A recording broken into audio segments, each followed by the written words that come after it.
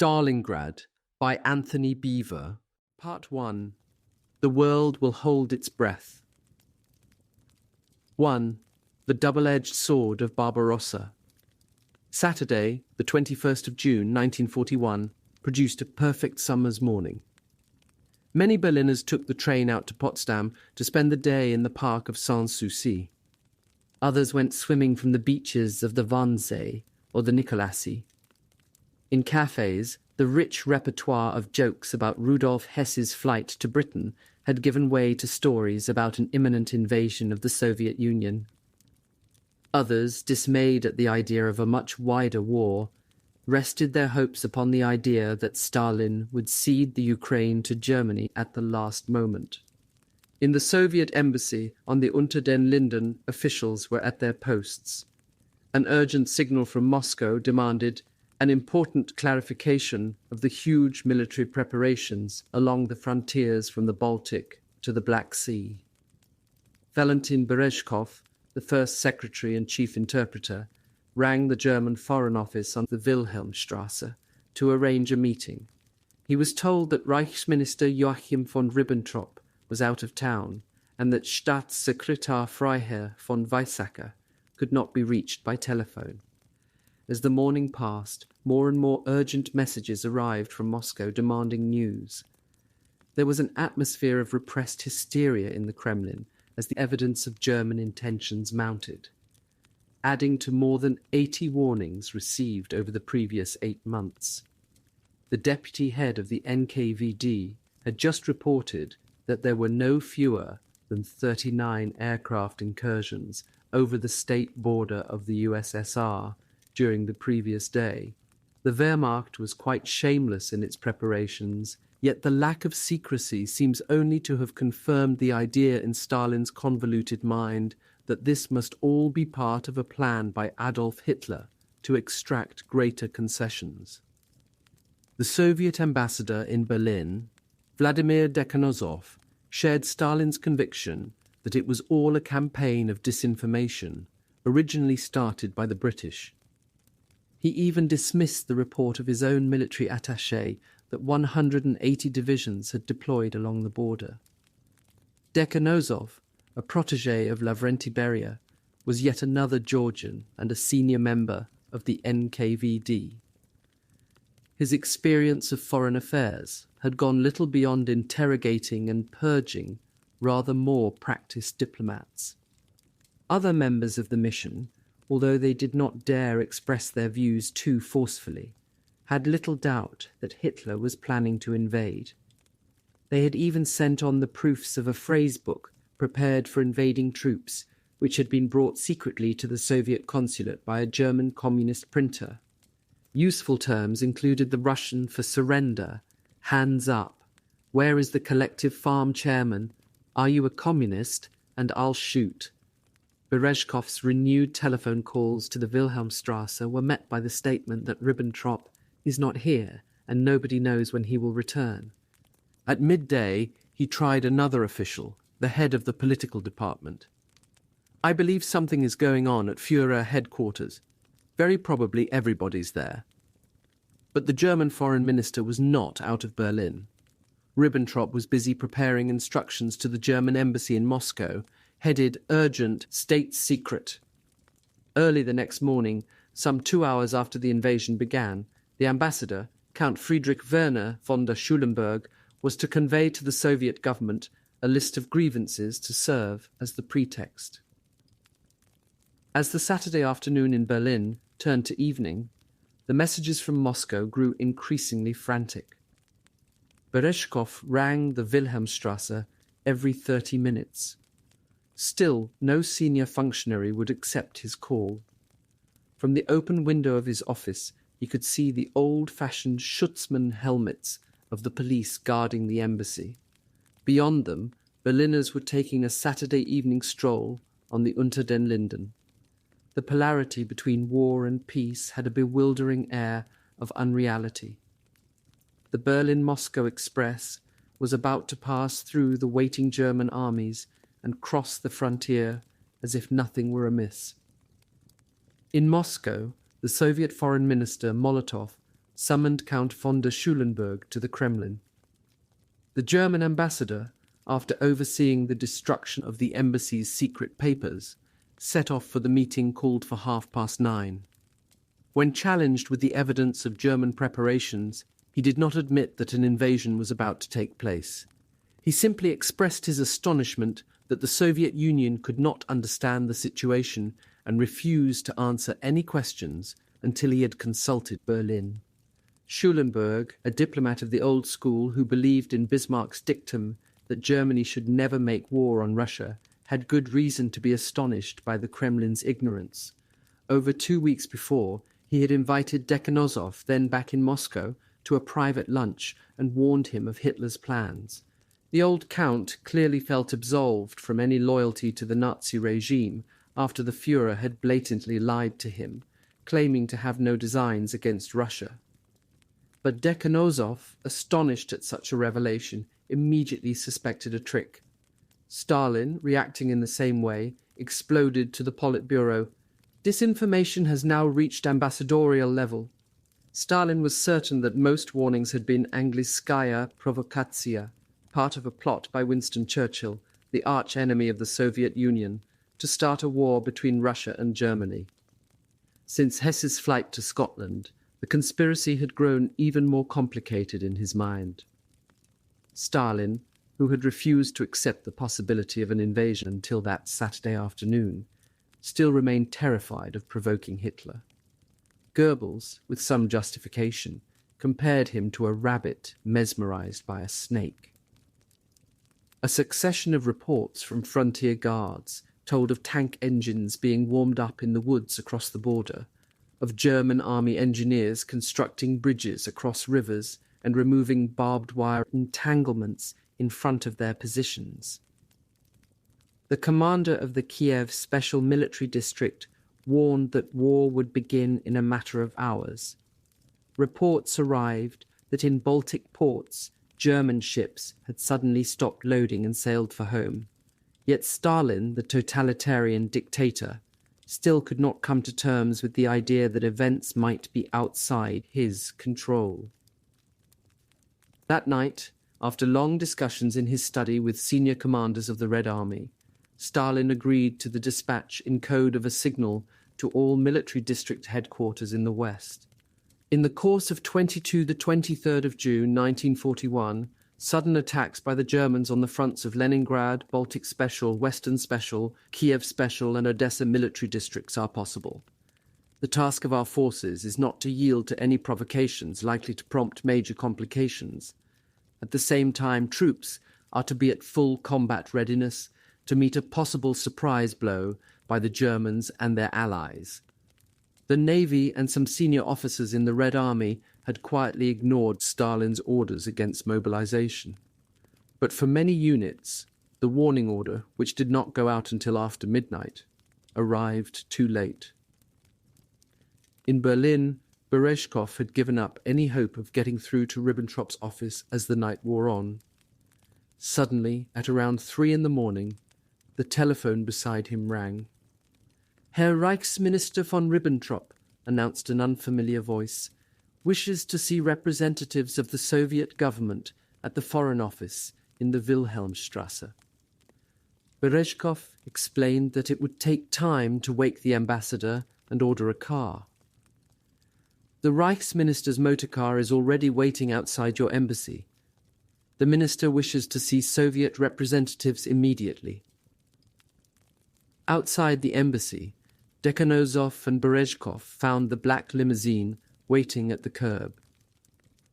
An official of the Foreign Ministry in full uniform stood beside the door, while an SS officer remained seated beside the driver.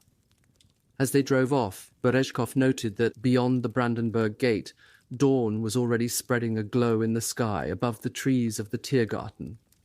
It was midsummer's morning. When they reached the Wilhelmstrasse, they saw a crowd of people outside. The entrance with its wrought iron awning was lit by camera lights for newsreel crews. Pressmen surrounded the 2 Soviet diplomats, momentarily blinding them with the flashbulbs of their cameras. This unexpected reception made Berezhkov fear the worst. but Dekhanozov appeared unshaken in his belief that Germany and Russia were still at peace. The Soviet ambassador, barely 5 feet tall, with a small beak nose and a few strands of black hair plastered across a bald pate, was not an impressive figure. Hitler, when he first received him, had him flanked by 2 of his tallest SS guards to emphasize the contrast. Yet the diminutive Georgian was dangerous to those in his power. He had been known as the hangman of Baku from his repressive activities in the Caucasus following the Russian Civil War. In the Berlin embassy, he had even had a torture and execution chamber constructed in the basement to deal with suspected traitors in the Soviet community. Ribbentrop, while waiting for them to arrive, paced up and down his room like a caged animal. There was little sign of the statesmanlike expression which he reserved for great occasions. "The Führer is absolutely right to attack Russia now," he kept repeating as if trying to convince himself. "The Russians would certainly themselves attack us if we did not do so." His subordinates were convinced that he could not face the prospect of destroying what he saw as his most important achievement, the Molotov-Ribbentrop Pact. He may also have started to suspect that Hitler's reckless gamble could turn into the greatest disaster in history. The 2 Soviet representatives were shown into the Reichsminister's huge office. An expanse of patterned parquet floor led to the desk at the far end. Bronze statuettes on stands lined the walls. As they came close, Berezhkov was struck by Ribbentrop's appearance. His face was scarlet and bloated. His eyes were glassy and inflamed. He wondered if he had been drinking. Ribbentrop, after the most perfunctory of handshakes, led them to a table to one side where they sat down. Dekhanozov started to read a statement requesting reassurances from the German government, but Ribbentrop broke in to say that they had been invited to attend a meeting for very different reasons. He stumbled through what amounted to a declaration of war, although the word was never mentioned. The Soviet government's hostile attitude to Germany and the serious threat represented by Russian troop concentrations on Germany's eastern frontier have compelled the Reich to take military countermeasures. Ribbentrop repeated himself in different ways and accused the Soviet Union of various acts, including the military violation of German territory. It suddenly became clear to Berezhkov that the Wehrmacht must have already started its invasion. The Reichsminister stood up abruptly. He handed over the full text of Hitler's memorandum to Stalin's ambassador, who was speechless. "The Führer has charged me with informing you officially of these defensive measures." Dekhanozov also rose to his feet. He barely reached to Ribbentrop's shoulder. The full significance sank in at last. "You'll regret this insulting, provocative, and thoroughly predatory attack on the Soviet Union. You'll pay dearly for it." He turned away, followed by Berezhkov, and strode towards the door. Ribbentrop hurried after them.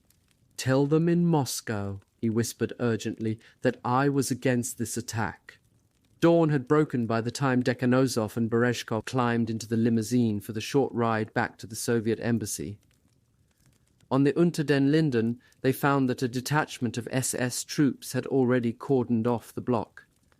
Inside, members of the staff, awaiting their return, told them that all their telephone lines had been cut. They tuned the wireless to a Russian radio station. Moscow was an hour ahead of German summertime, so there it was, now 6 o'clock on the morning of Sunday, the 22nd of June. To their amazement and consternation, the news bulletin concentrated on increased production figures for Soviet industry and agriculture. It was followed by a Keep Fit broadcast. There was no mention of the German invasion. The senior NKVD and GRU, military intelligence officers in the embassy, immediately proceeded to the top floor, a restricted area sealed off with reinforced steel doors and steel-shuttered windows. Secret documents were fed into the special quick-burning ovens installed in case of emergency. In the Russian capital, the anti-aircraft defences had been alerted, but the bulk of the population still had no idea of what was happening. Members of the nomenklatura ordered into their offices felt paralyzed from a lack of guidance. Stalin had not spoken. No dividing line between provocation and full-scale war had been defined, and nobody knew what was happening at the front. Communications had collapsed under the onslaught. The hopes of even the most fanatic Kremlin optimist were crumbling. Confirmation was received at 3:15 a.m. from the commander of the Black Sea Fleet of a German bombing raid on the naval base of Sevastopol. Soviet naval officers could not help thinking of the surprise Japanese attack against Port Arthur in 1904. Georgy Malenkov, one of Stalin's closest associates, refused to believe the word of Admiral Nikolai Kuznetsov, so he telephoned again himself, in private, to check that it was not a trick by senior officers to force the leader's hand. At 5:30, 2 hours after the assault began on the western frontiers, Schulenburg had delivered Nazi Germany's declaration of war to Molotov. According to one person present, the old ambassador had spoken with angry tears in his eyes, adding that personally he thought Hitler's decision was madness. Molotov had then hurried to Stalin's office, where the Politburo was assembled. Stalin, on hearing the news, apparently sank into his chair and said nothing. His succession of obsessive miscalculations offered much material for bitter reflection. The leader most famed for his ruthless trickery had fallen into a trap which was largely of his own making. The news from the front was so catastrophic over the next few days that Stalin, whose bullying nature contained a strong streak of cowardice, summoned Beria and Molotov for a secret discussion. Should they make peace with Hitler, whatever the price and humiliation, just like the Brest-Litovsk deal in 1918? They could give up most of the Ukraine, Belorussia, and the Baltic states. The Bulgarian ambassador, Ivan Stamanov, was later summoned to the Kremlin. Molotov asked him if he would act as intermediary, but to their astonishment he refused. "Even if you retreat to the Urals," he replied, "you'll still win in the end." The vast majority of the population in the hinterland of the Soviet Union knew nothing of the disaster which had befallen their country. As befitted a day of rest, the center of Moscow was empty. Admiral Kuznetsov, the chief of naval staff, reflected on the peaceful scene in his car on the way to the Kremlin. The population of the capital still did not know that a fire was blazing on the frontiers and that our advance units were engaged in heavy fighting. Finally, at midday on the 22nd of June, Molotov's voice, not Stalin's, emerged from the wireless. "Today at 4 o'clock in the morning, German troops attacked our country without making any claims on the Soviet Union and without any declaration of war." His statement gave little detail. "Our cause is just," he concluded woodenly. "The enemy will be beaten. We will be victorious." Molotov's choice of words was uninspired and his delivery awkward, but this announcement created a powerful reaction throughout the Soviet Union. The city of Stalingrad on the Volga may have been far from the fighting, but this did not diminish the effect. It was as if a bomb had fallen out of the sky.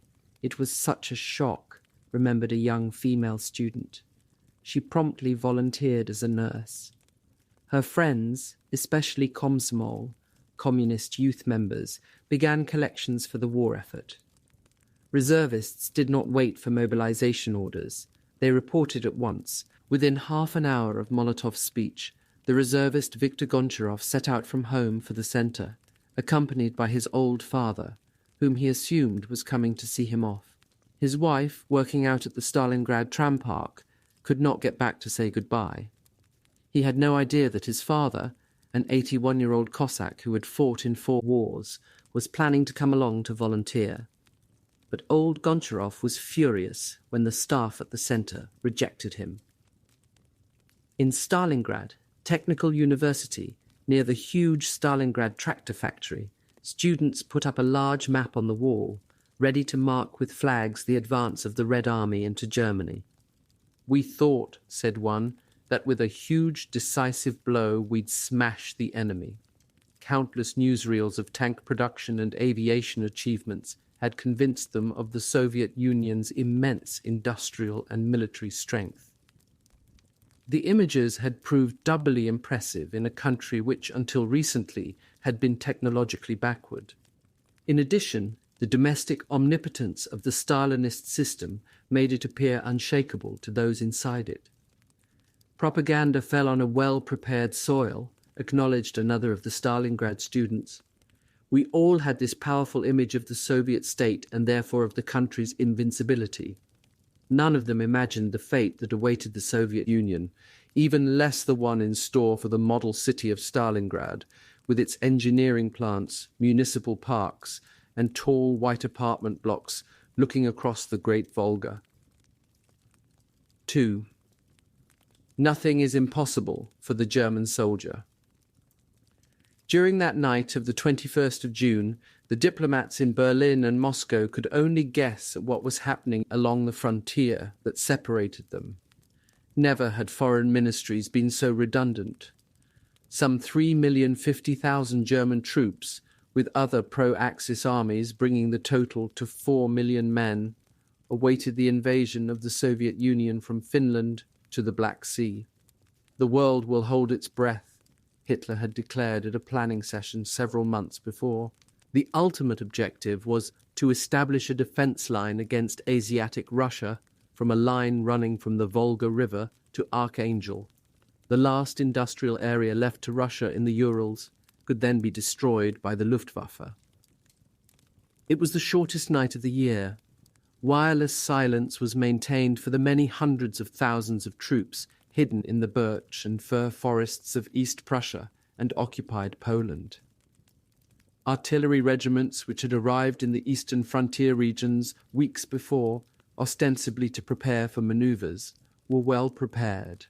In East Prussia, the gun teams, wearing old clothes borrowed from local civilians, had brought forward reserves of shells on farm carts and camouflaged them next to pre-selected fire positions.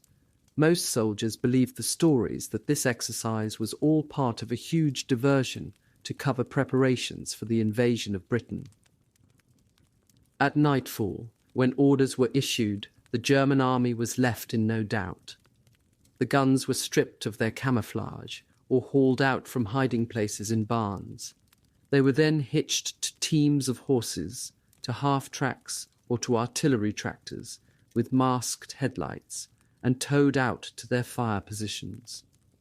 Forward observation officers went ahead with the infantry to within a few hundred yards of the frontier posts occupied by the Soviet border guards. Some officers in second-wave divisions toasted the coming operation with vintage champagne and cognac brought from occupied France. A few glanced again through the memoirs of General de Caulaincourt, to whom Napoleon had said on the eve of his invasion in 1812, "Avant 2 mois, la Russie me demandera la paix." Some, trying to imagine what lay ahead, leafed through copies of the phrase book which Dekhanov's embassy had sent to Moscow with so little effect. A number read the Bible. Soldiers had built fires in their camouflaged encampments to keep away the mosquitoes. Accordion players struck up sentimental songs. While a few sang, others stayed with their thoughts. Many dreaded crossing the frontier into the unknown land, of which they had heard only terrible things. Officers had warned them that if they slept in Russian houses, they would be bitten by insects and catch diseases. Many laughed, however, at comrades who wanted to cut all their hair off as a precaution against lice. In any case, most of them believed their officers when they said that there would be no need to worry about winter quarters. In the 24th Panzer Division, for example, Captain von Rosenbach-Lipinski is said to have told his motorcycle reconnaissance battalion, "The war with Russia will last only 4 weeks." Such confidence was in many ways understandable. Even foreign intelligence services expected the Red Army to collapse The Wehrmacht had assembled the largest invasion force ever seen, with 3,350 tanks, around 7,000 field guns, and over 2,000 aircraft. The German army had improved its level of motor transport with French army vehicles. For example, 70% of the trucks in the 305th Infantry Division, another division to perish at Stalingrad the following year, came from France. Yet the Wehrmacht, although famed for its blitzkrieg, also depended on over 600,000 horses to tow guns, ambulances, and ration wagons. With the vast majority of the infantry divisions on their feet, the overall speed of advance was unlikely to be much faster than that of the Grande Armée in 1812. Many officers had mixed sensations. Our optimism was tremendous after the rather easy victories in Poland, in France, and in the Balkans, recounted the commander of the 1st Panzer Company to reach the Volga at Stalingrad 14 months later. But as one of those who had just read Caulaincourt, he had bad feelings about the enormous space of Russia. It also seemed rather late in the year to start such an ambitious campaign. Operation Barbarossa had been planned to begin on the 15th of May. The delay of over 5 weeks, often blamed entirely on Hitler's Balkan campaign, was in fact influenced by many other factors, including the exceptionally heavy spring rains, the inability of the Luftwaffe to prepare forward airfields in time, and the allocation of motor transport to divisions. That evening, regimental officers were told of certain special orders affecting the conflict ahead. They included collective measures of force against villages in areas of partisan activity and the Commissar order.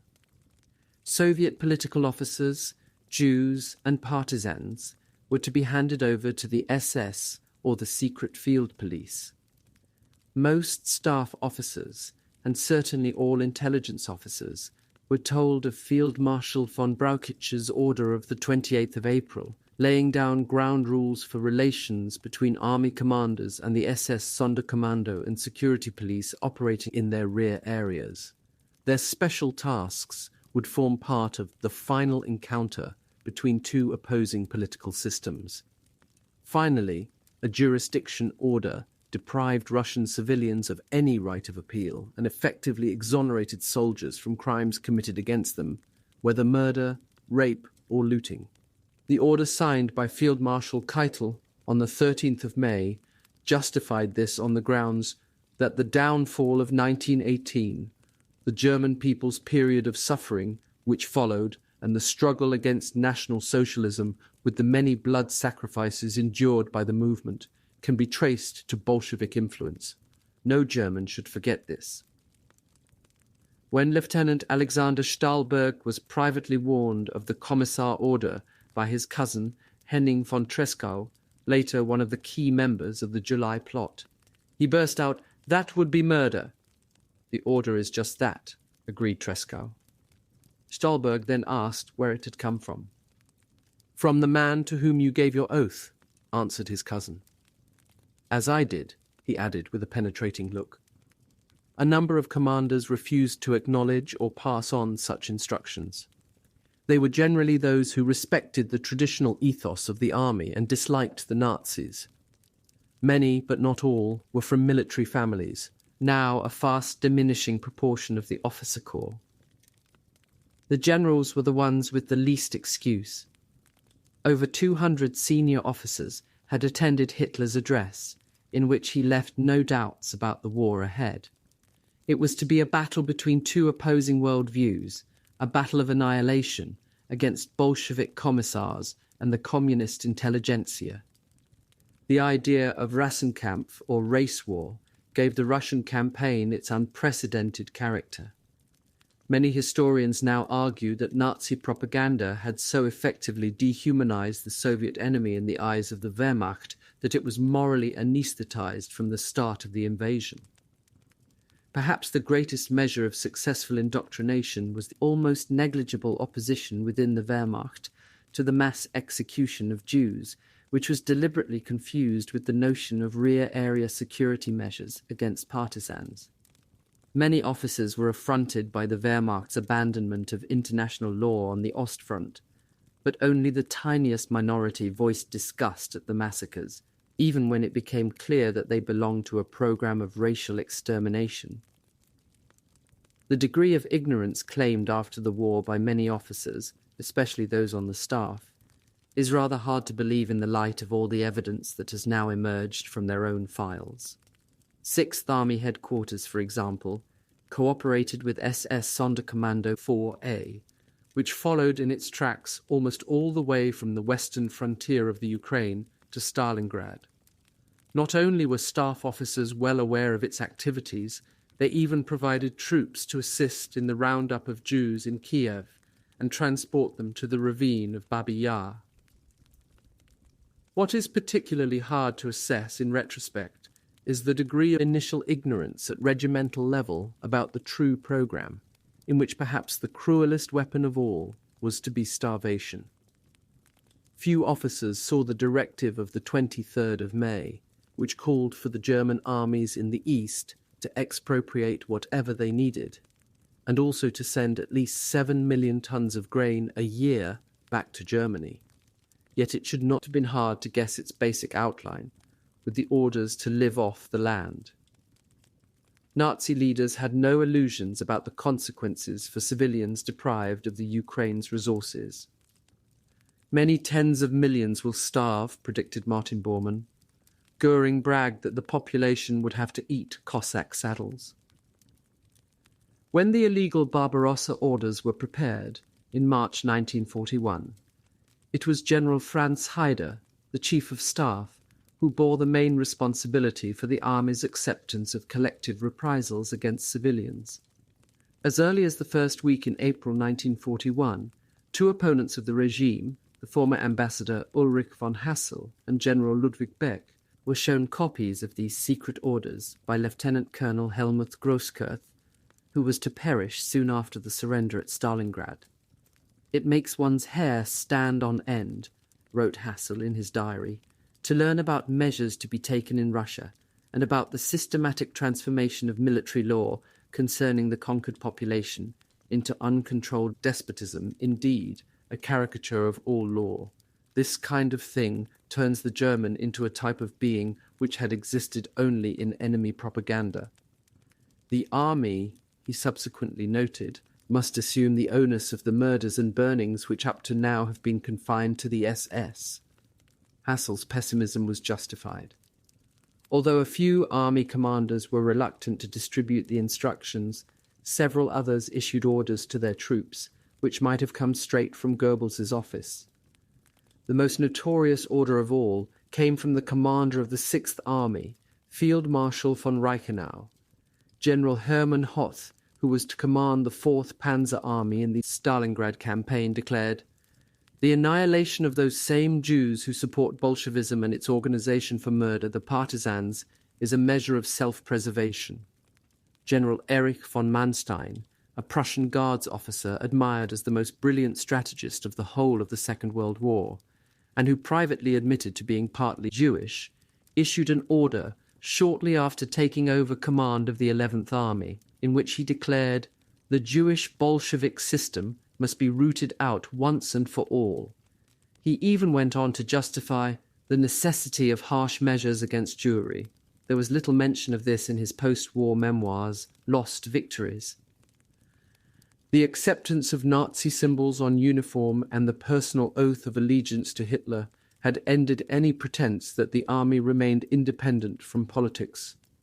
The generals followed Hitler in these circumstances, Field Marshal Paulus acknowledged many years later in Soviet captivity, and as a result they became completely involved in the consequences of his policies and conduct of the war.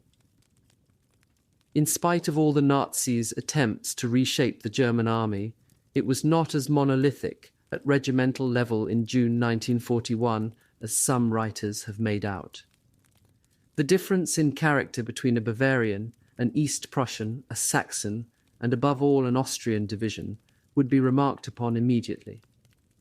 Even within a division from a particular region, there could be strong contrasts.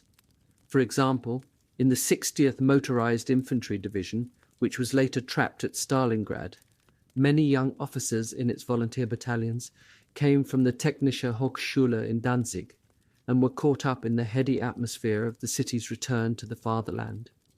For us, wrote one of them, National Socialism was not a party programme, but the very essence of being German. On the other hand, the officers in the division's reconnaissance battalion, 160 Aufklärungsabteilung, a sort of mechanized yeomanry cavalry, came mainly from East Prussian landowning families. They included Prince Zudona Slobitten, who had served in the Kaiser's Garde du Corps in the Ukraine in 1918. The 16th Panzer Division was firmly in the tradition of the old Prussian army. Its 2nd Panzer Regiment, which spearheaded the dash to Stalingrad the following summer, was descended from the oldest Prussian cavalry regiment, the Great Elector's Life Guard Cuirassiers. The regiment had so many members of the nobility that few were addressed by their military rank.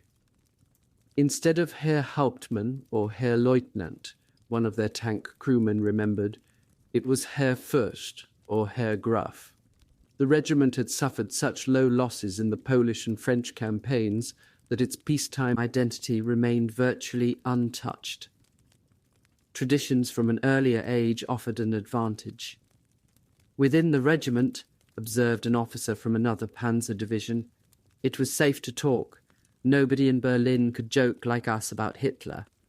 Officer conspirators on the general staff were able to talk about deposing Hitler, even to uncommitted generals, without risking denunciation to the Gestapo. Dr. Alois Beck, the Catholic chaplain of 297th Infantry Division, was convinced that, of the 3 Wehrmacht services, the army was the least influenced by National Socialist ideology. In the Luftwaffe, those who disliked the regime remained silent. You could not entirely trust any German in those days, said a lieutenant in the 9th Flak Division who was captured at Stalingrad. He dared to talk freely with only one fellow officer who had once admitted in private that the Nazis had exterminated a mentally ill cousin of his.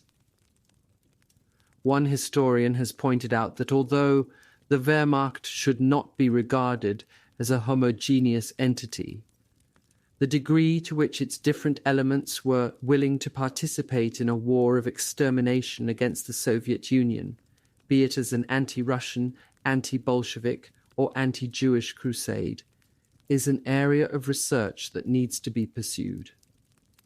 Prince Dochnia, with the 60th Mechanized Infantry Division, was shocked by my own callousness when he reread his diary many years later. Today it seems impossible to understand that I could have allowed myself to have been caught up, unprotesting, in this megalomania. But we were dominated by the feeling of being part of a tremendous war machine which was rolling irresistibly to the east against Bolshevism. At 3:15 a.m., German time, on the 22nd of June, the first artillery barrages began.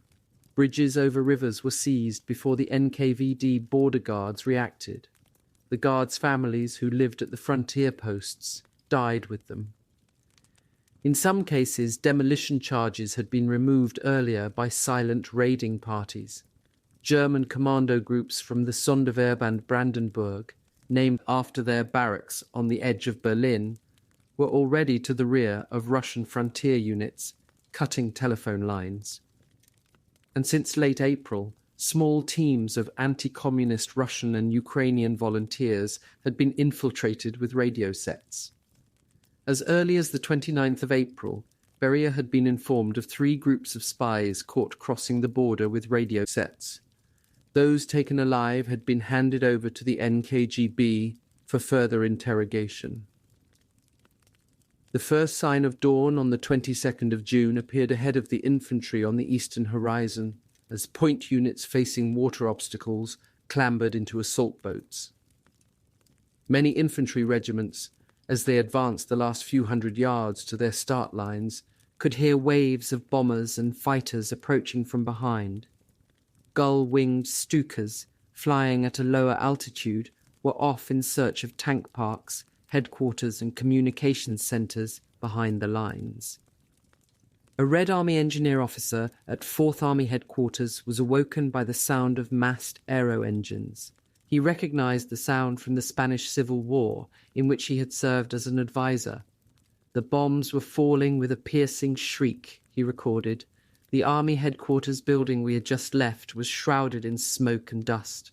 The powerful blasts rent the air and made our ears ring. Another flight appeared. The German bombers dived confidently at the defenceless military settlement. When the raid was over, thick black pillars of smoke billowed up from many places. Part of the headquarters building was in ruins. Somewhere a high-pitched, hysterical female voice was crying out. The main Luftwaffe effort was directed against the Red Army's aviation regiments. Preemptive sorties over the next 9 hours destroyed 1,200 Soviet aircraft, the vast majority on the ground. Messerschmitt pilots could hardly believe their eyes when, banking over aerodromes, instantly recognizable from photo reconnaissance, they glimpsed hundreds of enemy planes neatly lined up at dispersal beside the runways. Those which managed to get off the ground or arrived from airfields further east proved easy targets.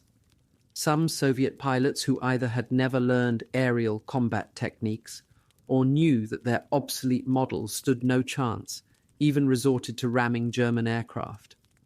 A Luftwaffe general described these air battles against inexperienced pilots as infanticide.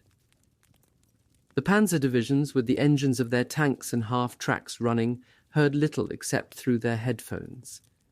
They received the order to advance as soon as the infantry had secured the bridges and crossings. The task of the panzer formations was to cut through and then encircle the bulk of the enemy's army, trapping it in a kessel or cauldron. This is how the Wehrmacht planned to destroy the Red Army's fighting strength, then advance virtually unopposed on its 3 major objectives: Leningrad, Moscow, and the Ukraine. Army Group North under Field Marshal Ritter von Lieb was primarily responsible for the advance from East Prussia into the Baltic states to secure the ports, and then on to Leningrad. Army Group Center under Field Marshal Fedor von Bock was to follow Napoleon's route to Moscow once it had encircled the main concentrations of the Red Army in its path. Brauchitsch and Haider were deeply disturbed, however, when Hitler decided to weaken this central thrust in order to bolster what they saw as subsidiary operations. The Führer believed that once he seized the agricultural wealth of the Ukraine and the Caucasian oil fields, the Reich's invincibility was guaranteed. Army Group South under Field Marshal Gerd von Rundstedt, soon supported on his right by a small Hungarian army and 2 Romanian armies, was entrusted with this task. The Romanian dictator, Marshal Ion Antonescu, had been delighted when told of Operation Barbarossa 10 days before its launch. "Of course I'll be there from the start," he had said. "When it's a question of action against the Slavs, you can always count on Romania." On the anniversary of Napoleon's proclamation from his imperial headquarters at Wilkowski, Hitler issued a long justification of the breakdown of relations with the Soviet Union. He turned the truth inside out, claiming that Germany was threatened by approximately 160 Russian divisions massed on our frontier. He thus started the European crusade against Bolshevism with a shameless lie to his own people and to his own soldiers. 3. Smash in the door, and the whole rotten structure will come crashing down. Seldom had an attacker enjoyed such advantages as the Wehrmacht in June 1941. Most Red Army and frontier units, having been ordered not to respond to provocations, did not know how to react. Even beyond the 12th hour, Stalin still desperately hoped for a last chance of conciliation and was reluctant to allow his troops to strike back. An officer entering the office of Colonel General D.G. Pavlov, the commander of the Central Front, heard him yelling in nervous exasperation down the telephone as yet another frontline commander reported German activity on the border. "I know, It has already been reported. Those at the top know better than we. The three Soviet armies stretched out along the frontier on Stalin's orders never stood a chance, and their tank brigades behind were destroyed by air attack before they had a chance to deploy. The great 18th century citadel of Brest-Litovsk, the town where the Kaiser's general staff had inflicted such a humiliating diktat on Lenin and Trotsky in 1918, was surrounded in the first few hours. Army Group centers 2 panzer groups, commanded by Generals Hoth and Guderian, surrounded large Soviet forces in 2 rapid encirclements. Within 5 days, their forces had joined up near Minsk, some 200 miles from the border. More than 300,000 Red Army soldiers were trapped, and 2,500 tanks destroyed or captured. In the north, striking out of East Prussia across the river Niemen, the 4th Panzer Group smashed through the Russian line with ease. 5 days later, General von Manstein's LVI Panzer Corps, advancing almost 50 miles a day, was nearly halfway to Leningrad and had secured the crossing of the river Dwina. This impetuous dash, Manstein wrote later, was the fulfillment of a tank commander's dream. The Luftwaffe, meanwhile, had continued to annihilate Red Army aviation. By the end of the second day of fighting, it had increased its score to 2,000 aircraft destroyed. The Soviet Union could build fresh aircraft and train new pilots, but that immediate infanticide of aircrew crushed morale for a long time. Our pilots feel that they are corpses already when they take off, a squadron officer admitted to a commissar 15 months later at the height of the Battle of Stalingrad. This is where the losses come from. In the south, where Soviet forces were strongest, the German advance was much less rapid. General Kirponos had managed to establish a defence in depth rather than line his armies along the frontier. But although his divisions inflicted quite heavy casualties on the Germans, their own losses were infinitely greater. Kirponos rushed his tank formations into battle before they could deploy effectively. On the second day, the 23rd of June, General Ewald von Kleist's 1st Panzer Group came up against Soviet divisions equipped with the monster KV tank, and for the very first time, German crews saw the T-34 tank, the best general-purpose tank developed in the Second World War. The reduction of the southern front between the Pripyat marshes and the Carpathian Mountains took much longer than expected. Field Marshal von Reichenau's 6th Army found itself continually harassed by Russian forces cut off in the wooded swampland to its left. Reichenau wanted prisoners executed as partisans, whether or not they still wore uniform. Red Army units also shot their German captives, especially Luftwaffe pilots who had bailed out. There were few opportunities for sending them to the rear, and they did not want them to be saved by the enemy advance. In Lvov, the capital of Galicia, the NKVD slaughtered political prisoners to prevent their release by the Germans. Its savagery was no doubt increased by the atmosphere of suspicion and chaos in the city, with drunkenness and looting. Lvov was subjected not only to aerial bombing, but also to sabotage by German organized groups of Ukrainian nationalists. The mood of violent fear had been fueled just before the invasion by jibes from the non-Russian population. The Germans are coming to get you. Hitler's conviction that the Soviet Union was a rotten structure that would come crashing down was shared by many foreign observers and intelligence services.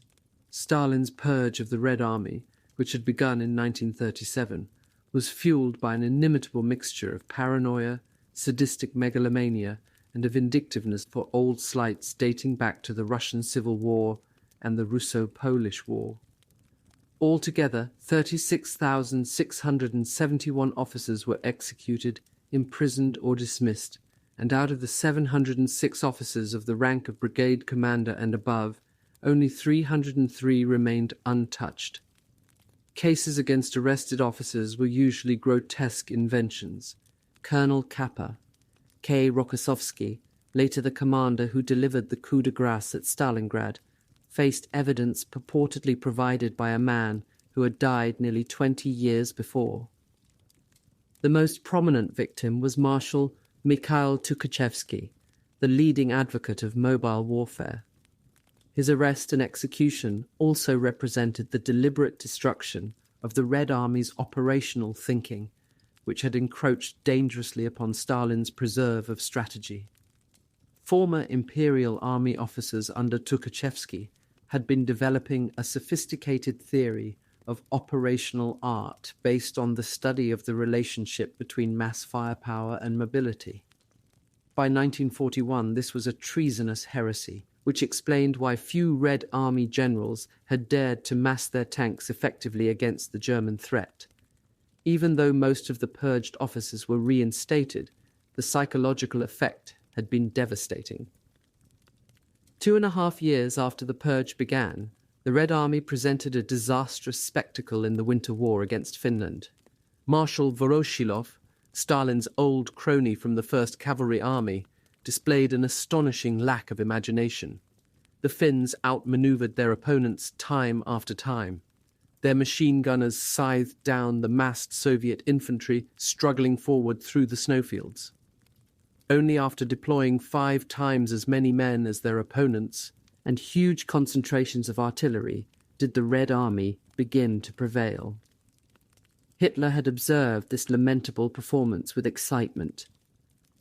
Japanese military intelligence took rather a different view.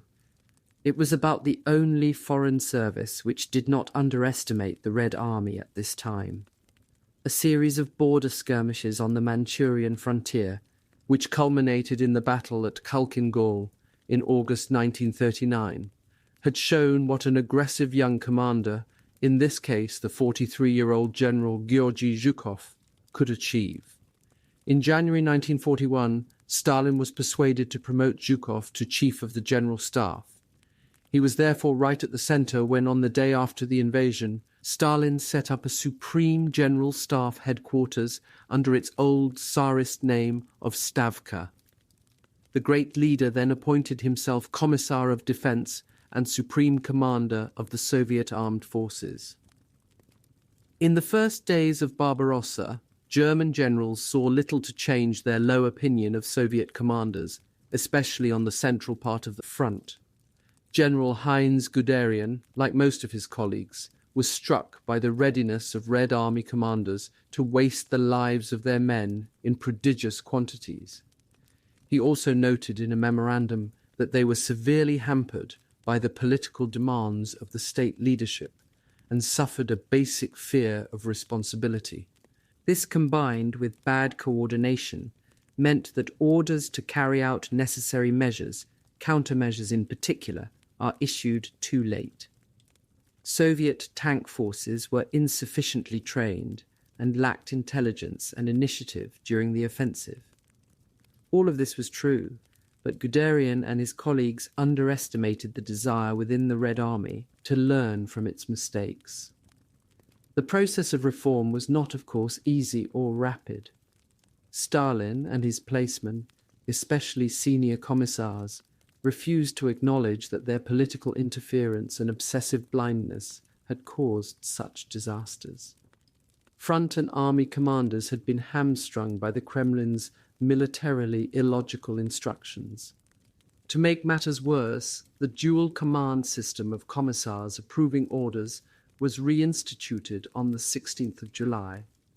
The political controllers of the Red Army tried to escape their responsibility by accusing frontline commanders and their staff officers of treason, sabotage, or cowardice. General Pavlov, the commander of the central part of the front, and the general yelling down the telephone that those at the top knew better what was going on, was not saved by having followed orders. Accused of treason, he became the most prominent victim to be executed in this second round of the Red Army purges. The paralyzing atmosphere in headquarters can be imagined. A sapper expert in mines, who arrived at a command center accompanied by NKVD border guards because they knew the area, was greeted by expressions of terror. A general babbled pathetically. I was with the troops and I did everything. I am not guilty of anything." Only then did the sapper officer realize that, on seeing the green tabs of his escort, these staff officers had thought that he had come to arrest them. During this hysteria of deflected blame, the groundwork for reorganization began. Zhukov's Stavka Directive of the 15th of July 1941 set down a number of conclusions following the experience of 3 weeks of war against German fascism. His main argument was that the Red Army had suffered from bad communications and over-large, sluggish formations, which simply presented a vulnerable target for air attack. Large armies with several corps made it difficult to organize command and control during a battle, especially because so many of our officers are young and inexperienced. Even if the purges were not mentioned, their shadow was impossible to forget. The Stavka, he wrote, therefore believes it is necessary to prepare to change to a system of small armies consisting of a maximum of 5 or 6 divisions. This step, when eventually introduced, greatly improved the rapidity of response, largely by cutting out the core level of command between division and army. The biggest mistake made by German commanders was to have underestimated Ivan, the ordinary Red Army soldier. They quickly found that surrounded or outnumbered, Soviet soldiers went on fighting when their counterparts from Western armies would have surrendered. Right from the first morning of Barbarossa, there were countless cases of extraordinary courage and self-sacrifice, although not perhaps as many as there were of mass panic, but that was largely due to the confusion. The defense of the citadel of Brest-Litovsk is the most striking example. German infantry occupied the complex after a week of heavy fighting, but some Red Army soldiers held out for almost a month from the initial attack, without any resupply of ammunition or food. One of the defenders scratched on a wall, "I am dying, but do not surrender. Farewell, motherland. 2741. This piece of wall is still reverently preserved in the Central Museum of the Armed Forces in Moscow. What is not mentioned is that several of the wounded Soviet soldiers captured in the citadel managed to survive Nazi prisoner-of-war camps until liberated in 1945. Instead of being treated as heroes, they were sent straight to the Gulag by Smersh, following Stalin's order that anyone who had fallen into enemy hands was a traitor. Stalin even disowned his own son, Yakov, captured near Vitebsk on the 16th of July. As the chaos on the Russian side lessened during the summer, the resistance became more dogged. General Haider, who at the beginning of July had felt that victory was at hand, soon felt less certain. "Everywhere the Russians fight to the last man," he wrote in his diary. "They capitulate only occasionally." Guderian also admitted that Russian infantrymen were nearly always stubborn in defense, and added that they showed skill in fighting at night and in forests. These two advantages, above all night fighting, were to prove far more important than the Germans realized. The German commanders had believed that no society run by political terror could defend itself against a determined attack from outside. The warm welcome from civilians convinced many Germans that they would win. Devout Ukrainians, who had suffered one of the most terrifying man-made famines in history, greeted the arrival of military vehicles with black crosses as symbolic of a new crusade against the Antichrist. But Hitler's plans of subjugation and exploitation could only strengthen the rotten structure by forcing even those who loathed the Stalinist regime to support it. Stalin and the apparatus of the Communist Party quickly recognized the need to shift their rhetoric away from Marxist-Leninist clichés. The phrase, "the Great Patriotic War," appeared in a headline in the first issue of Pravda to appear after the invasion, and Stalin himself soon took up this deliberate evocation of the patriotic war against Napoleon. Later that year, on the anniversary of the October Revolution, he went on to invoke the distinctly unproletarian heroes of Russian history, Alexander Nevsky, Dmitry Donskoy, Suvorov and Kutuzov. The preservation of Stalin's personal reputation was greatly helped by the political ignorance of the majority of the population. Few outside the nomenklatura and the well-connected intelligentsia linked him directly with the refusal to acknowledge the threat from Germany and the disasters of late June. Stalin, in his broadcast of the 3rd of July, did not, of course, take any of the blame. He addressed the people as brothers and sisters and told them that the motherland was in great danger, with the Germans advancing deep into the Soviet Union. On balance, this admission strengthened the mood of the country with its unprecedented frankness, because until then the official communiques had spoken only of heavy losses inflicted on the enemy. It was nevertheless a great shock to many, such as the students of Stalingrad Technical University, waiting to mark the advance of Red Army troops into Germany with flags on their wall map. When the shocking and incomprehensible advance of the Wehrmacht became clear, the map was hurriedly taken down. Whatever one may think about Stalinism, there can be little doubt that its ideological preparation, through deliberately manipulated alternatives, provided ruthlessly effective arguments for total warfare. All right-thinking people had to accept that fascism was bad and must be destroyed by any means. The Communist Party should lead the struggle because fascism was totally devoted to its destruction. This form of logic is captured in Vasily Grossman's novel Life and Fate. The hatred fascism bears us, declares Mostovskoy, an old Bolshevik who had fallen foul of Stalinism, is yet another proof, a far-reaching proof of the justice of Lenin's cause. Political arguments were, however, of secondary importance for the majority of the population. Their real stimulus came from a visceral patriotism. The recruiting poster, "The Motherland Calls," showed a typical Russian woman holding the military oath and backed by a sheaf of bayonets. Although unsubtle, it was deeply effective at the time. Huge sacrifices were expected. "Our aim is to defend something greater than millions of lives," wrote a young tank commander in his diary exactly a month after the invasion. "I am not speaking about my own life. The only thing to be done is to lose it to some advantage for the motherland." 4 million people volunteered or felt obliged to volunteer for the Opolchentsy militia. The waste of lives was so terrible, it is hard to comprehend. A carnage whose futility was perhaps exceeded only by the Zulu king marching an impi of his warriors over a cliff to prove their discipline. These untrained soldiers, often without weapons and many still in civilian clothes, were sent against the Wehrmacht's panzer formations. 4 militia divisions were almost completely annihilated before the siege of Leningrad had even begun.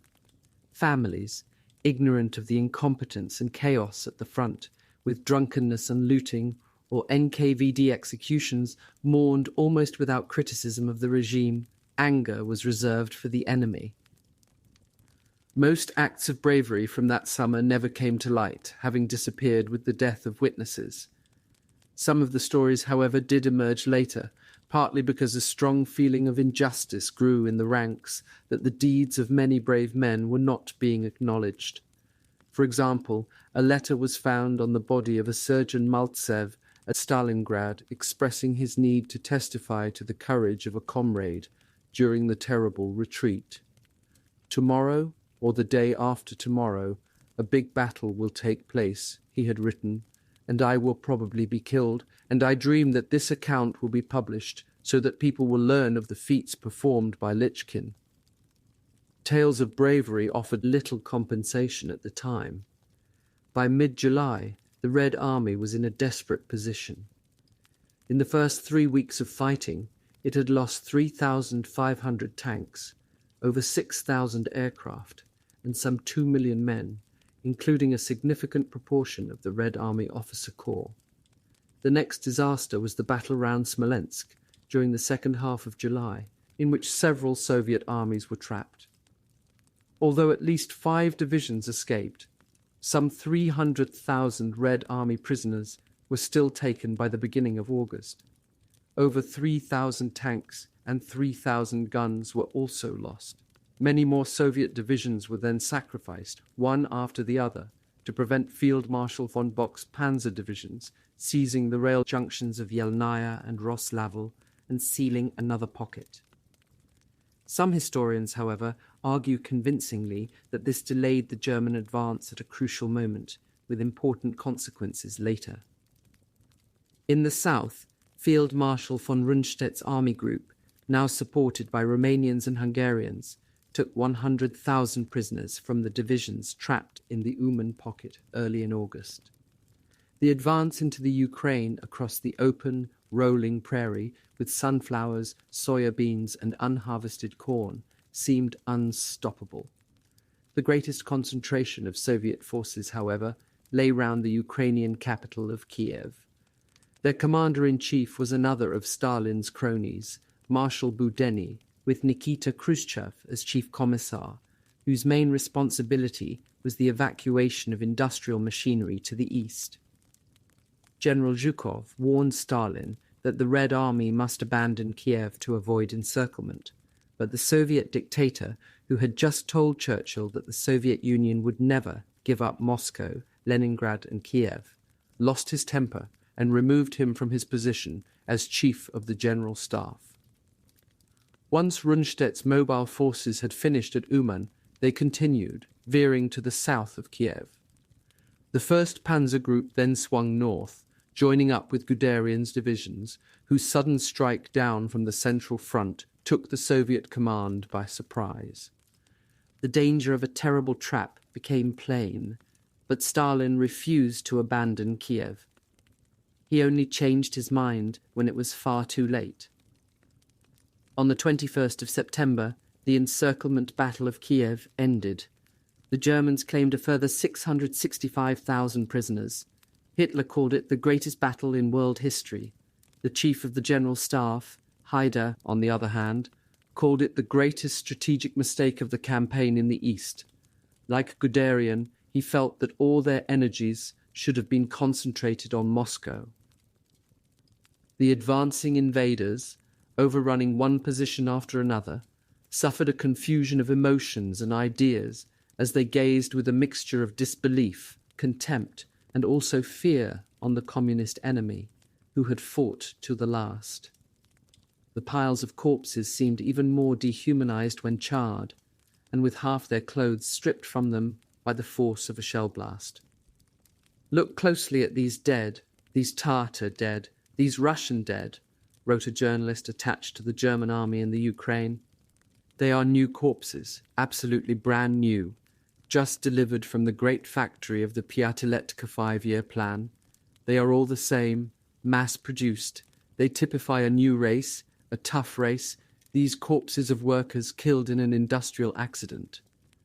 Yet, however compelling the image, it was a mistake to assume that the bodies before them were simply modern communist robots. They were the remains of men and women who, in most cases, had reacted to a sense of patriotism that was somehow both spiritual and visceral. 4. Hitler's hubris, the delayed battle for Moscow. "The vastness of Russia devours us," wrote Field Marshal von Rundstedt to his wife just after his armies had successfully completed the Uman encirclement. The moods of German commanders had started to swing between self-congratulation and unease. They were conquering huge territories, yet the horizon seemed just as limitless. The Red Army had lost over 2 million men, yet still more Soviet armies appeared. At the outset of the war, General Haidar wrote in his diary on the 11th of August, "We reckoned on about 200 enemy divisions. Now we have already counted 360. The door had been smashed in, but the structure was not collapsing." By mid-July, the Wehrmacht had lost its initial momentum. It was simply not strong enough to mount offensives in 3 different directions at once. Casualties had been higher than expected, over 400,000 by the end of August, and the wear and tear on vehicles far greater than predicted. Engines became clogged with grit from the dust clouds and broke down constantly, yet replacements were in very short supply. Bad communications also took their toll.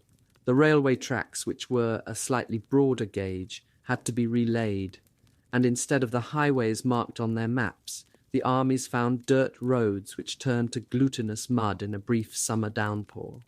In many marshy places, German troops had to build their own corduroy roads of birch trunks laid side to side. The further they advanced into Russia, the harder it was to bring supplies forward. Panzer columns racing ahead frequently had to stop through lack of fuel. The infantry divisions, which composed the bulk of the army, were marching up to 40 miles a day, but more usually around 20, their jackboots roasting in the summer heat. The lancer or infantryman carried about 55 pounds of equipment, including steel helmet, rifle, ammunition, and entrenching tool.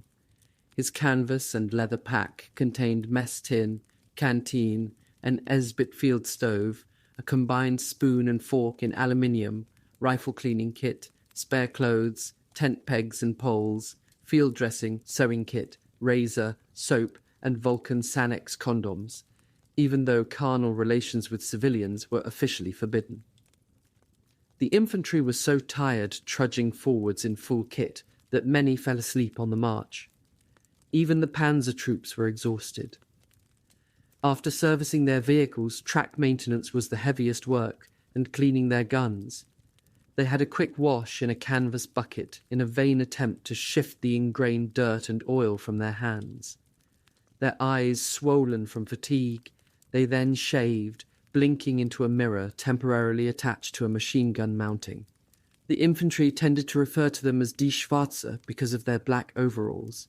War correspondents described them as the knights of modern warfare, but their dust-choked vehicles broke down with monotonous regularity. The frustrations provoked quarrels between commanders. A majority general Heinz Guderian was the most outspoken, despaired of Hitler's diversions. Moscow was not only the capital of the Soviet Union, they argued, it was also a major centre for communications and the armaments industry. An attack on it would also draw in surviving Soviet armies to their final destruction. The Führer, however, kept his generals in order by exploiting their rivalries and disagreements. He told them that they knew nothing of economic matters. Leningrad and the Baltic had to be secured to protect essential trade with Sweden, while the agriculture of the Ukraine was vital to Germany. Yet his instinct to avoid the road to Moscow was partly a superstitious avoidance of Napoleon's footsteps. Army Group Center, having secured Smolensk and encircled the Soviet armies beyond it at the end of July, was ordered to halt. Hitler sent most of Hoth's Panzer Group northwards to help the attack on Leningrad, while Panzer Army Guderian, the new designation was a typical Hitlerian sop to a disgruntled but necessary general, was diverted southwards to act as the upper jaw of the great Kiev encirclement. Hitler changed his mind again early in September when he at last agreed to Operation Typhoon, the advance on Moscow. Yet more time was lost because Hoth's panzer divisions were still engaged in the outskirts of Leningrad. The forces for Operation Typhoon were not finally ready until the very end of September. Moscow lay just over 200 miles away from where Army Group Center had been halted, and little time remained before the period of autumn mud and then winter. When General Friedrich Paulus, Haider's chief planner for Barbarossa, had raised the question of winter warfare earlier, Hitler had forbidden any mention of the subject. Hitler in the Wolfschanze used to gaze at the operations map showing the huge areas notionally controlled by his forces. For a visionary who had achieved total power in a country possessing the best-trained army in the world, the sight induced a sense of invincibility. This armchair strategist never possessed the qualities for true generalship because he ignored practical problems. During the brief campaigns in Poland, Scandinavia, France, and the Balkans, resupply had at times been difficult, but never an insuperable problem. In Russia, however, logistics would be as decisive a factor as firepower, manpower, mobility, and morale. Hitler's fundamental irresponsibility, a psychologically interesting defiance of fate, had been to launch the most ambitious invasion in history, while refusing to gear the German economy and industry for all-out war. In hindsight, it seems more like the act of a compulsive gambler, subconsciously striving to increase the odds. The horrific consequences for millions of people seemed only to strengthen his megalomania. Field Marshal von Bock had under his command 1.5 million men, but his panzer divisions were weakened by the lack of replacement tanks and spare parts. When he assembled his commanders on the eve of the offensive, he set the 7th of November, the anniversary of the Russian Revolution, as the deadline for surrounding the Soviet capital. The ambitious Bock longed to be known as the conqueror of Moscow. The Stavka, meanwhile, had been expecting a German offensive against Moscow ever since Army Group Center had halted in mid-August. Stalin had sent General Yeremenko to organize armies into a new Bryansk front, while two other fronts, Western and Reserve, were prepared to protect the capital. Yet in spite of these precautions, Yeremenko's forces were taken by surprise when, early on the morning of the 30th of September, Guderian's Panzer Schwerpunkte struck their southern flank out of an autumnal mist. The sun soon broke through, making a warm, clear day, ideal for the offensive. The Germans had nothing to fear from the air. At that moment, less than 5% of Red Army aviation in European Russia still survived. During the first days of October, the offensive went perfectly for the Germans, with the panzer groups and Field Marshal Kesselring's Second Air Fleet working closely together. Yeremenko asked the Stavka for permission to withdraw, but no permission was given. On the 3rd of October, Guderian's point units on the right reached the city of Orel, 125 miles behind Yeremenko's lines. Surprise was complete. As the leading panzers raced up the main street past trams, passers-by waved to them, assuming they were Russian. The Red Army had not even had time to prepare charges to blow up the important arms factories. On the 6th of October, Yeremenko and his staff narrowly escaped capture by German tanks soon after midday. All communications were lost. In the chaos of the following days, Marshal Boudeny, supposedly commanding the reserve front, even lost his headquarters, and Yeremenko, who was badly wounded in the leg, had to be evacuated by air. Soviet leaders in the Kremlin at first refused to acknowledge the scale of the threat. On the 5th of October, a fighter pilot reported a column of German panzers a dozen miles in length, advancing rapidly up the road to Yukhnov, not much more than 100 miles from Moscow. Even when another pilot was sent out on reconnaissance and confirmed the report, the Stavka still refused to believe it. A third pilot was sent out, and he too confirmed the sighting.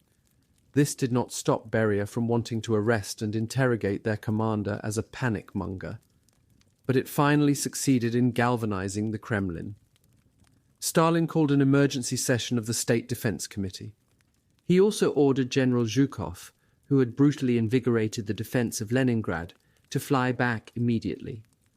After Zhukov had seen the chaos for himself, Stalin instructed him to reorganize the remnants from the disaster into a new Western front. Every available unit was thrown in to hold some sort of line until the Stavka reserves could be deployed. With Moscow itself now at risk, over 100,000 men were mobilized as militia, and 250,000 civilians, mostly women, were marched out to dig anti-tank ditches. The first snow fell on the night of the 6th of October, then promptly melted, turning roads to thick mud for 24 hours. Bock's panzer group still managed to achieve 2 large double encirclements, one by Bryansk itself and the other round Vyazma on the central route to Moscow. The Germans claimed to have cut off 665,000 Red Army soldiers and to have destroyed or captured 1,242 tanks, more than in the whole of Bock's 3 panzer groups. "What a great satisfaction it must be for you to see your plans maturing so well," wrote Field Marshal von Reichenau to General Paulus, his former chief of staff, and soon to be his successor as the commander-in-chief of the Sixth Army. But groups of Russian soldiers, although surrounded and unsupplied within the pockets, fought on almost until the end of the month. Strong point after strong point has to be captured individually, Paulus heard from a divisional commander. As often as not, we cannot get them out even with flamethrowers, and we have to blow the whole thing to bits. Several German panzer divisions also encountered a new form of unconventional weapon during this fighting. They found Russian dogs running towards them with a curious-looking saddle holding a load on top with a short, upright stick. At first, the panzer troops thought that they must be first-aid dogs, but then they realized that the animals had explosives or an anti-tank mine strapped to them. These mine dogs, trained on Pavlovian principles, had been taught to run under large vehicles to obtain their food. The stick, catching against the underside, would detonate the charge. Most of the dogs were shot before they reached their target, but this macabre tactic had an unnerving effect. It was, however, the weather which rapidly became the Wehrmacht's worst hindrance. The season of rain and mud, the Rasputitsa, set in before the middle of October. German ration lorries frequently could not get through, so single-horse farm carts, known as panie wagons — panie was Wehrmacht slang for a Polish or Russian peasant — were commandeered from agricultural communities for hundreds of miles around. In some places where no birch trunks came to hand to make a corduroy road, the corpses of Russian dead were used instead as planks. A lancer would often lose a jackboot, sucked from his leg in the knee-deep mud. Motorcyclists could only advance in places by getting off to haul their vehicles through. Commanders, who never lacked for manpower to push their staff cars through a boggy patch, wondered how anybody could make war in such conditions. All of them, however, feared the freeze that would soon follow. Nobody forgot that every day counted. The German advance formations struggled on as best they could.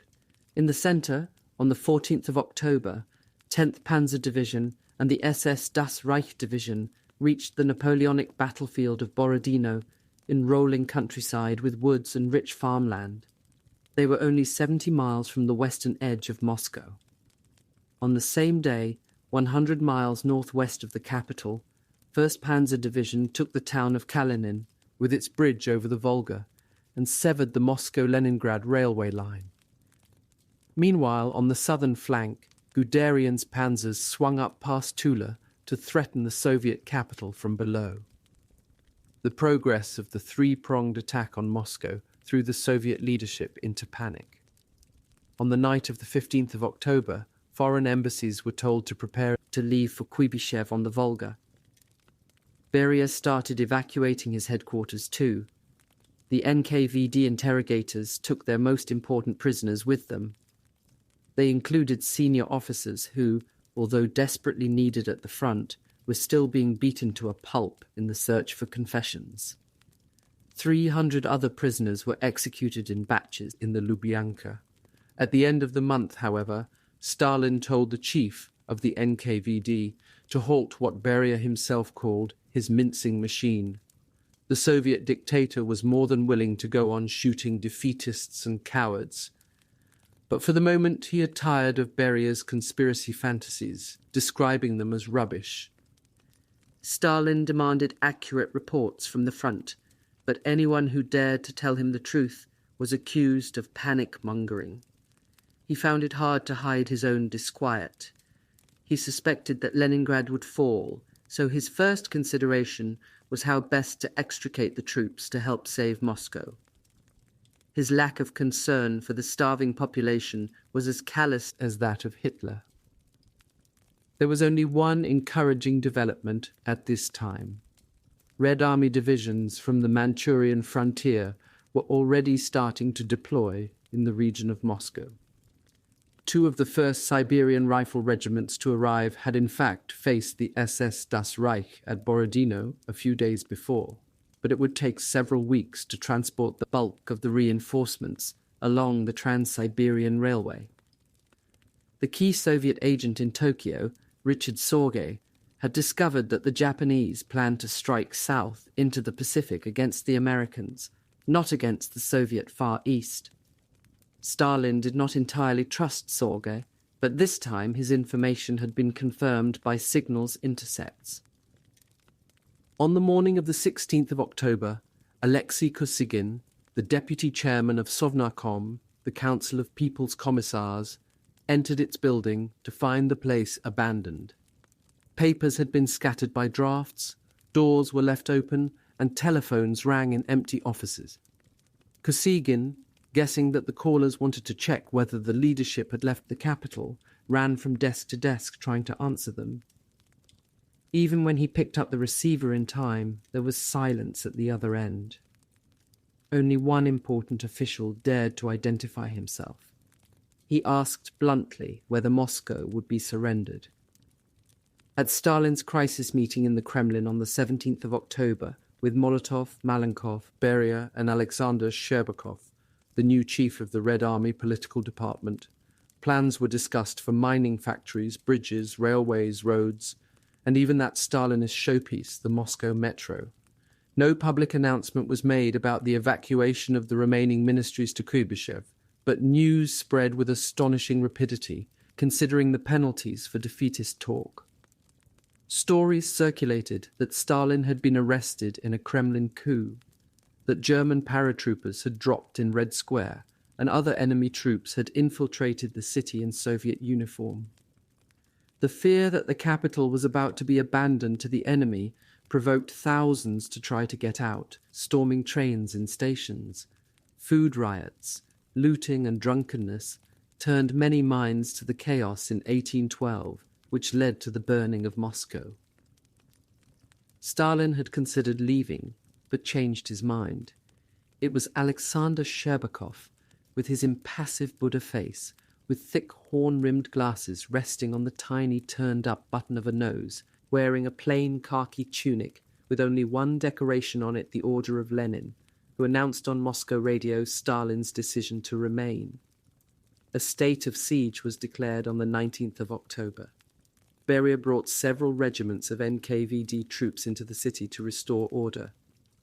Panic-mongers were shot along with looters and even drunkards. In the popular mind, there was only one test of whether the city would be defended or abandoned. Was the military parade for the anniversary of the revolution going to take place on Red Square? The people of Moscow seemed to provide the answer themselves, rather than wait for their leader to speak. Rather like the defense of Madrid exactly 5 years before, the mood suddenly turned from one of mass panic to one of mass defiance. Stalin, with his uncanny instinct, soon realized the symbolic importance of the parade in Red Square, even if Lenin's mummified corpse had been evacuated to a safer place. Molotov and Beria at first thought the idea crazy, with the German Luftwaffe in easy striking distance, but Stalin told them to concentrate every anti-aircraft battery available round the capital. The cunning old impresario was planning to borrow the best dramatized touch from the siege of Madrid, when on the 9th of November 1936, the 1st International Brigade of Foreign Volunteers had paraded up the Gran Via, to the populace's wildly enthusiastic but mistaken cheers of Vivan los Rusos. They had then marched straight on through the city to face Franco's Army of Africa on its western edge. In Moscow, Stalin decided, reinforcements for Zhukov's armies would march through Red Square, past the saluting base of Lenin's mausoleum, and straight on to face the invader. He knew the value that newsreel footage of this event would have when distributed round the world. He also knew the right response to Hitler's speeches. If they want a war of extermination, he growled on the eve of the anniversary parade, they shall have one. The Wehrmacht was by now severely handicapped by the weather. Bad visibility hampered the flying artillery of the Luftwaffe. Field Marshal von Bock's armies, forced to halt at the end of October for resupply and reinforcement, were spurred on by desperation to finish off the enemy before the real winter came. The fighting in the second half of November was relentless. regiments on both sides were reduced to fractions of their former numbers. Guderian, having found himself blocked by strong resistance at Tula, south of Moscow, swung further round to the right. On the left flank, Hoth's panzers pushed forward to cross the Moskva-Volga Canal. From one point north of Moscow, German troops could see through their binoculars the muzzle flashes of the anti-aircraft batteries round the Kremlin. Zhukov ordered Rokossovsky to hold the line at Kryukovo with the remains of his 16th Army. There can be no further falling back, he ordered on the 25th of November. Rokossovsky knew that he meant what he said. Russian resistance was so determined that the weakened German forces slowed to a halt. At the end of November, in a last-ditch attempt, Field Marshal von Kluge sent a large force straight up the main road to Moscow, the Minsk chaussee, along which Napoleon's troops had marched. They broke through, but numbing cold and the suicidal resistance of Soviet regiments blunted their attack.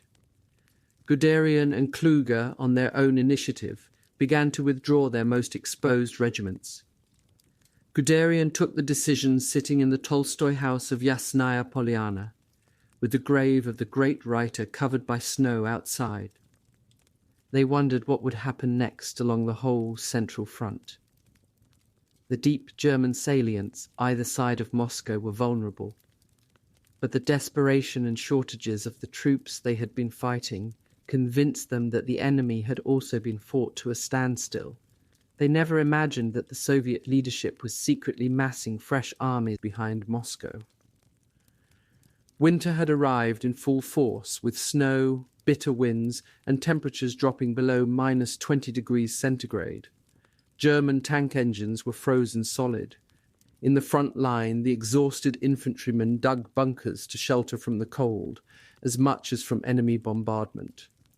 The ground had started to freeze so hard that they needed to light big fires on it first before attempting to dig.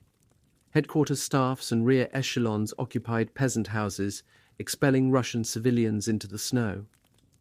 Hitler's refusal to contemplate a winter campaign meant that his soldiers suffered terribly. Many of the men are going about with their feet wrapped in paper, and there is a great dearth of gloves, wrote the commander of a panzer corps to General Paulus. Except for their coal scuttle helmets, many German soldiers were by now hardly recognizable as members of the Wehrmacht.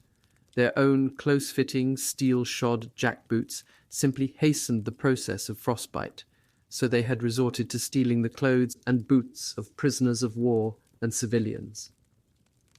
Operation Typhoon may have inflicted huge casualties on the Red Army, but it cost the smaller Wehrmacht irreparable losses in trained men and officers. "This is no longer the old division," wrote the chaplain of 18th Panzer Division in his diary. "All around are new faces. When one asks after somebody, the same reply is always given, dead or wounded." Field Marshal von Bock was forced to acknowledge at the beginning of December that no further hope of strategic success remained. His armies were exhausted, and the cases of frostbite, which reached over 100,000 by Christmas, were rapidly outstripping the numbers of wounded. But any hope that the Red Army was also incapable of further attack was suddenly shattered, just as the temperature fell to -25 degrees centigrade. The Siberian divisions, including many ski troop battalions, formed only a part of the counterattack force prepared secretly on Stavka orders. New aircraft and squadrons from the Far East had been assembled on airfields to the east of Moscow. Some 1,700 tanks, mainly the highly mobile T-34, whose unusually broad tracks coped with the snow and ice far better than German panzers, were also ready for deployment. Most Red Army soldiers, but far from all, were equipped for winter warfare with padded jackets and white camouflage suits. Their heads were kept warm with ushanki round fur caps with ear flaps at the side, and their feet with large valenki, felt boots. They also had covers for the working parts of their weapons and special oil to prevent the action from freezing. On the 5th of December, General Konev's Kalinin front attacked the outer edge of the Germans' northern salient. Salvos of Katyusha rockets fired from multiple launchers, which German soldiers had already nicknamed Stalin organs, acted as the terrifying heralds of the onslaught. The following morning, Zhukov threw in the first shock army, Rokossovsky's 16th Army, and two others against the inner side of the salient. To the south of Moscow, Guderian's flanks were also attacked from different directions. Within 3 days, his lines of communication were gravely threatened. In the centre, continual attacks prevented Field Marshal von Kluge from diverting troops from his Fourth Army to help the threatened flanks. For the first time, the Red Army enjoyed air superiority. The aviation regiments brought up to aerodromes behind Moscow had protected their aircraft from the cold, while the weakened Luftwaffe, operating from improvised landing strips, had to defrost every machine by lighting fires under its engines. The Russians enjoyed a harsh satisfaction at the abrupt change in fortunes. They knew the retreat would be cruel for the ill-clad German soldiers struggling back through blizzards and the frozen snowfields. The conventional counterattacks were greatly aided by raids causing panic and chaos in the German rear. Partisan detachments, organized by officers of NKVD frontier troops sent behind enemy lines, attacked from frozen marshes and the forests of birch and pine. Siberian winter warfare battalions from the First Shock Army appeared suddenly out of the haze. The only warning was the hiss of their skis on the snow crust. Red Army cavalry divisions also ranged far into the rear, mounted on resilient little Cossack ponies. Squadrons and entire regiments would suddenly appear 15 miles behind the front, charging artillery batteries or supply depots with drawn sabres and terrifying war cries. The Soviet plan of encirclement rapidly became clear. In 10 days, Bock's armies were forced to pull back anything up to 100 miles. Moscow was saved. The German armies, ill-equipped for winter warfare, were now doomed to suffer in the open. Events elsewhere had also been momentous. On the 7th of December, the day after the main counterattack started, the Japanese had attacked Pearl Harbor. 4 days later, Hitler announced, to the cheers of the Greater German Reichstag, housed in the Berlin Kroll Opera, that he had declared war on the United States of America. During that second week of December, a savagely exultant Stalin became convinced that the Germans were on the point of disintegration. Reports of their line of retreat, with scenes of abandoned guns, horse carcasses, and the bodies of frozen infantrymen half covered in drifting snow, tended to encourage the idea of another 1812. There had also been outbreaks of panic in the German rear. Support troops, whose vehicles often became unusable in the terrible conditions, were shaken by unexpected attacks far behind the lines. Visceral fears of barbarous Russia surged inside them. They felt very far from home. Stalin was obsessed with the opportunity and fell into Hitler's mistake of believing in the power of the will, while discounting the reality of insufficient supplies, bad transport, and exhausted troops. His ambition knew no bounds as he gazed at the Stavka decision map. He demanded much more than an extension of the counterattacks against Army Group Center. On the 5th of January 1942, Stalin's plans for a general offensive were fully set out at a joint meeting of the Stavka and the State Defense Committee. He wanted major offensives in the north to cut off the besiegers of Leningrad, and also in the south back into the lost territories of the Ukraine and the Crimea, an idea strongly encouraged by Marshal Timoshenko. Zhukov and others who tried to warn of the dangers failed utterly. The Führer, also preoccupied by thoughts of 1812, had issued a stream of orders against any retreat. He was convinced that if they held out through the winter, they would break the historical curse on invaders of Russia. His intervention has long been the subject of debate. Some argue that his resolutions saved the German army from annihilation. Others believe that his demands to hold ground at any cost led to terrible and unnecessary losses in trained men, which Germany could not afford. The retreat never really risked becoming a rout, if only because the Red Army lacked the communications, the reserves and the transport needed to continue the pursuit. Hitler, however, was convinced that his strength of will in the face of defeatist generals had saved the whole Ostfront. This was to have disastrous consequences at Stalingrad the following year, bolstering his obstinacy to a perverse degree. The fighting became increasingly chaotic, with front lines swirling in different directions on the map, as Stalin's general offensive deteriorated into a series of flailing brawls. Several Soviet formations became cut off as they broke through the German front with insufficient support. Stalin had underestimated the capacity of German troops to recover from a reverse. In most cases, they fought back ferociously, well aware of the consequences of being caught in the open.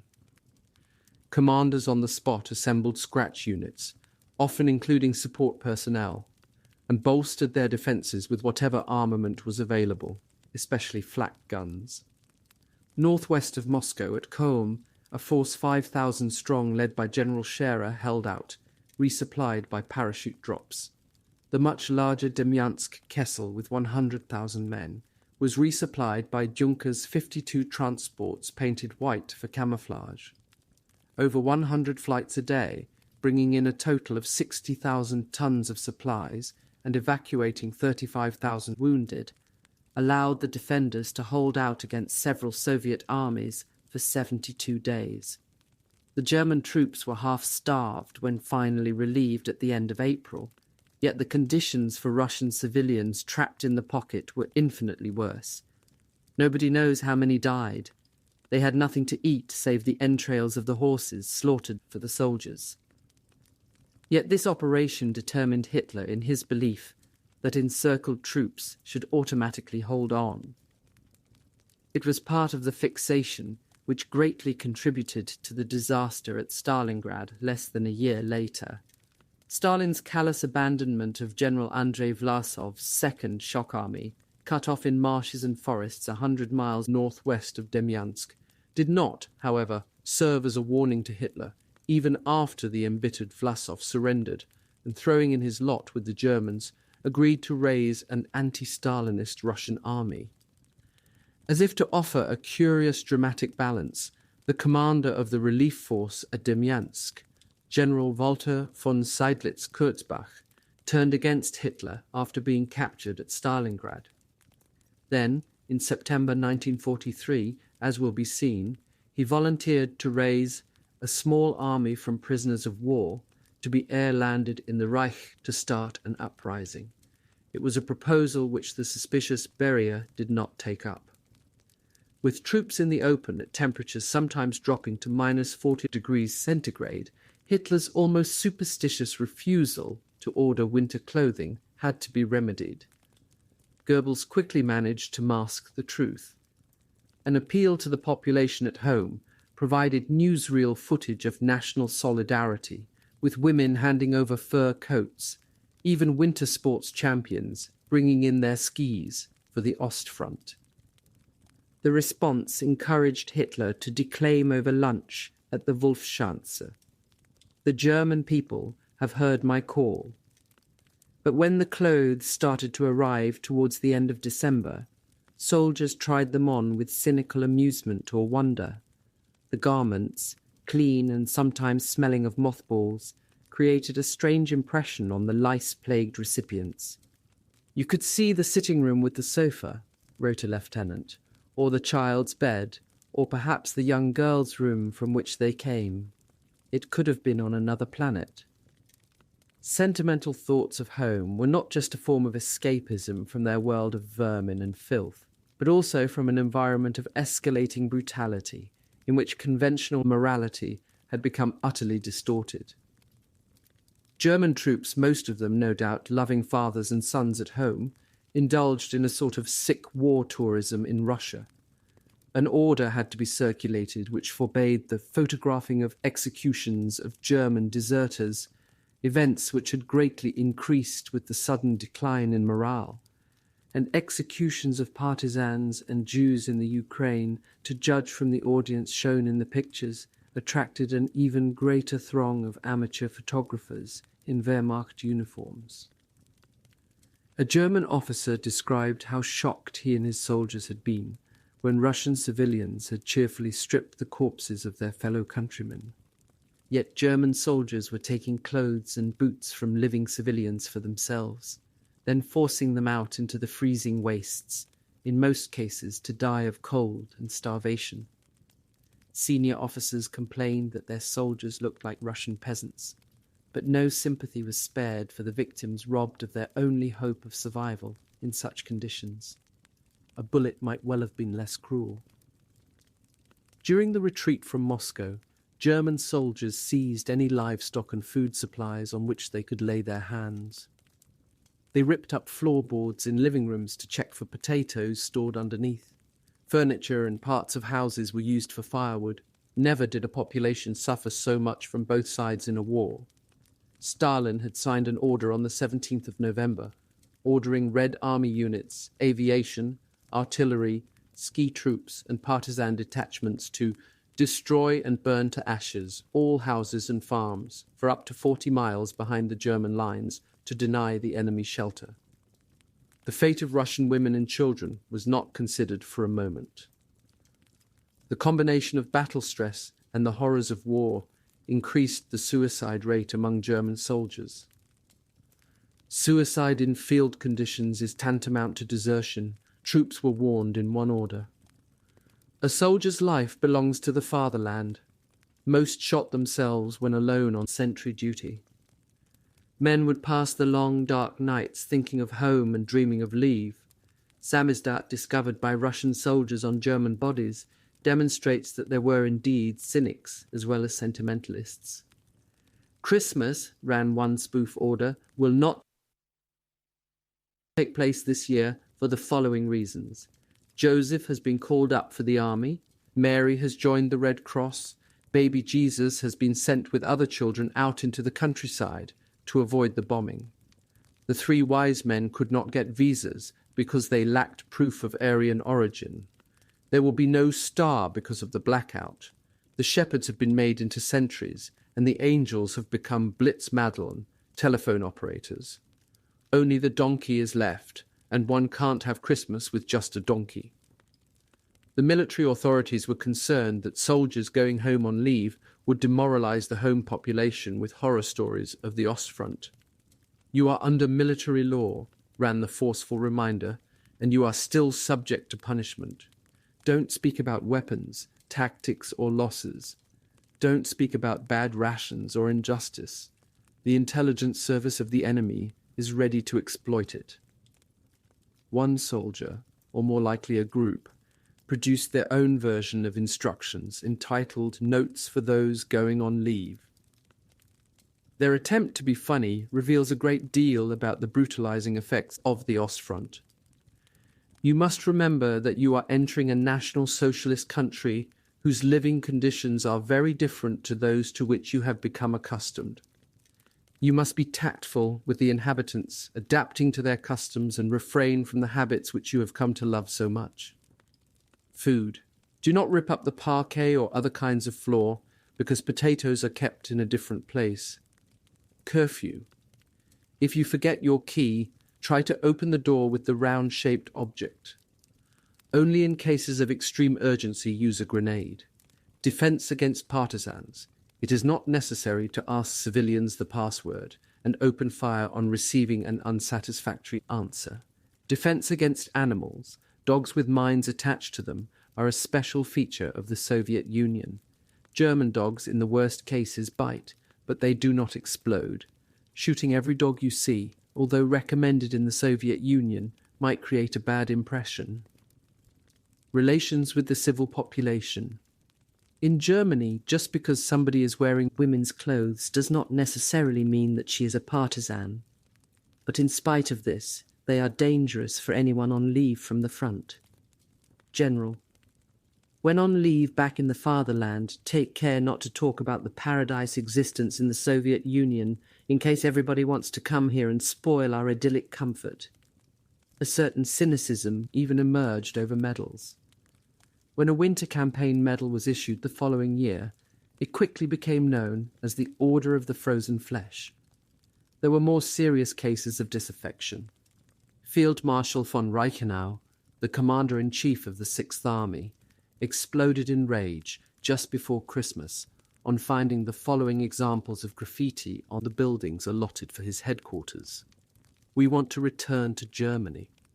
We've had enough of this. We are dirty and have lice and want to go home. And we didn't want this war." Reichenau, while acknowledging that such thoughts and moods were evidently the result of great tension and deprivation, put full responsibility on all officers for the political and moral condition of their troops. And while a small group of well-connected officers led by Henning von Tresckow plotted to assassinate Hitler, at least one communist cell was at work in the ranks.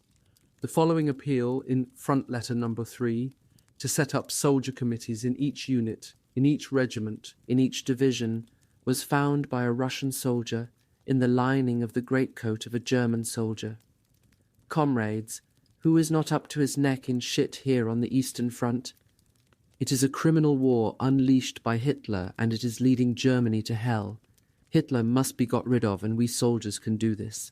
The fate of Germany is in the hands of people at the front. Our password should be 'Away with Hitler,' against the Nazi lie. The war means the death of Germany."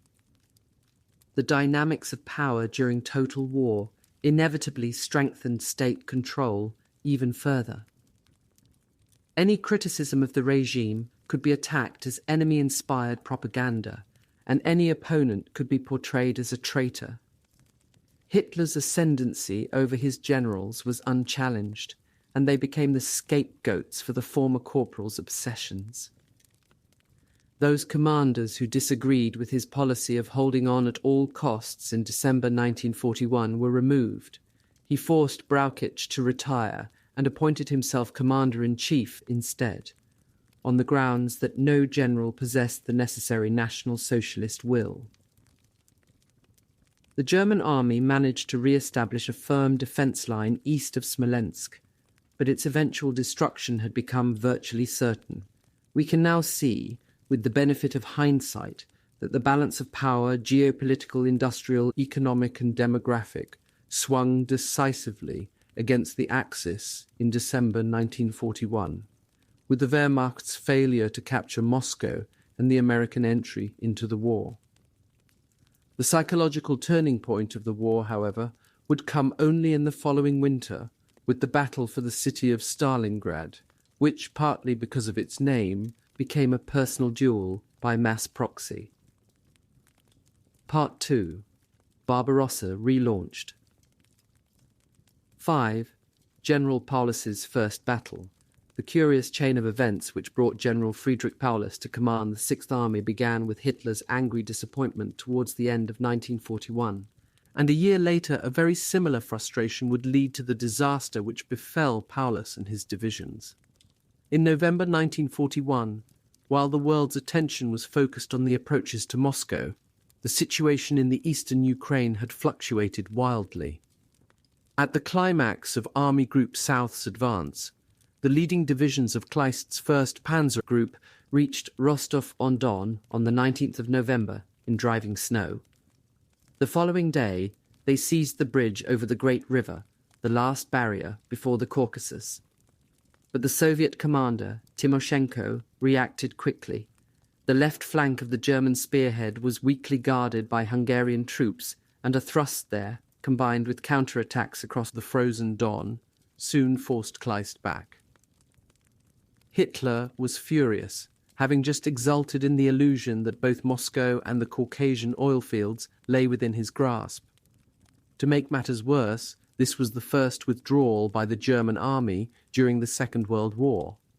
He refused to believe that Field Marshal von Rundstedt lacked the strength and the supplies, and he refused to accept that Kleist should be permitted to pull back his troops, many of them badly frostbitten, to the line of the river Meuse. Rundstedt indicated on the 30th of November that if confidence no longer existed in his leadership, then he wished to be relieved of his command. Early the next morning, Hitler dismissed him.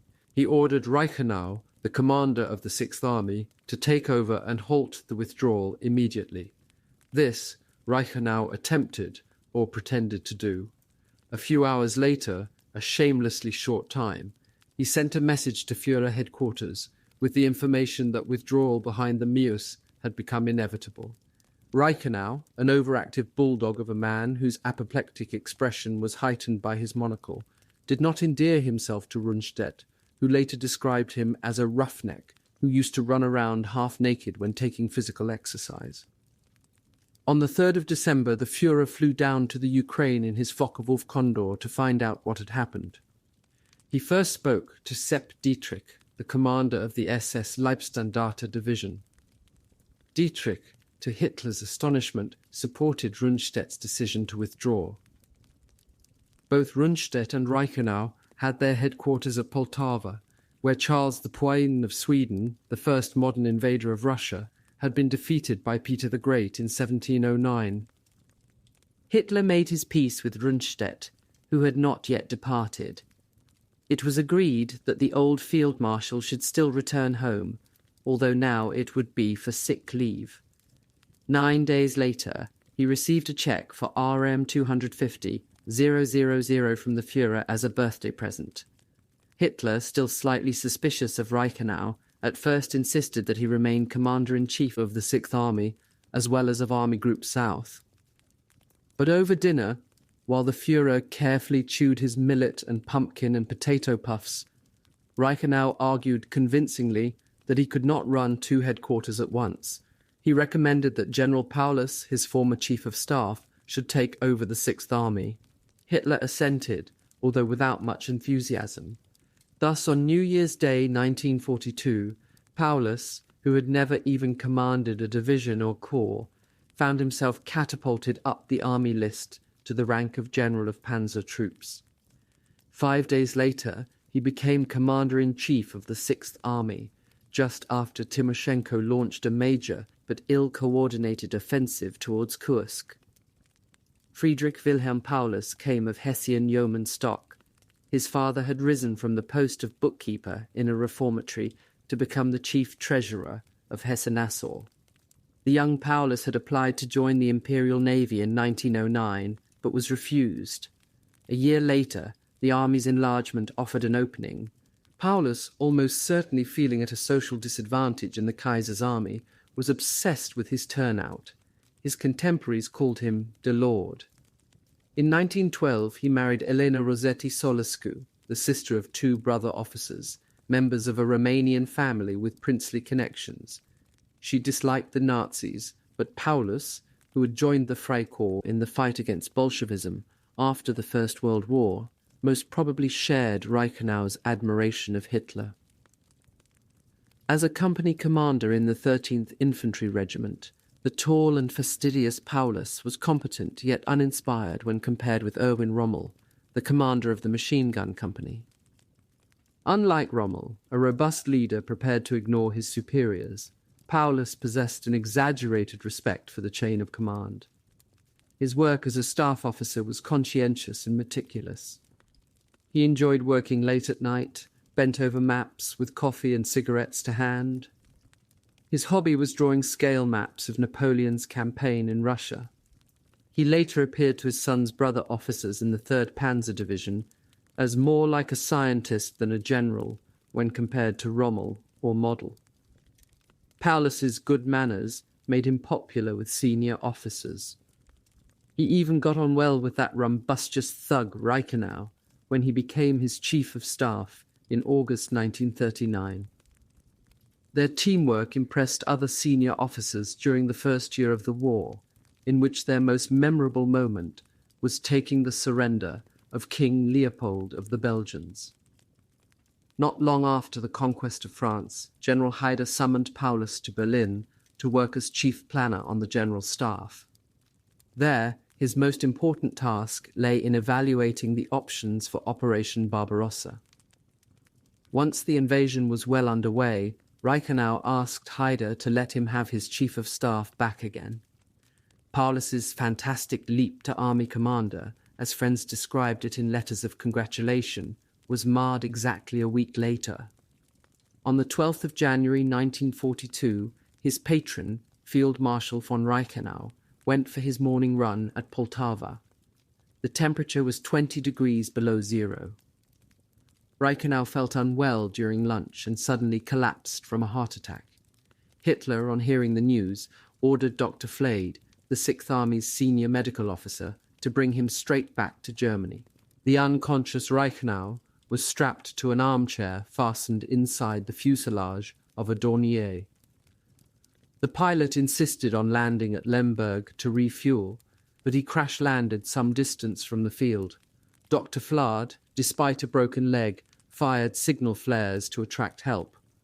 By the time the party finally reached the hospital in Leipzig, Reichenau was dead.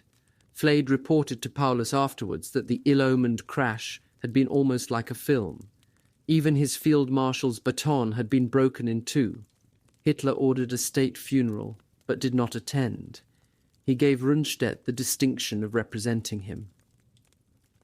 Although Paulus's rather aloof manner made him appear cold, he was more sensitive than many generals to the well-being of his soldiers. He is also said to have cancelled Reichenau's order of the 10th of October, 1941, encouraging the severe treatment of Jews and partisans. Yet when the Sixth Army reached Stalingrad, its Feldgendarmerie was apparently given the task of arresting communist activists and Jews to hand them over to the SD Sonderkommando for punitive measures. Paulus certainly inherited a heavy legacy. From the very start of Barbarossa, the massacres of Jews and Gypsies had been deliberately mixed in, whenever possible, with the execution of partisans, mainly because the phrase judicieux saboteur helped to cloud the illegality of the act and to bolster the notion of a Judeo-Bolshevik conspiracy. The definition of partisan and saboteur was soon widened far beyond the terms of international law, which permitted a death sentence only after a proper trial. In an order of the 10th of July 1941, Sixth Army headquarters warned soldiers that anyone in civilian clothes with a close-cropped head was almost certain to be a Red Army soldier and should therefore be shot. Civilians who behaved in a hostile fashion, including those who gave food to Red Army soldiers hiding in woods, were also to be shot. Dangerous elements, such as Soviet officials, a category which extended from the local Communist Party secretary and collective farm manager to almost anyone employed by the government, should, like commissars and Jews, be handed over to the Feldgendarmerie or the SD Einsatzkommando. A subsequent order called for collective measures, either executions or the burning of villages to punish sabotage. According to the evidence of SS Obersturmführer August Hafner, Field Marshal von Reichenau himself gave the order early in July 1941 for 3,000 Jews to be shot as a reprisal measure. The behaviour of many soldiers in Army Group South was particularly gruesome. Reichenau's 6th Army headquarters issued the following order on the 10th of August 1941. In various places within the Army's area of responsibility, organs of the SD, of the Reichsführer's SS, and chiefs of the German police have been carrying out necessary executions of criminal, Bolshevik, and mostly Jewish elements. There have been cases of off-duty soldiers volunteering to help the SD with their executions, or acting as spectators and taking photographs. It was now forbidden for any soldiers who have not been ordered by a superior officer to take part in, to watch, or to photograph any of these executions. Later, General von Manstein's Chief of Staff passed the message to the Offizier Corps of the 11th Army in the Crimea that it was dishonourable for officers to be present at the execution of Jews. German military logic, in another of its distortions of cause and effect, does not appear to have acknowledged the possibility that officers had already shamed themselves by furthering the aims of a regime capable of such crimes. Occasionally atrocities were halted, but not for long. On the 20th of August, chaplains from the 295th Infantry Division informed Lieutenant Colonel Helmut Grosskirch, the Chief of Staff, that 90 Jewish orphans in the town of Belaya Tserkov were being held in disgusting conditions. They ranged from infants up to 7-year-old children. They were to be shot like their parents. Grosskirch, the son of a pastor and a convinced anti-Nazi, had been the Abwehr officer who that spring had secretly passed details of the illegal orders for Barbarossa to Ulrich von Hassel.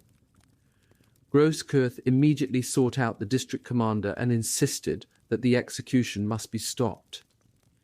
He then contacted 6th Army headquarters, even though Standartenführer Paul Blobel, the head of the Sonderkommando, warned Grosskirch that he would report his interference to Reichsführer SS Himmler. Field Marshal von Reichenau supported Blobel. The 90 Jewish children were shot the next evening by Ukrainian militiamen to save the feelings of the Sonderkommando. Grosskirch wrote a full report, which he sent direct to Headquarters Army Group South. Appalled and furious, he wrote to his wife, "We cannot and should not be allowed to win this war." At the first opportunity, he went on leave to Paris to see Field Marshal von Wittelsbeben, one of the leading members in the anti-Hitler movement. The massacre of the innocents in Belaya Tserkov was soon dwarfed by a far greater atrocity. Following the capture of Kiev, 33,771 Jews were rounded up in the last days of September to be slaughtered by Sonderkommando 4A and 2 police battalions in the ravine of Babi Yar outside the city. This gross action was once again entirely within the 6th Army's area of responsibility. Reichenau, along with certain key officers from his headquarters who attended the town commandant's planning conference on the 27th of September 1941, must have known their fate in advance, even if the soldiers detailed to assist in the roundup may have been taken in by the cover story of evacuation. Soviet Jews did not imagine what awaited them. They had little idea of Nazi anti-Semitism, because under the Molotov-Ribbentrop Pact, no criticism of National Socialist policies had been published. The town commandant, in his proclamation posters, had also lulled suspicions with the instruction, "You should bring with you identity papers, money and valuables, as well as warm clothing." The Sonderkommando, which had expected 5,000, 6,000 Jews, was astonished to find that more than 30,000 had turned up. Field Marshal von Reichenau's notorious order to the 6th Army of the 10th of October 1941, which was supported by Field Marshal von Rundstedt, quite clearly makes the Wehrmacht chain of command jointly responsible for atrocities against Jews and civilians in the Ukraine. In this eastern theatre of war, the soldier is not only a man fighting in accordance with the rules of war, but also the ruthless standard-bearer of a national ideal and the avenger of all the bestialities perpetrated on the German peoples. For this reason, the soldier must fully appreciate the necessity for the severe but just retribution that must be meted out to the subhuman species of Jewry. Their duty was to free the German people forever from the Jewish Asiatic threat. Reprisal burnings and executions did not end with Reichenau's death and Paulus's arrival. For example, on the 29th of January 1942, some 3 weeks after the new commander-in-chief of 6th Army took over, the village of Komsomolsk near Kharkov, with 150 houses, was burned to the ground. During this operation, 8 people were shot, and 2 children, presumably so terrified that they stayed hidden, were burned to death. German soldiers were bound to mistreat civilians after nearly 9 years of the regime's anti-Slav and anti-Semitic propaganda, even if few of them consciously acted at the time out of Nazi values. The nature of the war produced emotions that were both primitive and complex. Although there were cases of soldiers reluctant to carry out executions when ordered, most natural pity for civilians was transmuted into an incoherent anger based on the feeling that women and children had no business to be in a battle zone. Officers preferred to avoid moral reflection. They concentrated instead on the need for good military order. Those who still believed in the rules of war were often horrified at the conduct of their soldiers, but instructions to respect procedures had little effect. Interrogations should end with the release of the prisoner or putting the prisoner in a camp, emphasized an order from the 371st Infantry Division. Nobody should be executed without the order of the officer in charge. They also despaired at the scale of looting. Few soldiers offered to pay the locals for livestock and produce, mainly because the German government refused to provide adequate rations. The Lancers go to vegetable gardens and take everything, a company commander in the 384th Infantry Division wrote in his diary later that summer, during the advance to Stalingrad. They even take household items, chairs and pots. It's a scandal. Severe prohibitions are published, but the ordinary soldier hardly restrains himself. He is forced into such conduct by hunger. The effects were particularly serious in a country of such extreme climate as Russia. The plundering of food reserves condemned the civil population to death by starvation when winter came. Even honey-making became impossible, because the sugar needed to keep bees alive during the winter was seized. The terrible truth, which very few officers could bear to recognize, was that the army's tolerance or support for the Nazi doctrine of a race war on the Eastern Front, exempt from normal military and international law, was bound to turn it into a semi-criminal organization. The failure of generals to protest demonstrated a total lack of moral sensibility or of moral courage. Physical courage was unnecessary. The Nazis, in the earlier stages of the Russian campaign, would not have dared to do anything worse to a senior officer who objected than remove him from his command. Hitler's ability to manipulate generals was uncanny. Although most generals in the Sixth Army were not convinced Nazis, they were nevertheless loyal to Hitler, or certainly pretended to be. For example, a letter written on the 20th of April would be dated Führer's birthday, and proclamations were signed, "Long live the Führer," but it was perfectly possible for a general to keep his independence and his career unharmed, using military rather than political exhortations. General Karl Strecker, the commander of Teufen Corps and an unashamed old warhorse, made a point of never acknowledging the regime. He signed proclamations to his soldiers, "Forward with God, our belief is in victory, hail my brave fighters." More important, he personally countermanded illegal orders from above, on one occasion driving from unit to unit to make sure that officers understood him. He chose Grosskreutz as his chief of staff, and together they were to direct the last pocket of resistance at Stalingrad, loyal to their own sense of duty, but not to the Führer. Contrary to all rules of war, surrender did not guarantee the lives of Red Army soldiers. On the third day of the invasion of the Ukraine, August von Kageneck, a reconnaissance troop commander with 9th Panzer Division, saw from the turret of his reconnaissance vehicle dead men lying in a neat row under the trees alongside a country lane, all in the same position face down. They had clearly not been killed in combat. Nazi propaganda, simultaneously provoking both atavistic fears and hate, incited soldiers to kill as much out of the former as the latter, yet at the same time it also reminded them that they were brave German soldiers.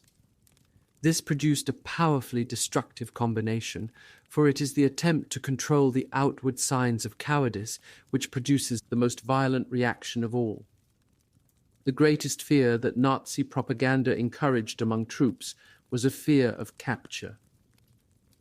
"We were afraid," Kageneck acknowledged, "afraid of falling into the hands of the Russians, no doubt thirsty for revenge after our surprise attack." Officers with traditional values were even more appalled when they heard of soldiers taking pot shots at the columns of Soviet prisoners, trudging to the rear. These endless columns of defeated men hungry and above all thirsty in the summer heat. Their brown uniforms and fore and aft pilotka caps covered in dust were seen as little better than herds of animals. An Italian journalist who had seen many columns wrote, "Most of them are wounded. They wear no bandages. Their faces are caked with blood and dust. Their uniforms are in rags, their hands blackened. They walk slowly, supporting one another."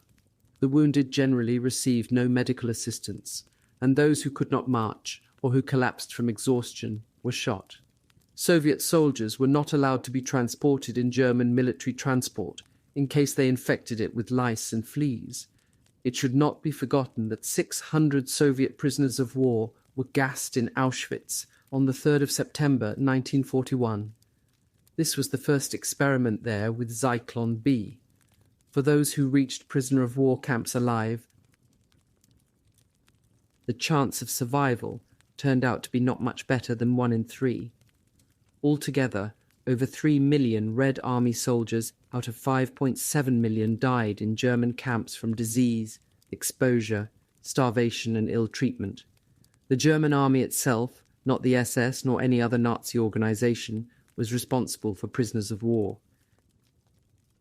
Its attitude was reminiscent of Kaiser Wilhelm II's remark in 1914 that the 90,000 Russian prisoners captured at Tannenberg should be left to starve. On the southern front, a German camp at Lozovaya, overrun by Timoshenko's January advance, revealed appalling conditions, with Red Army prisoners dying of cold, of starvation, of brutal maltreatment. Yuri Mikhailovich Maximon, of the 127th Rifle Division, captured in the autumn of 1941, was one of those taken to Novo-Alexandrovsk. The so-called camp there had no huts, just open ground with a barbed wire fence. The 18,000 men were fed from 12 cauldrons in which odd hunks of horseflesh were boiled.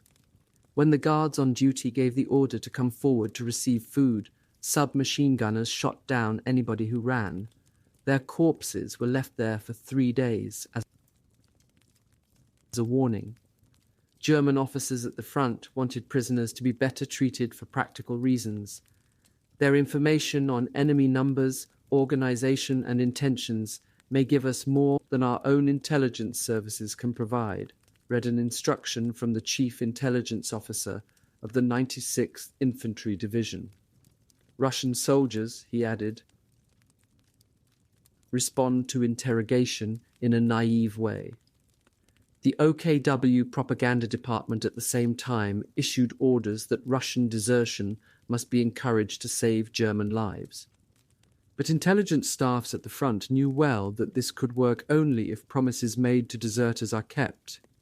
The trouble was that they were usually treated just as badly as any other prisoners. Stalin's dislike of international law had suited Hitler's plan for a war of annihilation. So when the Soviet Union proposed a reciprocal adherence to the Hague Convention less than a month after the invasion, its note was left unanswered. Stalin did not usually believe in observing such niceties, but the ferocity of the German onslaught had shaken him. Within the Red Army, there was no formal equivalent to the illegal orders issued to the Wehrmacht, but members of the SS and later other categories such as camp guards and members of the secret field police were almost certain to be shot after capture. Luftwaffe pilots and panzer crews also risked lynching, but on the whole the shooting of prisoners was random rather than calculated, while acts of wanton cruelty were localized and inconsistent. The Soviet authorities desperately wanted prisoners, especially officers, for interrogation. For partisans, including Red Army detachments, hospital trains were regarded as legitimate targets, and few pilots or gunners spared ambulances or field hospitals. A doctor with the 22nd Panzer Division observed, "My ambulance had a machine gun mounted on top and a red cross on the side. The Red Cross symbol was a farce in Russia and served only as a sign for our own people." The worst incident took place on the 29th of December 1941, when a German field hospital was overrun at Feodosia on the Crimean coast. Soviet Marine infantry, many of them apparently drunk, killed about 160 German wounded. A number of them had been thrown out of the windows. Others were taken outside, soaked in water, and left to freeze to death. The occasional primitive atrocity committed by Red Army soldiers during the first 18 months, there would almost certainly have been more if they had not been retreating so rapidly, prompted many Germans to make comparisons with the 30 Years' War. A truer link, however, would have been to the Russian Civil War, one of the cruelest of 20th century conflicts, which Hitler's crusade against Bolshevism had reignited. But as the war progressed, Russian outrage and a terrible desire for revenge was fired much more by news of German acts in the occupied territories. Villages burned to the ground in reprisals, and civilians starved, massacred, or deported to work camps. This impression of genocide against the Slavs aroused, along with the desire for revenge, a pitiless determination not to be beaten. General Paulus did not take over the Sixth Army at an easy moment, and he was probably more shaken by Reichenau's death than he showed. His first experience of senior command in January 1942 coincided with Stalin's ill-judged general offensive, following the Red Army's success round Moscow. In fact, it was a difficult time for all German forces on the southern front. General von Manstein's 11th Army in the Crimea had not yet managed to seize Sevastopol, and a surprise attack by Red Army troops from the Caucasus at the end of December had taken the Kerch Peninsula. Hitler, apoplectic with rage, had the corps commander, General Count von Sponeck, court-martialed. Paulus moved 6th Army headquarters forward to Kharkov, Marshal Timoshenko's objective. The temperature had dropped to 30 degrees below zero, sometimes lower. German transport by rail and road was frozen solid, and horse-drawn carts could provide only the barest rations. Timoshenko's plan had been to cut off the industrial region of the Donbass and seize Kharkov in a huge encirclement, but only the southern part of the pincer had managed to pierce the German lines. This had been a successful thrust, taking a salient nearly 60 miles deep. But the Red Army lacked the resources and fresh troops, and after 2 months of bitter fighting, their attacks ground to a halt. The 6th Army held on, yet Paulus was uneasy. Field Marshal von Bock, whom Hitler had reluctantly appointed to command Army Group South, did not disguise his feeling that he had been overcautious in counterattacking. Paulus kept his command, with the support of his protector, General Haider. His chief of staff, Colonel Ferdinand Heim, was moved instead. In his place came Colonel Arthur Schmidt, a slim, sharp-featured and sharp-tongued staff officer from a Hamburg mercantile family. Schmidt, confident of his own abilities, put up many backs within 6th Army headquarters, although he also had his supporters. Paulus relied greatly on his judgment, and as a result he played a large, some say an excessive role in determining the course of events later that year. In the early spring of 1942, the divisions that were to perish at Stalingrad took little interest in staff gossip. Their immediate concerns were replenishment and rearmament. It said much for the professional resilience of the German army, and much less for its sense of self-preservation, that memories of the terrible winter were virtually effaced as soon as spring and new equipment arrived.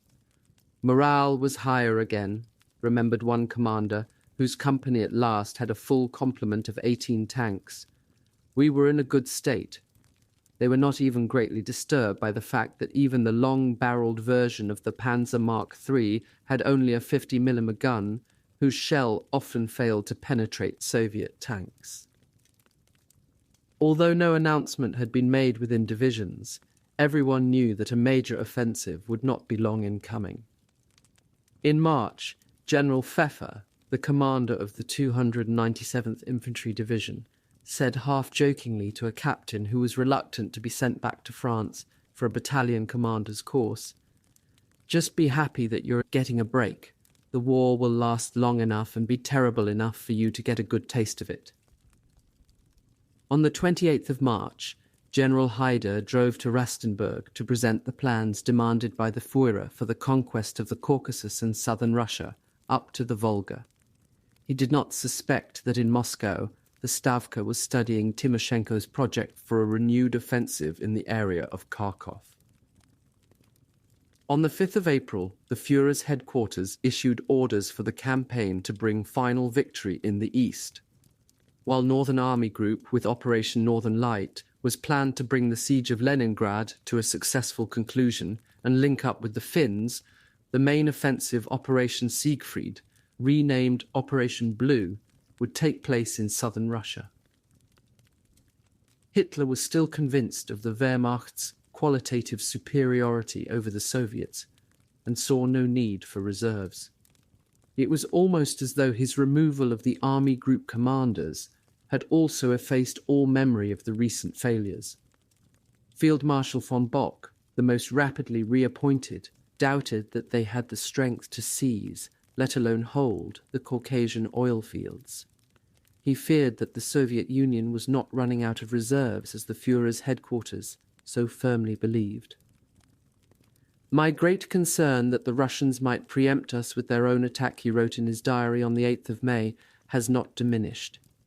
That same day, Bock welcomed General Walter von Seydlitz-Kurzbach, who had broken the Demyansk encirclement. Seydlitz, an artilleryman, was a descendant of Frederick the Great's brilliant cavalry general, known in his youth for galloping between the sails of a windmill in full swing, but most famous for the great victory of Rossbach in the 7 Years' War, where his massed squadrons carried the day. Walter von Seydlitz was also impulsive and, like his ancestor, he was also doomed to ill fortune and an embittered old age. Seydlitz had arrived that afternoon by air from Königsberg, where he had snatched a few days' leave with his wife, before taking over command of LI Corps under Paulus. When he and his wife had said goodbye at the airfield, they never imagined that it was a farewell for almost 14 years. Seydlitz went forward to Kharkov the next day. The city, he found. 6. How much land does a man need? Early on the 1st of June, Hitler took off from the airfield near Rastenburg in his personal Focke-Wulf Condor for the headquarters of Army Group South at Poltava. The subject of the conference was the Great Summer Offensive.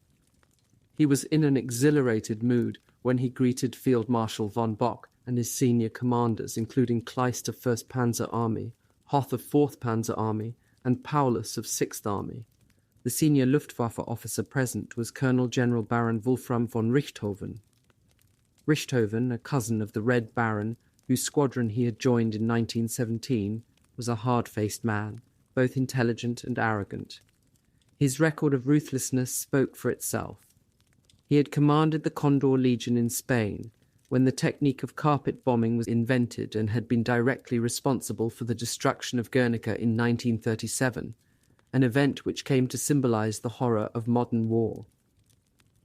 It was Richthofen's 8th Air Corps which destroyed Belgrade in April 1941, killing 17,000 civilians, an act for which his commander-in-chief, General Alexander Law, was executed after the war by the Yugoslavs. The following month, during the invasion of Crete, Richthofen's aircraft reduced the Venetian architecture of both Chania and Heraklion to rubble. During the conference, Hitler hardly mentioned Stalingrad. As far as his generals were concerned, it was little more than a name on the map. His obsession was with the oil fields of the Caucasus. "If we don't take Maikop and Grozny," he told his generals, "then I must put an end to the war." At that stage, the only interest in Stalingrad was to eliminate the armaments factories there and secure a position on the Volga. The capture of the city itself was not considered necessary. The first phase of Operation Blue was to capture Voronezh. The second was to trap the bulk of the Soviet forces in a great pincer movement west of the Don. The 6th Army would then move towards Stalingrad to secure the northeast flank, while Kleist's 1st Panzer Army and the 17th Army would occupy the Caucasus. After Bock had finished his presentation, Hitler spoke. He made it all sound so simple. The Red Army was finished after the winter fighting, and the victory at Kharkov had again confirmed German supremacy. So certain was Hitler of success in the south that as soon as Sevastopol fell, he planned to send Manstein's 11th Army northwards. He even told Manstein about his dream of sending armoured columns through the Caucasus into the Middle East and India. Before Operation Blue could start in earnest, 2 lesser offensives had to be performed to straighten the front and prepare the start line, with bridgeheads across the River Donets. On the afternoon of the 5th of June, as a last treat, many officers and soldiers from the 6th Army went to the Kharkov Ballet. The unpaid dancers had been kept alive through the winter on Wehrmacht rations. That day they danced Swan Lake, and the packed audience, sweating in their Feldgrau uniforms, greatly enjoyed their interpretation of Prince Siegfried's tragedy, Trapped by the Wicked Rothbart. This curious conjunction of 2 code names, Siegfried, the original name for Operation Blue, and Rothbart, the German equivalent of Barbarossa, was entirely coincidental. After the performance, the audience hurried back to their units. On that hot, moonless night, leading elements from the 6th Army started to move northeastwards to the Volchansk sector. On the 10th of June, at 2 in the morning, companies from the 297th Infantry Division began to cross the Donets by assault boat. Having secured a foothold on the far side, pioneer companies set to work constructing a 60-yard pontoon bridge. By evening, tanks of the 14th Panzer Division were rattling across. The next morning, a bridge further upstream was seized before the Soviet troops guarding it could blow their charges. But this crossing was so narrow that on the following day, traffic jams built up between minefields on both sides of the route, marked by white tape. A cloudburst turned the dirt road into a morass. Then 2 shells exploded, blasting fountains of mud and black smoke into the air. This panicked the horses of a baggage wagon. They reared, then bolted off the road through the white tape. A mine exploded. 1 horse was blown to bits. The other fell to the ground, bleeding. Their wagon caught fire. Flames then spread to another one close by, which was loaded with munitions. Small arms ammunition and grenades started to explode in an instant battle. The pattern of skirmishes, successes, and relatively minor mishaps continued the next day. A major on the staff of a Swabian division was sitting next to his general on a railway embankment during a visit to a point unit. He was killed instantly by a shot from a Russian sniper concealed in a thicket. Their driver was also hit in the left shoulder. The general, having ordered the infantry and a pair of self-propelled assault guns to exact revenge, had the corpse of his staff officer placed in his vehicle and left the fateful place. During dinner that evening in the headquarters mess tent, junior officers debated the advantages of a sudden death. Some regarded the major's unexpected end as desirable, almost a military ideal. Others were depressed, seeing it as the robbery of a life, reducing the body of an officer to the level of shot game. The general remained angrily silent throughout, clearly unsettled by the death of a subordinate from a bullet intended for himself. While the 6th Army and the 1st Panzer Army secured the start line for Operation Blue, due to start on the 28th of June, all the headquarters concerned were thrown into confusion. On the 19th of June, Major Reichel, the operations officer of 23rd Panzer Division, flew in a Fieseler Storch light aircraft to visit a frontline unit. Contrary to all security procedures, he had taken with him a set of detailed orders for the whole operation. The Storch was shot down just beyond German lines. A patrol sent out to recover the bodies, and the documents found that the Russians had got there first. Hitler, on hearing the news, became almost incoherent with rage. He demanded that Reichel's divisional commander and corps commander should face a court-martial. The great irony was that Stalin, when told of the captured papers, dismissed them out of hand as forgeries. Reverting to his obsessive obstinacy of the previous year, he refused to believe anything which contradicted his own view that Hitler would again strike at Moscow. Southwestern Front headquarters sent Reichel's papers to the Kremlin by aircraft, but Stalin, during his meeting on the 26th of June with General Golikov, the commander of the threatened Bryansk front, threw the papers aside angrily when he saw that Golikov believed them to be authentic. Golikov was sent straight back to his headquarters to prepare a quick, preemptive attack to recapture Orel. He and his staff worked on a draft plan all the next day and through most of the night, but their labours were wasted. The German offensive began a few hours later.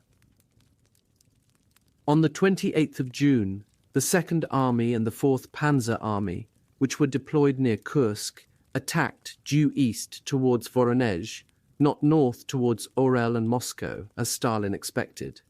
A forward air controller from the Luftwaffe, usually a lieutenant aided by a couple of NCOs with one of the latest radio sets, was attached to the headquarters of the leading panzer divisions, ready to call in airstrikes. Once the initial breakthrough was achieved, Hoth's panzer divisions advanced rapidly, with Richthofen Stukas smashing strongpoints or tank concentrations ahead.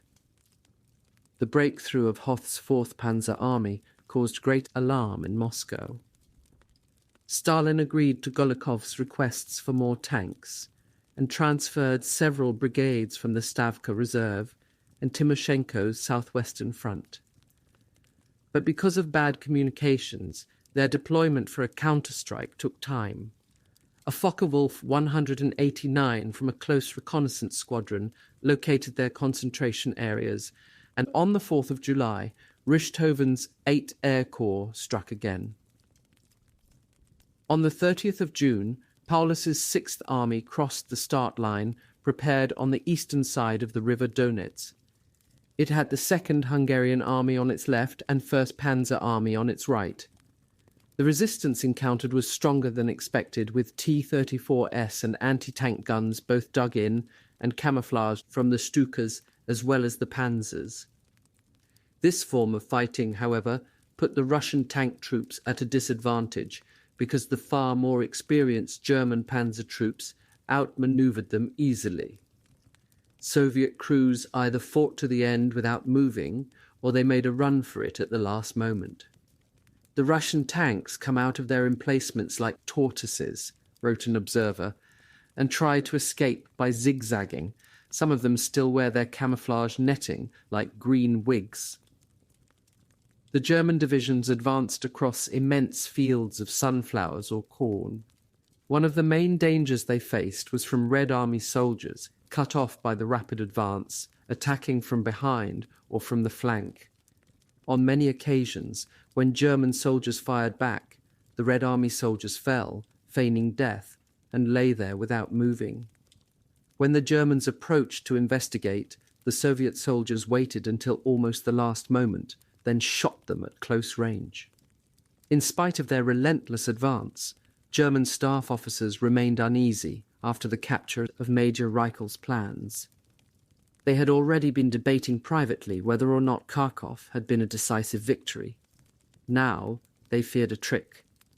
They did not know if the enemy was preparing reserve armies for a surprise counterattack, or planning to withdraw into the hinterland, extending their supply lines further across vast regions with poor communications.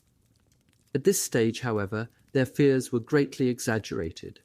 The chaos on the Soviet side was so great, owing to the breakdown in communications, that staff officers and commanders were having to fly around in biplanes, dodging the Messerschmitts, trying to locate their troops. The Reichel affair cast a long shadow.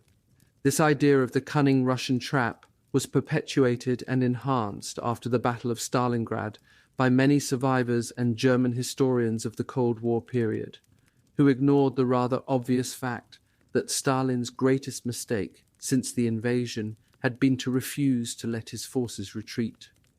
The Red Armies starting to withdraw ahead of the Germans in July 1942 was not part of a devilish plan. Quite simply, Stalin had at last accepted the wisdom of allowing commanders to evade encirclement. As a result, the German pincer attack west of the Don closed uselessly. The Stavka, however, was agreed that Voronezh, a vital communications centre, should be defended to the last. They knew that if they did not hold on there and prevent the Germans advancing across the upper Don, then the whole of Timoshenko's southwestern front would be outflanked. Voronezh was to be the first major battle for the recently mechanized 24th Panzer Division, which until the year before had been the Wehrmacht's only cavalry division. Flanked by the Grossdeutschland and 16th Motorized Divisions, 24th Panzer Division charged headlong at Voronezh. Its Panzer Grenadiers reached the Don on the 3rd of July and secured a bridgehead on the far side. The following evening, Panzer Grenadiers from the Grossdeutschland captured the bridge on the main road to Voronezh in an audacious coup de main before the Russians realized what had happened. Hitler flew once more to Poltava on the 3rd of July with his retinue to consult with Field Marshal von Bock. He was again in triumphant mood with the capture of Sevastopol and had just made Manstein a field marshal. During the conversation, wrote Bock in his diary, the Führer took great pleasure in the idea that the English get rid of any general when things go wrong, and thus were burying any initiative in their army. The German generals present were forced to join in the sycophantic laughter. Although the Führer was clearly in exuberant form, he was also anxious not to allow the Soviet armies to escape, especially those southeast of Voronezh within the Don bends. It looked as if the town would fall rapidly. Hitler then made a disastrous compromise decision. He allowed Bock to continue the battle for Voronezh with the 1 Panzer Corps already engaged, while sending the rest of Hoth's army southwards. But the German forces left behind lacked the strength to achieve a rapid result. The Soviet defenders held out in ferocious street fighting, where the Germans lost their main advantages. More by happenstance than strategy, the fighting at Voronezh was part of a phase for the Red Army of concentrating defence on cities, not on arbitrary lines on the map. The new flexibility had allowed Timoshenko's armies to pull back, avoiding encirclement, but they had already been so badly mauled that on the 12th of July, a new army group command the Stalingrad front was established by Stavka directive. Although nobody dared voice the defeatist suggestion that the Red Army might be forced back as far as the Volga, a suspicion began to grow that this was where the main battle would have to be fought. The most significant evidence was the prompt dispatch from Saratov of the 10th NKVD Rifle Division, whose 5 regiments came from the Urals and Siberia. Its divisional headquarters took over command of all local NKVD units and militia battalions, set up an armoured train detachment and 2 tank training battalions, and took control of the river traffic across the Volga. These seemed glorious days for German frontline regiments. As far as the eye can see, wrote an observer, armoured vehicles and half-tracks are rolling forward over the steppe. Pennants float in the shimmering afternoon air. Commanders stood fearlessly erect in their tank turrets, one arm raised high, waving their companies forward. Their tracks stirred up dust and propelled it outwards like smoke clouds in their wake. These days were especially intoxicating for young officers, racing to retake Rostov-on-Don.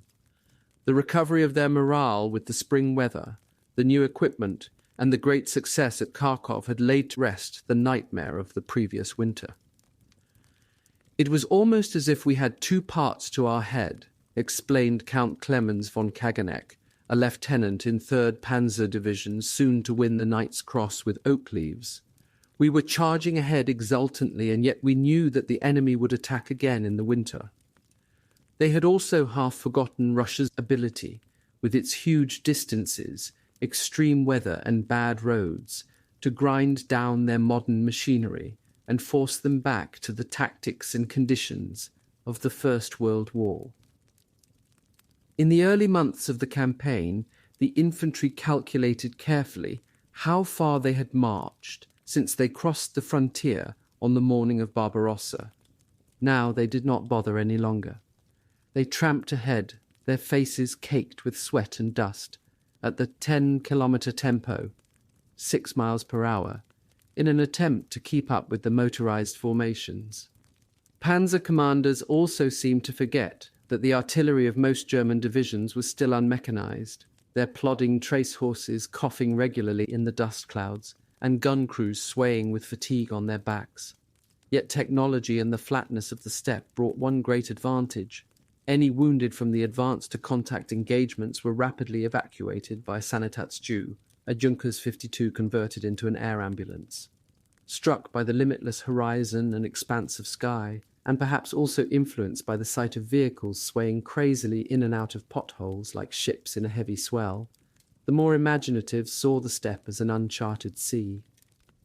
General Strecker described it in a letter as an ocean that might drown the invader. Villages became the equivalent of islands.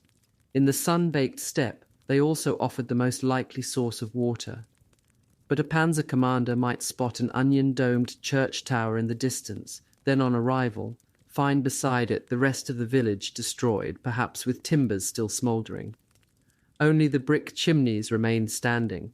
The carcasses of horses and livestock lay around, their bellies swollen in the heat, forcing their legs grotesquely in the air. Often the only sign of life would be the odd cat meowing in the ruins.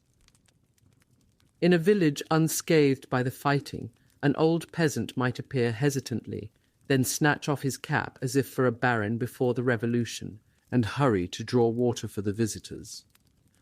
Some of the village women might meanwhile be driving their geese off into a nearby gully or copse to conceal them, but they soon found that German soldiers had as good a nose as any Communist Party requisition group. Soldiers did not just take turnips and onions from the fields, they raided almost every allotment or kitchen garden that they passed. Chickens, ducks, and geese were the favourite spoils of war because they were so portable and easy to prepare for the pot. Clemens Podevils, a war correspondent attached to the 6th Army, described in his diary the arrival of a combat group in one village on the 30th of June, following a sharp skirmish. Black figures jump down from tanks and half-tracks. Suddenly a great execution is carried out.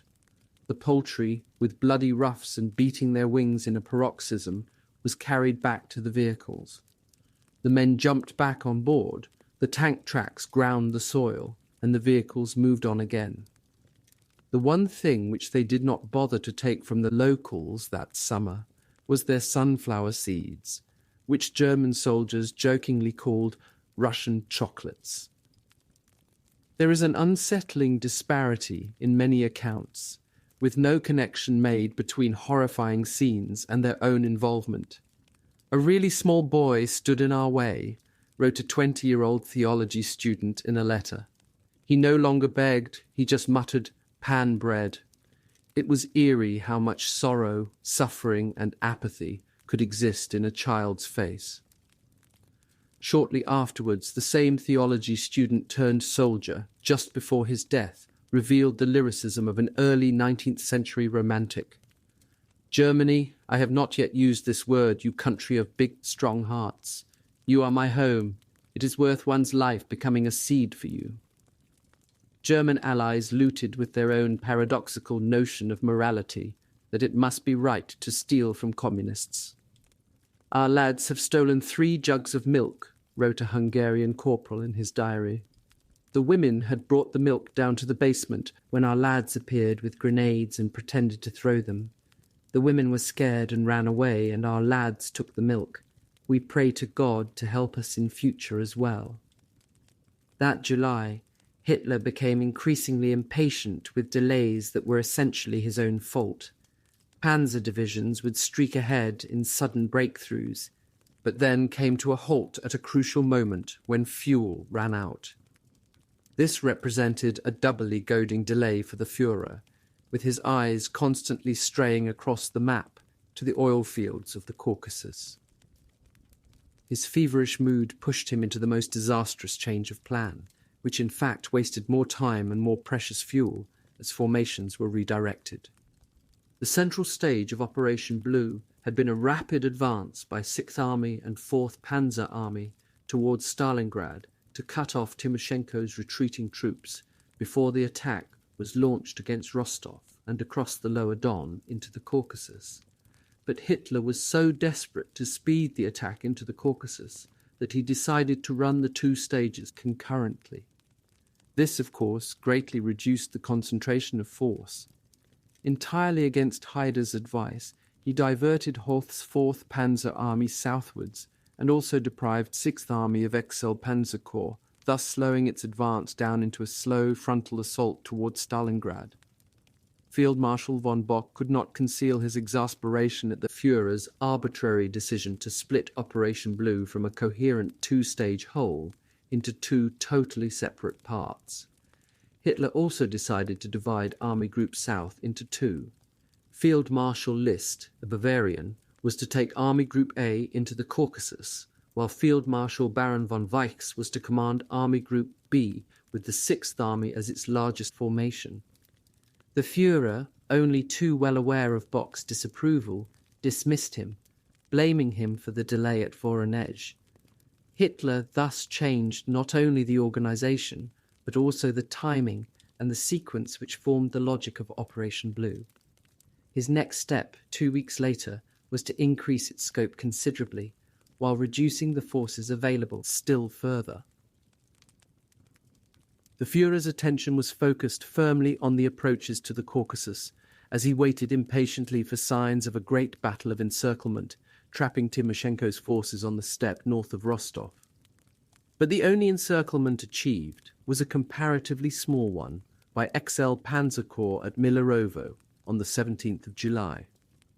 The panzer divisions, wasting no time, left other troops to round them up. They wheeled southeastwards, and their point units reached the town and railway station of Morozovsk on the following day. On the next day after that, they reached the lower Don, an advance of 125 miles in just over 3 days. Once again, the fate awaiting Soviet prisoners was terrible. Stepan Ignatovich Odenikzev, a clerk in 60th Cavalry Division, was one of those captured at Milerovo on the 17th of July. Along with thousands of other Russian prisoners, he was herded to a makeshift cage at Morozovsk, next to the main railway line which ran east to Stalingrad and westwards back through the Ukraine. Some prisoners were dispersed over the following weeks to other hastily erected camps, and Odenikzev found himself in another open barbed wire cage near the village of Golubaya. "We were starved to death," he recounted after being found over 3 months later by Red Army troops. "On the best days we received a little rye in boiled water. Meat from a dead horse was a delicacy. We were constantly beaten with rifle butts, sometimes without any reason. Each day dozens of people died from starvation or beating." Although the NKVD was highly suspicious of any Red Army soldier taken by the Germans, Odeniksev's interrogator believed his story. "This man," he scribbled in pencil at the bottom of the typed report, "looks like a skeleton covered with skin." So rapid was the German advance at this time that on the 19th of July, Stalin personally ordered the Stalingrad Defense Committee to prepare the city for war immediately. The Stavka feared that Rostov would not hold out for long. The 17th Army was poised to cross the Don on the Black Sea side. 1st Panzer Army was advancing on the city from the north, and part of 4th Panzer Army was about to strike across the Don to the east of it. On the 23rd of July, 13th and 22nd Panzer Divisions, backed by Panzer Grenadiers from the SS Viking Division, struck right into the heart of Rostov, as far as the main Don Bridge. Fighting in the city was fierce, especially the defence by NKVD troops of their headquarters. But by the end of the following day, the last main pockets of resistance were crushed in an operation of systematic clearance, building by building. The Führer was exultant. The retaking of Rostov obliterated his bad memories of the previous winter. Hitler had arrived at his new advanced headquarters at the Ukrainian town of Vinnytsia on the 16th of July. as an alternative to the Wolfschanze at Rastenburg. It was codenamed Werwolf, the word wolf, the old German version of Adolf, clearly gave the Führer an atavistic thrill. He was no doubt reassured to know that Vinitsa was Fudenrhein cleansed of Jews after mass executions by a police battalion the previous autumn. The town, it later transpired, had also been the site of Stalinist atrocities in 1938, when NKVD troops massacred over 10,000 Ukrainians, but the Germans did not discover the graves until 1943. The Werwolf complex of large and comfortable log cabins had been built in a pine wood north of the town. The deceptively simple Führer house was built round a private courtyard. Hitler, paranoid in enemy territory, also had a concrete bunker. His bodyguard, Rattenhuber, described the security precautions at Vinitsa during his interrogation by Smersh officers soon after the end of the war. Stalin, who was obsessed with every personal detail about Hitler, received a special report from Abakumov, the head of Smersh. The effort and attention to detail when serving the Führer's needs and safety were reminiscent of a Byzantine court. Before he arrived, Gestapo teams searched the walls for microphones and explosives. A large vegetable garden was organized by a German horticultural firm, Seidenspiner, and dug by the Todt organization. Hitler's personal chef, Hauptsturmführer Vater, had to go out to select the vegetables himself. Any other vegetable destined for the Führer's plate had to be dug up under the eye of an appointed courier, who then brought the produce direct to the kitchen. All the food was chemically analysed before cooking and sampled by a taster before it reached his plate.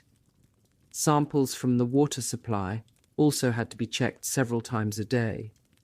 Mineral water was bottled in the presence of couriers and brought in. Even the laundry was X-rayed to ensure that no explosive had been concealed.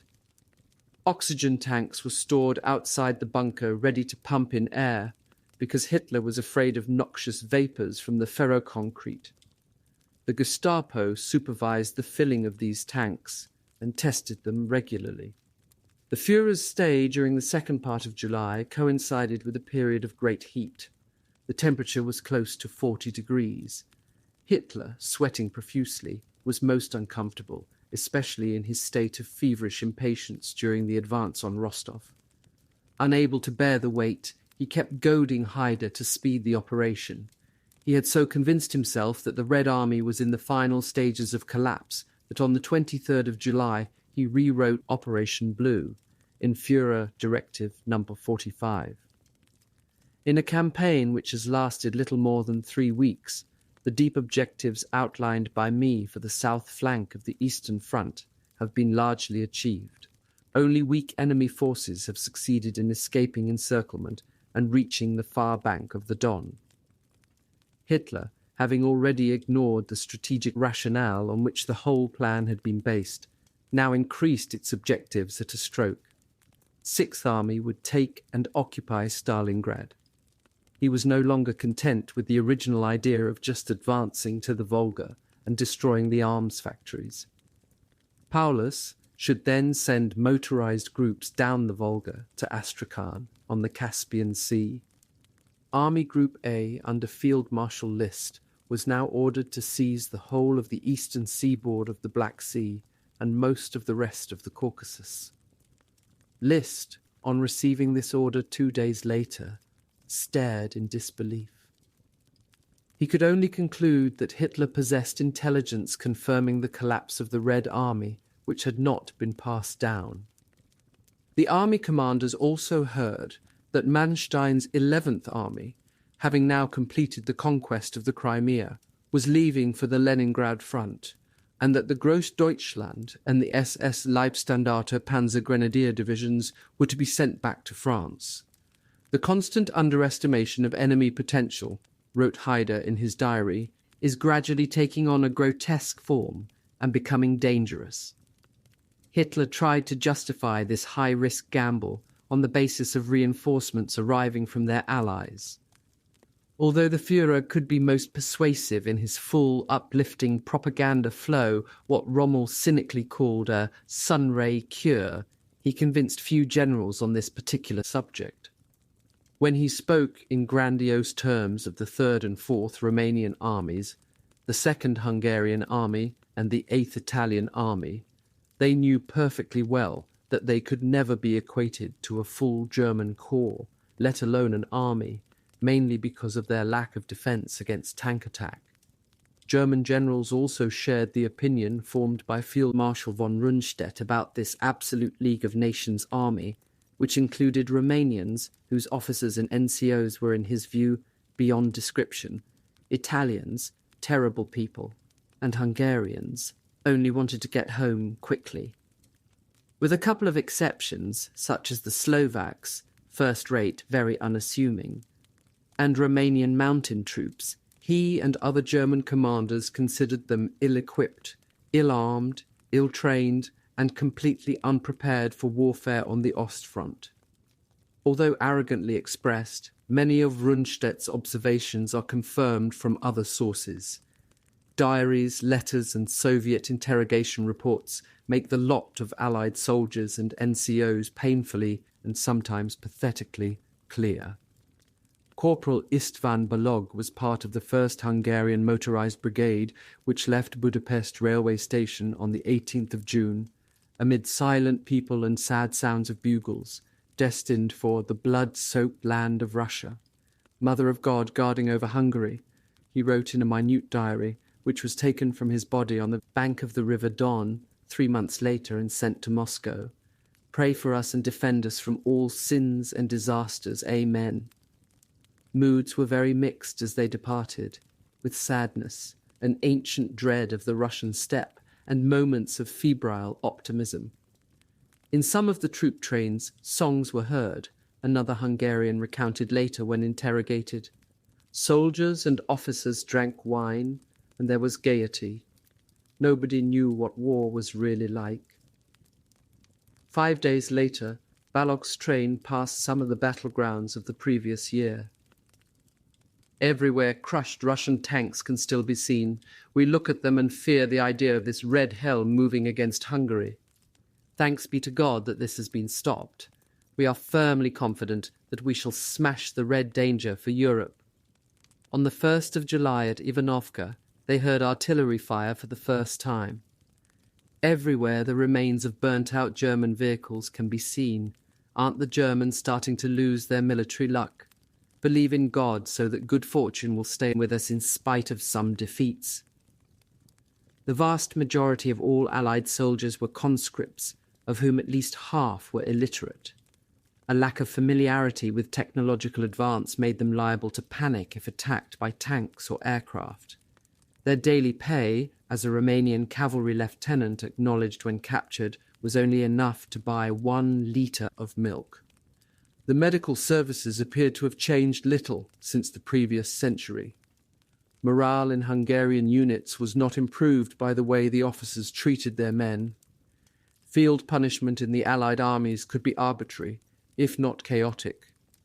A man went to his comrade without the permission of his detachment commander, Corporal Balog recorded on the 3rd of July. They wanted to hang him, but changed the punishment to 8 hours guard at night, but this was also postponed. 3 other soldiers were hanged, however.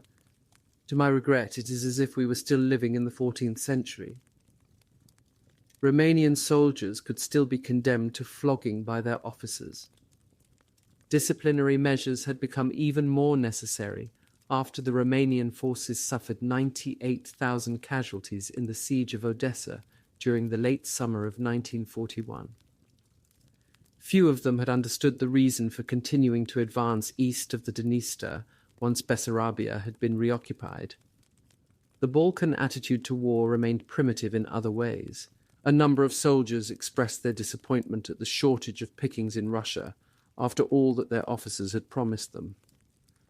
The habit of looting is in the blood of Germans and Hungarians alike, one of them naively admitted to his NKVD interrogator after capture. The true weakness of these Allied armies was not put to the test until that autumn. By the time that Hitler came to recognize, but not to acknowledge the mistake, it was too late to evade disaster. When one contemplates Hitler's almost compulsively over-optimistic ambitions at this stage, it is clear that he never read or never digested Leo Tolstoy's tale, How Much Land Does a Man Need?, written in 1886. In it, a wealthy peasant named Pahom is told of the rich earth in the land of the Bashkirs beyond the Volga. They are simple folk, and he will be able to get all the land he wants from them without much trouble. When Pahom reaches the land of the Bashkirs, they tell him that for 1,000 rubles he can have as much land as he can walk round in a day. Pahom, despising them for their lack of sophistication, is exultant. He is certain that he can enclose a huge distance. Almost as soon as he starts out, however, he spots one attractive feature after another that he decides to include, a pond over there, or a stretch of land that would be good for flax. Then he notices that the sun is starting to go down. Realizing that he risks losing everything, he runs faster and faster to make it back in time. I have grasped too much, he tells himself, and ruined the whole affair. The effort kills him. He dies at the finishing post, and that is where he is buried. 6 feet from his head to his heels was all he needed, was Tolstoy's conclusion. The difference in the story less than 60 years later was that it was not a single man buried there in the steppe, but hundreds of thousands of proxies. 7. Not one step backwards. On the 28th of July, 1942, while Hitler was still celebrating the capture of Rostov, Stalin sensed that the moment of crisis was at hand. Soviet forces retreating from Paulus's Sixth Army faced annihilation west of the Don. If the Germans then advanced across the Volga, 40 miles further on, the country would be cut in two. Convoy PQ-17 had just been destroyed in the Barents Sea, and the new Anglo-American supply line across Persia would soon be threatened. The Soviet Union faced strangulation. That day, Stalin suddenly stopped pacing up and down his office in the Kremlin while listening to a report from General Vasilevsky. "They've forgotten my Stavka order," he burst out. This order, issued the previous August, stated that anyone who removes his insignia during battle and surrenders should be regarded as a malicious deserter whose family is to be arrested as the family of a breaker of the oath and betrayer of the motherland. Such deserters are to be shot on the spot. Those falling into encirclement and who prefer to surrender are to be destroyed by any means, while their families are to be deprived of all state allowance and assistance. "They've forgotten it," Stalin said again. "Write a new one on the same lines." "When do you want me to report with the new order?" Vasilevsky asked. "Today. Come back as soon as it is ready." Vasilevsky returned that evening with the draft of Order number 227, more commonly known as Not One Step Backwards. Stalin made many changes, then signed it. The order was to be read to all troops in the Red Army. Panic mongers and cowards must be destroyed on the spot. The retreat mentality must be decisively eliminated. Army commanders who have allowed the voluntary abandonment of positions must be removed and sent for immediate trial by military tribunal. Anyone who surrendered was a traitor to the motherland. Each army had to organize 3 to 5 well-armed detachments, up to 200 men each, to form a second line to shoot down any soldier who tried to run away. Zhukov implemented this order on the Western Front within 10 days, using tanks manned by specially selected officers. They followed the first wave of an attack, ready to combat cowardice by opening fire on any soldiers who wavered. 3 camps were set up for the interrogation of anyone who had escaped from German custody or encirclement. Commanders permitting retreat were to be stripped of their rank and sent to penal companies or battalions. The first on the Stalingrad front came into being 3 weeks later, on the 22nd of August, the day before the Germans reached the Volga. Penal companies Strafroti were to perform semi-suicidal tasks, such as mine clearance during an attack. Altogether, some 422,700 Red Army men would atone with their blood for the crimes they have committed before the motherland. The idea so appealed to the Soviet authorities that civilian prisoners were transferred from the Gulag to Straf units, some say almost 1 million, but this may well be an exaggeration. Promises of redemption through bravery usually proved to be false, mainly because of bureaucratic indifference. Men were left to die in their ranks. On the Stalingrad front, the 51st Army was told to round up officers who had escaped from encirclement. The first group of 58 officers heard that they would be sent in front of had to report, setting off fusillades from equally nervous sentries down a sector undoubtedly contributed to the German expenditure of over 25 million rounds during the month of September alone. The Russians also kept up the tension by firing flares into the night sky from time to time to give the impression of an imminent attack. Red Army aviation, partly to avoid the Messerschmitts by day, kept up a relentless series of raids every night on German positions. It also served as another part of the wearing down process to exhaust the Germans and stretch their nerves. The Russians used both their twin-engined night bombers, which attracted the fire of every German flak battery on the front, and large numbers of maneuverable little U-2 biplanes, which dropped small bombs on night raids. "The Ruskies keep buzzing over us the whole night long," a pioneer corporal wrote home. The worst part was the eerie change in sound. In the distance, the U-2 sounded like one of its many nicknames, the sewing machine. Then, as the pilot approached his target, he would switch off the engine to glide in like a bird of prey. The only sound would be the swishing of air through its struts until the bomb fell. Even though the bomb load was only 400 kilos, the aircraft's psychological effect was considerable. "We lie exhausted in our holes waiting for them," wrote another soldier. The U-2 attracted more nicknames than any other machine or weapon at Stalingrad. Others included the duty NCO because of the way it crept up unannounced, the midnight bomber, the coffee machine, and the railway crow. 6th Army requested Army Group headquarters to keep up Luftwaffe pressure on Russian airfields with round-the-clock attacks. The Russians' unchallenged air superiority at night has reached an unbearable level.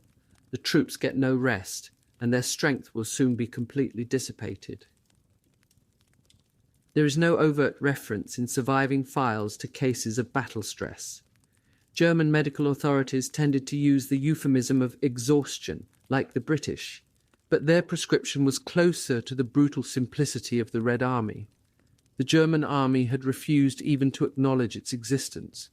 In 1926, nearly 7 years before Hitler took power, war neurosis was simply abolished as a condition, along with the pension that had gone with it.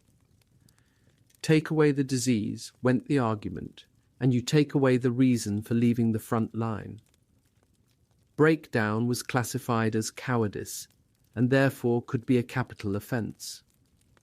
It is thus impossible to say what proportion of disciplinary offences on either side at Stalingrad, especially desertion, was caused by battle shock and general strain.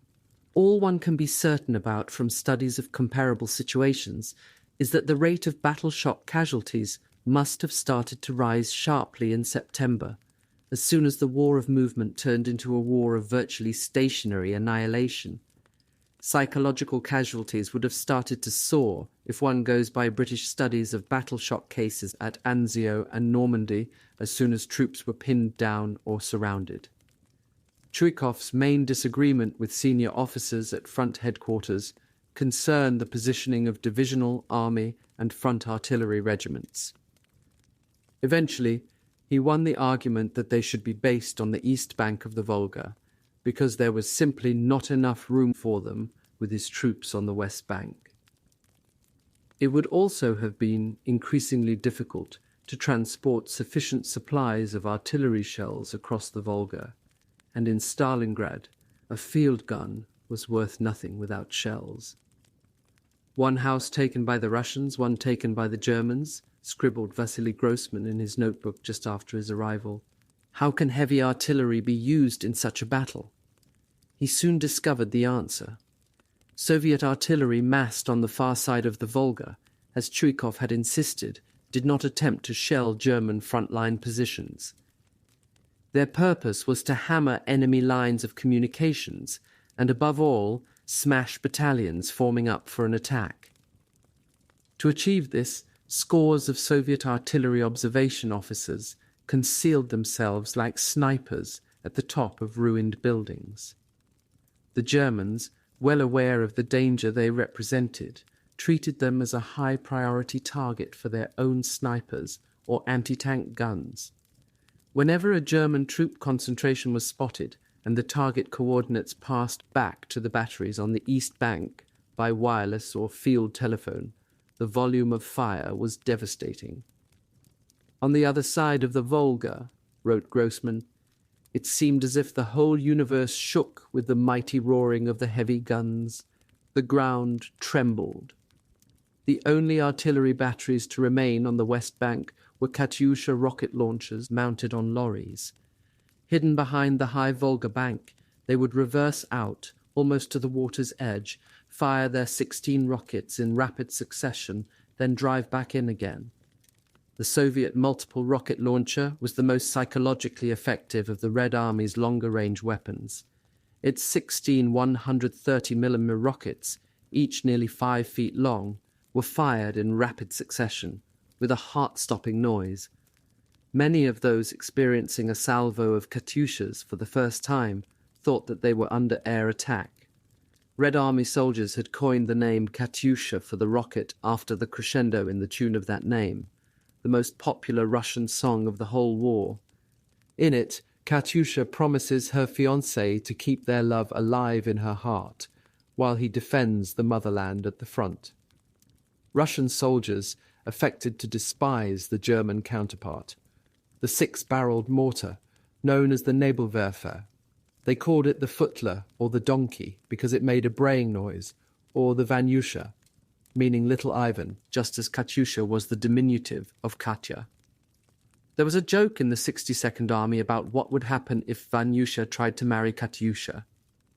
Chuikov soon recognized that the key infantry weapons in Stalingrad would be the submachine gun, the grenade, and the sniper's rifle.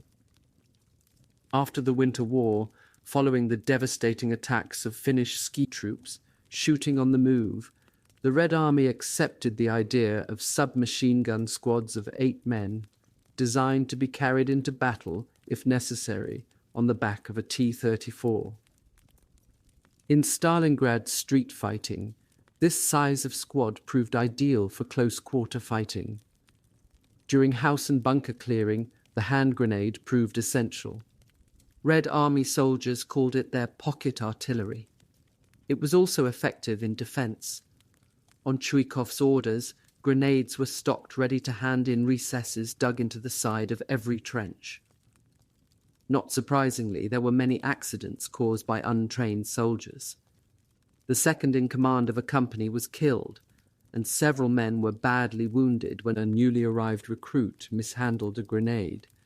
Others were killed when soldiers, mainly from Central Asia, tried to fit captured German detonators in their own grenades. Further weapon training is needed, the chief of the political department reported to the Military Council of Stalingrad Front. Another weapon, often as dangerous to the user as to its intended victims, was the flamethrower, which was effectively terrifying when clearing sewer tunnels, cellars, and inaccessible hiding places. The operator knew that as soon as the enemy sighted him, he would be the first target for their bullets. Red Army soldiers enjoyed inventing gadgets to kill Germans. New booby traps were dreamed up, each seemingly more ingenious and unpredictable in its results than the last. Angered at their inability to fight back against the Stuka attacks, Captain Ilgachkin, a battalion commander, decided with one of his soldiers, Private Repa, to construct their own form of anti-aircraft gun. They fastened an anti-tank rifle to the spokes of a cartwheel, which in turn was mounted on a tall stake driven into the ground. Ilgachkin made complicated calculations on the basis of the gun's muzzle velocity and the estimated speed of a diving aircraft, but whether the gaunt and melancholy Repa paid much attention to these figures is another matter. In any case, their contraption achieved a certain success, with Repa managing to bring down 3 Stukas. The real anti-aircraft batteries also amended their tactics. The Stukas came over at an altitude of between 4,000 and 5,000 feet, then half-rolled to drop into a dive at an angle of about 70 degrees, their sirens screaming. They came out of the dive at just under 2,000 feet. Anti-aircraft gunners learned to put up a curtain of fire to hit them either at the point of going into the dive or at the point of coming out. Shooting at them on the way down was a waste of ammunition. Another device was dreamed up by Vasily Ivanovich Zaitsev, who soon became the most famous sniper in the Stalingrad army. His sniper's rifle, to an anchoring seen by Grossman, was an unusual treat. A more revealing hint of the state of mind controlling the Stavka drip-fed the 62nd Army, with reinforcement divisions as their predecessors for embarkation, under the eyes of the NKVD troops.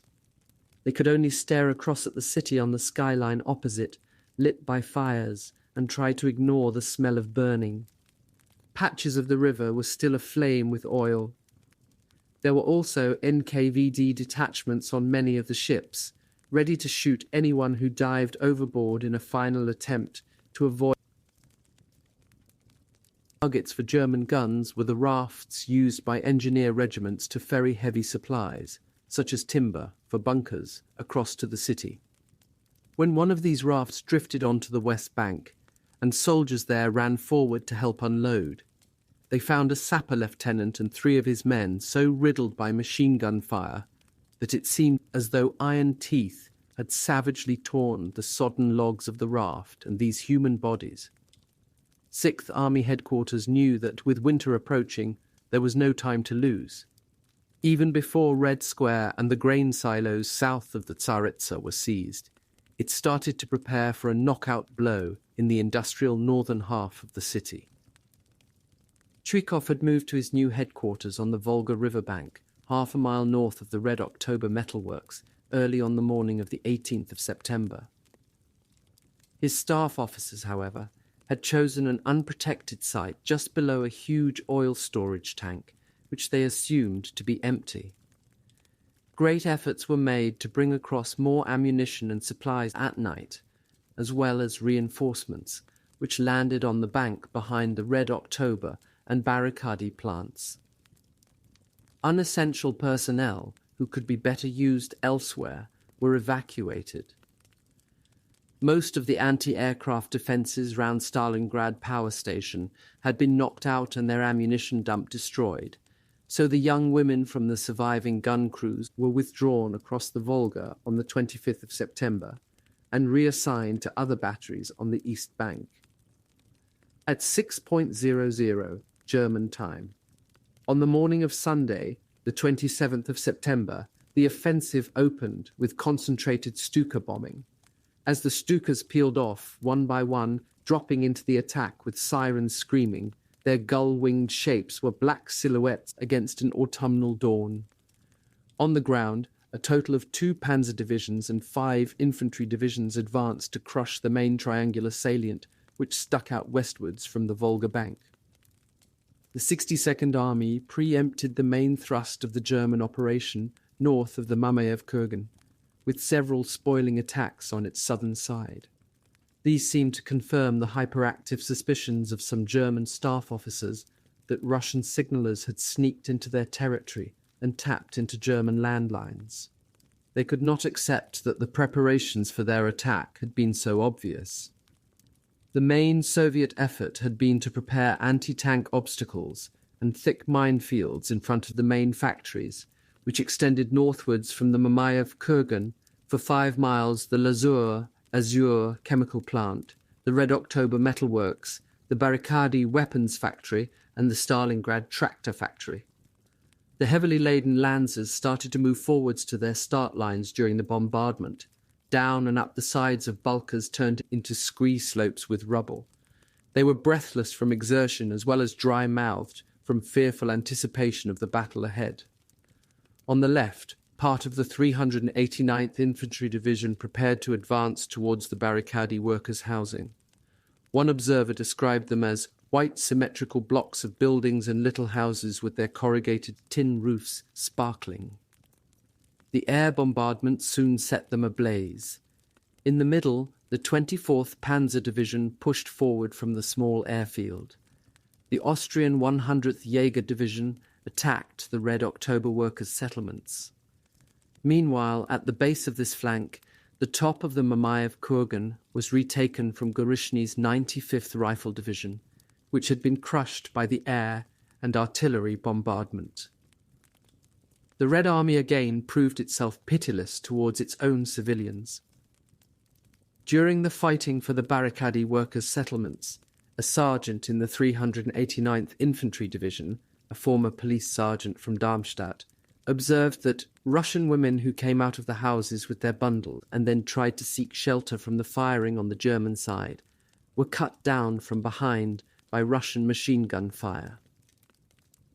The enemy's attack had been so strong that Chuikov said to himself, "One more battle like that and we'll be in the Volga." A little later, Khrushchev rang through from front headquarters to make sure that morale was holding. Chuikov replied, thinking no doubt of the fate of the 95th Rifle Division on the Mamayev Kurgan, that their main concern was German air power. Khrushchev also spoke to Gurov, the army commissar, urging him to greater efforts. The next morning, Monday the 28th of September, the Luftwaffe concentrated its attacks on the West Bank and Volga shipping to destroy the 62nd Army's lifeline.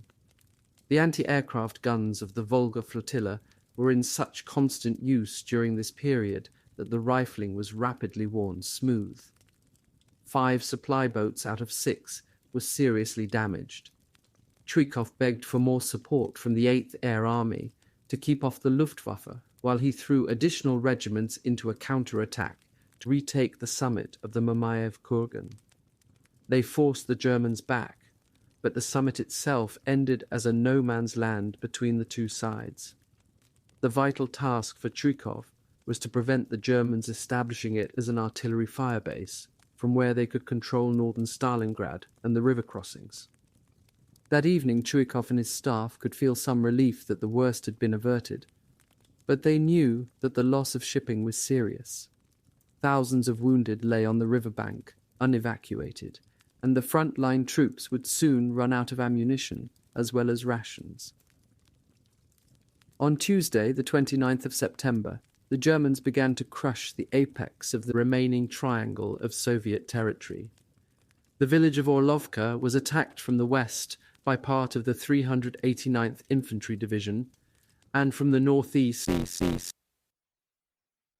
shaved head greeted Hube curtly.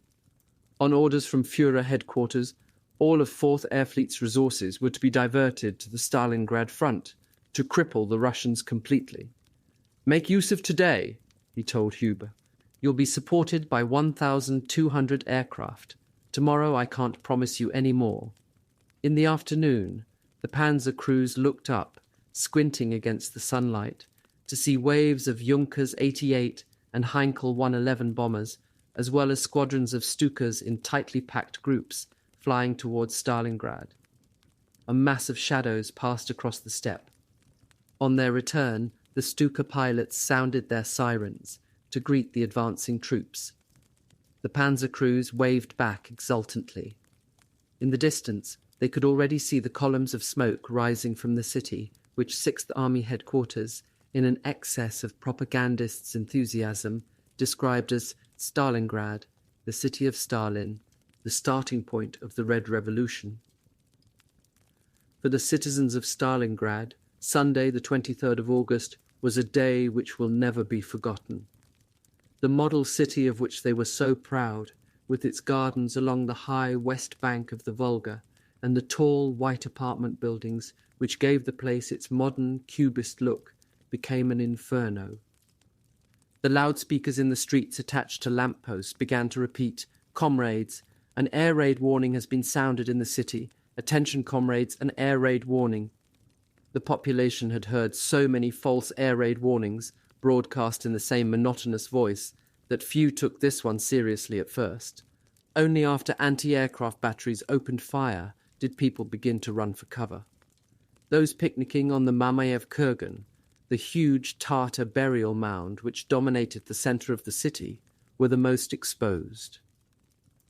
Down in the long, broad streets which ran parallel to the Volga, the mass of refugees from outlying districts found little protection, apart from trenches in courtyards and gardens dug by block committees for those who could not reach a cellar in time. Richthoven's aircraft began to carpet bomb in relays. "Not just industrial targets, but everything," said one student present that day. The high explosive bombs oscillated gently as they dropped in sticks from the Heinkels. Descriptions of scenes in the city make it hard to imagine anyone surviving outside a cellar. Incendiary bombs showered on the wooden houses down the southwestern edge of the city. They burned to the ground, but in the smoking ash, their spindly brick chimneys remained standing in rows like a surrealist graveyard. Closer to the banks of the great river, the shells of the tall white apartment blocks remained standing, even when hit, but most of the floors inside collapsed. Many other buildings were smashed open or set afire. Mothers cradled dead babies and children tried to rouse mothers killed beside them.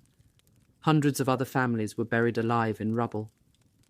One German pilot, after his aircraft was hit by one of the women's anti-aircraft batteries, managed to bail out, but when his parachute opened, he drifted straight down into a blaze.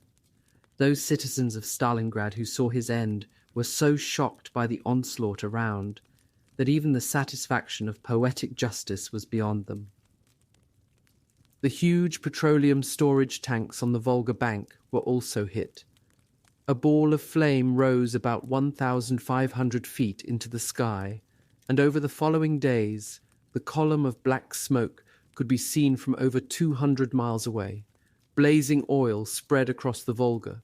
Bombs destroyed the telephone exchange and waterworks, and the main Stalingrad hospital was straddled by a stick of bombs. Windows were blasted in and children hurled from their beds. They included Nina Grebenikova, the 14-year-old whose spine had been broken a week before by the bomb which fell near the petroleum storage tanks. The attack on the hospital so terrorized members of the staff that they ran away, abandoning their patients, some of whom were left for 5 days without food or care.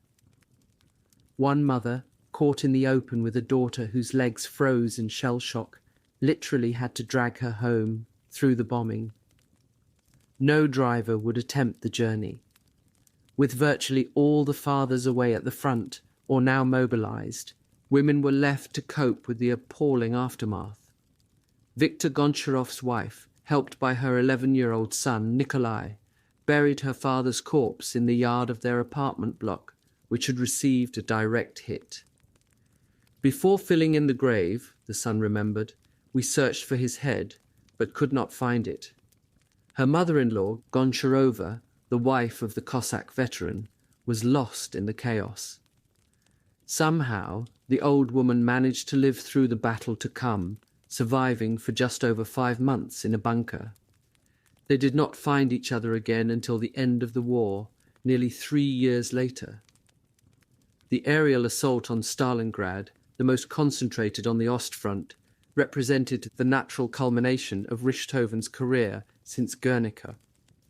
4th Air Fleet aircraft flew a total of 1,600 sorties that day and dropped 1,000 tons of bombs for the loss of only 3 machines. According to some estimates, there had been nearly 600,000 people in Stalingrad, and 40,000 were killed during the first week of bombardment. The reason why so many citizens and refugees still remained on the west bank of the Volga was typical of the regime.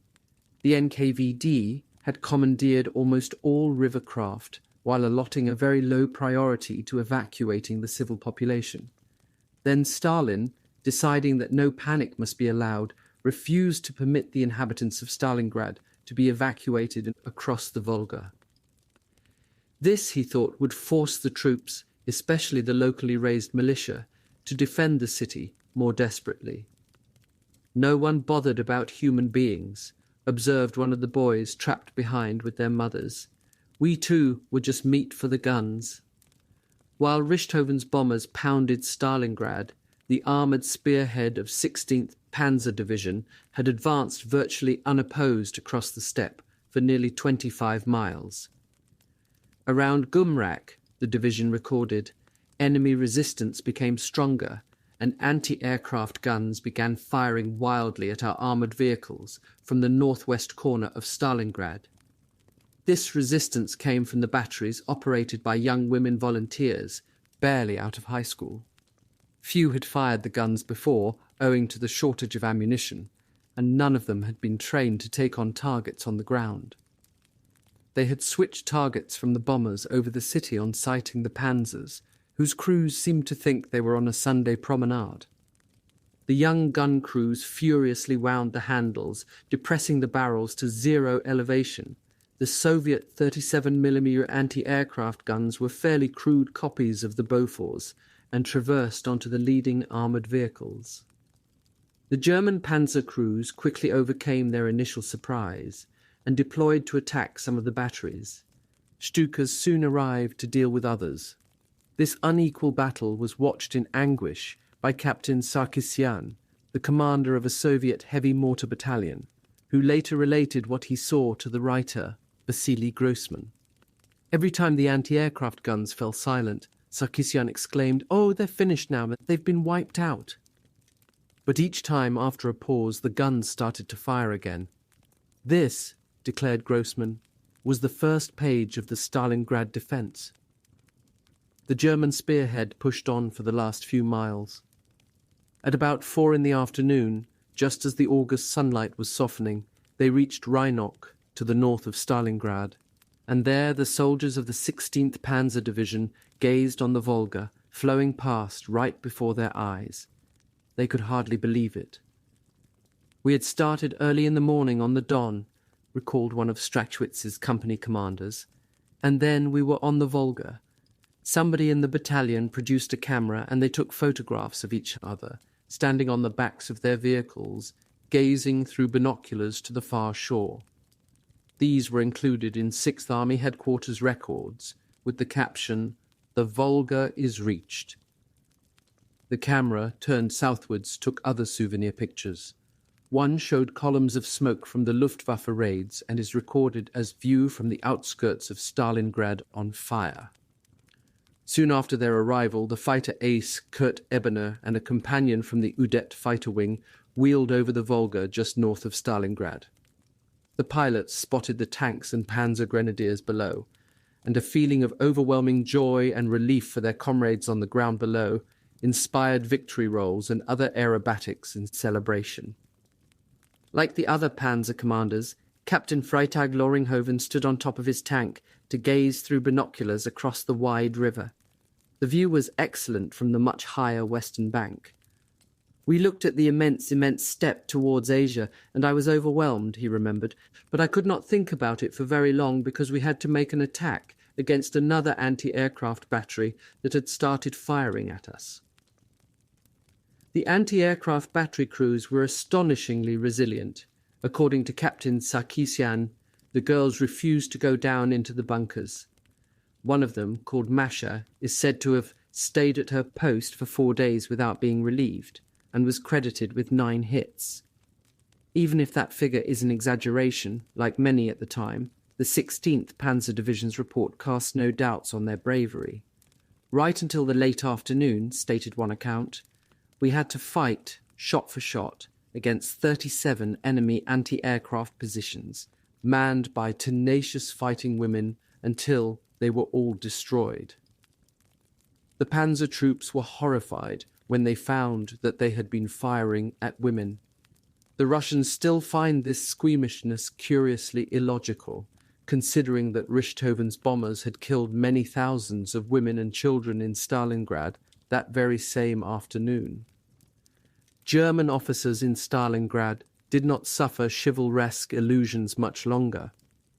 It is completely wrong to describe Russian women as soldiers in skirts, wrote one of them later. The Russian woman has long been fully prepared for combat duties and to fill any post of which a woman might be capable. Russian soldiers treat such women with great wariness. The Soviet defenders of Stalingrad were in a dangerous position, partly because General Yeremenko had concentrated most of his available forces to slow Hoth's 4th Panzer Army advancing on Stalingrad from the southwest. He had never imagined that Paulus's forces would break through so suddenly and so boldly on his right. Nikita Khrushchev joined him at the underground headquarters, tunneled deep into the Tsaritsa Gorge.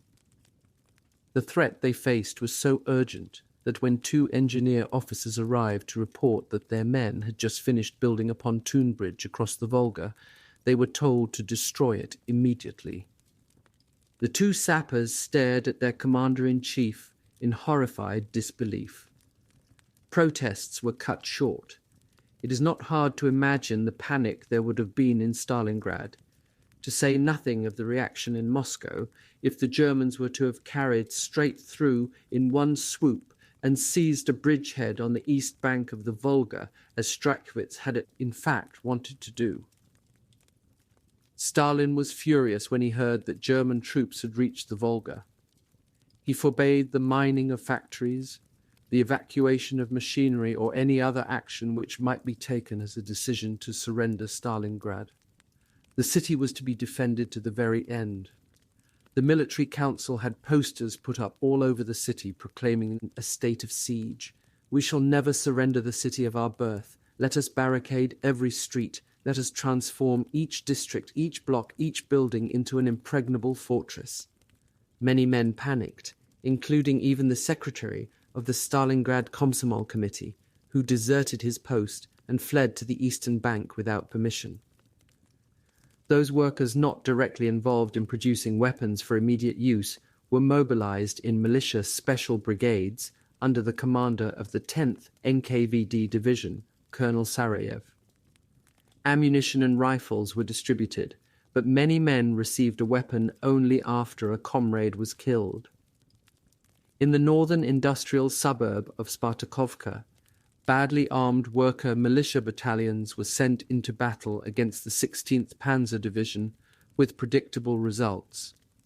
Students from the Technical University, digging trenches on the northern flank of the city, carried on, although already under direct fire from 16th Panzer Division. Their faculty buildings near the Stalingrad tractor plant had been destroyed by bombs dropped in the first waves.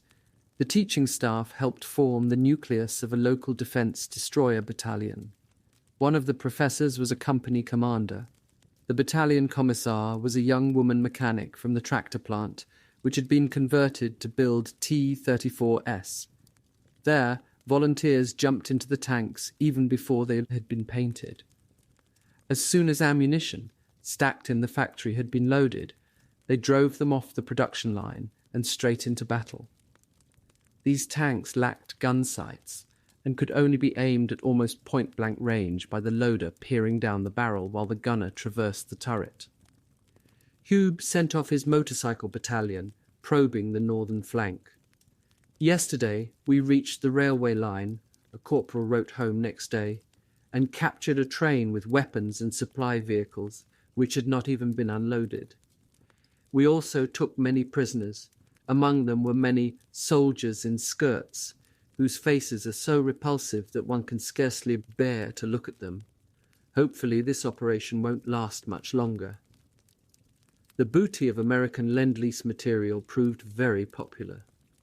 The officers of 16th Panzer Division especially appreciated the American jeeps, fresh in their new Russian markings, which they considered a much better vehicle than their own equivalent, the Kubelwagen. Red Army aviation regiments were also thrown into the battle on the 24th of August. But a yak stood little chance against a Messerschmitt 109, and the Sturmovik fighter bombers, although armoured underneath, were extremely vulnerable when tailed by a competent pilot. German soldiers cheered from below when Luftwaffe pilots dispatched their enemy M8 Elegans as if the air war was a sort of bullfight conducted for the pleasure of spectators on the ground. German bombing raids on the city continued with another major air attack on the afternoon of the 25th of August. The power station at Beketovka was badly damaged, but soon repaired. Otherwise, Luftwaffe squadrons continued pulverizing the length of the city. Many people lost all their possessions, but families spontaneously shared whatever they had left. They knew well that the next day they might find themselves in the same state, and nothing reduced the notion of private property more rapidly than such destruction from the sky. Permission was at last given to allow Stalingrad women and children to cross to the East Bank on the NKVD's commandeered craft. Only a few steamers were spared, however, because most were needed for evacuating wounded and bringing back ammunition and reinforcements. The journey was certainly as hazardous as remaining on the West Bank, because the Luftwaffe continued to attack boats crossing the Volga. The ferry jetty upstream of the Tsaritsa Gorge was hit again, and the Shanghai restaurant just above it, a favourite peacetime meeting place in a strip of park on top of the riverbank, was burned to a shell. The families crossing saw blackened bodies floating past like charred logs, and patches of the river still burned with oil from the storage tanks. The children from the hospital, including Nina Grebenikova, tied to a stretcher, were moved across the Volga on the 28th of August and taken to a field hospital on the East Bank. The guns of 16th Panzer Division had also been at work since that first Sunday evening, announcing their presence on the Volga by sinking a freight steamer and shelling the gunboat. They also shelled the railway ferry, leaving a tangle of burnt and destroyed carriages, and over the next few days sank 7 rivercraft. The tank crews claimed them as gunboats and did not seem to realize that they might be evacuating civilians. On their third evening, German panzers sank a paddle steamer taking women and children from the city to the East Bank.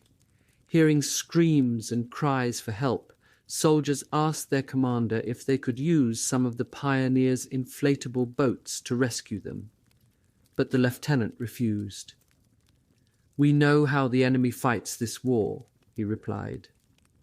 After night had fallen, the panzer crews pulled their blankets up over their heads so that they did not hear the cries anymore. Some women managed to swim to the West Bank, but most swam to a sandbank where they stayed the whole of the next day. The Germans did not fire when they were evacuated the next night as proof that they were different from the Russians. We wouldn't hinder such a thing. Behind the foremost German positions on the Volga bank was a sort of semi-cultivated parkland with oaks, walnut trees, sweet chestnut and oleanders, bordered by allotments with melons, tomatoes, vines and fruit trees. There the advance units of 16th Panzer Division dug in, using the vegetation for cover. The Pioneer Battalion's headquarters was hidden under a large pear tree. During lulls in the firing, panzer crews and combat engineers picked ripe fruit, using caps and helmets as baskets. After the weeks of desiccated steppe, to gaze upon the broad Volga, like a calm lake, from leafy shade, somehow intensified the sensation of having reached the end of their journey to the frontier of Europe. It seemed such a pity that the Russians continued to resist. Soldiers, at the very first opportunity, wrote home from the Volga, proud to be among the first to stand at the new eastern extremity of the German Reich. A few who had served in the Balkan campaign the year before found that their first glimpse of white apartment buildings on the high western bank had reminded them of Athens. This curiously inapposite connection led some of them to refer to Stalingrad as the Acropolis. Units of 6th Army still waiting to cross the Don were jealous of the glory seized by the vanguard, An anti-aircraft gunner wrote home, "Soon we too will have the right to sing, 'There stands a soldier on the Volga bank.'" An artilleryman also wrote home about the Volgaliad, for which Franz Lehár wrote the music. The song will really be true in our case. Many were convinced that victory could not be far off. "You can't imagine the speed of our dear motorized comrades," a soldier in the 389th Infantry Division wrote home. "And with it the rolling attacks of our Luftwaffe. What a feeling of security we get when our pilots are above us, because you never see any Russian aircraft. I would like to share with you a little glimmer of hope. Our division will have fulfilled its duty as soon as Stalingrad falls. We should then, God willing, see each other again this year. If Stalingrad falls, the Russian army in the south is destroyed." The position of Hube's division, however, was far from secure. The threat to the Volga River traffic, to say nothing of furious telephone calls from the Kremlin, increased the urgency for Yeremenko to order counterattacks from the northern flank to crush the Germans' narrow corridor. Russian artillery could fire into this strip, little more than 4 miles wide, from both sides, and the Germans were in no position to respond. Not only Hube's 16th Panzer Division, but the rest of Wittersheim's corps was almost out of fuel. On the 25th of August, Richthofen flew to join Paulus and General von Seydlitz at the headquarters of 76th Infantry Division.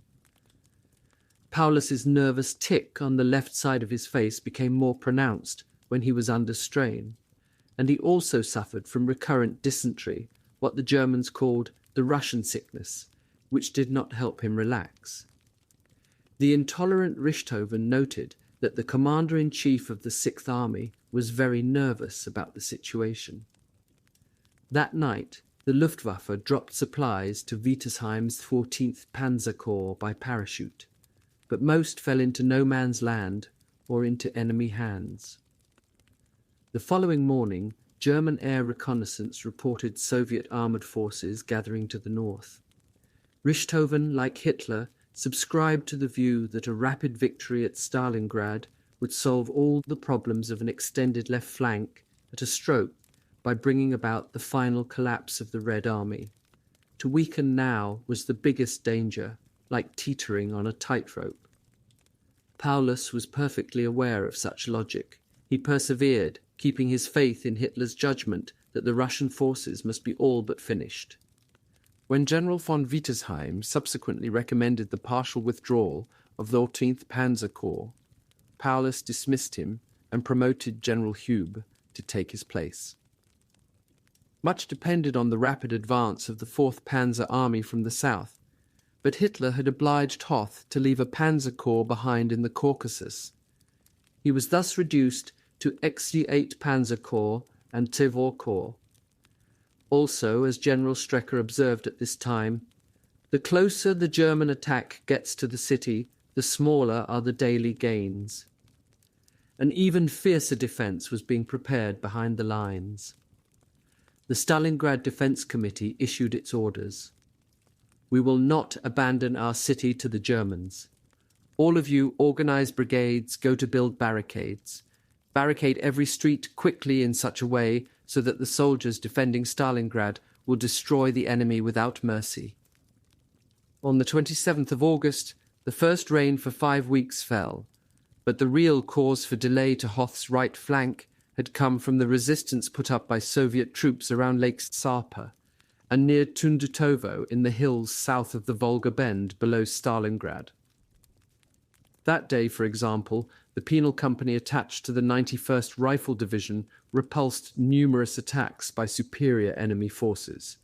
The political department of Stalingrad front later reported to Sherbakov, "Many men have compensated for their faults through bravery and should be rehabilitated and returned to their regiments." But once again, most of them died long before anything was done. The advance went better 2 days later when Hoth suddenly switched Kal's 8th Panzer Corps over to the left flank out in the Kalmyk steppe. The German army's chief advantage lay in the close cooperation of the Panzer Division and the Luftwaffe. In the constantly changing battle, German infantrymen used the red flag with swastika as identification panels on the ground to ensure they were not bombed by their own aircraft. But the real danger of Stukas attacking their own ground forces by mistake came in fast-moving armoured operations. Lieutenant Max Plakolb, the commander of a small Luftwaffe forward air control section, was attached to the headquarters of 24th Panzer Division. At this time, when 14th and 24th Panzer Divisions and 29th Motorized Infantry Division were starting to swing round the southwest of Stalingrad, Plakolb settled himself at the radio. The point units of 24th Panzer Division had advanced much faster than the neighbouring division, and Plakolb suddenly overheard on his radio a contact report. Concentration of enemy vehicles. The pilot then proceeded to give 24th Panzer Division's position. With the greatest alarm, since the Stukas were approaching, Plakolb called up the squadron himself, using the code word Bonzo, and persuaded them to abort their attack just in time. So rapid was the advance of 8th Panzer Corps from the south that by the evening of the 31st of August its point units had reached the Stalingrad-Morozovsk railway line. Suddenly it looked as if an opportunity of cutting off the remnants of the Soviet 62nd and 64th armies had appeared. Paulus's infantry divisions, slowly advancing eastwards from the Don, could never have got round the Russian rear. The only chance was to send 14th Panzer Corps down from the Rhinoc corridor to seal the trap, as Army Group headquarters strongly urged. This represented a considerable gamble, and Paulus decided against the plan. Hube would have had to turn his ill-supplied panzers round, break off the running battles, and ignore the enemy armies then massing just to the north. Yeremenko, alerted to the danger, pulled his remaining forces back out of the trap. In some cases, the retreat was dictated by panic rather than design. In 64th Army, the crews of anti-aircraft batteries 748 ran away, abandoning their guns. This incident rapidly became a case of conspiracy in the ever-suspicious eyes of commissars, with the allegation that a member of the battery then led a battalion of German submachine gunners in an attack against the neighbouring 204th Rifle Division. On Paulus's northern flank, 14th Panzer Corps had hardly been idle. The Russians continually mounted diversionary attacks on both sides of the corridor. General Hube's responses to these ill-coordinated lunges were sharp and successful. He moved his headquarters on the 28th of August into a tapering ravine which offered better protection against the nightly air attacks. He ensured himself an undisturbed night's rest by sleeping in a straw-lined pit under his tank. Russian bombers began to attack by day as well as night, flying in low over the Volga. Black puffs from the German flak guns marked their approach in the morning sky. On one occasion, a German fighter roared in at ground level above Huber's ravine before climbing to attack the bombers in the clear sky. For those watching from the headquarters, this fighter seems to have offered the magical vision of an aerial Teutonic knight in shining armour. "This silver streak," wrote one of those present in his diary with revealing emotion, "veered to the east over the river into enemy territory, a crystal, a harbinger of the dawn." On the 28th of August, Russian fighters also attempted to attack the new Luftwaffe base near Kalach, but a Messerschmitt 109 fighter group chased them off. Proud of their victory, the sun-tanned young fighter pilots assembled for debriefing, but their austere commander, who was known as the Prince, because of his resemblance to a medieval statue in a cathedral, did not congratulate them. Instead, he passed on the order which had so irritated Richthofen. "Gentlemen, flying for fun and seeing who can shoot down the most enemy machines must stop. Every machine, every drop of fuel, every hour's flying is irreplaceable. The easy ground life we are leading is completely irresponsible. In the air, it is even more so. Every shot must go to assist the infantry, if there is no target in the air. Resentful murmurs greeted his words. As is often the case at the end of August, the weather changed suddenly. On Saturday, the 29th of August, rain fell for almost a whole day and night. Soldiers were soaked and trenches filled with water. This shitty Russia was a common reaction in letters home at this time. They seemed so close to what they thought was their final objective after an advance of almost 4 months without respite. The 16th Panzer Division at Rhinock on the bank of the Volga no longer enjoyed its earlier mood of heady optimism. The allotments and orchards in which they had concealed their vehicles had been smashed by Soviet artillery fire, leaving shell craters and trees shattered by shrapnel. They were all concerned by the growing concentrations to the north. Hörbuch would have come under strong pressure earlier if the Russian railhead at Frolovo had been closer to the front, and the Soviet infantry could have deployed more quickly. The 24th Army joined the 66th Army and the 1st Guards Army preparing for a counterattack. Once formations had detrained, they marched off in different directions, but in the chaos, nobody seemed to know where they were. The 221st Rifle Division did not even know for sure to which army it belonged, and its commander had no information on the positions or strength of the enemy. On the 1st of September, he ordered the reconnaissance company to go off in groups of 10 to find out where the Germans were. With soldiers mounted on local horses, they moved southwards across the Stalingrad-Saratov railway line. The division followed in a mass. Suddenly, German aircraft returning from a raid on the city sighted the advancing force. Some twin-engine Messerschmitt nose peeled off to strafe them, while the other aircraft returned to base to bomb up again. They came back at around midday, but by then the division had deployed and the tempting target was dispersed. The reconnaissance groups returned having sighted some German units, but they were unable to draw a front line for their commander. It simply did not exist in a recognizable form. The Russian commanders were worried and angry. Although their infantry greatly outnumbered the Germans facing them, none of their tanks, no artillery, and few of their anti-tank guns had arrived. The situation proved even more disastrous for 64th Rifle Division, which was assembling to the rear. Morale collapsed under German air attacks, which also destroyed its field hospital, killing many doctors and nurses. The wounded being taken to the rear recounted tales of horror which unnerved the inexperienced troops waiting in reserve to be marched forward. Individuals, then whole groups, began to desert. The divisional commander ordered the most fragile units to form up. He harangued and cursed them for such a cowardly failure to serve the motherland. He then adopted the Roman punishment of decimation. With pistol drawn, he walked along the front rank, counting in a loud voice. He shot every 10th man through the face at point-blank range until his magazine was empty. Zhukov, having just been appointed Deputy Supreme Commander, second only to Stalin, had arrived in Stalingrad on the 29th of August to oversee operations. He soon discovered that the 3 armies earmarked for the operations were ill-armed, manned by older reservists, and short of ammunition, as well as artillery.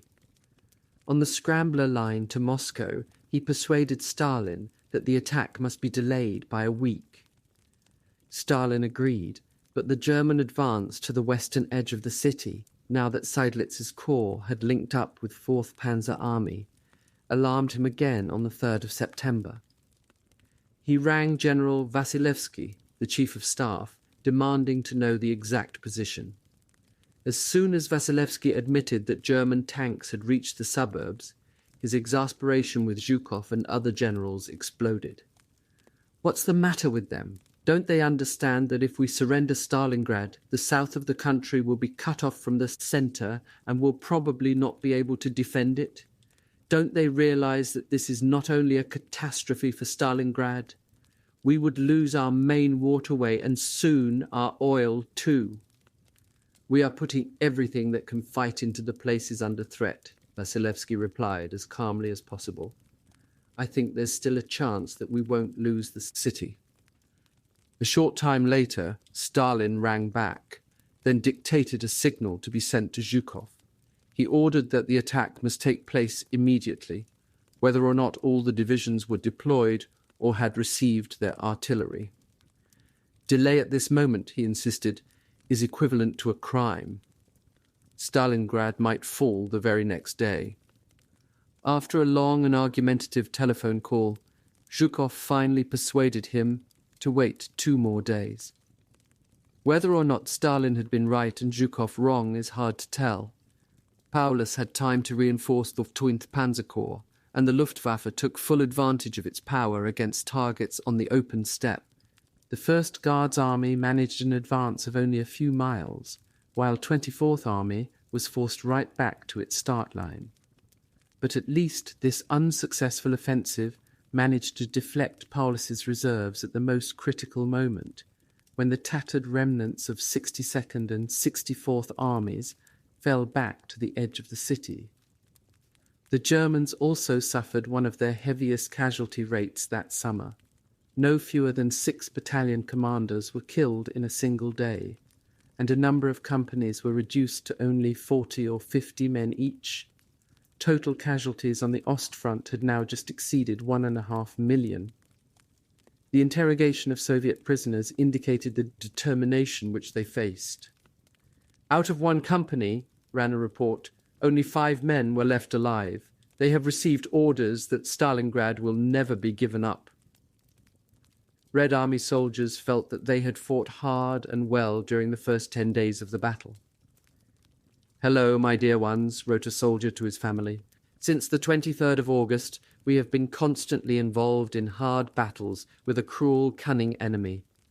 The platoon commander and commissar were badly wounded. I had to take over command. About 70 tanks came towards us. We discussed the situation between comrades and decided to fight to the last drop of blood. When the tanks rolled over the trenches, we threw grenades and bottles filled with petrol. In a very short space of time, most Russian soldiers became fiercely proud of fighting at Stalingrad. They knew that the thoughts of the whole country were with them. They had few illusions, however, about the desperate fighting which still lay ahead. Stalingrad at this moment had fewer than 40,000 defenders to hold off the 6th Army and the 4th Panzer Army. No commander forgot that the Volga was the last line of defense before the Urals. The Germans were full of confidence during that first week of September. The fighting had been hard, a soldier wrote home, but Stalingrad will fall in the next few days. "According to what our officers tell us," wrote a gunner in the 305th Infantry Division, "Stalingrad will certainly fall." And the sense of triumph at 6th Army headquarters was undisguised when, on the 3rd of September, a staff officer recorded the link-up between the southern flank of LI Army Corps and the left flank of 4th Panzer Army. "The ring round Stalingrad on the west bank of the Volga is closed. From the crossing of the Don on the 23rd of August up to the 8th of September, the 6th Army claimed to have taken 26,500 prisoners and destroyed 350 guns and 830 tanks. Paulus received a letter from Colonel Wilhelm Adam, one of his staff officers, who was on sick leave in Germany and bitterly regretted his absence at such a historic moment. "Here, everyone is awaiting the fall of Stalingrad," he wrote to his commander-in-chief. "One hopes it will be a turning point in the war." Yet on the edge of Stalingrad, the nights suddenly became colder, to the point of finding frost on the ground in the morning and a skim of ice in the canvas buckets for the horses. The Russian winter would soon be upon them again. Only a very few, however, foresaw the worst obstacle facing the 6th Army.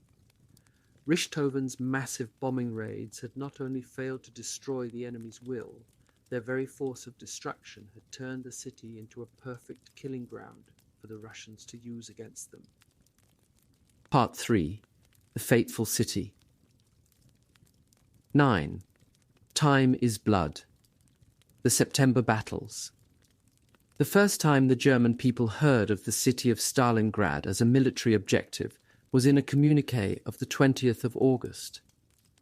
Just over 2 weeks later, Hitler, who had never wanted his troops to become involved in street fighting in Moscow or Leningrad, became determined to seize this city at any price.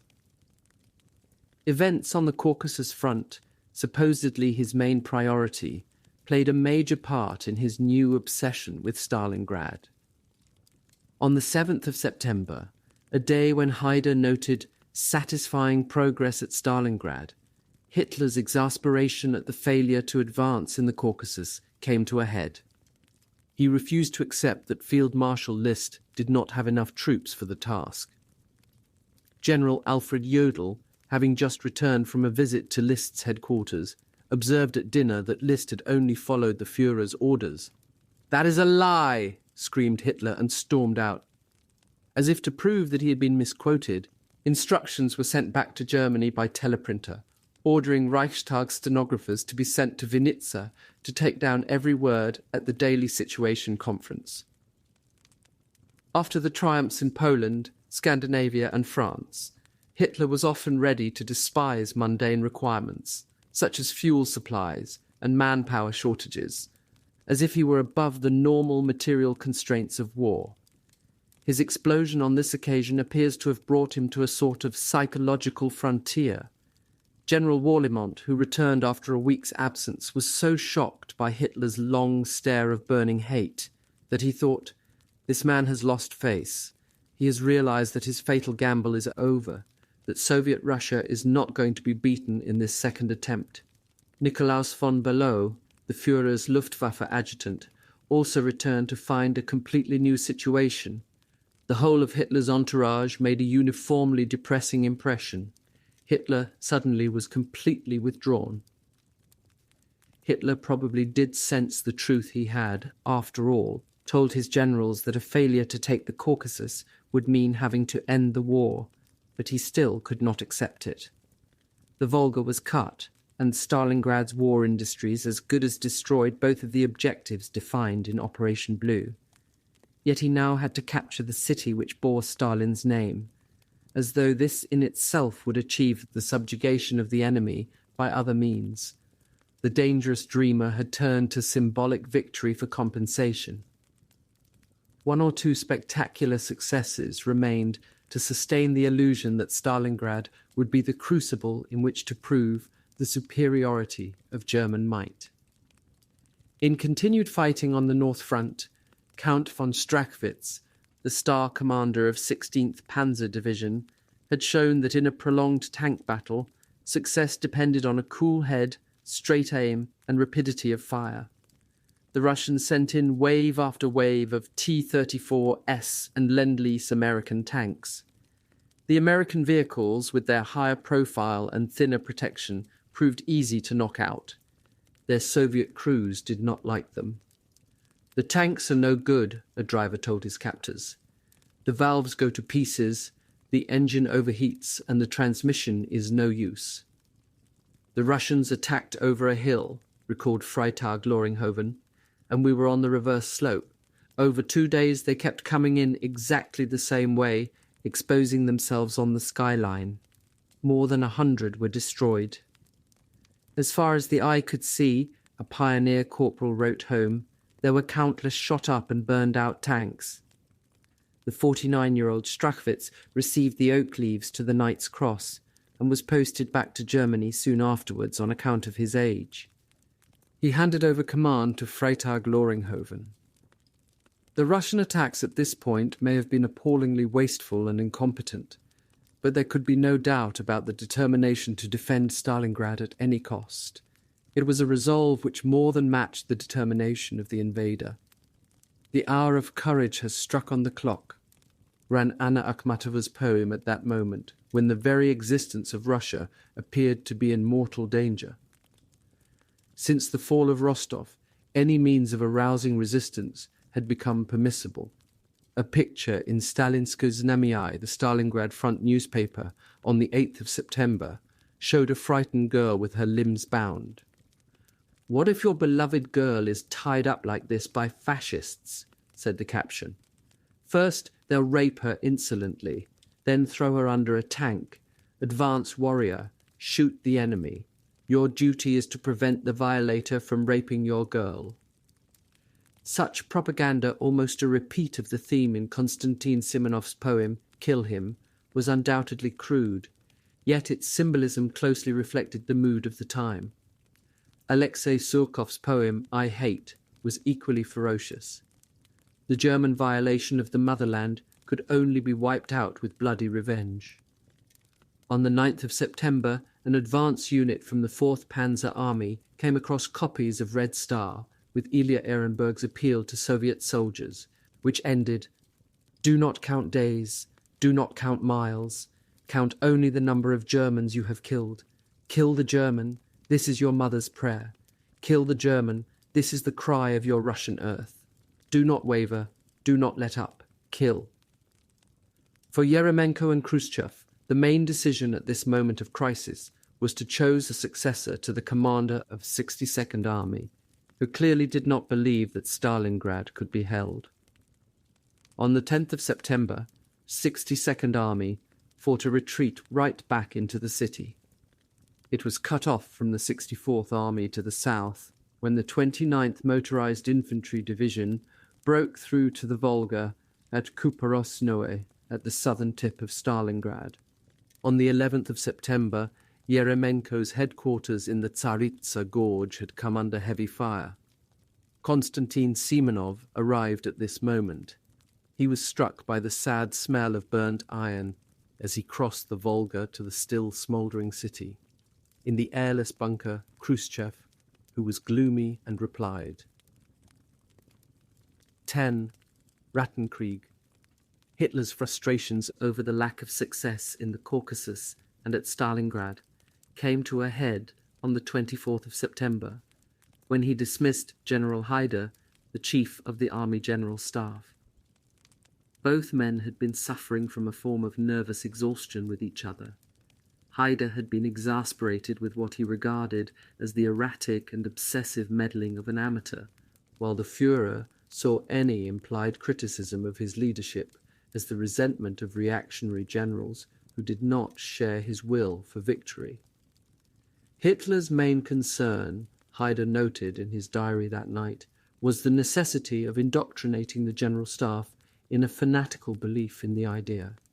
This preoccupation with subjugating the General Staff became a substitute struggle in itself. The consequences were not hard to imagine. A dangerous situation could easily turn into a disaster. In the wake of the row with Jodl and List, Paulus heard that he would be appointed to replace Jodl as the chief of the Wehrmacht command staff. General von Seydlitz was strongly tipped as his successor to command 6th Army. Hitler, however, decided to stick with faces he knew well. Jodl was reinstated, and the sycophantic Field Marshal Keitel remained in place to reassure the Führer of his military genius and assist in the Nazification of the army. Professional officers referred to him as Leykittel, or the nodding donkey, but they held many other generals in contempt too for their moral cowardice. "The General Staff is heading directly towards its own destruction," wrote Grosskreutz to General Beck, later the head of the July plot. "It no longer contains a shred of honour." Grosskreuz's only consolation was that his corps commander, General Strecker, and fellow staff officers at Tiefin Corps headquarters felt the same way. "It is a real pleasure to be together with such men." The dismissal of Haidar, as well as marking the end of the General Staff as an independent planning body, also removed Paulus's sole remaining protector at a critical moment.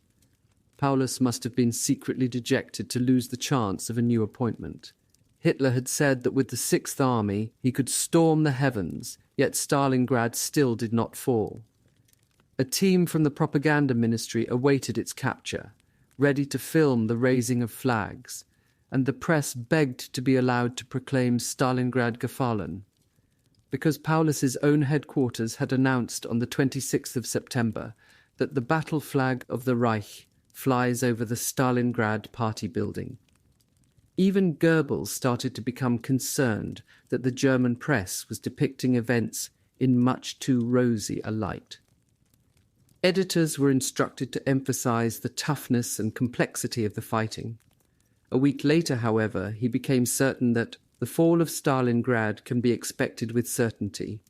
Then another 3 days later, his mood changed yet again, and he ordered that other subjects should be brought to the fore. The pressure and criticism Paulus had received from morning to night for not having taken Stalingrad made him highly nervous, according to Grosskirch. The strain exacerbated his recurring dysentery.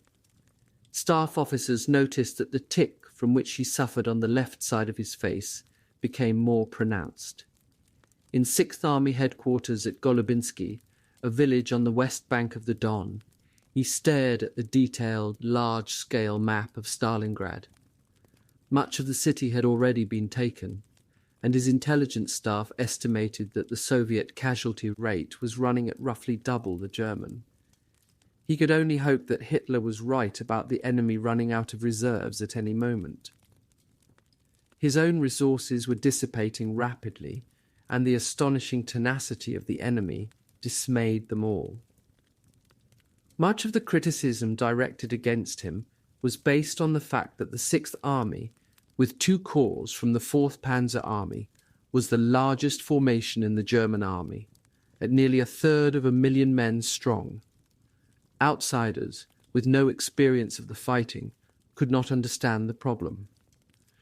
One can certainly argue that Paulus could have used his troops better, but his critics appeared to forget that while around 8 of his divisions were committed to the fighting in the city, another 11 divisions manned nearly 130 miles of front, stretching across the greater and lesser Don bends, and then over the steppe to the Volga north of Rynok, as well as a strip south of Stalingrad opposite Beketovka. See Map 4. Only a single division remained in reserve. On the northern flank, out in the increasingly bleak steppe, Strecker's Turn Army Corps, General Walter Heitz's 8th Army Corps, and Hube's 14th Panzer Corps faced constant attacks from 4 Soviet armies, attempting to relieve pressure on the city itself. On the right, General Janika's IV Army Corps, opposite General Shumilov's 64th Army, linked up with the weak Romanian 4th Army, an overextended defence line which petered out in the northern Caucasus. In all, Yeremenko's command included Chuikov's 62nd Army, the 64th Army round Beketovka, the 57th Army down to beyond Lake Sapa, the 51st Army holding the line of the rest of the lakes, and then the 28th Army stretching down into the emptiness of the Kalmyk steppe. For the German, Romanian and Russian armies on the southern flank, the war in the steppe was essentially like the First World War, only with better weapons and the occasional appearance of modern aircraft. For the armoured formations out on both flanks, the sun-baked plains, over which they had charged like warships at full speed just weeks before, now struck them as deeply depressing. The lack of trees and mountains made southern Germans and Austrians homesick. The rains of the Rasputitsa produced squalid conditions. Soldiers in dugouts, listening to the rain and watching the level of water rise above their ankles, had little to do but think about trench foot and observe sodden rats chewing corpses in no man's land. Reconnaissance patrols, raids and probing attacks offered the only activity on both sides. Small groups crept forward to the enemy line, then hurled grenades forward into the trenches. The only change came on the 25th of September, when 51st and 57th Armies attacked the Romanian divisions south of Stalingrad along the lines of salt lakes and pushed them back, but it did not succeed in diverting German divisions from the city. Fighting in Stalingrad itself could not have been more different. It represented a new form of warfare, concentrated in the ruins of civilian life. The detritus of war burnt-out tanks, shell cases, signal wire and grenade boxes was mixed with the wreckage of family homes, iron bedsteads, lamps and household utensils. Vasily Grossman wrote of the fighting in the brick-strewn, half-demolished rooms and corridors of apartment blocks, where there might still be a vase of withered flowers, or a boy's homework open on the table. In an observation post, high in a ruined building, an artillery spotter with a periscope might watch for targets through a convenient shell hole in the wall, seated on a kitchen chair. German infantrymen loathed house-to-house fighting. They found such close-quarter combat, which broke conventional military boundaries and dimensions, psychologically disorientating. During the last phase of the September battles, both sides had struggled to take a large brick warehouse on the Volga bank, near the mouth of the Tsaritsa, which had 4 floors on the riverside and 3 on the landward. At one point, it was like a layered cake, with Germans on the top floor, Russians below them, and more Germans underneath them. Often an enemy was unrecognizable, with every uniform impregnated by the same dun-coloured dust. German generals do not seem to have imagined what awaited their divisions in the ruined city. They lost their great blitzkrieg advantages and were in many ways thrown back to First World War techniques, even though their military theorists had argued that trench warfare had been an aberration in the art of war. The Sixth Army, for example, found itself having to respond to Soviet tactics by reinventing the storm wedges introduced in January 1918, assault groups of 10 men armed with a machine gun, light mortar and flamethrowers for clearing bunkers, cellars and sewers. In its way, the fighting in Stalingrad was even more terrifying than the impersonal slaughter at Verdun. The close-quarter combat in ruined buildings, bunkers, cellars and sewers was soon dubbed Rattenkrieg by German soldiers. It possessed a savage intimacy which appalled their generals, who felt that they were rapidly losing control over events. "The enemy is invisible," wrote General Strecker to a friend. "Ambushes out of basements, wall remnants, hidden bunkers and factory ruins produce heavy casualties among our troops." German commanders openly admitted the Russian expertise at camouflage, but few acknowledged that it was their aircraft which had produced the ideal conditions for the defenders. "Not a house is left standing," a lieutenant wrote home. "There is only a burnt-out wasteland, a wilderness of rubble and ruins, which is well nigh impassable." At the southern end of the city, the Luftwaffe liaison officer with 24th Panzer Division wrote, "The defenders have concentrated and fortified themselves in the sections of the town facing our attacks. In Parkland, there are tanks or just tank turrets dug in, and anti-tank guns concealed in the cellars make it very hard going for our advancing tanks." Chukov's plan was to funnel and fragment German mass assaults with breakwaters. Strengthened buildings, manned by infantry with anti-tank rifles and machine guns, would deflect the attackers into channels where camouflaged T-34 tanks and anti-tank guns waited, half buried in the rubble behind. When German tanks attacked with infantry, the defenders' main priority was to separate them.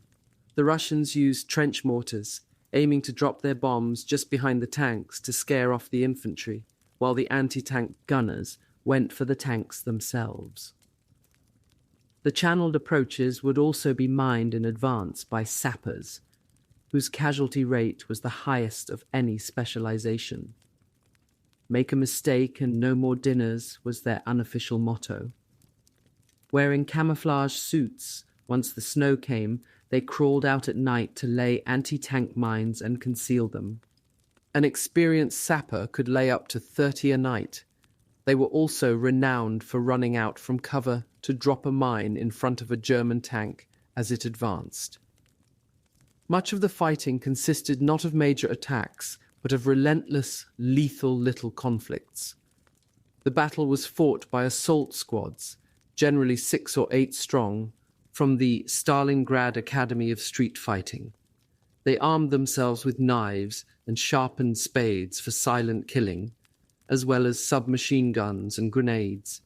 Spades were in such short supply that men carved their names in the handle and slept with their head on the blade to make sure that nobody stole it. The assault squads sent into the sewers were strengthened with flamethrowers and sappers bringing explosive charges. 6 sappers from Rodimtsev's Guards division even managed to find a shaft under a German stronghold and blew it up, using 300 pounds of explosive. A more general tactic evolved, based on the realization that the German armies were short of reserves.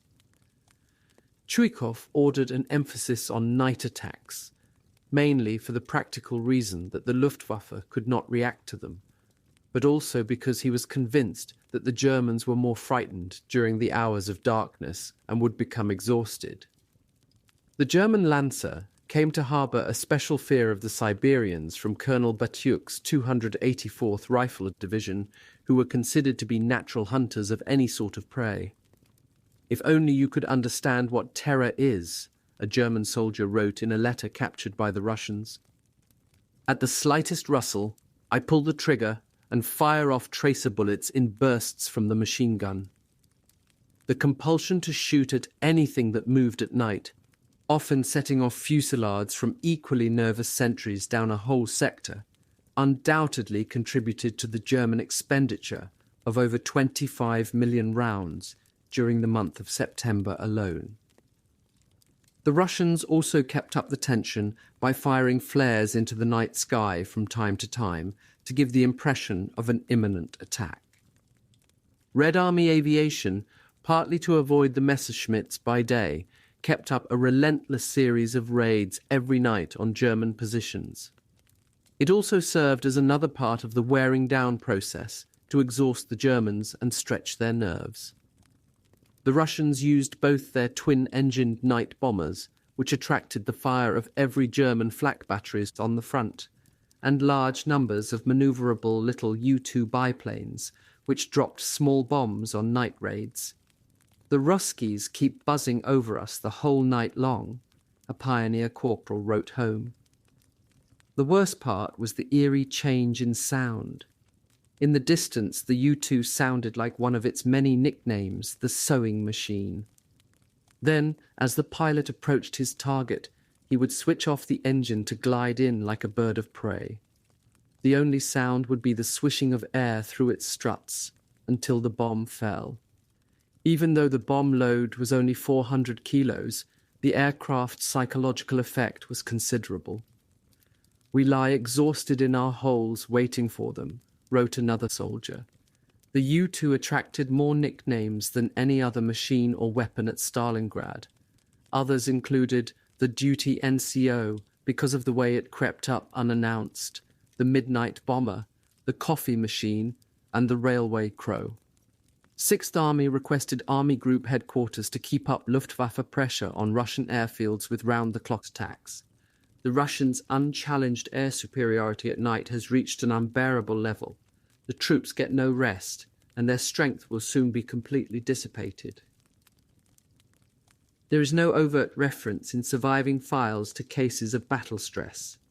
German medical authorities tended to use the euphemism of exhaustion, like the British, but their prescription was closer to the brutal simplicity of the Red Army. The German army had refused even to acknowledge its existence.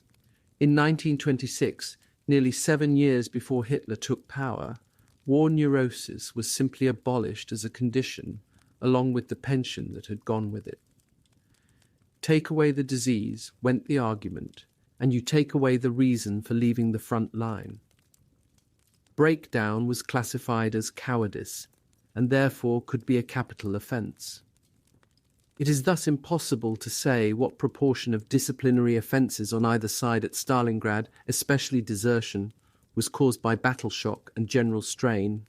All one can be certain about from studies of comparable situations is that the rate of battle shock casualties must have started to rise sharply in September, as soon as the war of movement turned into a war of virtually stationary annihilation. psychological casualties would have started to soar if one goes by British studies of battle shock cases at Anzio and Normandy as soon as troops were pinned down or surrounded. Chuikov's main disagreement with senior officers at front headquarters concerned the positioning of divisional, army, and front artillery regiments. Eventually, he won the argument that they should be based on the east bank of the Volga, because there was simply not enough room for them with his troops on the west bank. It would also have been increasingly difficult to transport sufficient supplies of artillery shells across the Volga, and in Stalingrad, a field gun was worth nothing without shells. One house taken by the Russians, one taken by the Germans, scribbled Vasily Grossman in his notebook just after his arrival. How can heavy artillery be used in such a battle? He soon discovered the answer. Soviet artillery massed on the far side of the Volga, as Chuikov had insisted, did not attempt to shell German frontline positions. Their purpose was to hammer enemy lines of communications and, above all, smash battalions forming up for an attack. To achieve this, scores of Soviet artillery observation officers concealed themselves like snipers at the top of ruined buildings. The Germans, well aware of the danger they represented, treated them as a high-priority target for their own snipers or anti-tank guns. Whenever a German troop concentration was spotted and the target coordinates passed back to the batteries on the east bank by wireless or field telephone, the volume of fire was devastating. On the other side of the Volga, wrote Grossman, it seemed as if the whole universe shook with the mighty roaring of the heavy guns. The ground trembled. The only artillery batteries to remain on the west bank were Katyusha rocket launchers mounted on lorries.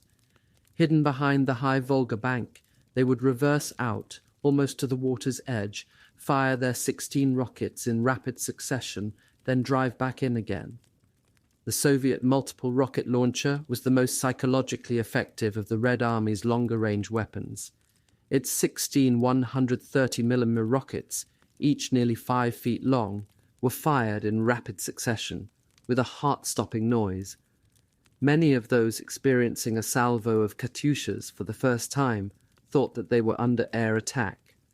Red Army soldiers had coined the name Katyusha for the rocket after the crescendo in the tune of that name, the most popular Russian song of the whole war. In it, Katyusha promises her fiancé to keep their love alive in her heart, while he defends the motherland at the front. Russian soldiers affected to despise the German counterpart, the 6-barreled mortar, known as the Nebelwerfer. They called it the footler or the donkey because it made a braying noise, or the Vanyusha, meaning Little Ivan, just as Katyusha was the diminutive of Katya. There was a joke in the 62nd Army about what would happen if Vanyusha tried to marry Katyusha. Chuikov soon recognized that the key infantry weapons in Stalingrad would be the submachine gun, the grenade, and the sniper's rifle. After the Winter War, following the devastating attacks of Finnish ski troops shooting on the move, the Red Army accepted the idea of submachine gun squads of 8 men, designed to be carried into battle, if necessary, on the back of a T-34. In Stalingrad street fighting, this size of squad proved ideal for close-quarter fighting. During house and bunker clearing, the hand grenade proved essential. Red Army soldiers called it their pocket artillery. It was also effective in defense. On Chuikov's orders, grenades were stocked ready to hand in recesses dug into the side of every trench. Not surprisingly, there were many accidents caused by untrained soldiers. The second in command of a company was killed, and several men were badly wounded when a newly arrived recruit mishandled a grenade. Others were killed when soldiers, mainly from Central Asia, tried to fit captured German detonators in their own grenades. Further weapon training is needed, the chief of the political department reported to the Military Council of Stalingrad Front. Another weapon, often as dangerous to the user as to its intended victims, was the flamethrower, which was effectively terrifying when clearing sewer tunnels, cellars, and inaccessible hiding places. The operator knew that as soon as the enemy sighted him, he would be the first target for their bullets. Red Army soldiers enjoyed inventing gadgets to kill Germans. New booby traps were dreamed up, each seemingly more ingenious and unpredictable in its results than the last. Angered at their inability to fight back against the Stuka attacks, Captain Ilgachkin, a battalion commander, decided with one of his soldiers, Private Repa, to construct their own form of anti-aircraft gun. They fastened an anti-tank rifle to the spokes of a cartwheel, which in turn was mounted on a tall stake driven into the ground. Ilgachkin made complicated calculations on the basis of the gun's muzzle velocity and the estimated speed of a diving aircraft, but whether the gaunt and melancholy Repa paid much attention to these figures is another matter. In any case, their contraption achieved a certain success, with Repa managing to bring down 3 Stukas. The real anti-aircraft batteries also amended their tactics. The Stukas came over at an altitude of between 4,000 and 5,000 feet, then half-rolled to drop into a dive at an angle of about 70 degrees, their sirens screaming. They came out of the dive at just under 2,000 feet. Anti-aircraft gunners learned to put up a curtain of fire to hit them either at the point of going into the dive or at the point of coming out. Shooting at them on the way down was a waste of ammunition. Another device was dreamed up by Vasily Ivanovich Zaitsev, who soon became the most famous sniper in the Stalingrad army. Zaitsev attached the telescopic sight from his sniper's rifle to an anti-tank gun to take on machine gun nests, by slotting a shell right through their loophole. But he soon found that the charges in the mass-produced shells were not consistent enough for precision shooting. Fame could be achieved even with conventional weapons. Bezdiko, the ace mortarman in Batyuk's division, was renowned for having achieved 6 bombs in the air at the same time.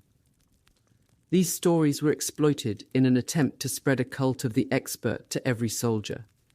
The 62nd Army's slogan was, "Look after your weapon as carefully as your eyes." The garrisons holding the fortified buildings so central to Chuikov's strategy, who included young women medical orderlies or signallers, suffered great privations when cut off for days at a time. They had to endure dust, smoke, hunger, and worst of all, thirst. The city had been without fresh water since the pumping station was destroyed in the August raids. Knowing the consequences of drinking polluted water, desperate soldiers shot at drain pipes in the hope of extracting a few drops. Supplying forward positions with food was a constant problem. An anti-tank detachment had a Kazan Tartar cook who filled a large army thermos with tea or soup, fastened it to his back, and crawled up to the front-line positions under fire.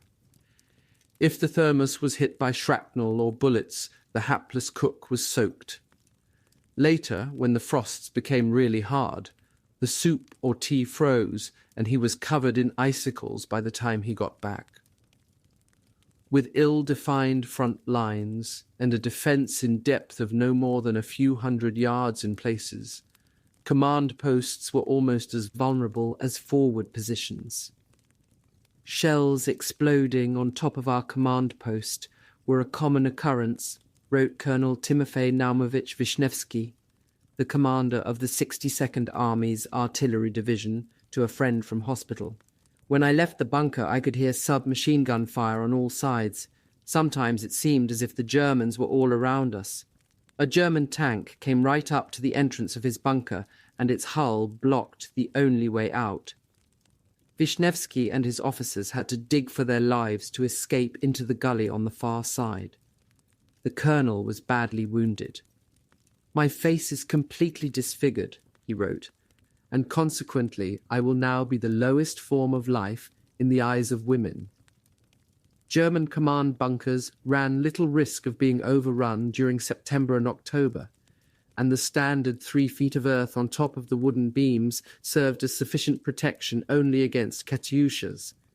The main danger was a direct hit from the heavy artillery across the Volga. Divisional and regimental commanders were concerned with personal comfort as well as efficiency. A wind-up gramophone often sat next to a crate of brandy or wine brought from France. Some officers took to wearing sports trousers, even tennis shorts, when down in the damp, heavy air of their bunkers because their combat clothes were infested with lice. It was much more of an upside-down world for their soldiers. Instead of saying good night, they wished each other a quiet night for the dangerous hours of darkness. In the frosty morning, they emerged, stiff in every joint, seeking a patch of sunshine in the bottom of the trench, like lizards to absorb the warm rays. Feeling braver in the daylight, the Germans shouted insults and threats from their front lines. Ruskis, your time has come, or hey, Rus, Bulbul, Stavaiza, their pidgin Russian for surrender or you'll be blowing bubbles. The notion of pushing Soviet troops back into the Volga, where they would drown like a stampeding herd, became a constant refrain. During lulls in the battle, Russian soldiers too sought patches of sun, out of enemy sniper fire. Trenches were sometimes like a tinker's factory, as shell cases were made into oil lamps with a piece of rag for a wick, and cartridge cases into cigarette lighters. The ration of rough Makorka tobacco, or lack of it, was a constant preoccupation. Connoisseurs insisted that no fancy paper should be used when rolling Makorka into fat, shaggy cigarettes, only newspaper. The printer's ink was supposed to contribute to the taste. Russian soldiers smoked constantly in battle. It's permissible to smoke in action, an anti-tank rifleman told Simonov. What's not permissible is to miss your target. Miss it just once and you'll never light up again. Even more important than tobacco was the vodka ration, theoretically 100 grams a day. Men fell silent when the vodka was produced, everyone eyeing the bottle. The strain of battle was so great that the ration was never considered enough, and soldiers were prepared to go to desperate lengths to meet their need. Surgical spirit was seldom used for its official purpose. Industrial alcohol and even antifreeze were drunk after being passed through the activated carbon filter of a gas mask. Many soldiers had thrown their gas masks away during the retreats of the previous year, so those who had held on to them could bargain. The result could be much worse than just a bad headache. Most recovered because they were young and healthy, and did not resort to it frequently, but those who tried too often went blind. In the armies out in the steppe, soldiers often drank up to a litre of spirit a day in winter. The balance above the official ration was made up by failing to report casualties and sharing out their allocation, or through bartering uniform or bits of equipment with villagers behind the lines. Home brews obtained this way out on the Kalmyk steppe included every imaginable sort of alcohol, even a spirit made from milk. Such commerce proved more dangerous for civilians than soldiers. A military tribunal of NKVD forces sentenced 2 women to 10 years each in the Gulag for trading alcohol and tobacco in exchange for parachute silk to make underclothes. The medical services in the Red Army were seldom regarded as a high priority by commanders. A seriously wounded soldier was out of the battle, and senior officers were more concerned with replacing him. Yet this attitude did not deter the very bravest figures on the Stalingrad battlefield, who were the medical orderlies, mainly female students or high school graduates with only the most basic first aid training. The commander of 62nd Army's 100-strong sanitary company, Zinaida Georgievna Gavrilova, was an 18-year-old medical student who had received the job on the basis of a strong recommendation from the cavalry regiment in which she had just served. Her medical orderlies, few of them much older than herself, had to conquer their terror and crawl forward, often under heavy fire, to reach the wounded. They then dragged them out of the way until it was safe to carry them on their backs. They had to be both physically and spiritually strong, as their commander put it. There was no question of medical personnel being non-combatant. The beautiful Gulia Koroleva, a 20-year-old from a well-known Moscow literary family, had left her baby son in the capital and volunteered as a nurse. Serving with the 214th Rifle Division in the 24th Army on the northern flank, she was credited with having brought over 100 wounded soldiers back from the front line and killed 15 fascists herself. She was posthumously awarded the Order of the Red Banner. Natalia Kachnevskaya, a nurse with the Guards Rifle Regiment, formerly a theatrical student in Moscow, brought back 20 wounded soldiers in a single day and threw grenades at the Germans. Stalingrad Front Headquarters also singled out, posthumously, the bravery of another female orderly, Kokhnevskaya, who had volunteered for the front and carried more than 20 soldiers out of the firing line. Although wounded twice, she carried on bandaging and carrying officers and soldiers. The sacrifices of these medical orderlies were often wasted through the subsequent treatment of their charges. The casualties they carried or dragged down to the edge of the Volga were left uncared for until, long after nightfall, they were loaded like sacks of potatoes onto the supply boats, empty for the return crossing. When the wounded were offloaded on the east bank, the conditions could be even worse, as an aircraft woman discovered.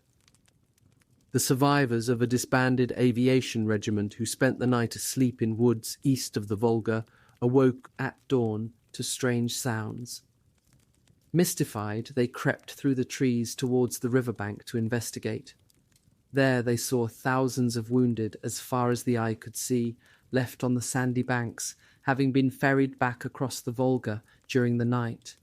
The casualties were calling for water or screaming and crying, having lost arms or legs. The ground crew staff went to help as best they could. The former maternity nurse, Klavdia Sturman, vowed that as soon as they reached Moscow, she would apply to transfer to a front-line medical unit. Survival was far from guaranteed, even on reaching one of the score of field hospitals on the east bank of the Volga. Conditions in Red Army hospitals, despite the presence of some of the finest Russian doctors, made them seem more like a meat-processing factory. The field hospital at Balashchov, which specialized in arms and legs, some 6 miles from the city, was very meagerly equipped. Instead of normal hospital beds, it had 3-tiered bunks. One young woman surgeon, newly arrived, was worried not only about the physical state of the wounded. They often closed in on themselves and wanted no contact with anybody else. She at first presumed that the wounded soldiers brought back across the Volga, out of the hell of Stalingrad, would never want to return. On the contrary, it became apparent that soldiers and officers wanted to go back to the front. Amputees certainly showed no sense of relief at missing the fighting. In fact, most of those incapacitated or permanently scarred, like the artillery colonel whose face had been sliced up by shrapnel, felt that they were no longer proper men. Bad rations did not help either recovery or morale. Grossman, in an emotional state, clearly assumed that this was Russia's fate at that time. In hospital, he jotted in his notebook, the wounded are given a very small piece of salted herring by nurses who cut them up with great care. This is poverty. In those days, before his eyes were opened, he seemed unable to recognize the truth. Soviet logic mercilessly dictated that the best rations went to the fighting troops. The wounded, if they were lucky, received 3 helpings of kasha or buckwheat porridge. A day, nothing more. The salted herring seen by Grossman was an unusual treat. A more revealing hint of the state of mind controlling the Stalingrad front medical services came from the results of socialist competition in hospitals reported to Hörbuch in Moscow. The caterers came first, the surgeons came second, and the drivers came third. Any criteria on which this exercise was based utterly demeaned the genuine sacrifice of medical workers, who gave so much of their own blood for transfusion, sometimes twice in an evening, that they frequently collapsed.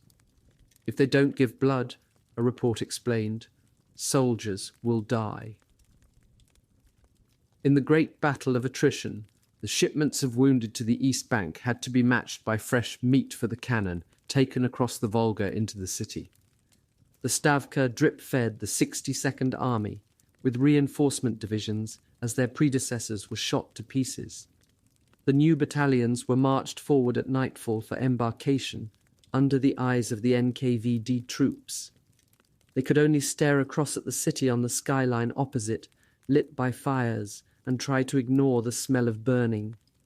Patches of the river were still aflame with oil. There were also NKVD detachments on many of the ships, ready to shoot anyone who dived overboard in a final attempt to avoid on the spot and roll his body over the side. The boats on which they had embarked bore every sign of the crossing's dangers. One of the firefighting launches, refitted as a naval craft for the Volga flotilla, was said after one outward and return trip to have received 436 bullet and shell holes. Only a single square yard of hull was untouched. The easiest targets for German guns were the rafts used by engineer regiments to ferry heavy supplies, such as timber, for bunkers, across to the city.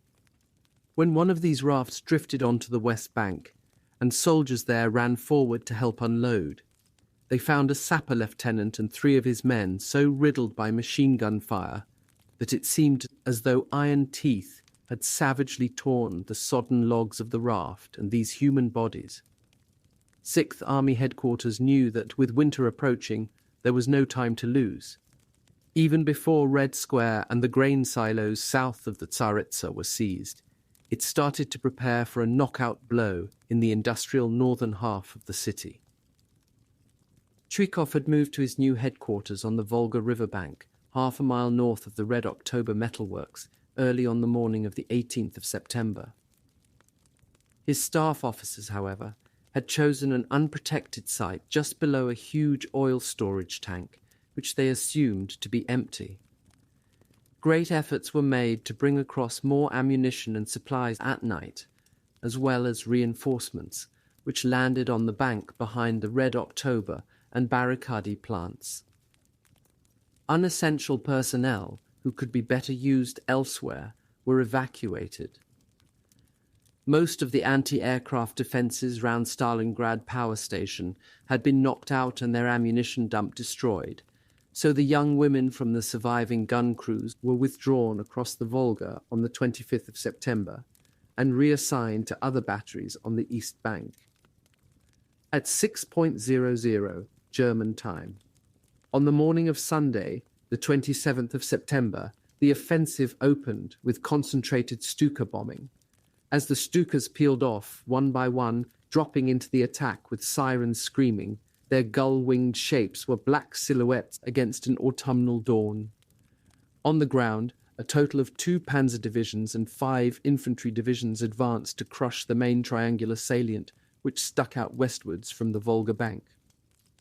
The 62nd Army preempted the main thrust of the German operation north of the Mamayev-Kurgan, with several spoiling attacks on its southern side. These seemed to confirm the hyperactive suspicions of some German staff officers that Russian signallers had sneaked into their territory and tapped into German landlines. They could not accept that the preparations for their attack had been so obvious. The main Soviet effort had been to prepare anti-tank obstacles and thick minefields in front of the main factories, which extended northwards from the Mamayev-Kurgan for 5 miles the Azur chemical plant, the Red October metalworks, the Barricadi weapons factory, and the Stalingrad tractor factory.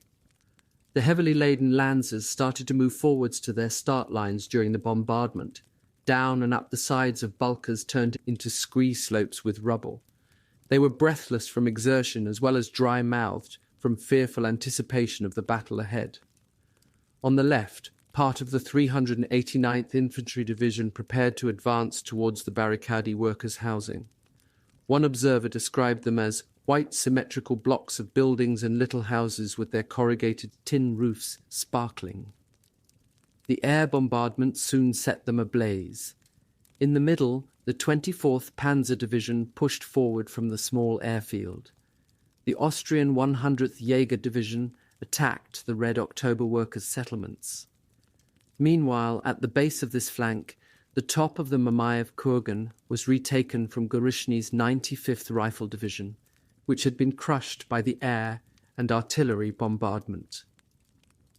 The Red Army again proved itself pitiless towards its own civilians.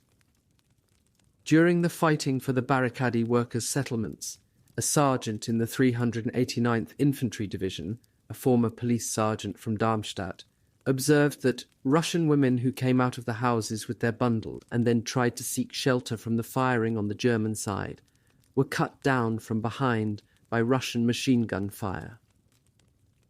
The enemy's attack had been so strong that Chuikov said to himself, "One more battle like that and we'll be in the Volga." A little later, Khrushchev rang through from front headquarters to make sure that morale was holding.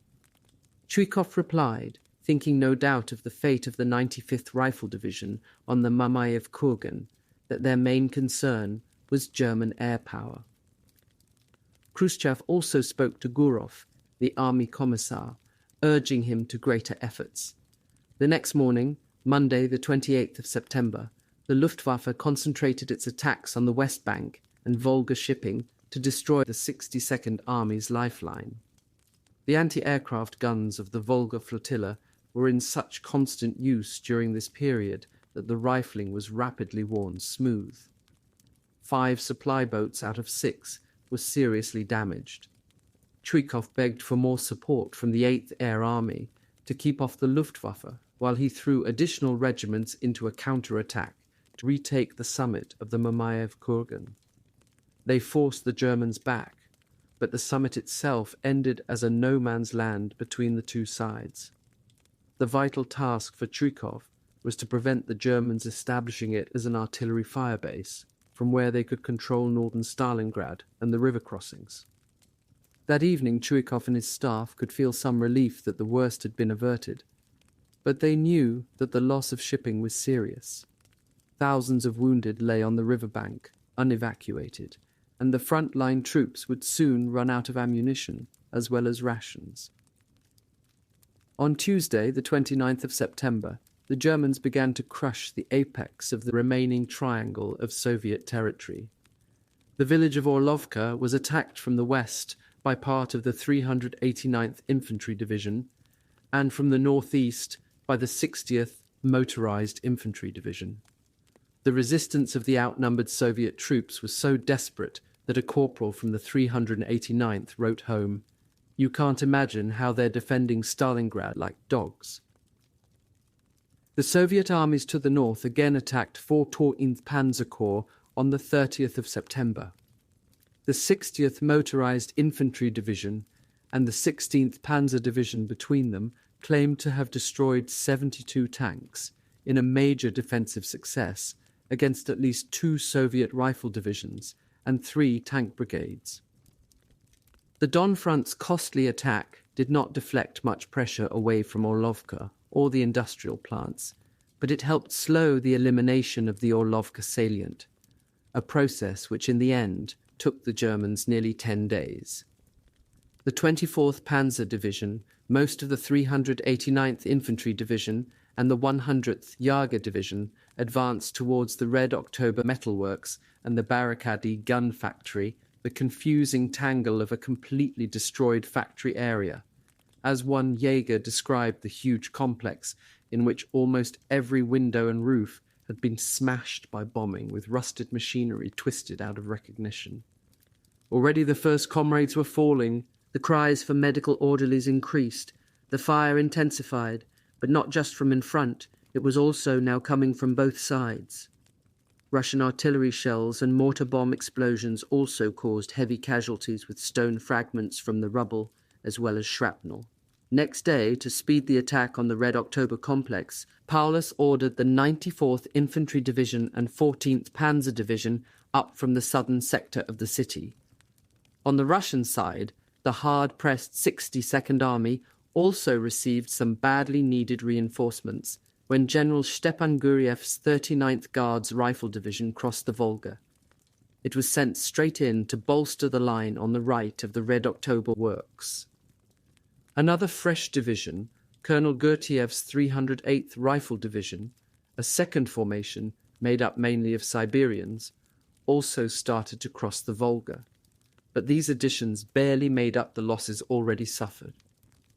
Chuikov soon faced an unexpected danger. On the 1st of October, the 295th Infantry Division infiltrated down gullies on Rodimtsev's right flank.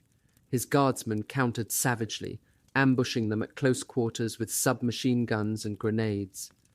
But during the night, a large group of German infantry clambered through the main drain, running down the Krutoy Gully, and reached the Volga bank. They turned south and attacked the rear of Rodimtsev's division. This raid coincided with another breakthrough on the right. Rodimtsev reacted quickly, ordering every company he could spare into impromptu counterattacks, and the situation was saved. On the 2nd of October, the Germans attacked the oil storage tanks on the riverbank just above Chuikov's headquarters. The tanks were not empty after all. Direct hits from German bombs or shells set them on fire. Burning oil poured down the hill, all around the headquarters and out into the river. Only the radio transmitter worked. "Where are you?" Stalingrad front headquarters signaled repeatedly. The reply eventually came back, "We're where the most smoke and flames are." During the first week of October, Chuikov clearly had started to wonder whether they would be able to hold the rapidly narrowing strip of riverbank. Everything depended on the Volga crossing. He knew that his badly mauled regiments had inflicted heavy casualties on the Germans, but the outcome of the battle depended on nerve as much as resources.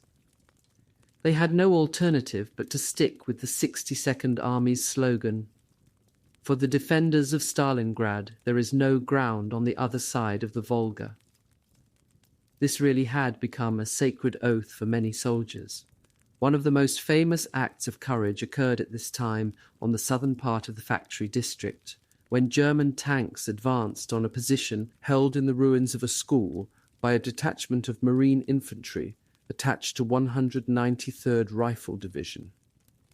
They had run out of anti-tank grenades, so Marine Mikhail Panikako seized 2 petrol bombs.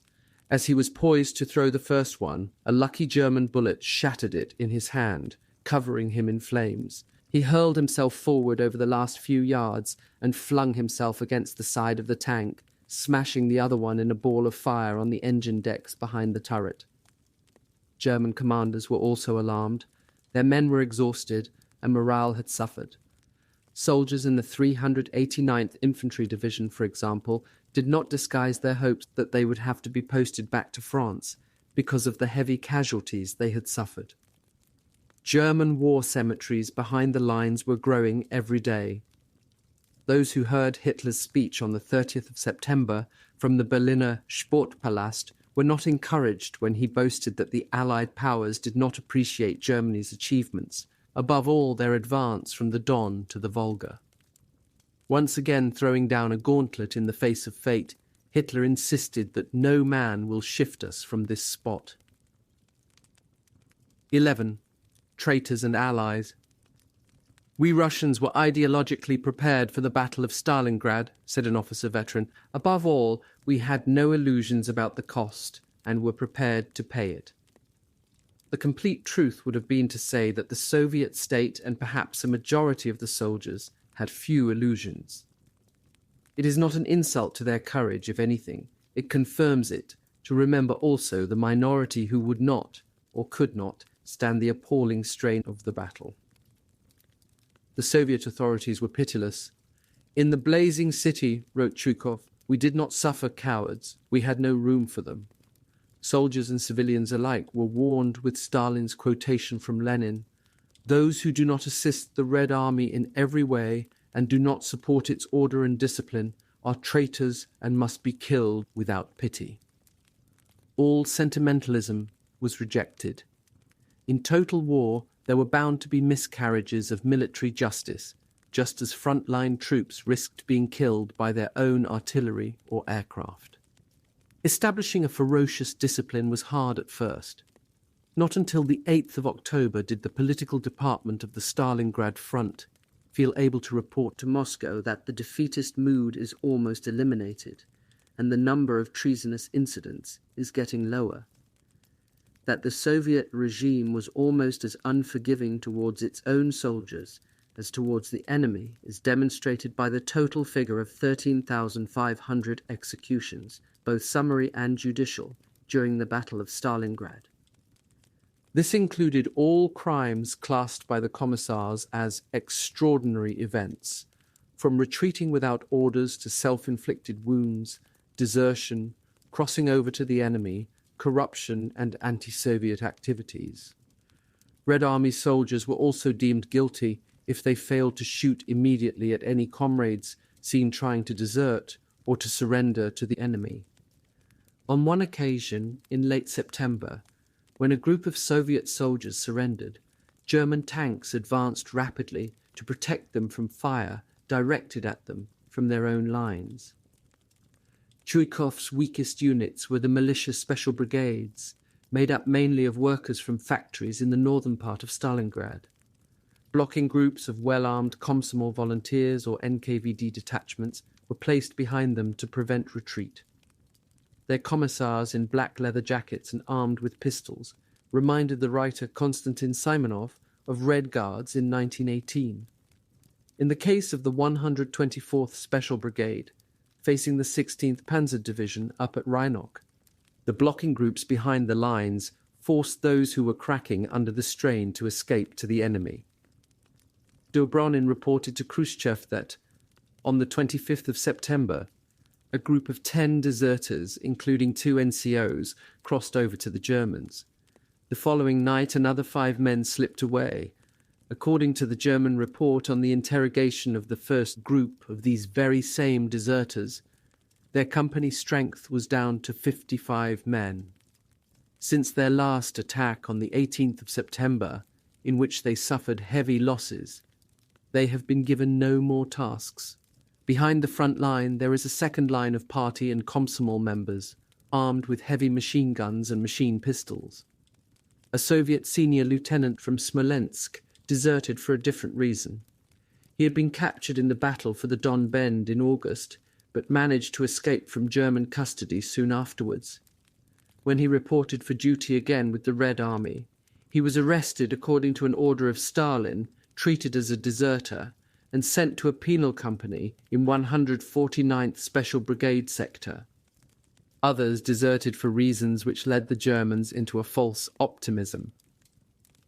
Morale among the Russians is really bad, an NCO from the 79th Infantry Division wrote home.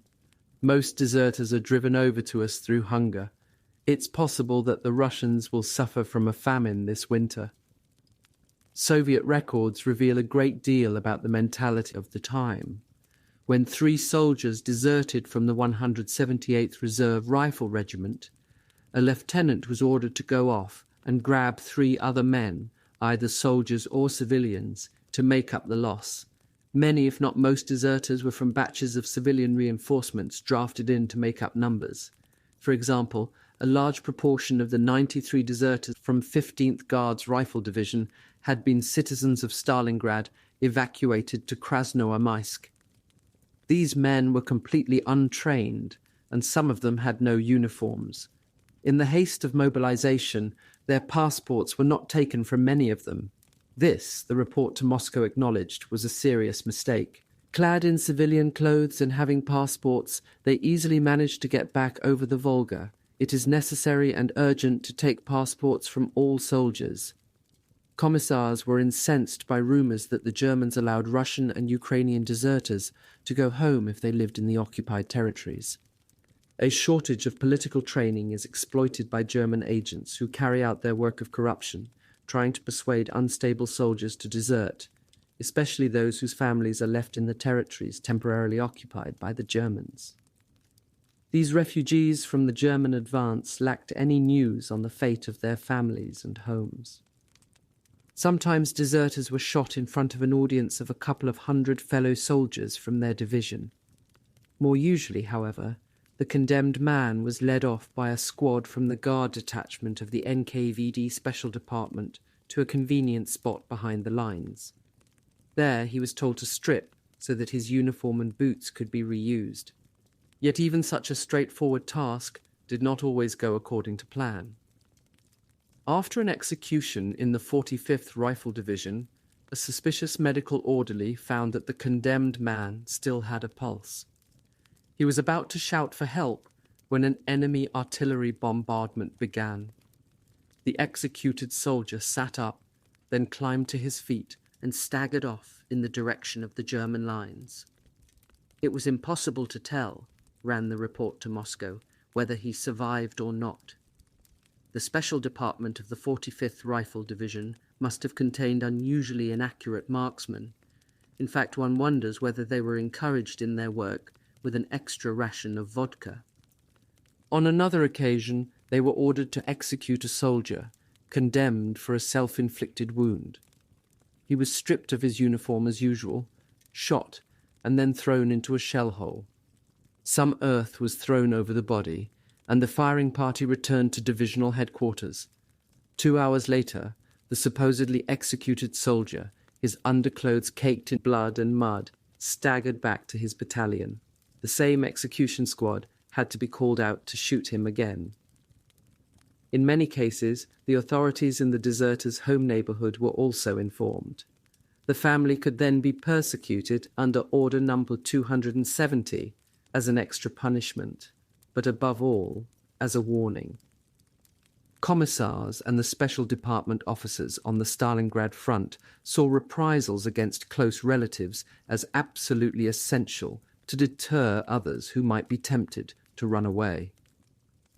NKVD special departments, when investigating cases of desertion, undoubtedly put heavy pressure on a suspect to denounce others. A newly arrived soldier in 302nd Rifle Division, 51st Army, was accused by a comrade of having said, "If I am sent to the front line, I will be the first to cross to the Germans." Under interrogation, he is claimed to have confessed to persuading 5 others to go with him and revealed their names, but he may have been pushed by the NKVD into inventing a conspiracy which had never existed. Commissars blamed the carelessness and good-heartedness of officers for desertion in a unit. But there were also countless cases of officers using their accepted right to shoot to kill as an extreme measure to be used only on active service when a Red Army man refuses to fulfill a military order or retreats from the field of battle. On a rare occasion, however, the authorities considered that officers had been over-harsh. During the night of 17/18 October, 2 soldiers disappeared from 204th Rifle Division in 64th Army. The regimental commander and the commissar ordered the company commander to execute the platoon commander of the men who had deserted. This 19-year-old junior lieutenant had joined the regiment only 5 days before and scarcely knew the 2 deserters from his platoon. The company commander obeyed the order. He went to his trench and, in the presence of the commissar, shot him dead. Commissars, wanting to vaunt the all-embracing nature of the Soviet Union, could have pointed to the fact that nearly half the soldiers of the 62nd Army were not Russian. Propaganda sections, however, had good reasons to remain silent on the subject. Far too much was expected of the levy en masse from Central Asia. "It is hard for them to understand things," reported a Russian lieutenant sent in to command a machine gun platoon, "and it is very difficult to work with them." The lack of familiarity with modern technology also meant that they were more likely to be confused and terrorized by air attack. Language difficulties and consequent misunderstandings naturally made things worse. One formation, 196th Rifle Division, which was mostly Kazakh, Uzbek and Tatar, received such severe losses that it had to be withdrawn from the front to be reconstituted. The commissars realized that things were badly wrong, but their only prescription was predictable: to indoctrinate soldiers and officers of non-Russian nationality in the highest noble aims of the peoples of the USSR, in the explanation of their military oath and the law for punishing any betrayal of the motherland. Their indoctrination cannot have been very successful, because many clearly had little idea what the war was about. A Tatar in 284th Rifle Division, unable to stand the fighting anymore, decided to desert. He crawled forward in the dark from his position without being seen, but then lost his bearings in no man's land. Without realizing, he crossed back into the sector occupied by 685th Rifle Regiment. He found a command bunker and entered. Convinced that he had reached his destination, he presumed that the officers staring at him must be German officers wearing Russian uniform as a sort of disguise. He announced that he had come to surrender, the report recorded. The traitor was executed. Commissars also faced a bureaucratic problem.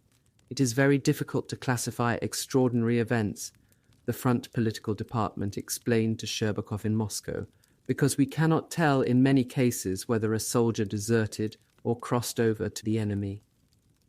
In battle conditions, the department reported on another occasion, it is not always possible to determine for sure what happened to particular soldiers or groups of men. In 38th Rifle Division, a sergeant and a soldier who went off to collect their company's rations were never seen again. Nobody knew what had happened to them. They might have been buried by a large shell, or they might have deserted. Unless there are eyewitnesses, we can only suspect. The fact that officers often failed to count their soldiers properly did not help. Some absentees were listed as traitors, and then found to have been evacuated to a field hospital with serious wounds. Even a soldier who discharged himself from hospital to return to his unit to fight could find himself listed as a deserter and condemned. On occasions, the carelessness of officers was deliberate. The deaths of soldiers were sometimes not reported in order to obtain more rations, a practice as old as organized armies, but now defined as criminal disorder on the military roll. Dobronin's acknowledgement of the statistical difficulties should certainly be remembered when looking at the total of 446 desertions during September. No mention is made of the other category, crossing over to the enemy. Yet even Stalingrad Front's own reports of group desertions indicate a serious problem. For example, after 23 men from a single battalion deserted over 3 nights, a protective zone was set up in front of the front line, and officers formed a 24-hour guard. Self-inflicted wounds were regarded as desertion by dishonesty. A soldier from Rodimtsev's 13th Guards Rifle Division, who was suspected of having shot himself in the hand, was escorted to the dressing station. He tried to escape in the dark when German artillery opened up, but was dragged back. A committee of doctors examined him and declared that the wound had been self-inflicted. The prisoner was then executed in front of an audience of soldiers drawn from his battalion. Even officers were charged with self-inflicted wounds. A 19-year-old lieutenant in 196th Rifle Division, having been accused of shooting himself through the left palm with a submachine gun, was executed in front of an audience of officers from his formation. The report implies with unconvincing logic that his guilt was self-evident because he had tried to hide his crime by applying a bandage. Malingerers were seen to belong in the same category. 11 soldiers in a field hospital pretended to be deaf and dumb, Dobronin recorded, then added with grim satisfaction. But as soon as the medical commission decided that they were fit for military duty and their papers were passed to the military tribunal, they started talking. The ultimate self-inflicted wound was suicide. Like the Wehrmacht, the Soviet authorities defined it as a sign of cowardice, or the product of unhealthy moods. Even the definition of cowardice could take many forms. One pilot, who bailed out of his burning plane, tore up his Communist Party candidate's card immediately after landing because he thought he had come down behind German lines. On his return to base, the commissar accused him of cowardice under Stalin's Order Number 270, even though Soviet propaganda emphasized that the Germans executed communists on the spot. The NKVD and the political department of Stalingrad front worked extremely closely on any hint of anti-Soviet activity. For example, men found with German leaflets were handed over to the NKVD. It was dangerous to pick one up, even for rolling a cigarette of Makorka tobacco. A soldier who lost his temper and told a superior officer what he thought of him and the Red Army could face an accusation of counter-revolutionary propaganda or non-belief in our victory. Corporal K in the 204th Rifle Division was executed for having discredited the leaders of the Red Army and uttered terroristic threats against his commanding officer. Those who criticized the regime, like 2 soldiers in the 51st Army, were also handed over to the NKVD. One had spread fascist statements that collective farm workers were like slaves, and the other had said that Soviet propaganda lies to raise morale in the army. Cases of anti-Soviet activities, which were often treated as synonymous with the crime of treason to the motherland, seem to have been comparatively rare in the front line. Officers generally followed the informal advice of the Russian army in 1812. When soldiers mutter, officers should not listen. Most recognized that in war, when men faced death, they needed to say what they thought. Among frontline comrades, soldiers did not shrink from criticizing the incompetence, corruption and bullying of Communist Party officials. The constant risk of being killed at any moment made them careless of commissars and special department informers. With their trenches so close to the Germans, there seemed little difference between an enemy bullet and that final ration from the Soviet state, the NKVD's 9 grams of lead. Most of the reported cases of anti-Soviet activities took place behind the lines. Newly arrived recruits who grumbled were more likely to be denounced by fellow conscripts.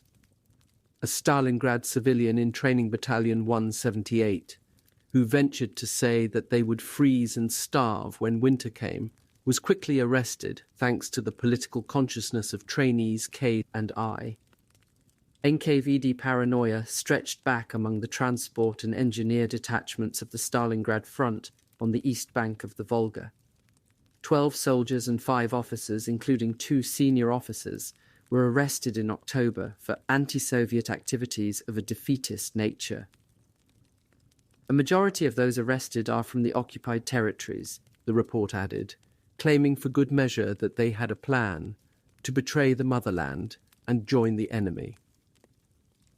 The newspaper reports which claimed that frontoviki eagerly discussed the heroic leadership of Comrade Stalin in their trenches and went into the attack with the battle cry, Za Stalina, for Stalin, were pure propaganda. Yuri Balash, a soldier poet, once wrote a verse, "To be honest about it, in the trenches the last thing we thought about was Stalin."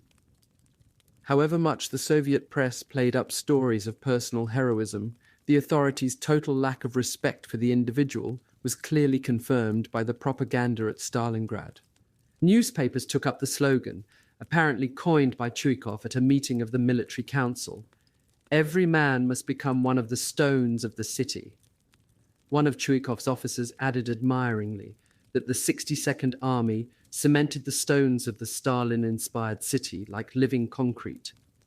This theme reached its ultimate expression in the monstrous post-war memorial constructed on the Mamayev Kurgan, where the figures of soldiers among the ruins are deliberately portrayed in a bas-relief of brickwork. This monument to the Soviet Union, not to the soldiers themselves, virtually turns them into a terracotta army, like those of Chinese emperors. Even day-to-day administrative policy confirmed the impression of soldiers as discardable items. New boots, uniforms and equipment were reserved for new armies being formed in the rear. For frontline soldiers at Stalingrad, replacement items did not come from the quartermaster's store, they came off the bodies of dead comrades. Nothing was wasted when it came to burial. Men were even sent forward at night into no man's land to strip corpses to their underclothes. The sight of fallen comrades, left semi-naked in the open, revolted many. When winter came in its full force, snow camouflage suits became especially precious. A wounded soldier would try to take off the white coverall before it became blood-stained. It was a well-known occurrence for a soldier, too badly wounded to remove his snow camouflage suit, to apologize for any marks to those taking it from him. Grossman, a close observer of his fellow countrymen at Stalingrad, rejected the idea that they had been completely brutalized into indifference. "Life is not easy for a Russian," he wrote, but in his heart he does not feel that this is unavoidable. During the war at the front, I observed just two feelings towards events, either an incredible optimism or a complete gloom. No one can bear the thought that the war is going to last a long time, and anyone who says that only months and months of hard work will lead to victory is not believed. The truth was that in such a terrible battle you could think only about surviving for the rest of that day, or even hour. To look forward to any point beyond was dangerous dreaming. Soldiers at least had some sort of purpose and fairly regular rations to keep them going. The civilians trapped in Stalingrad had virtually nothing. How over 10,000 of them, including 1,000 children, were still alive in the city's ruins after over 5 months of battle, remains the most astonishing part of the whole Stalingrad story. Soviet sources claim that between the 24th of August, the day after the first air raids, when Stalingrad inhabitants were finally allowed to cross the Volga, and the 10th of September, 300,000 civilians were evacuated to the East Bank. It was totally inadequate, considering the swollen population of the city. What was not admitted at the time was that well over 50,000 civilians were trapped on the West Bank, partly due to the NKVD's control of river crossing.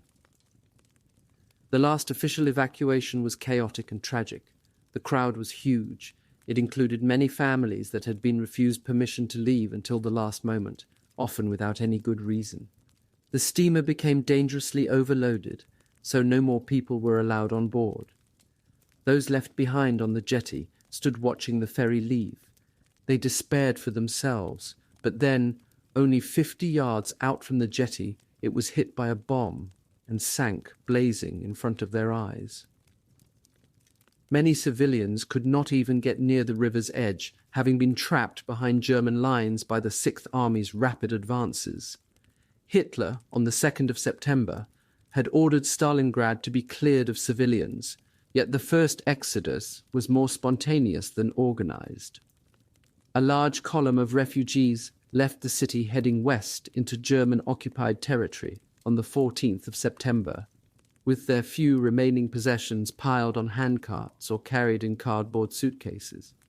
A German correspondent saw civilians caught by shellfire turned into a bloody mess of torso and torn clothes, with a severed hand stuck in telegraph wires overhead. Yet those who escaped to safety in German territory had little hope of finding food. Detachments from the Sixth Army were already at work, requisitioning and harvesting any crops in the region for their own use. Even Cossack farmers, some of them former White Guards, who had welcomed the Germans as liberators with bread and salt, were robbed of all livestock and grain.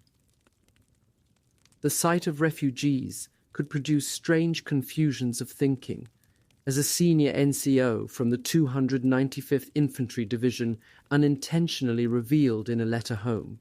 "Today I saw many refugees coming from Stalingrad, a scene of indescribable misery. Children, women, old men as old as Grandpa lie here by the road, only lightly clothed and with no protection from the cold. Although they're our enemy, it was deeply shocking. For that reason, we can't thank our Führer and the good Lord enough, that our homeland has still been spared such terrible wretchedness. I have already seen much misery during this war, but Russia surpasses everything. Above all, Stalingrad. You won't understand, this one has to have seen it." The many thousands of women and children left behind in the city sought shelter in the cellars of ruins, in sewers and in caves dug into steep banks. There were apparently even civilians cowering in shell holes on the Mamayev Kurgan during the worst of the fighting. Many, of course, did not survive. Simonov, on his first visit, was astonished. We crossed a bridge over one of the gullies intersecting the city. I shall never forget the scene that opened out before me. This gully, which stretched to my left and right, swarmed with life, just like an ant-hill dotted with caves. Entire streets had been excavated on either side. The mouths of the caves were covered with charred boards and rags. The women had utilized everything that could be of service. He wrote of the almost incredible suffering of all those in Stalingrad, whether soldier or civilian, but then quickly dismissed any notion of sentimentality. These things cannot be helped. The struggle being waged is for life or death. He then went on to describe the body of a drowned woman washed up on the Volga shore, holding onto a charred log with scorched and distorted fingers. Her face is disfigured. The suffering she underwent before death released her must have been unbearable. The Germans did it in front of our eyes, and let them not ask for quarter from those who witnessed it. After Stalingrad, we shall give no quarter. Although shelter was the first priority, civilians faced the virtual impossibility of finding food and water. Each time there was a lull in the bombardments, women and children appeared out of holes in the ground to cut slabs of meat off dead horses before homeless dogs and rats stripped the carcass. The chief foragers were children. Younger, smaller and more agile, they presented less of a target. They sneaked down at night to the badly burned grain elevator south of the Tsaritsa, which the Germans had finally captured. There they often managed to fill bags or satchels with scorched wheat and scamper away, but German sentries protecting the silos for their own army's use shot a number of them. Those who attempted to steal German army ration tins were also shot on the spot, both in Stalingrad itself and in the rear areas. German soldiers made use of Stalingrad orphans themselves. Daily tasks, such as filling water bottles, were dangerous when Russian snipers lay in wait for any movement, so for the promise of a crust of bread, they would get Russian boys and girls to take their water bottles down to the Volga's edge to fill them. When the Soviet side realized what was happening, Red Army soldiers shot children on such missions. A precedent for such ruthlessness had been set during the early stages of the siege of Leningrad, when civilians had been used by German troops as a shield. Stalin had immediately issued an order that Red Army troops were to kill any civilians obeying German orders, even if they were acting under duress. This instruction was implemented in Stalingrad. The enemy, reported the 37th Guards Rifle Division, forced civilians forward to drag back dead German soldiers and officers. Our soldiers opened fire, no matter who tried to carry away the fascist corpses. Other children were much luckier. They attached themselves to Soviet regiments and headquarters. Many were used as runners, scouts or spies, but the smaller orphans, some as young as 4 or 5, were just mascots. 6th Army headquarters established one commandantur for the centre and north of the city, and another for south of the Tsaritsa. Each had a company of Feldgendarmerie responsible, among other things, for guarding against sabotage and registering and evacuating civilians. Instructions were issued that anyone who failed to register would be shot. Jews were ordered to wear a yellow star on their sleeve. The Feldgendarmerie worked closely with the secret field police under Commissar Wilhelm Moritz. One commandantur officer, captured after the battle, admitted during interrogation that their tasks had also included the selection of suitable civilians for forced labor in Germany and the handing over of communist activists and Jews to the SD. Soviet sources claim that the Germans executed over 3,000 civilians during the fighting, and that more than 60,000 civilians from Stalingrad were transported back to the Reich on Hitler's order as slave labor. The number of Jews and communists arrested by the 6th Army's Feldgendarmerie and handed over to the SS is not given.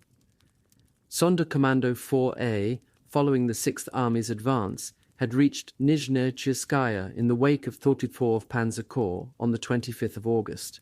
and promptly massacred 2 truckloads of children, the majority aged between 6 and 12. They had also executed a number of communist officials and NKVD informers denounced by Cossacks, whose kulak families had suffered greatly at the regime's hands. The Sonderkommando remained in the Stalingrad area until the 4th week of September. A major evacuation of civilians took place on the 5th of October and the last at the beginning of November. Batches of civilians were selected for loading onto cattle trucks at railheads to the rear. The misery of refugees was all too evident. The wise took every blanket they could carry to barter for food in the weeks ahead. These Stalingrad civilians were marched first to an improvised camp near the village of Voroponovo, now Gorkovsky, then on to other camps at Marinovka, Kalach, and Nizhny Cheskaya. The treatment they received was still not quite as bad as that suffered by captured Russian soldiers. In the cage near Gumrak, there were, by the 11th of September, over 2,000 prisoners of war, many of them from worker militia battalions. Soviet officers were left to keep order, if necessary, with their fists, when the food was thrown in over the wire. No medical facilities were provided.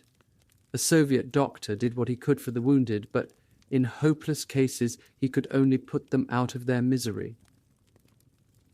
Subsequent roundups were more brutal. Finally, a huge black crowd was forced out into the first snows. This last and largest group of Stalingrad civilians was marched to Karpovka and other camps. Conditions were appalling. Even the name camp was optimistic, since they were just a large encirclement of barbed wire on the open steppe. There were no huts. The prisoners tried to dig holes in the ground with their bare hands to escape the biting winds, then huddled together. On the night of the 7th of November, the anniversary of the revolution, the Russian prisoners celebrated, singing quietly among themselves, but that evening it began to rain heavily.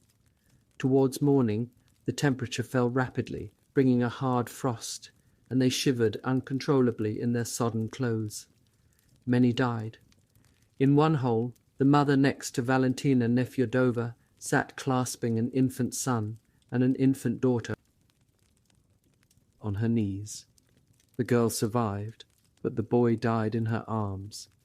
Nefyodova's teenage cousin also froze to death that night. The guards in these camps were mostly Ukrainians in German uniform. Many were Bulbovitsy extreme right-wing nationalists named after Taras Bulba, who treated their victims terribly. Not all the guards, however, were cruel. Some allowed their charges to escape in exchange for a bribe, but escapers were soon hunted down in the open steppe by Feldgendarmerie. In the Morozovsk camp, however, the Goncharov family, mother, grandmother, and 2 children, were saved by the kindness of a German doctor who arranged for them to be moved to a nearby farmstead because the 11-year-old Nikolai was suffering from such bad frostbite. Of the thousands who still managed to avoid the roundups in the city, leading a troglodyte existence under the rubble no one knows how, virtually all fell sick from food poisoning or polluted water. On the outskirts of the town, children crept out, like wild animals at night, to search for roots and wild berries. Many survived for 3 or 4 days on a piece of stale bread given to them by either a German or a Russian soldier, depending on the front line. Women were often forced to offer their emaciated bodies to survive or to feed an infant. There are even reports of improvised brothels in the ruins. In several instances, love of a sort grew in the unpromising circumstances between Russian women and German soldiers. It was almost invariably a fatal liaison. A Stalingrad woman accused of signalling to the enemy with a white handkerchief was found to have hidden 3 fascists in her cellar. She was handed over to the NKVD. The 3 German soldiers were shot on the spot. On the sectors away from the city itself, fewer German prisoners seem to have been killed on capture once Soviet military intelligence started to become more sophisticated. Their need for accurate information from prisoners grew rapidly in October. while Zhukov and his staff were planning the great counterstroke. The Soviet interrogation of German prisoners of war, which usually took place on the day after capture, followed a fairly set pattern. The chief objective was to identify their formation and assess its current strength, supply situation, and morale. German prisoners were also asked such questions as, had they been a member of the Hitler Youth? What did they know of preparations for chemical warfare? What partisan actions had they heard about or witnessed? How effective were Soviet propaganda leaflets? What did their officers tell them about communists? What had been their division's route of advance since June 1941? This was to see whether they could be linked to war crimes reported in any areas through which they had passed. If the prisoner had come from a farming family, did they have Russian prisoners of war working for them at home? What were their names? Letters from home were confiscated to see if they gave any indication of civilian morale. Back in Germany. During the late summer and autumn of 1942, after the RAF's 1,000-bomber raids, NKVD interrogators were particularly interested in their effect on civilian morale and also on soldiers at the front. Later, when the NKVD was shaken to discover that so many Soviet citizens, mainly former Red Army soldiers, were attached to the German army, interrogators tried to discover from prisoners how many had been with each company. Out of an instinct of self-preservation, prisoners often said what they expected the Russians to want to hear. In some cases, it also happened to be the truth. "Older soldiers," said another corporal, "do not believe the propaganda stuffed into our heads by Goebbels. We remember the unforgettable lessons of 1918. By mid-September, captured German soldiers were openly admitting to their Russian interrogators that they to want to hear. In some cases, it also happened to be the truth.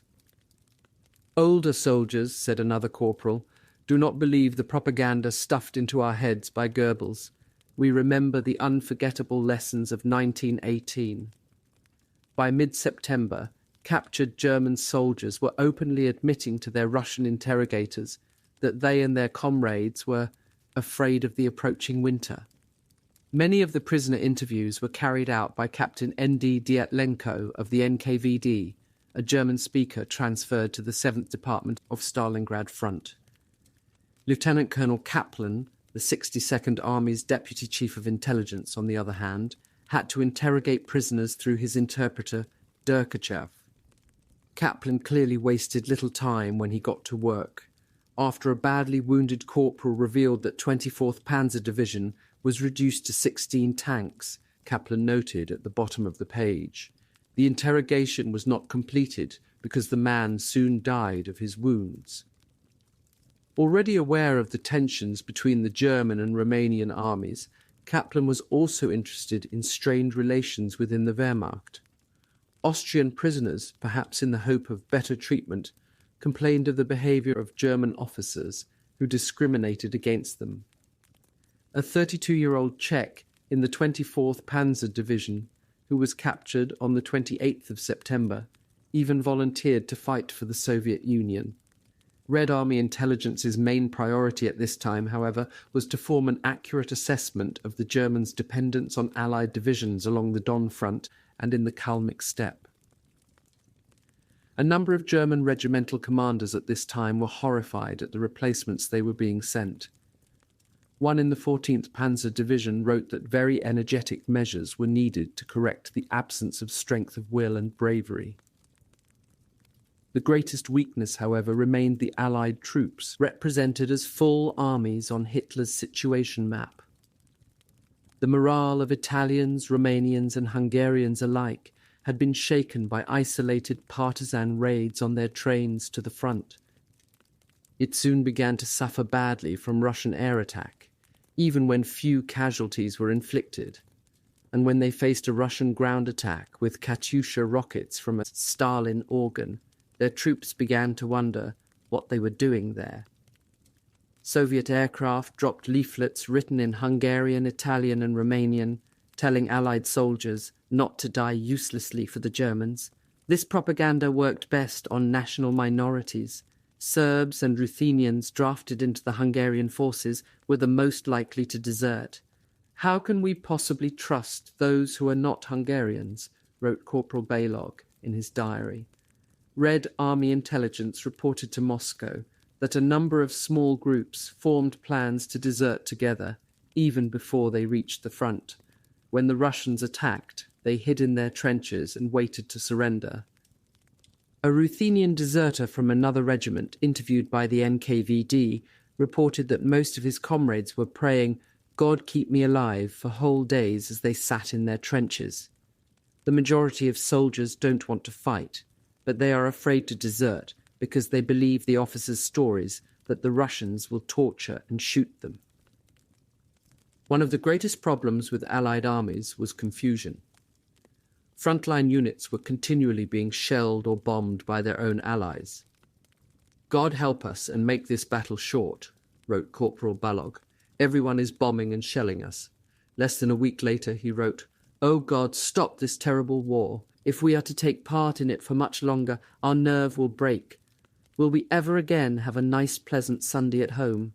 Will we have the chance to lean on our gates again? Will they remember us at home?"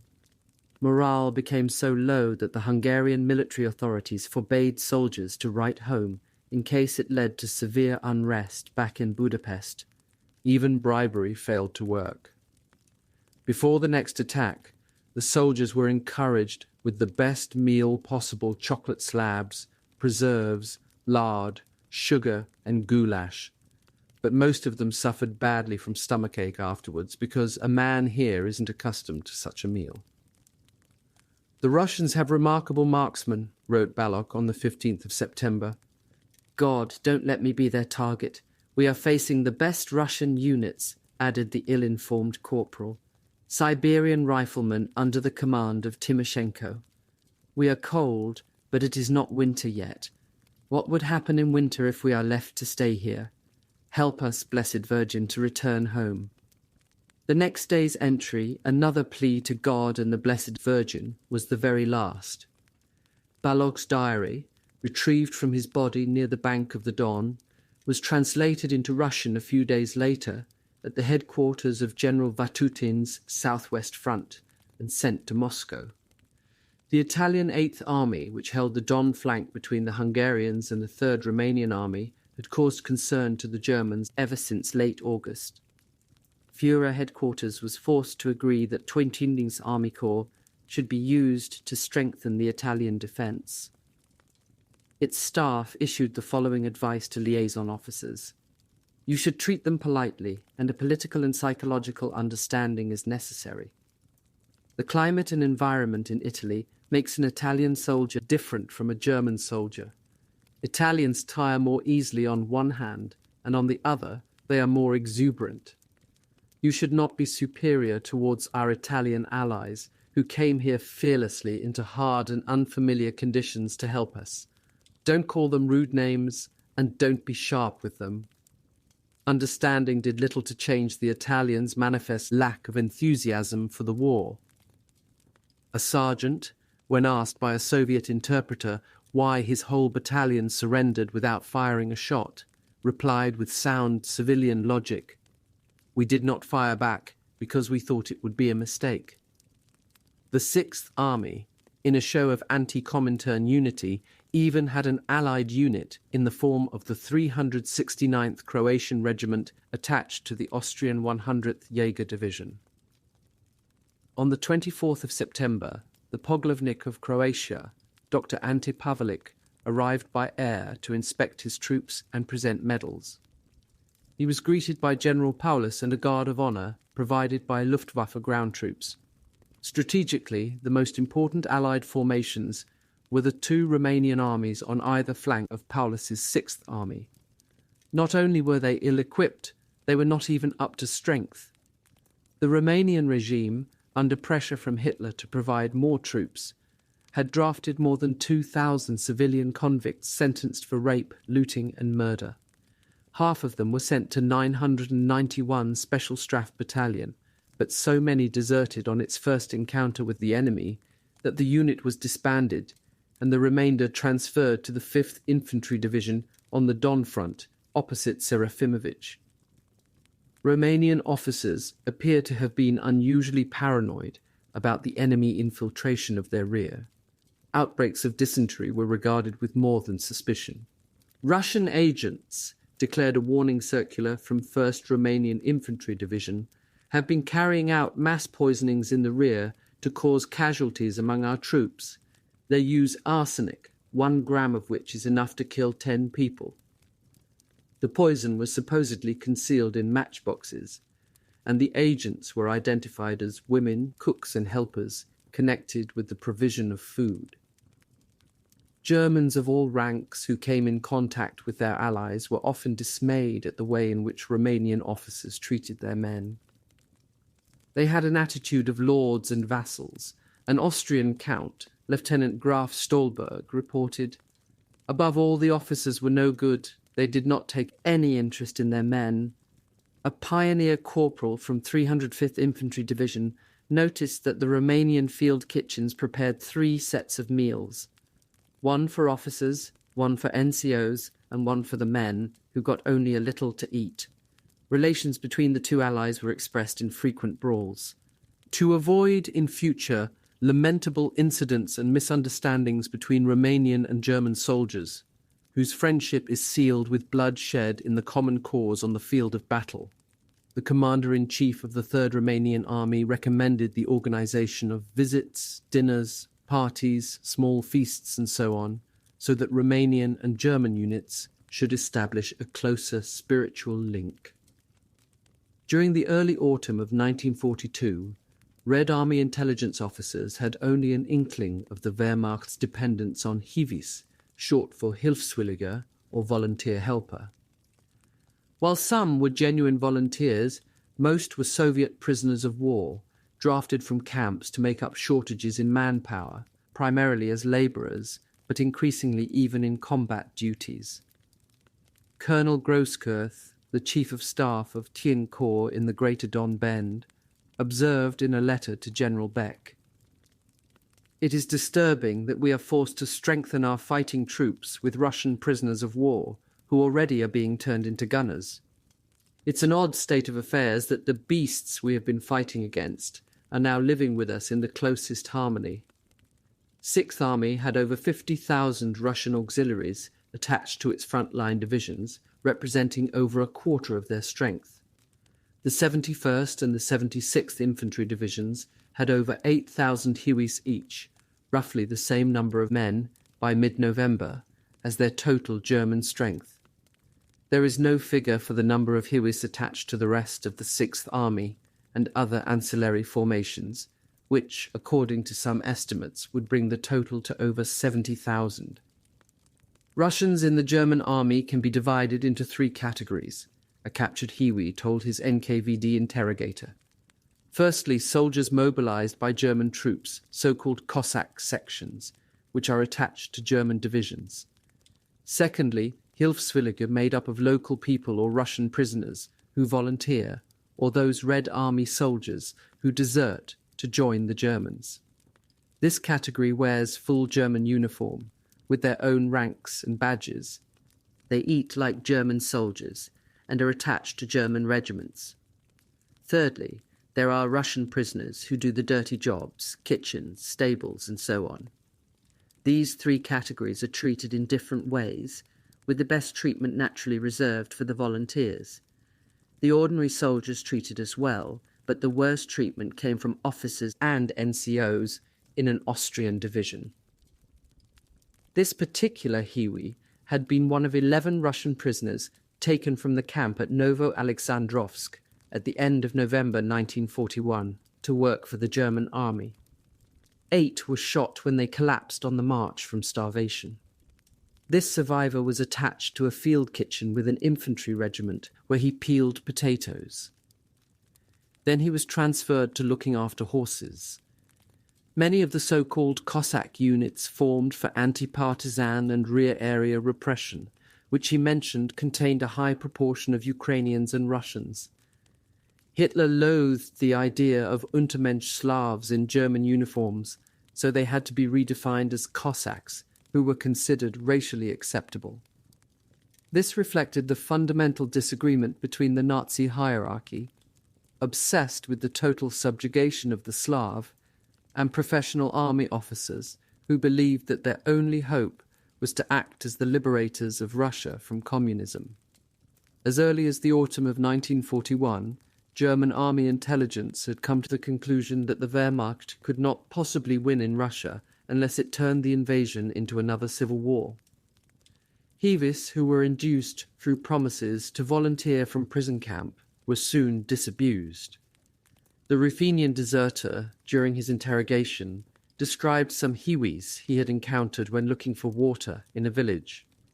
They were Ukrainians who had deserted to the Germans in the hope of getting home to their families. We believed the leaflets, they told him, and wanted to get back to our wives. Instead, they found themselves in German uniform, being trained by German officers. Discipline was ruthless. They could be shot for the smallest fault, such as falling behind on route marches. Soon they would be sent to the front. "Does this mean you will kill your own people?" asked the Ruthenian. "What can we do?" they answered. "If we run back to the Russians, we would be treated as traitors, and if we refuse to fight, we'll be shot by the Germans." Most front-line German units seem to have treated their Hiwis well, albeit with a measure of affectionate contempt. An anti-tank gun detachment in 22nd Panzer Division, west of the Don, used to give their Hiwi, whom they of course called Ivan, a greatcoat and a rifle to guard their anti-tank gun when they went down to the local village for a drink. But on one occasion they had to run back to rescue him because a group of Romanian soldiers, having discovered his identity, wanted to shoot him on the spot. To the Soviet authorities, the idea of former Red Army soldiers serving with the Wehrmacht was distinctly disturbing. They jumped to the conclusion that the purges and the work of the special departments had not been nearly thorough enough. The Stalingrad Front Political Department and the NKVD were obsessed with the use of Hiwis to infiltrate and attack their lines. On some parts of the front, Hörbuch was informed, there have been cases of former Russians who put on Red Army uniform and penetrate our positions for the purpose of reconnaissance and seizing officer and soldier prisoners for interrogation. On 38th Rifle Division's sector, 64th Army, on the night of the 22nd of September, a Soviet reconnaissance patrol had bumped into a German patrol. The Red Army soldiers reported on their return that there had been at least one former Russian with the Germans. The phrase former Russian was to serve as a death sentence for hundreds of thousands of men in the course of the next 3 years, as Smersh concentrated on the question of treason, which lay so close to Stalin's heart. By summarily stripping opponents and defectors of their national identity, the Soviet Union attempted to suppress any hint of disaffection in the Great Patriotic War. 12. Fortresses of rubble and iron. Will Stalingrad turn into a second Verdun? Wrote Colonel Grosskirth on the 4th of October. That's what one's asking here with great concern. After Hitler's speech at the Berlin Sportpalast 4 days before, claiming that nobody would ever shift them from their position on the Volga, Grosskirth and others sensed that the Sixth Army would not be allowed to break off this battle, whatever the consequences. It has even become a matter of prestige between Hitler and Stalin. The great German assault against the factory district in northern Stalingrad had started well on the 27th of September, but by the end of the second day, German divisions knew that they were in for their hardest fight yet. The Red October complex and the Barricadi gun factory had been turned into fortresses as lethal as those of Verdun. If anything, they were more dangerous because the Soviet regiments were so well hidden.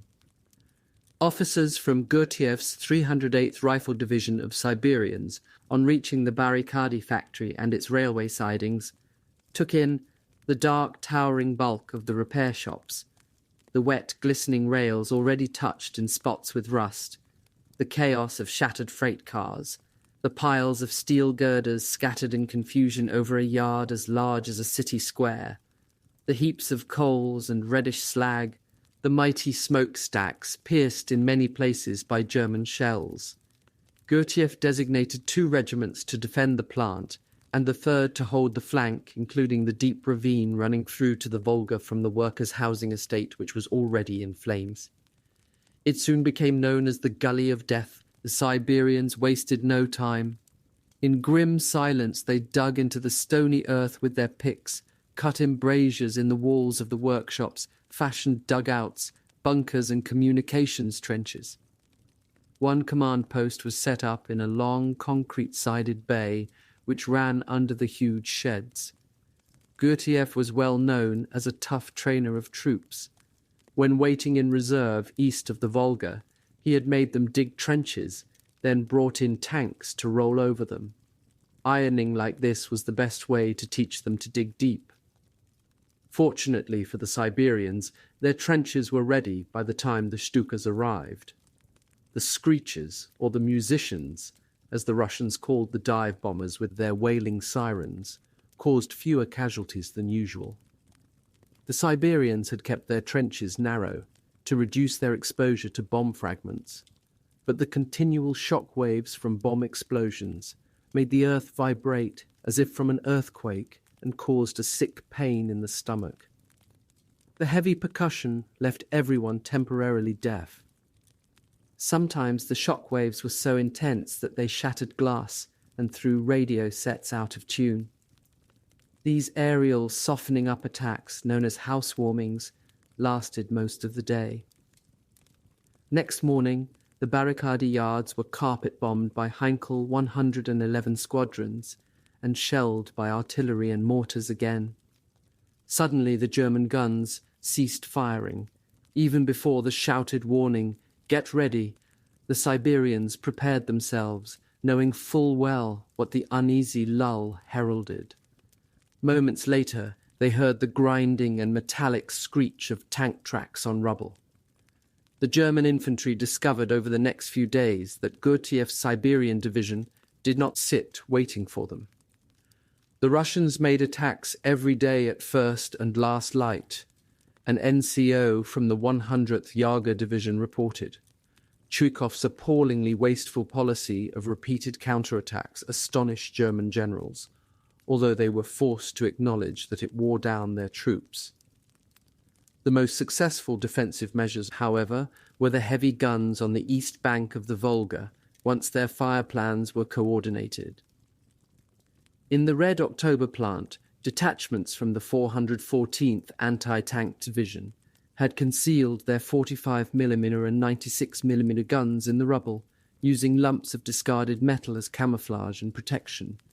They were sighted for firing from ranges as short as 150 yards or less. By dawn on the 28th of September, 2 regiments of the 193rd Rifle Division had also crossed the Volga and rapidly prepared positions. Their housewarming was carried out by massed Stuka attacks the following day. The German advance made further reinforcements an urgent need. The 39th Guards Rifle Division was sent across, even though it was only a third of its proper strength. The German attacks grew heavier into October, especially when reinforced with the 94th Infantry and the 14th Panzer Division, as well as 5 combat engineer battalions flown in specially. On the Soviet side, units were completely fragmented and often all communications broke down, but individuals and groups fought on without orders. On the Barricadi sector, Sapper Kosichenko and an unnamed tank driver, each with one arm shattered, pulled the pins from grenades with their teeth. At night, sappers continually ran forward, carrying more anti-tank mines, 2 at a time, holding them under their armpits like loaves of bread, to bury them in the rubble of the approaches. The German attacks, wrote Grossman, were eventually blunted by dogged, rugged Siberian obstinacy. One German pioneer battalion in a single attack at this time sustained 40% casualties. The commander returned from visiting his men, stony-faced and silent. Chuikov's divisions were badly mauled, exhausted, and very short of ammunition.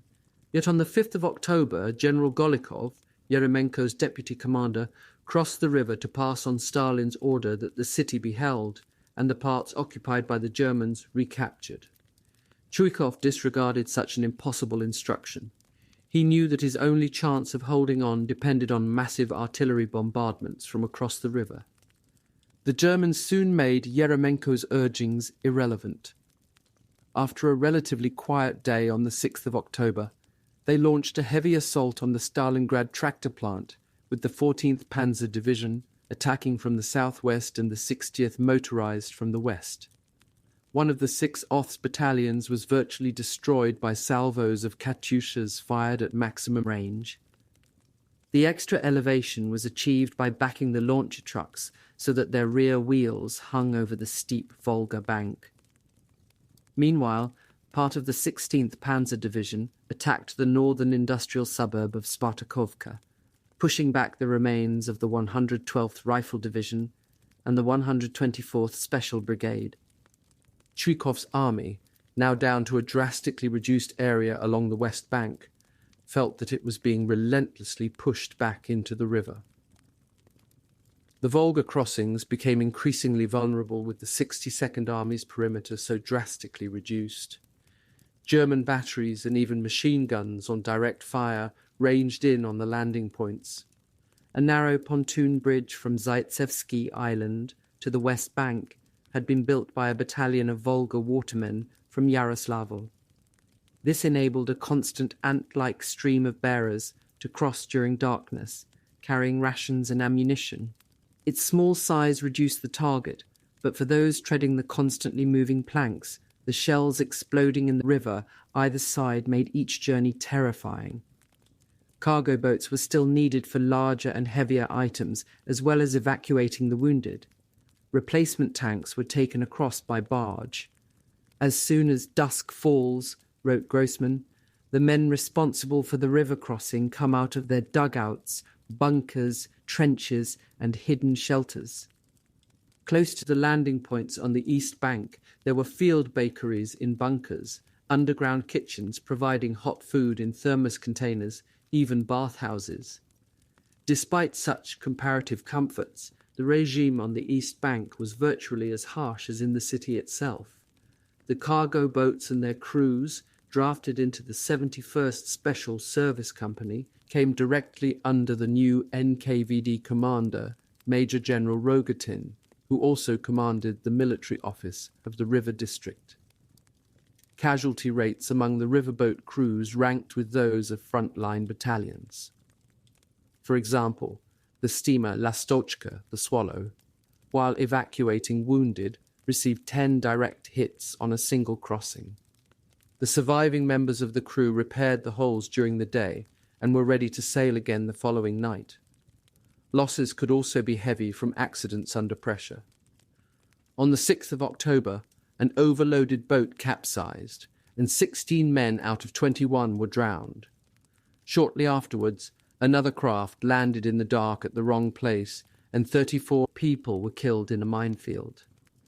Although slightly late in the day, the incident prompted the authorities to encircle minefields with barbed wire. The strain of the work often led to an alcoholic binge if the opportunity arose. On the 12th of October, when NKVD troops searching for deserters carried out a spot check on houses in the riverside village of Tumek, they found a disgraceful scene.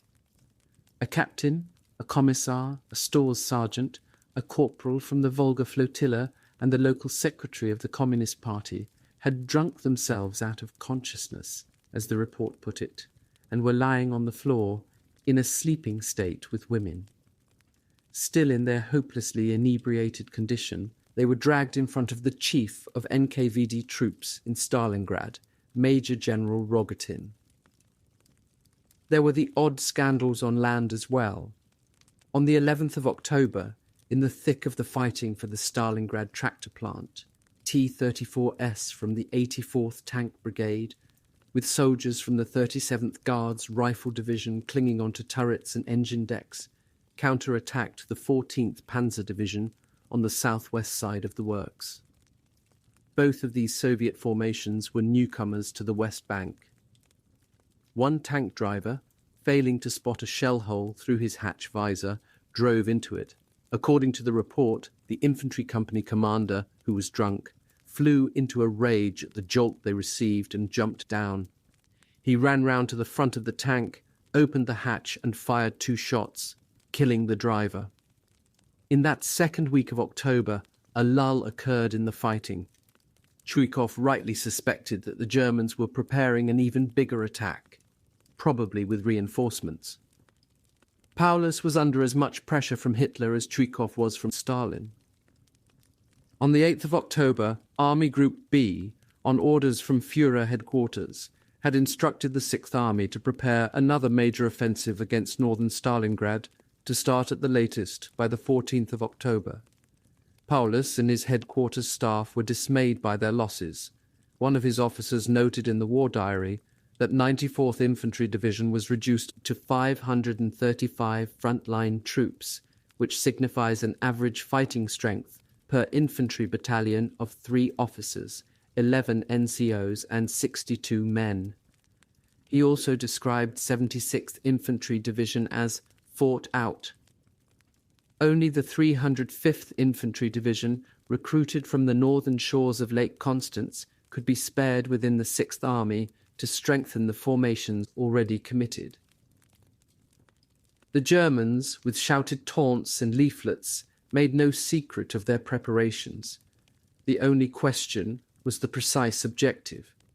Reconnaissance companies from Soviet divisions were out every night to seize as many tongues as possible.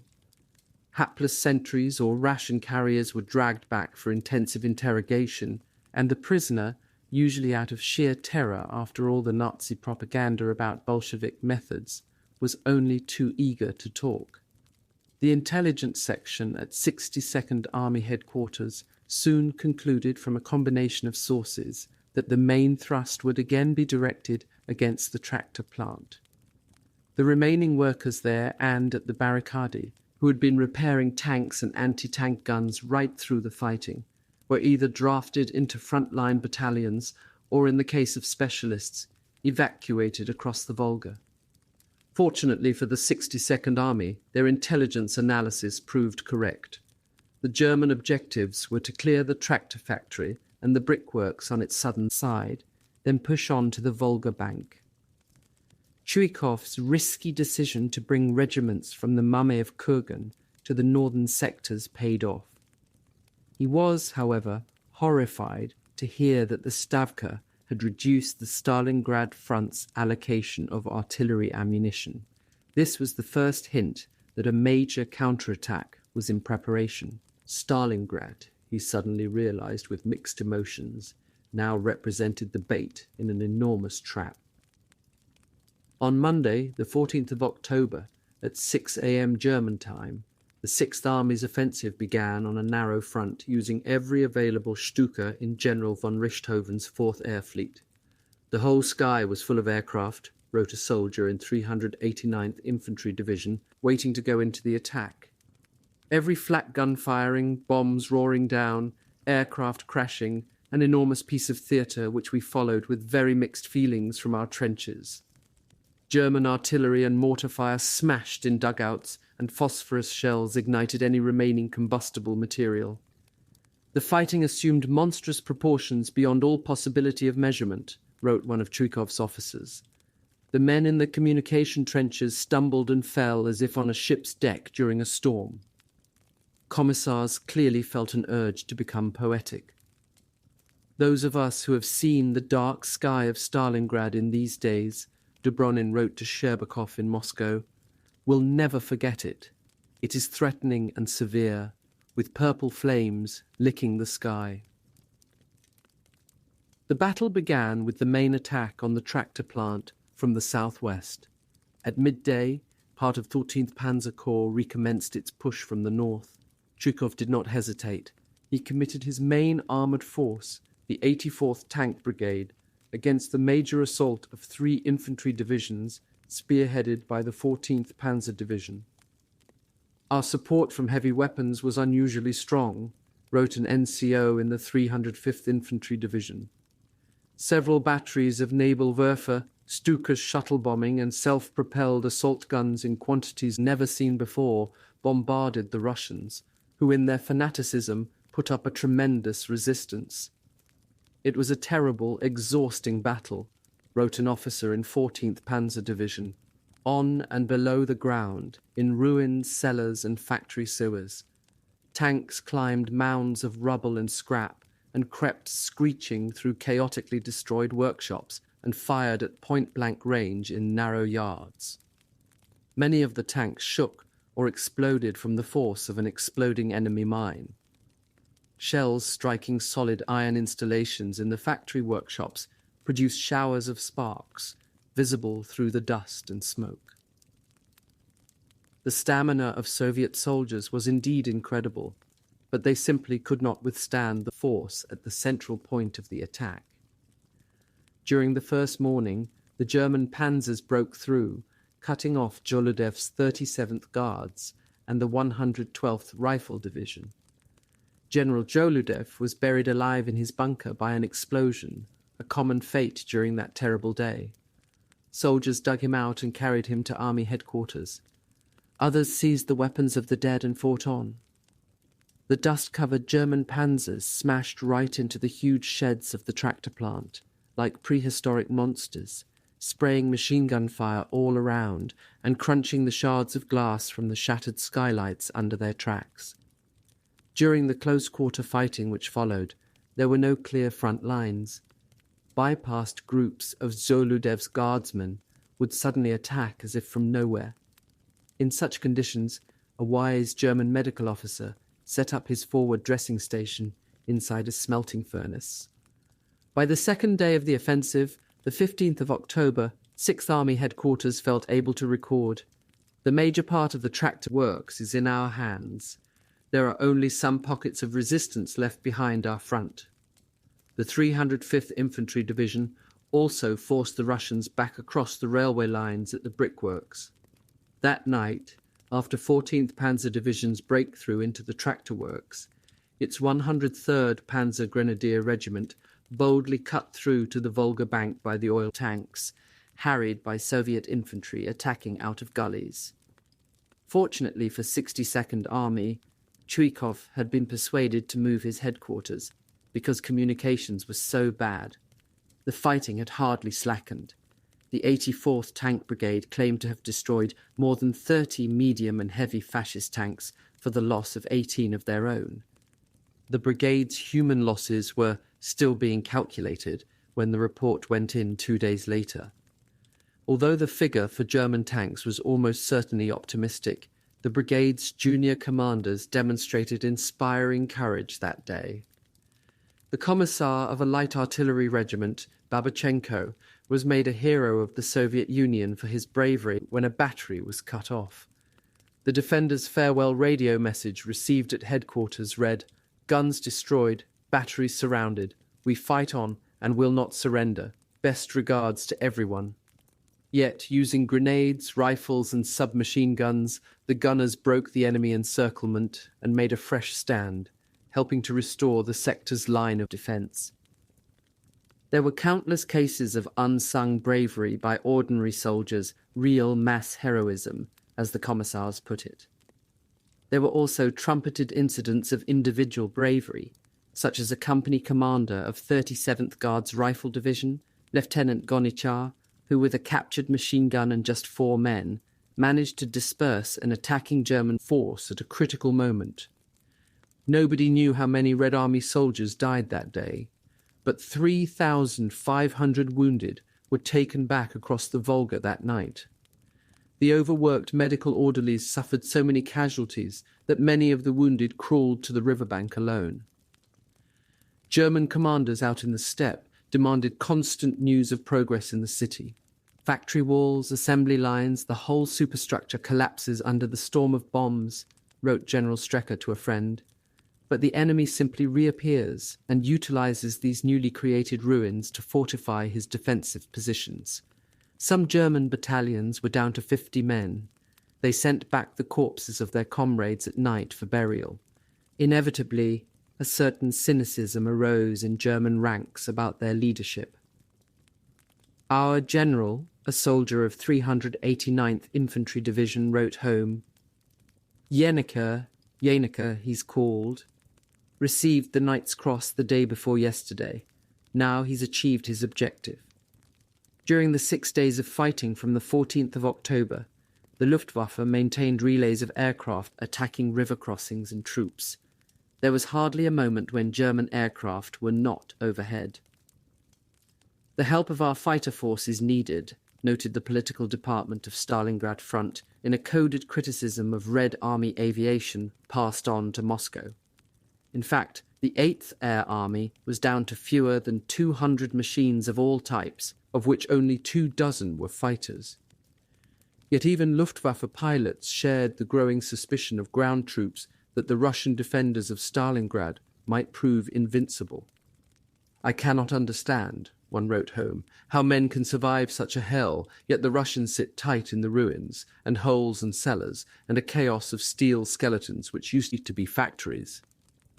These pilots also knew that their effectiveness would soon decrease rapidly as daylight hours shortened and the weather deteriorated.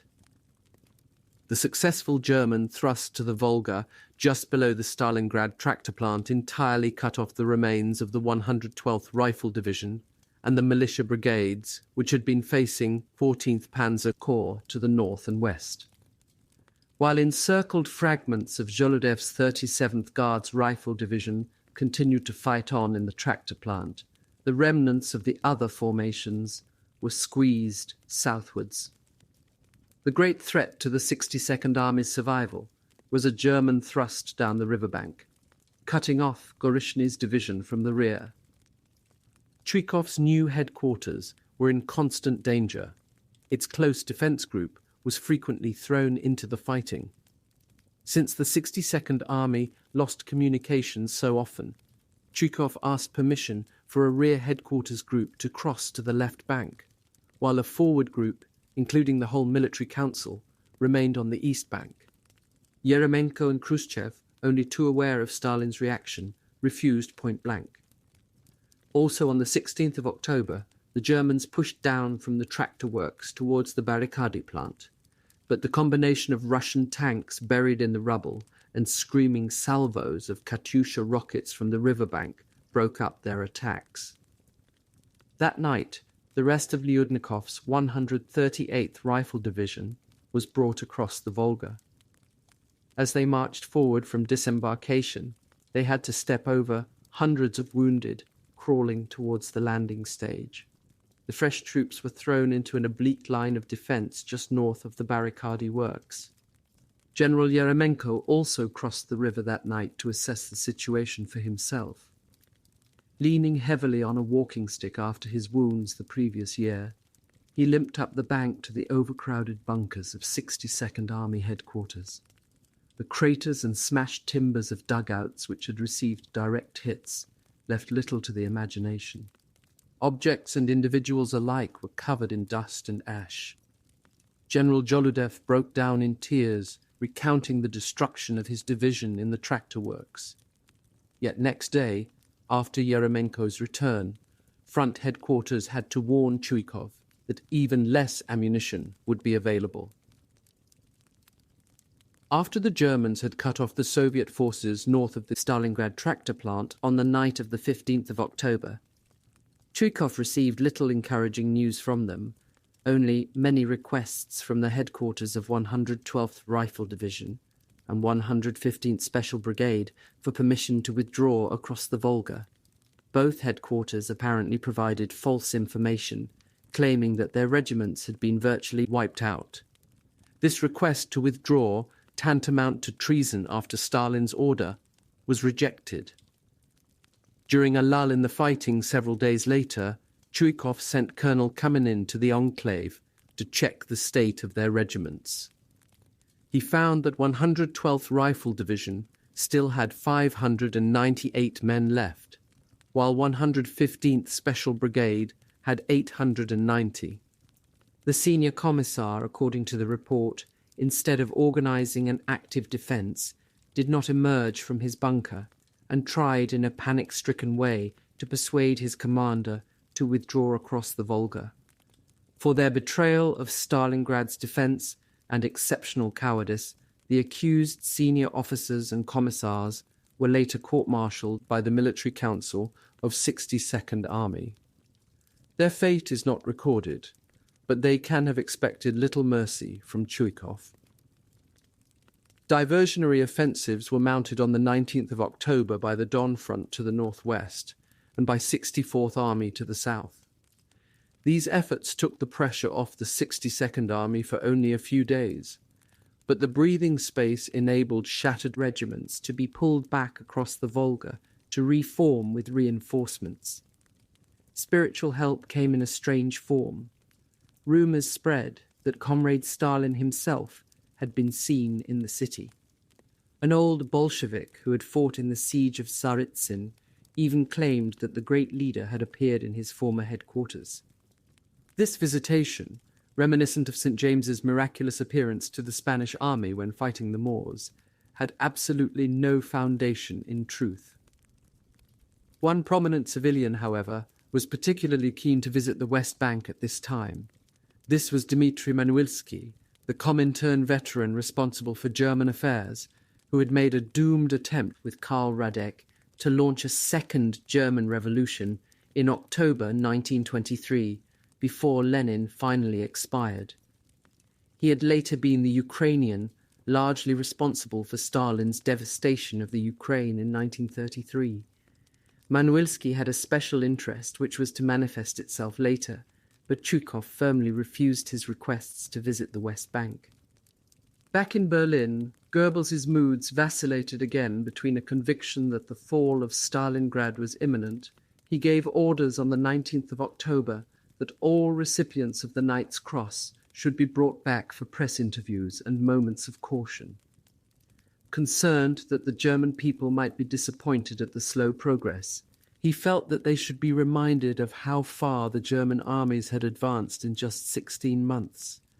He gave orders that signs should be put up in German cities showing the distance to Stalingrad. 3 days later, he ordered that names such as Red October and Red Barricade should be avoided at all costs when reporting the tough fighting, in case it encouraged communist-infected circles. During the huge battles for the northern industrial sector of the city, house fighting, with local attacks and counterattacks, had continued in the central districts. One of the most famous episodes of the Stalingrad battle was the defense of Pavlov's house, which lasted for 58 days. At the end of September, a platoon from the 42nd Guards Regiment had seized a 4-story building overlooking a square some 300 yards in from the top of the riverbank. Their commander, Lieutenant Afanasyev, was blinded early in the fighting, so Sergeant Yakub Pavlov took over command. They discovered several civilians in the basement who stayed on throughout the fighting. One of them, Maria Ulyanova, took an active part in the defense. Pavlov's men smashed through cellar walls to improve their communications and cut holes in the walls to make better firing points for their machine guns and long-barreled anti-tank rifles. Whenever panzers approached, Pavlov's men scattered, either to the cellar or to the top floor, from where they were able to engage them at close range. The panzer crews could not elevate their main armament sufficiently to fire back. Chuikov later liked to make the point that Pavlov's men killed more enemy soldiers than the Germans lost in the capture of Paris. Yakub Pavlov, made a hero of the Soviet Union, later became the archimandrite Kirill in the monastery at Sergeyevo, formerly Zagorsk, where he attracted a huge following of the faithful that had nothing to do with his fame from Stalingrad. He is now very frail. Another story, more of a vignette gleaned from letters, concerned Lieutenant Charnasov, an artillery observer from the 384th Artillery Regiment. His observation post was at the top of a shell-wrecked building from where he called down artillery fire. His last letter to his wife read, "Hello, Shura. I send kisses to our two little birds, Slavik and Lydusia. I am in good health. I have been wounded twice, but these are just scratches, so I still manage to direct my battery all right. The time of hard fighting has come to the city of our beloved leader, to the city of Stalin. During these days of hard fighting, I am avenging my beloved birthplace of Smolensk, but at night I go down to the basement where two fair-haired children sit on my lap. They remind me of Slavik and Lyda." On his body was found his wife's previous letter. "I am very happy that you are fighting so well," she had written, "and that you have been awarded a medal. Fight to the last drop of your blood, and don't let them capture you, because prison camp is worse than death." This exchange of letters was seen as exemplary and also as typical of the moment. They may well be genuine, but like many others, they revealed only a partial truth. When soldiers sat down in the corner of a trench or ill-lit cellar to write home, they often had trouble expressing themselves. The single sheet, which would later be folded into a triangle, like a paper boat, because there were no envelopes, seemed both too large and too small for their purposes. The resultant letter stuck, as a result, to three main themes: inquiries after the family at home, reassurance, "I'm getting along all right, still alive," and preoccupation with the battle. "We are constantly destroying their manpower and equipment. Day or night, we won't leave them in peace." Red Army soldiers in Stalingrad were well aware that the whole nation's eyes were on them, but many must have tailored part of their letters because they knew that the special departments censored mail carefully. Even when they wanted to escape when writing to their wife or sweetheart, the battle stayed with them always, partly because a man's worth was defined by the opinion of his comrades and commander. "Maria," wrote a certain Kolya, "I think you will remember our last evening together. Because now, this minute, it is exactly a year since we were parted. And it was very difficult for me to say goodbye to you. It's very sad, but we had to part because it was the order of the motherland. We are carrying out this order as well as we can. The motherland requires those of us who are defending this town to resist to the end, and we are going to carry out that order." The majority of Russian soldiers seem to have subsumed their personal feelings within the cause of the great patriotic war. They may have been more afraid of the censor than their German counterparts. They may have been more effectively brainwashed by the Stalinist regime. And yet the concept of self-sacrifice comes across as much more than an ideological slogan. It appears almost atavistic, a moral compulsion in the face of the invader. "People might reproach me," wrote a Red Army lieutenant in Stalingrad to his bride of a few weeks, "if they read this letter about the reason why I am fighting for you. But I can't distinguish where you end and where the motherland begins. You and it are the same for me." A comparative study of letters home written by officers and soldiers on both sides is most instructive. In many of the letters from Germans in Stalingrad at this time, there is often a hurt, disabused, even disbelieving note at what was happening, as if this was no longer the same war on which they had embarked. "I often ask myself," wrote a German lieutenant to his wife, "what all this suffering is for. Has mankind gone crazy? This terrible time will mark many of us forever." And despite the optimistic propaganda of imminent victory at home, many wives sensed the truth. "I can't stop worrying. I know that you are fighting constantly. I will always be your faithful wife. My life belongs to you and to our world." There was also a surprising number of dissatisfied Russian soldiers who either forgot that their letters were censored or were so downcast that they no longer cared. Many complained about their rations. "Aunt Liuba," wrote one young soldier, "please send me some food. I am ashamed to ask you, but hunger makes me do it." Many admitted that they were reduced to scavenging, and others told their families that soldiers were falling ill because of bad food and insanitary conditions. One soldier suffering from dysentery wrote, "If it goes on like this, it won't be possible to avoid an epidemic. We also have lice, which are the first source of disease." The soldiers' prediction soon proved correct. In hospital 4,169, soldiers with typhus were rapidly isolated. The doctors thought that the wounded caught typhus from local people on the way to the hospital and that it spread from there. As well as complaints about bad food and conditions, strong traces of defeatism still surfaced. The commissars, always ready to jump at their own shadows in the Stalinist night, were clearly unsettled by the results of NKVD postal censorship.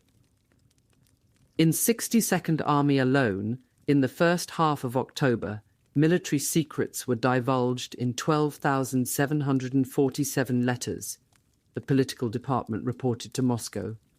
Some letters contained clear anti-Soviet statements, praising the fascist army and failing to believe in the victory of the Red Army. A few examples were quoted. "Hundreds and thousands of people die every day," wrote a soldier to his wife. "Now it is all so hard that I do not see a way out.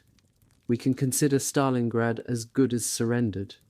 At a time when most Russian civilians had been living off little more than soups made from nettles and other weeds, a soldier in the 245th Rifle Regiment wrote to his family, "In the rear they must be shouting that everything should be for the front, but at the front we have nothing. The food is bad and there is little of it. The things they say are not true." Almost any form of honesty in a letter home was fatal. A lieutenant who wrote that German aircraft are very good, our anti-aircraft people shoot down only very few of them, was also identified as a traitor.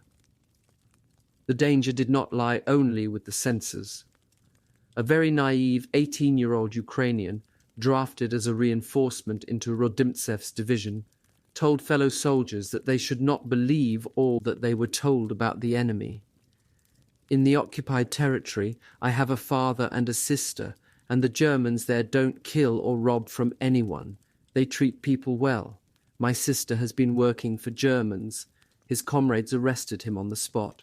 The investigation is underway," the report to Moscow concluded. One form of political repression within the Red Army was in fact easing at this time. Stalin, in a deliberate policy to boost morale, had already announced the introduction of awards with a decidedly reactionary flavour, such as the orders of Kutuzov and Suvorov.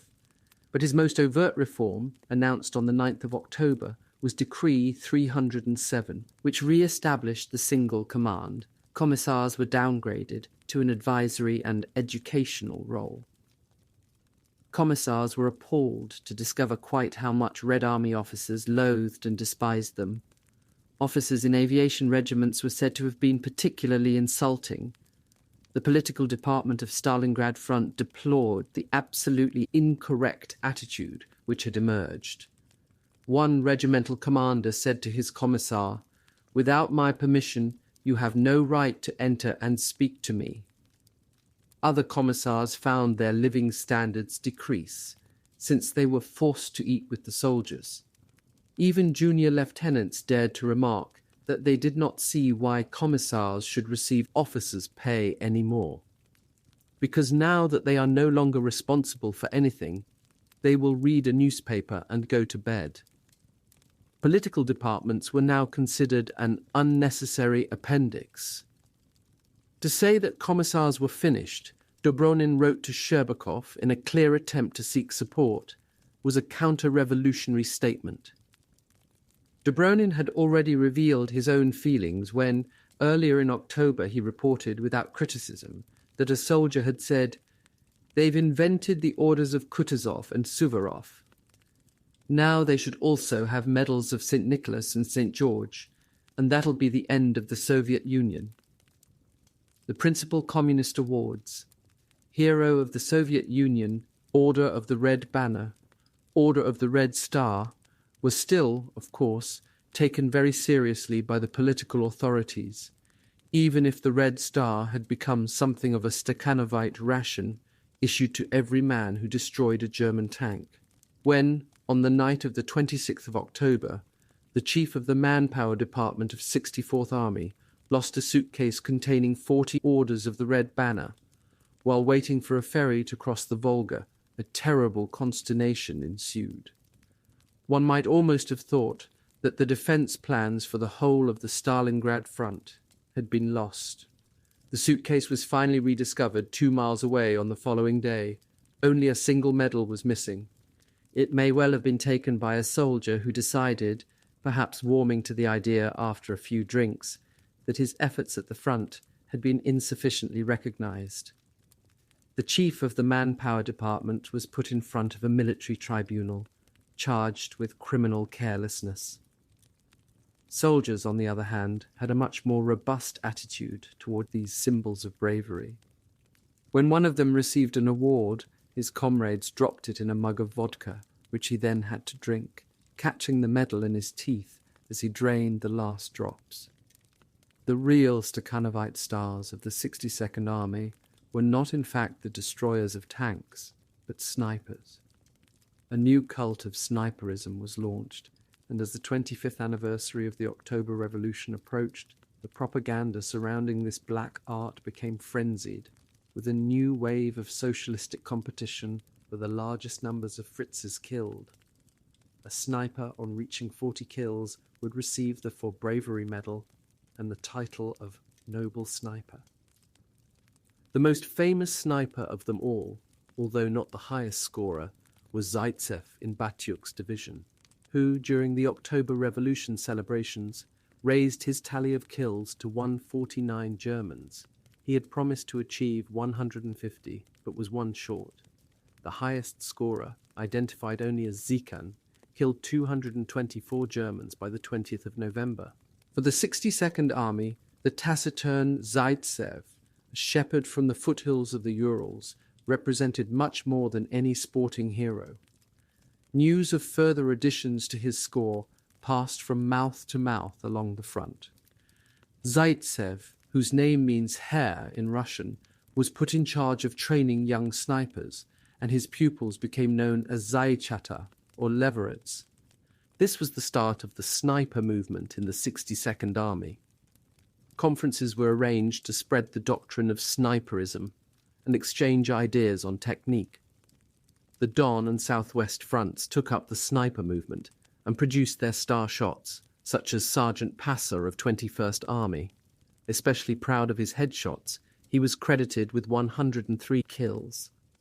Non-Russian snipers were singled out for praise. Kucherenko, a Ukrainian, who killed 19 Germans, and an Uzbek from 169th Rifle Division, who killed 5 in 3 days. In 64th Army, Sniper Kovbasa, the Ukrainian word for sausage, worked from a network of at least 3 trenches, 1 for sleeping and 2 fire trenches, all connected. In addition, he dug fake positions out to the side in front of neighbouring platoons. In these he installed white flags attached to levers, which he could agitate from a distance with cords. Kovbasa proudly claimed that as soon as a German saw one of his little white flags waving, he could not help raising himself in his trench to take a better look and shout, "Rus, kom, kom." Kovbasa then got him from an angle.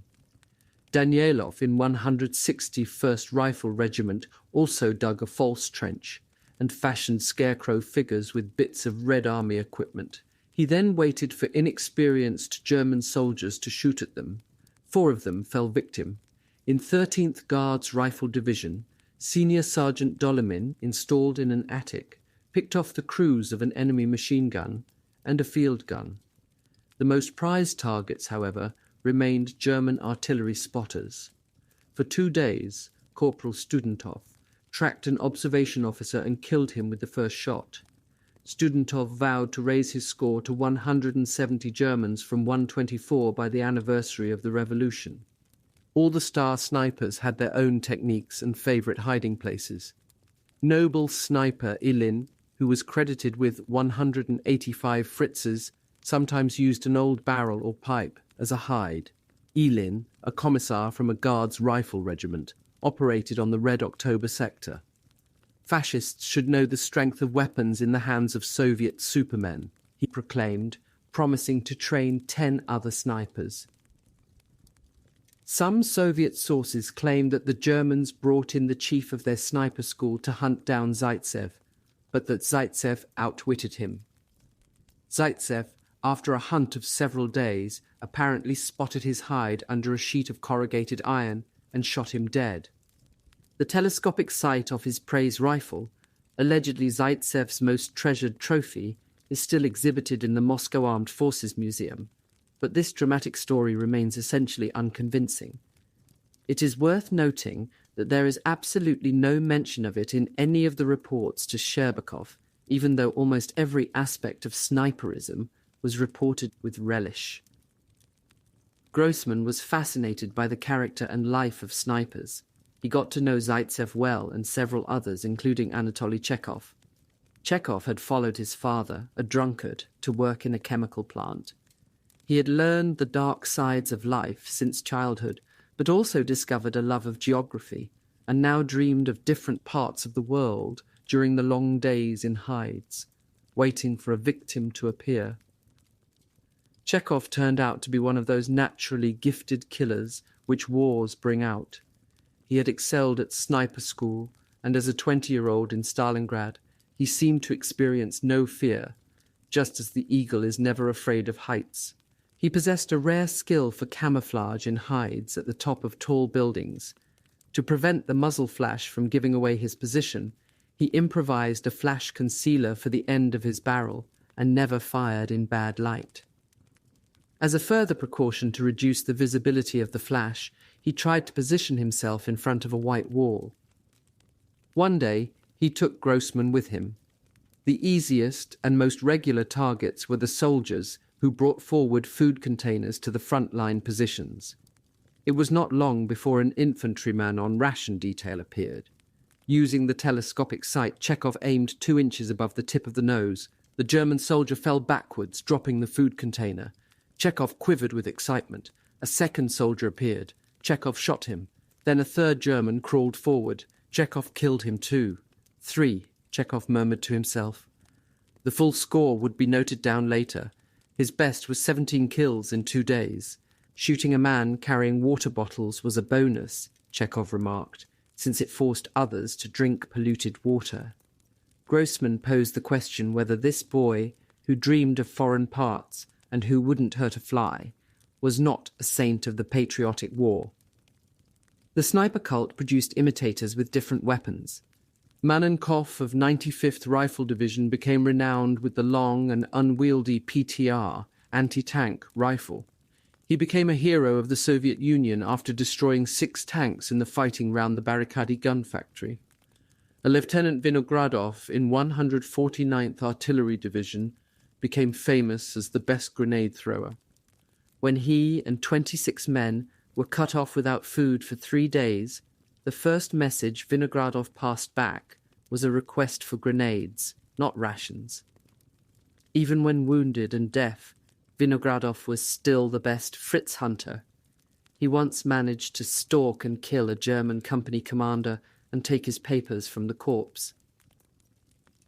As the German divisions pushed southwards from the tractor works towards the line of defence at the Barricadi factory, Trikov, on the night of the 17th of October, changed his headquarters yet again.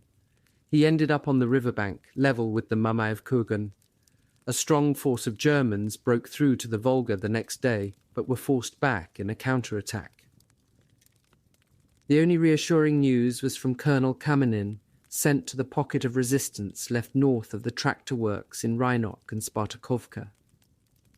The situation had been restored, and the troops were in general fighting bravely.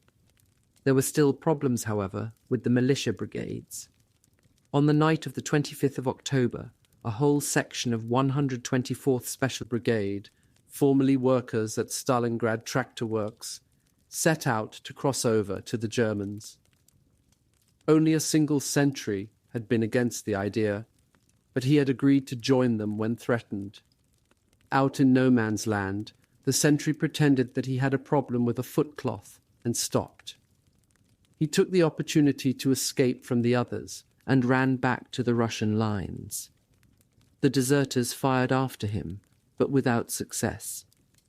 The sentry, Soldier D, reached his regiment safely, but was then arrested and court-martialed for not taking decisive measures to inform his commanders of the forthcoming crime and preventing the traitors from deserting.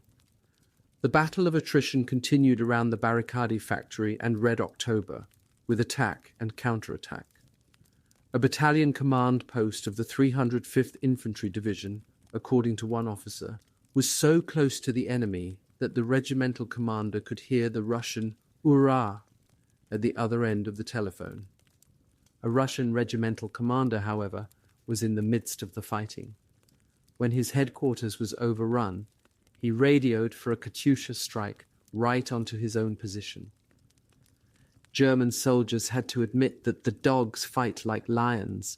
Their own casualties mounted rapidly. The cries of "Sani, Hilfe" from the wounded became almost as much part of the scene as the explosions and the sounds of ricochets off the rubble. Yet the 62nd Army was reduced to several bridgeheads on the west bank, none more than a few hundred yards deep. Streets were taken, Soviet positions pushed back even closer to the Volga, the Barricadi gun factory partially overrun. The 62nd Army's last crossing point was under direct machine gun fire, and all reinforcements had to be thrown into that sector to save it. Soviet divisions were reduced to a few hundred men each, but they still fought back at night. "We felt at home in the dark," wrote Chuikov. "Father," a German corporal wrote home, "you kept telling me, 'Be faithful to your standard and you'll win.' You will not forget these words because the time has come for every sensible man in Germany to curse the madness of this war. It's impossible to describe what is happening here. Everyone in Stalingrad who still possesses a head and hands, women as well as men, carries on fighting."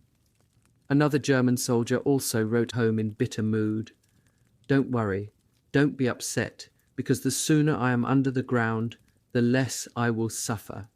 We often think that Russia should capitulate, but these uneducated people are too stupid to realize it." A third soldier surveyed the ruins around him. "Here a saying from the Gospel often passes through my thoughts. No stone will be left standing one upon another. Here it is the truth." 13. Paulus's final assault. Out in the steppe, the routine of German divisions was a world apart from the fighting in the city. There were defense lines to be held and probing attacks to be repulsed, but life offered a much more conventional existence, especially back from the front. On Sunday, the 25th of October, the officers of a regiment in the Bavarian 376th Infantry Division invited General Edler von Daniels, their divisional commander, to a Munich Oktoberfest shooting contest. The main preoccupation at that time was the preparation of good winter quarters. "It's not an enticing picture out here," a soldier in the 113th Infantry Division wrote home. "For far and wide there are no villages, no woodland, neither tree nor shrub, and not a drop of water." Russian prisoners and Hiwis were put to work digging bunkers and trenches. "We really need to make good use of these men because we're so short-handed," wrote a senior NCO. Out in the treeless steppe, infantry divisions were forced to send trucks and working parties into Stalingrad to fetch beams from the rubble of destroyed houses for the roofs of their bunkers. South of Stalingrad, the 297th Infantry Division excavated man-made caves in the sides of Balkas to form stables, stores, and eventually an entire field hospital, for which all the equipment arrived by rail from Germany. During the Indian summer of early and mid-October, Germans were keen to get their house ready. Even the younger soldiers recognized the implications of digging in. They would now be there for the whole winter. Hitler issued his own instructions for the winter. He expected a highly active defense and a proud sense of victory. Tanks were to be protected from the cold and bombardment in specially built concrete bunkers, but the necessary materials never arrived, so vehicles stayed in the open. 6th Army headquarters also drew up elaborate plans for the winter. Even a finished training film, how to construct a sauna in the field, was ordered, but none of these preparations carried much conviction. "The Führer has ordered us to defend our positions to the last man," Grossgirth wrote home to Germany. "Something we would do of our own accord, since the loss of a position would hardly improve our situation. We know what it would be like to be stranded without shelter in the open steppe." Führer headquarters also decided that the majority of 6th Army's draft animals should be sent over 100 miles to the rear. This would save on the supply trains required to bring forward the huge quantities of fodder. Altogether, some 150,000 horses, as well as a number of oxen and even camels, had accumulated between the Don and the Volga. Motor transport and repair units were also moved back. The reasons behind such a move were understandable from a purely logistic point of view, but it would prove a serious mistake in a crisis.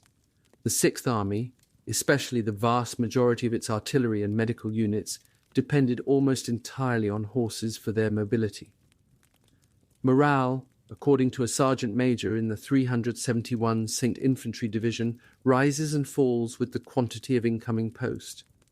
Almost everyone seemed to be suffering from acute homesickness. "Here one must become a completely different person," wrote a senior NCO of the 60th Motorized Infantry Division. "And that is not so easy. It's exactly as if we were living in another world. When the post arrives, everybody rushes out of their little houses and they just can't be stopped. For the time being, I must stand by and watch with an indulgent smile." Thoughts were already turning to Christmas, the most beautiful festival of the whole year. Soldiers began to discuss presents with wives.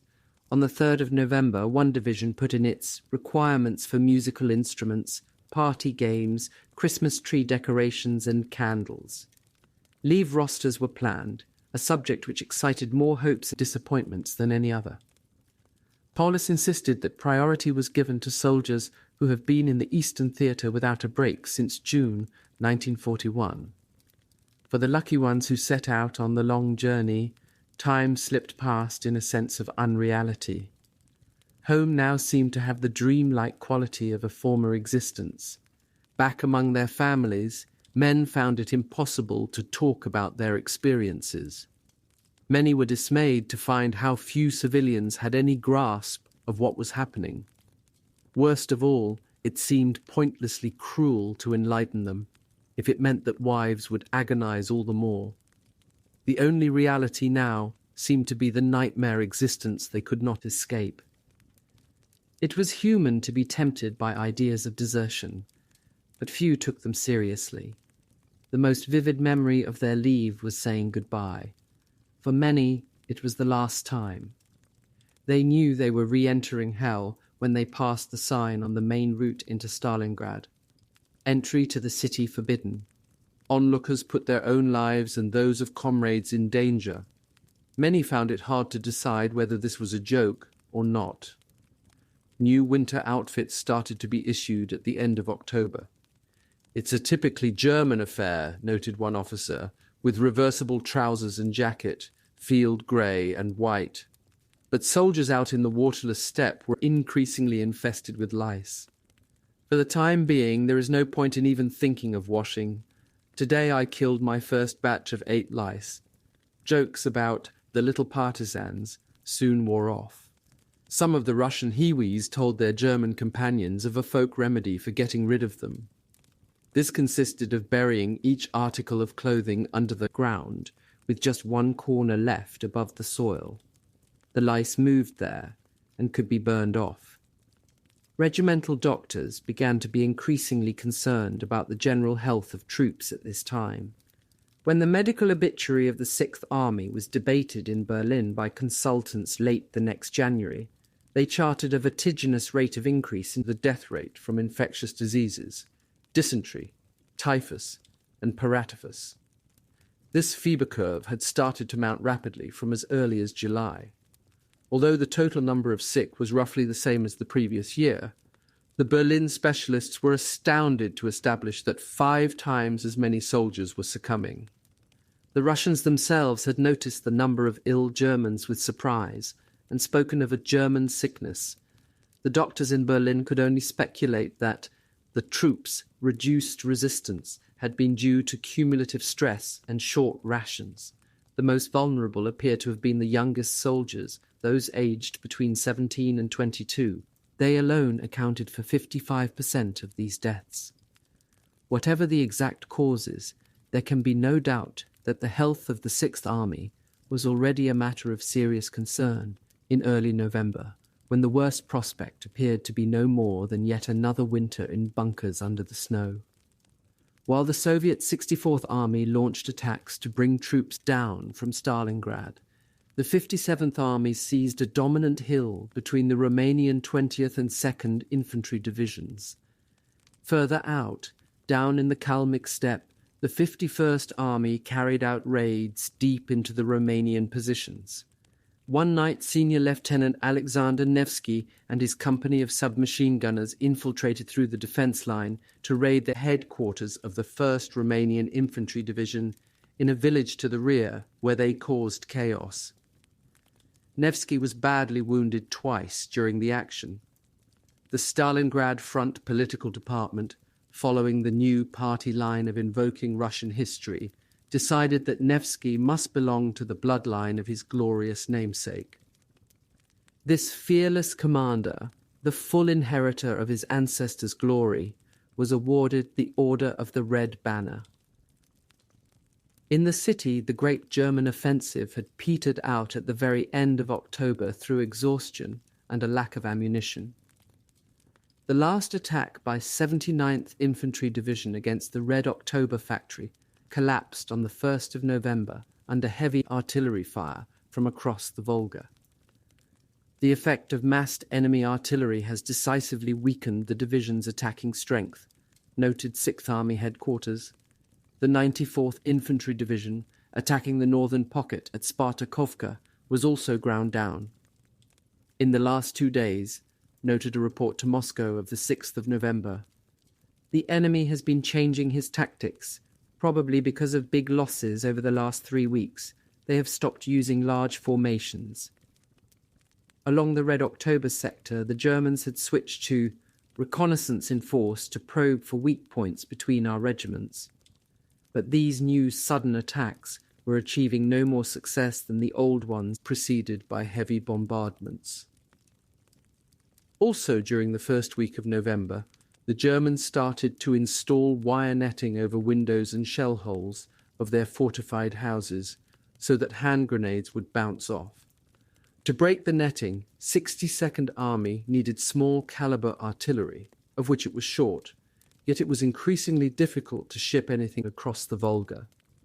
Red Army soldiers started to improvise hooks on their grenades to catch onto the netting. Soviet forces hit back in any way they could during early November. Gunboats of the Volga flotilla, some with spare T-34 tank turrets mounted on the forward deck, bombarded 16th Panzer Division at Rhynok, and the heavy enemy night bombing attacks continued to wear down the resilience of German soldiers. Along the whole of the Eastern Front, wrote Grosskreutz to his brother on the 7th of November, "We are expecting today a general offensive in honour of the anniversary of the October Revolution, but observance of the 25th anniversary was restricted on a local level to Soviet soldiers exceeding their socialist promises to destroy Fritzes, which they made in socialist competition. Komsomol members especially were expected to keep an accurate tally of their score." In 57th Army, the chief political officer reported, "Out of 1,697 Komsomol members, 678 have not yet killed any Germans." These underachievers were presumably taken in hand. Some celebrations of the October Revolution did not attract the approval of the authorities. A battalion commander and his second-in-command, bringing forward reinforcements for 45th Rifle Division, got drunk and were missing for 13 hours. The battalion was left wandering around aimlessly on the east bank of the Volga. A number of Stalingrad front divisions had little with which to celebrate, either because the special vodka ration was not delivered or because it arrived too late. Several units did not even receive their food ration that day.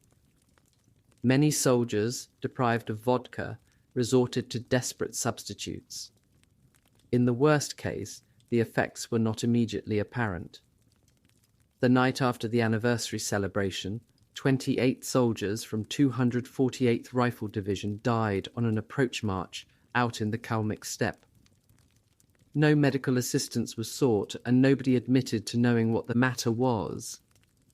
Officers pretended to think that they had died from cold and exertion on the march.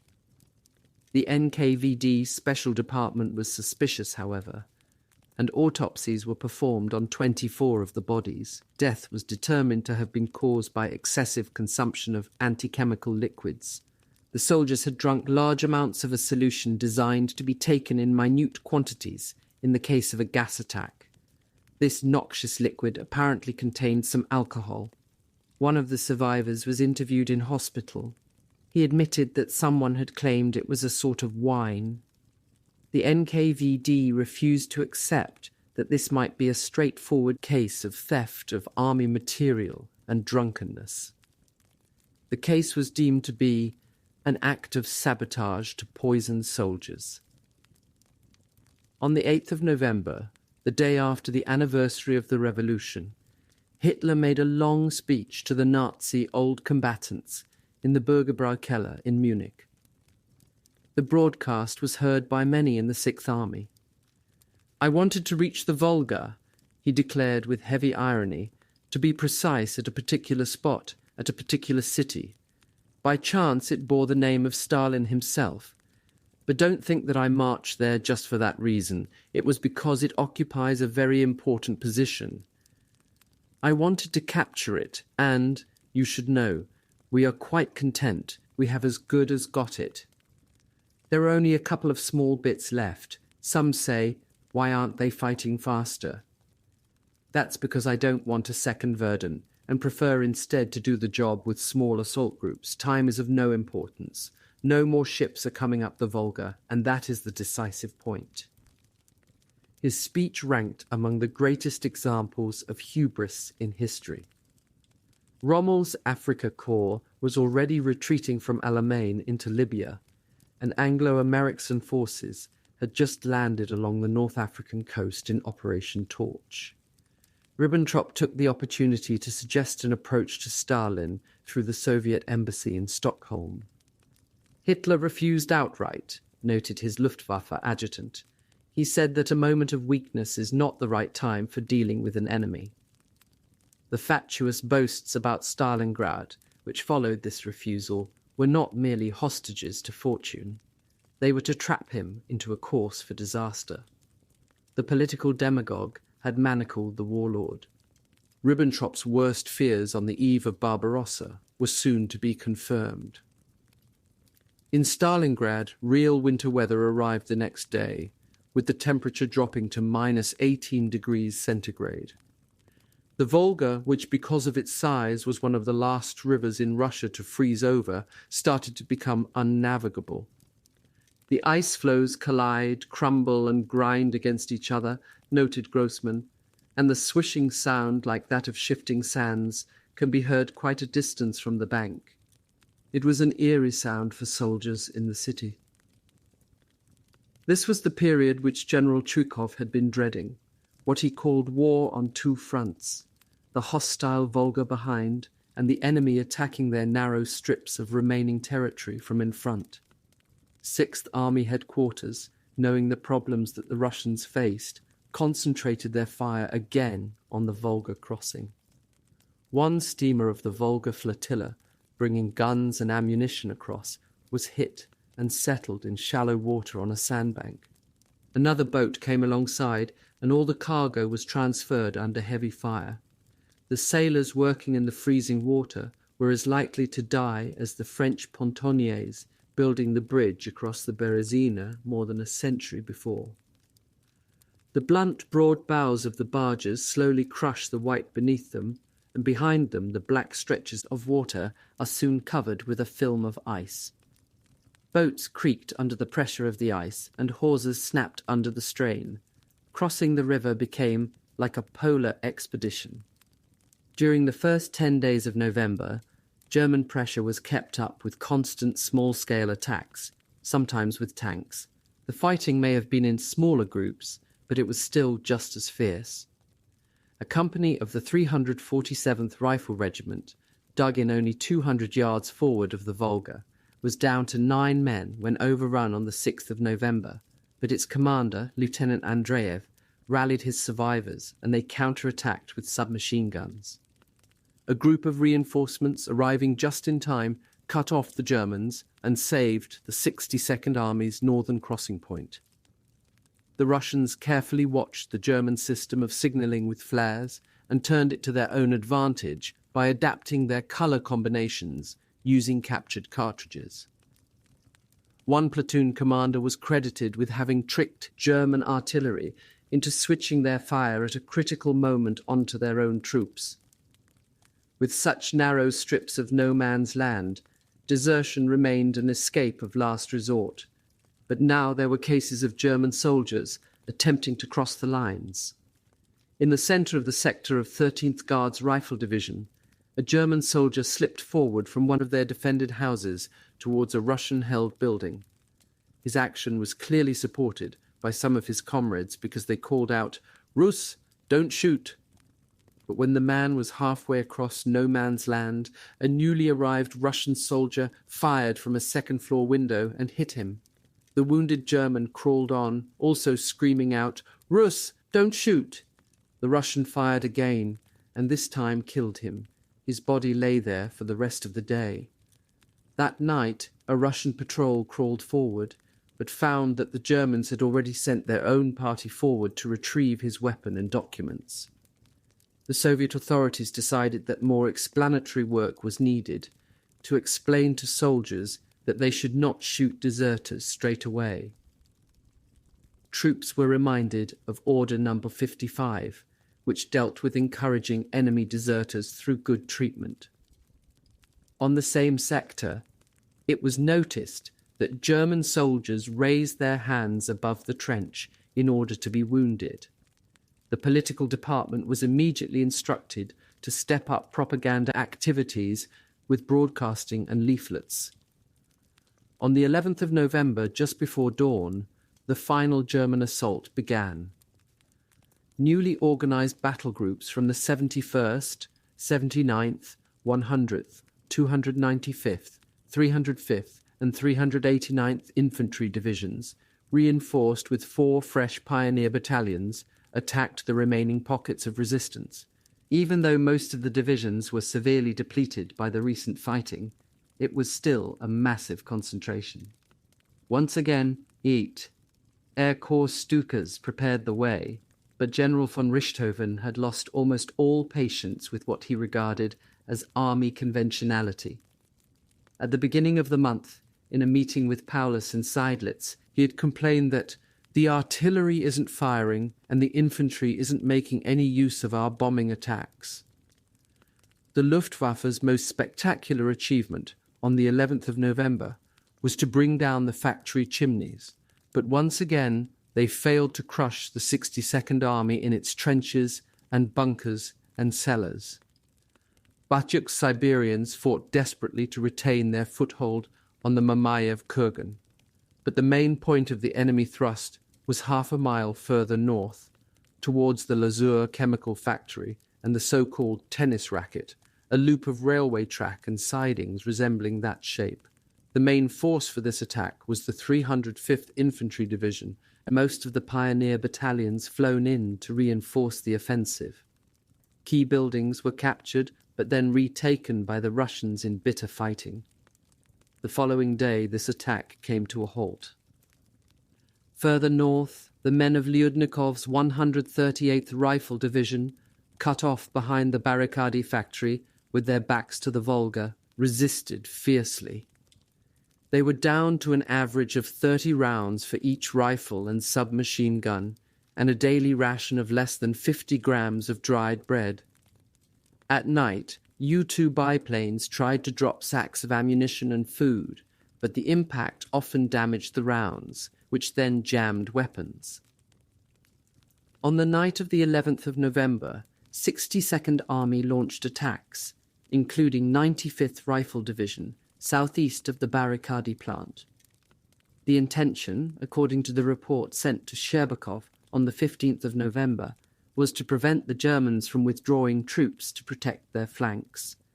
This appears to contradict Chuikov's account in his memoirs, where he asserts that he and his staff had no knowledge of the great counteroffensive launched on the 19th of November, until informed the evening before by Stalingrad Front headquarters.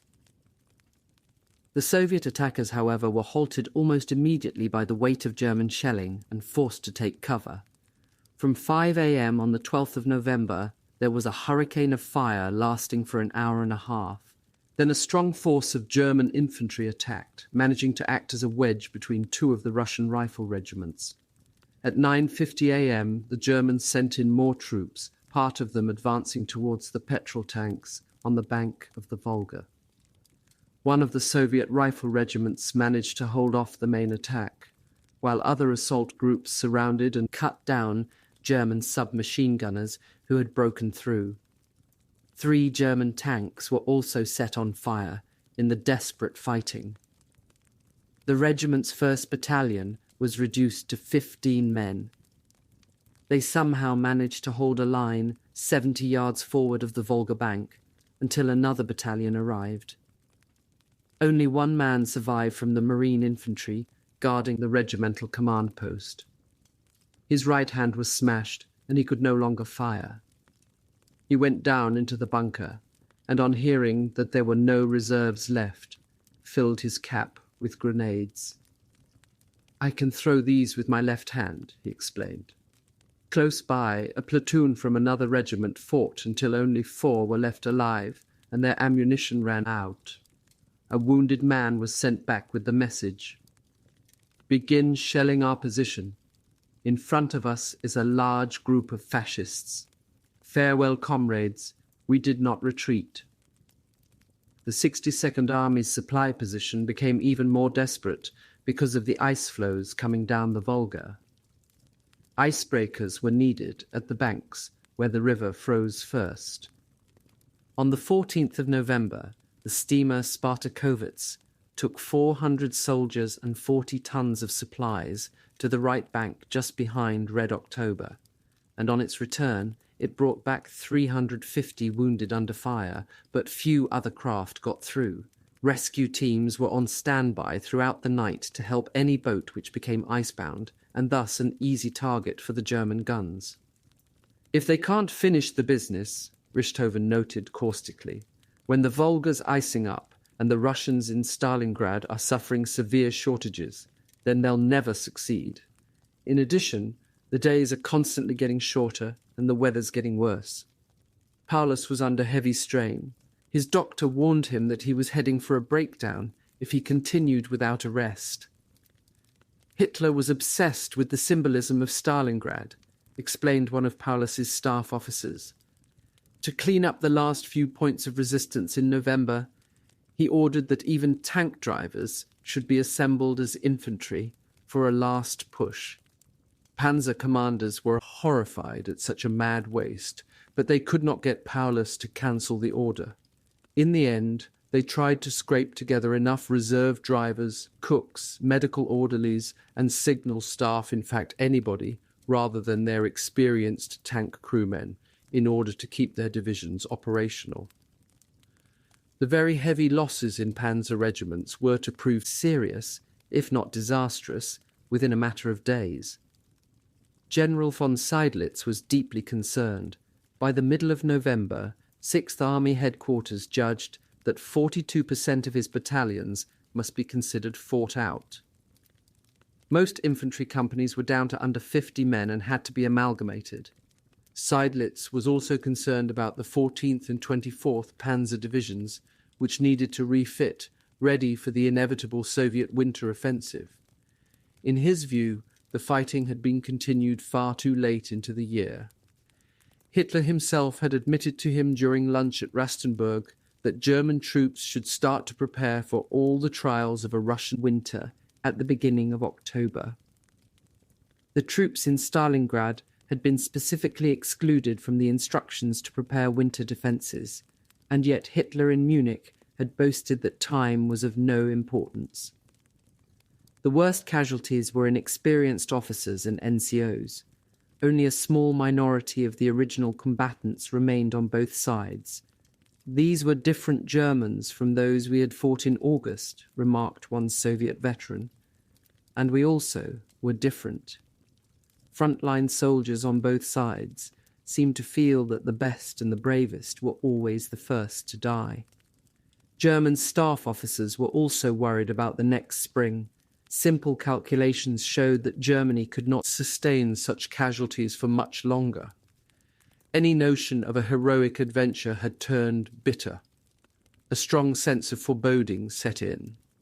As a symbol of determination for revenge, the new Red Army practice in Stalingrad, when saluting the death of a well-regarded commander, was to fire a volley or salvo, not in the air, but at the Germans. 14. All for the front. The plan for Operation Uranus, the great Soviet counterstroke against the Sixth Army, had an unusually long gestation when one considers Stalin's disastrous impatience the previous winter. But this time, his desire for revenge helped control his impetuousness. The original idea dated back to Saturday, the 12th of September, the day that Paulus met Hitler at Vinitsa, and that Zhukov was summoned to the Kremlin after the failed attacks against Paulus's northern flank. Vasilevsky, the chief of the General Staff, was also present. There in Stalin's office, overlooked by recently installed portraits of Alexander Suvorov, the scourge of the Turks in the 18th century, and of Mikhail Kutuzov, Napoleon's dogged adversary, Zhukov was made to explain again what had gone wrong. He concentrated on the fact that the three understrength armies sent into the attack had lacked artillery and tanks. Stalin demanded to know what was needed. Zhukov replied that they should have another full-strength army, supported by a tank corps, 3 armoured brigades, and at least 400 howitzers, all backed by an aviation army. Vasilevsky agreed. Stalin said nothing. He picked up the map marked with the Stavka reserves and began to study it alone. Zhukov and Vasilevsky moved away to a corner of the room. They murmured together, discussing the problem. They agreed that another solution would have to be found. Stalin possessed sharper hearing than they had realized. And what he called across, "Does another solution mean?" The two generals were taken aback. "Go over to the General Staff," he told them, "and think over very carefully indeed what must be done in the Stalingrad area." Zhukov and Vasilevsky returned the following evening. Stalin did not waste time. He greeted the two generals with business-like handshakes, to their surprise. "Well, what did you come up with?" he asked. "Who's making the report?" "Either of us," Vasilevsky replied. "We are of the same opinion."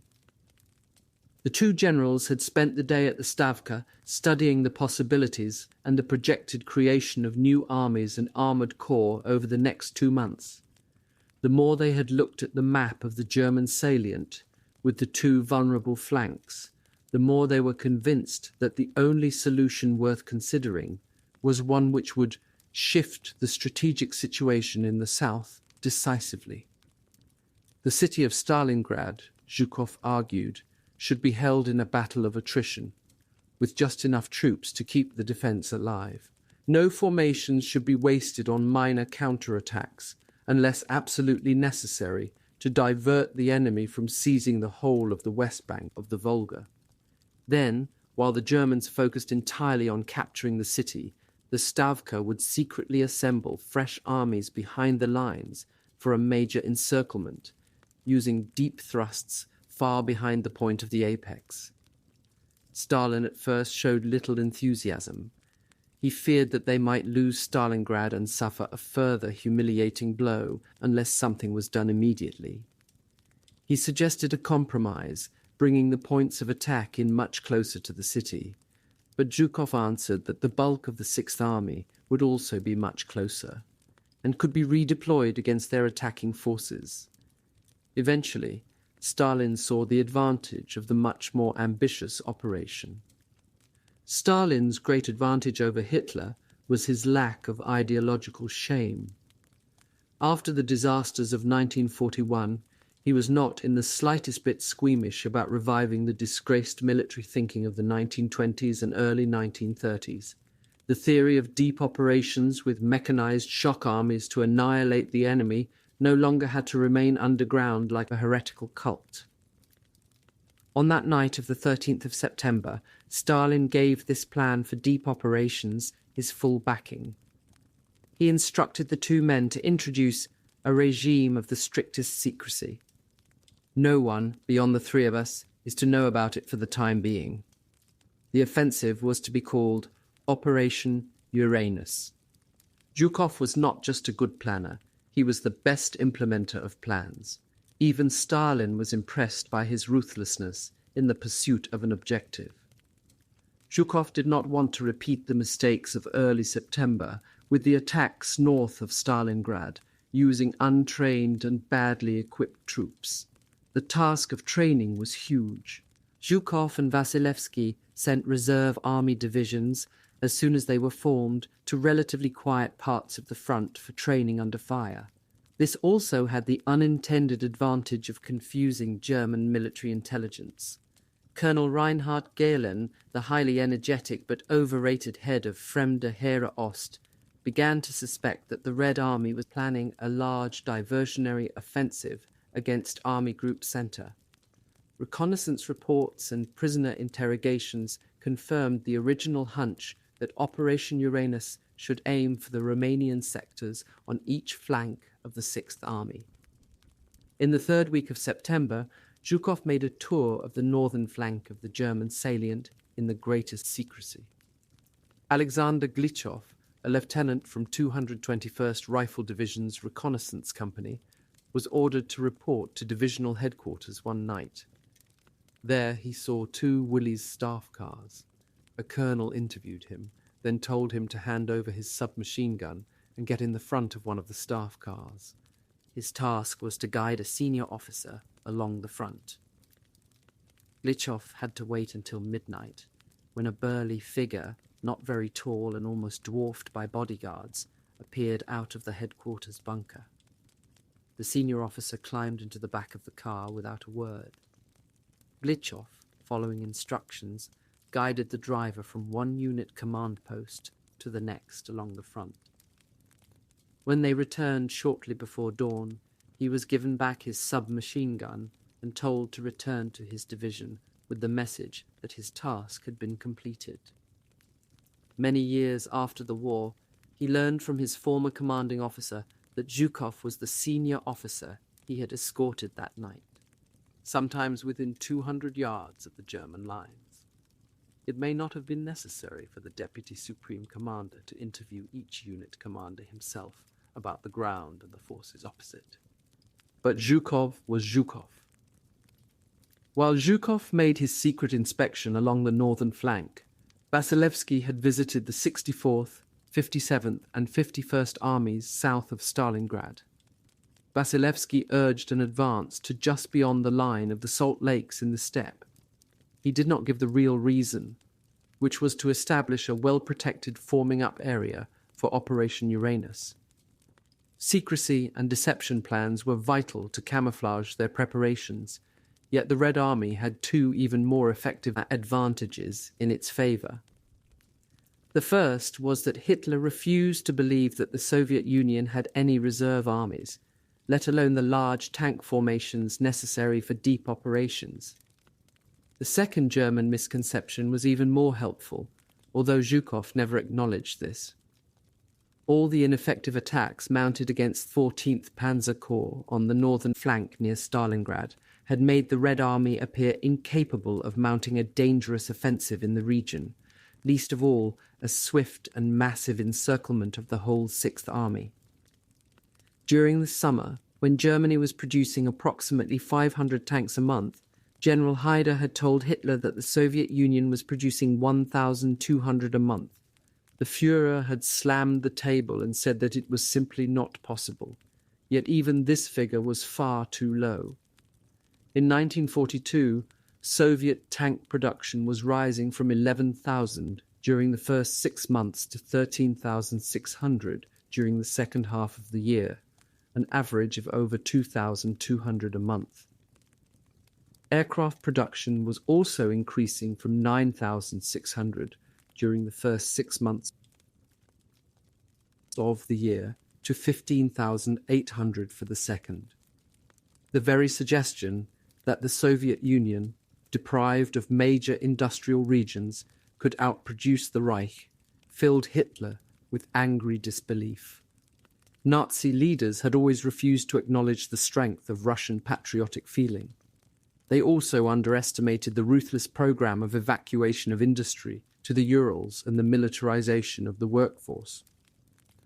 Over 1,500 factories had been evacuated from the western regions of the Soviet Union to behind the Volga, particularly the Urals, and reassembled by armies of technicians slaving through the winter. Few factories had any heating. Many had no windows at first or proper roofing. Once the production lines started, they never stopped, unless halted by breakdowns, power failures, or shortages of particular parts. Manpower posed less of a problem. The Soviet authorities simply drafted in new populations of workers. Soviet bureaucracy wasted the time and talents of its civilian people and squandered their lives in industrial accidents, with as much indifference for the individual as military planners showed towards their soldiers, yet the collective sacrifice, both forced and willing at the same time, represented a terrifyingly impressive achievement. At a time when Hitler still refused to countenance the idea of German women in factories, Soviet production depended on the mass mobilization of mothers and daughters. Tens of thousands of dungaried women, fighters in overalls, swinging tank turrets on hoists down production lines, or bent over lathes, believed passionately in what they were doing to help the men. Posters never ceased to remind them of their role. What was your help to the front? Chelyabinsk, the great centre of war industries in the Urals, became known as Tankograd. Soon, tank training schools were established near the factories. The party organised links between workers and regiments, while factories made collections to pay for more tanks. A tank gunner called Minakov composed a rhyme which seized the imagination of the Ural production lines. For the death of enemies, for the joy of friends, there is no better machine than the T-34. Somebody later suggested that production line workers should form the 1st Ural Volunteer Tank Regiment. The organisers claimed to have received, within 36 hours of putting up the first poster, 4,363 applications to join the tank regiment, of which 1,253 were from women. Even the slave labour camps devoted to munitions production achieved a far higher output than their equivalents in Germany. There were also far fewer cases of sabotage. Gulag prisoners still believed in defeating the invader. Allied aid is seldom mentioned in Soviet accounts for reasons of propaganda, but its contribution towards keeping the Red Army fighting in the autumn of 1942 should not be overlooked. Stalin complained to Zhukov about the quality of the Hurricane fighters offered by Churchill, and the British and American tanks provided did not compare to the T-34. Consignments of British ammunition boots and greatcoats were just as unpopular with Soviet soldiers because of their uselessness for winter warfare. But American vehicles, especially Ford, Willys and Studebaker trucks and jeeps and food, whether the millions of tons of wheat in white sacks stamped with the American eagle, and cans of Spam or corned beef from Chicago made a huge yet unacknowledged difference to the Soviet Union's ability to resist. Zhukov knew the importance of having the right commanders for mechanized warfare. At the end of September, he persuaded Stalin to appoint General Konstantin Rokossovsky, a former victim of Beria's NKVD, commander of the Don Front, which stretched from the northern tip of Stalingrad westwards to Kletskaya, just beyond the Great Don Bend. At the same time, Lieutenant General Nikolai Vatutin was put in charge of the new southwestern front on Rokossovsky's right flank, which faced the 3rd Romanian Army. On the 17th of October, Don Front headquarters gave the order that all civilians within 15 miles of the front line must be evacuated by the 29th of October. Apart from security considerations, the military authorities wanted to be able to hide troops in villages by day during their approach marches. It was a considerable operation, since the evacuees would be taking their own cattle, sheep, pigs and hens and food for a month. The cows were to act as draft animals, and all collective farm tractors, combine harvesters and other valuable machinery were to be withdrawn. Several thousand civilians were drafted into a construction corps over 100,000 strong, repairing roads and bridges along the Saratov-Kamyshin-Stalingrad route and all others leading to the front. From the newly laid Saratov-Astrakhan Railroad, lines diverted to railheads in the steppe, where the Stavka reserves would detrain, well to the rear, before proceeding to concentration areas behind the front. The strain on the Soviet railways system, moving 1,300 wagons a day to the three fronts, was immense. Confusion was inevitable. One division was left packed in troop trains for nearly 2.5 months on sidings in Uzbekistan. The plan for Operation Uranus was simple, yet daringly ambitious in its scope. The main assault over 100 miles west of Stalingrad would be launched southeastwards from the Serafimovich bridgehead, a 40-mile-long stretch south of the Don, which the Romanian Third Army had not had the strength to occupy. This point of attack was so far to the rear of the Sixth Army that German mechanized forces in and around Stalingrad would not be able to get back in time to make a difference. Meanwhile, an inner strike would cut down from another bridgehead south of the Don at Kletskaya, then attack the rear of Strecker's Tiran Army Corps stretched across the greater and the lesser Don Bends. Finally, from south of Stalingrad, another armoured thrust would attack northwestwards to meet up with the main assault around Kalach. This would mark the encirclement of Paulus's 6th Army and part of Hoth's 4th Panzer Army. Altogether, some 60% of the whole tank strength of the Red Army was allocated to Operation Uranus. Soviet security proved better than one might have expected, considering the number of Red Army prisoners and deserters passing through Wehrmacht hands. German intelligence had failed during the summer of 1942 to identify the creation of 5 new tank armies, each roughly the equivalent of a panzer corps, and 15 tank corps, each the equivalent of a strong panzer division. As the moment of retribution approached, the Red Army paid great attention to maskirovka, a term covering deception, camouflage, and operational security, by greatly reducing the quantity of radio traffic. Orders were given in person and not written down. Active deception measures included stepping up activity around Moscow. The Germans identified the Rzhev salient as the most likely area for a Soviet offensive in November. Meanwhile, in the south, frontline divisions along the sectors vital for Operation Uranus were ordered to construct defence lines purely for the benefit of German air reconnaissance, while the Voronezh front, which was not involved, received orders to prepare bridging equipment and boats, as if for an offensive. Troop activity in other sectors was concealed by the construction of defences, which gave the opposite impression to plans for an offensive. The approach marches of formations for Operation Uranus were made at night, with troops hiding up during the day, a difficult task on the bare steppe, but Red Army camouflage techniques, were remarkably effective. No fewer than 17 false bridges were constructed over the Don to attract the Luftwaffe's attention away from the 5 real ones, over which crossed the 5th Tank Army, the 4th Tank Corps, 2 cavalry corps and numerous rifle divisions. South of Stalingrad, the 13th Mechanized Corps, the 4th Mechanized Corps, the 4th Cavalry Corps, and supporting formations altogether over 160,000 men, 430 tanks, 550 guns, 14,000 vehicles, and over 10,000 horses were brought across the lower Volga in batches at night, a difficult and dangerous operation, with the ice floes coming down the river. They had to be camouflaged by dawn. The Red Army could not, of course, hope to conceal the forthcoming operation entirely, but, as one historian put it, their greatest feat was in masking the scale of the offensive. In the early autumn of 1942, most German generals, although they did not share Hitler's conviction that the Red Army was finished, certainly considered it close to exhaustion.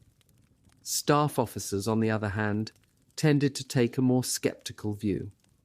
When Captain Winrich Baer, a highly decorated officer from the Afrika Corps, joined 6th Army headquarters, Lieutenant Colonel Niemeyer, the Chief of Intelligence, welcomed him with a much more sombre assessment than he had expected. "My dear friend," he said, "come and see the situation map. Look at all the red markings. The Russians are starting to concentrate in the north here, and in the south here." Niemeyer felt that senior officers, although concerned by a threat to their lines of communication, did not take the danger of encirclement seriously.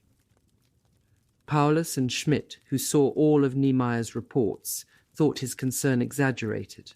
Both generals expected quite heavy attacks with artillery and tanks, but not a major offensive deep into their rear, using the Germans' own Schwerpunkt tactics.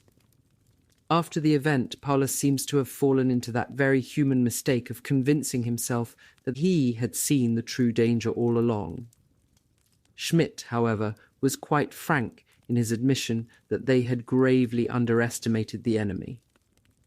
General Hoth, on the other hand, appears to have had a much clearer view of the threat posed by an attack from south of Stalingrad. Most generals back in Germany were convinced that the Soviet Union was incapable of 2 offensives, and Colonel Galen's assessments, although deliberately Delphic to cover any eventuality, continued to point to an attack against Army Group Center as the most likely area for the main winter offensive. His organization had failed to identify the presence of the 5th Tank Army on the Don front opposite the Romanians. Only a signals intercept shortly before the offensive pointed to its involvement. The most striking aspect of this period was the apparent assumption by Paulus and Schmidt that, once 6th Army staff had passed back their reports, nothing more could be done since the threatened sectors were outside their area of responsibility. This passivity was entirely contrary to the Prussian tradition, which regarded inactivity, waiting for orders and failing to think for yourself as unforgivable in a commander. Hitler, of course, had set out to crush such independence in his generals, and Paulus, who was by nature more of a staff officer than a field commander, had exceeded. Paulus has often been blamed for not disobeying Hitler later, once the scale of the disaster was clear, but his real failure as a commander was his failure to prepare to face the threat. It was his own army which was threatened. All he needed to do was to withdraw most of his tanks from the wasteful battle in the city to prepare a strong mechanized force ready to react rapidly. Supply and ammunition dumps should have been reorganized to ensure that their vehicles were kept ready to move at short notice. This comparatively small degree of preparation and disobedience to Führer headquarters would have left the 6th Army in a position to defend itself effectively at the crucial moment. Hitler had decreed in a Führer instruction of the 30th of June that formations should not liaise with their neighbours. General Schmidt was nevertheless persuaded by members of the headquarters staff to ignore this order. An officer with a wireless set from 6th Army was attached to the Romanians to the northwest. This was Lieutenant Gerhard Stock, who had won a gold medal for javelin throwing in the 1936 Berlin Olympics. General Strecker also made arrangements to send a liaison officer from Tiwen Corps. The first warnings of a build-up on the Don flank had come in late October.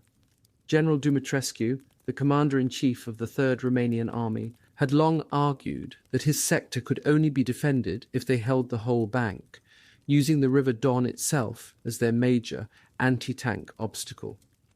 Dumitrescu had recommended seizing the rest of the southern bank at the end of September, but Army Group B, while accepting his argument, explained that all spare troops had to be concentrated on Stalingrad, whose capture was still assumed to be imminent. Once the Romanians began to notice the enemy build-up, they became increasingly anxious. Each of their divisions, only 7 battalions strong, had to cover a front of 12 miles. Their greatest defect was a lack of effective anti-tank weapons. They had only some horse-drawn 37mm pack anti-tank guns, which the Russians had nicknamed the door knocker because its shells could not penetrate the armour of the T-34. Romanian artillery batteries were also severely short of ammunition because priority had been given to the 6th Army. Dumitrescu's staff reported their concerns to Army Group headquarters on the 29th of October, and Marshal Antonescu also drew Hitler's attention to the dangerous situation which his troops faced. But Hitler, while still expecting news of the final conquest of Stalingrad almost any day, was also distracted by other momentous events. Rommel's retreat from the Battle of El Alamein was soon followed by warnings of the Anglo-American invasion fleet heading for North Africa. The landings of Operation Torch also focused his attention on France. The entry of German forces into the unoccupied zone on the 11th of November took place on the day that Paulus launched his final assault in Stalingrad. By then, the warnings of a Soviet offensive against the salient had started to accumulate rapidly. The liaison officer reported on the 7th of November that the 3rd Romanian Army is expecting a strong enemy attack with tanks on the 8th of November in the Kletskaya-Raspopinskaya sector. The only trouble was that the Romanians continually expected the Russian offensive to begin in the next 24 hours, and when nothing happened, especially after the uneventful 25th anniversary of the revolution, this began to have the effect of the boy crying wolf. General von Richthofen, on the other hand, was increasingly convinced by the evidence of his air reconnaissance squadrons. Even during Paulus's assault on the 11th of November, he diverted part of the 8th Air Corps to attack Russian concentrations opposite the 3rd Romanian Army. The following day he wrote in his diary, "On the Don, the Russians are resolutely carrying on with their preparations for an offensive against the Romanians. 8th Air Corps, the whole of 4th Air Fleet, and the Romanian Air Force are keeping up continuous attacks on them. Their reserves have now been concentrated. When, I wonder, will the attack come?" On the 14th of November he recorded, "Weather getting steadily worse, with mists that cause wing icing and freezing cold rainstorms. On Stalingrad front all quiet. Our bombers have carried out successful raids on the railways east of Stalingrad, dislocating the flow of reinforcements and supplies. Fighters and fighter bombers have been concentrating on smashing up the Russian approach march to the Don. German air sweeps over the Soviet rear areas, caught part of the 5th Tank Army crossing the Don, and nearly produced 2 important casualties. German aircraft surprised Khrushchev and Yeremenko at Svetly Yar, where they were receiving a delegation from Uzbekistan, bringing 37 railway wagons of presents to the defenders of Stalingrad, including wine, cigarettes, dried melon, rice, apples, pears, and meat. The reaction to the threat by the various levels of command, Führer headquarters, Army Group B, and 6th Army headquarters, was not just a question of too little, too late. Hitler's infectious illusions also played their part. He covered himself by issuing orders for the reinforcement of the Romanians with German troops and minefields, but he refused to accept that there were neither the resources nor sufficient formations available. All that could be spared to strengthen the threatened northern flank was the 28th Panzer Corps, commanded by Lieutenant General Ferdinand Heim, Paulus's former chief of staff. On paper, this formation appeared powerful, with 14th Panzer Division, 22nd Panzer Division, and the 1st Romanian Panzer Division, as well as an anti-tank battalion and a motorized artillery battalion, but on closer examination it proved much less impressive. The whole Panzer Corps had fewer than 100 serviceable modern tanks between 3 divisions. The 14th Panzer Division, which had been ground down in the Stalingrad fighting, had not been given a chance to refit. The Romanian contingent was equipped with Skoda light tanks from Czechoslovakia, which did not stand a chance against the Russian T-34. The 22nd Panzer Division, as a reserve formation, had been starved of fuel, and during its long period of immobility, mice had sought shelter from the weather inside the hulls. They had gnawed through the insulation of electric cables, and no replacements were immediately available. Meanwhile, other regiments in the division were continually split up and sent hither and thither in answer to cries for help from Romanian units. To keep the Romanians calm, detachments as small as a couple of tanks and a pair of anti-tank guns were sent on a wild goose chase from one sector to another like an increasingly unconvincing stage army. The Führer's Luftwaffe adjutant, Nikolaus von Below, claimed that Hitler was misinformed about the quality of this Panzer Corps, but even if that were true, he was the one who had created the atmosphere in which his headquarters staff avoided uncomfortable truths. South of Stalingrad, the only reserve formation behind the Romanian Sixth Corps was the 29th Motorized Infantry Division, but on the 10th of November it was told that, on receiving the code word Hubertusjagd, it was to set off within the shortest time possible towards Perelazovsky in the 3rd Romanian Army area. Perelazovsky was the focal point of 28th Panzer Corps. Despite all of General Hoth's warnings, the threat to the southern flank was not taken seriously. The weather in the first half of November made the approach march for Soviet formations difficult. Freezing rain was followed by sudden, hard frosts. Many units, in the rush to prepare for Operation Uranus, had not received winter uniforms.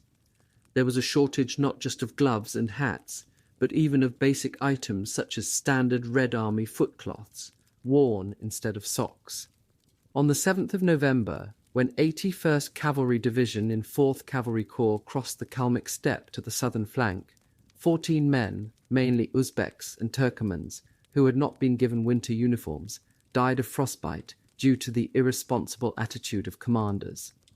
Officers rode on ahead, unaware of what was happening behind.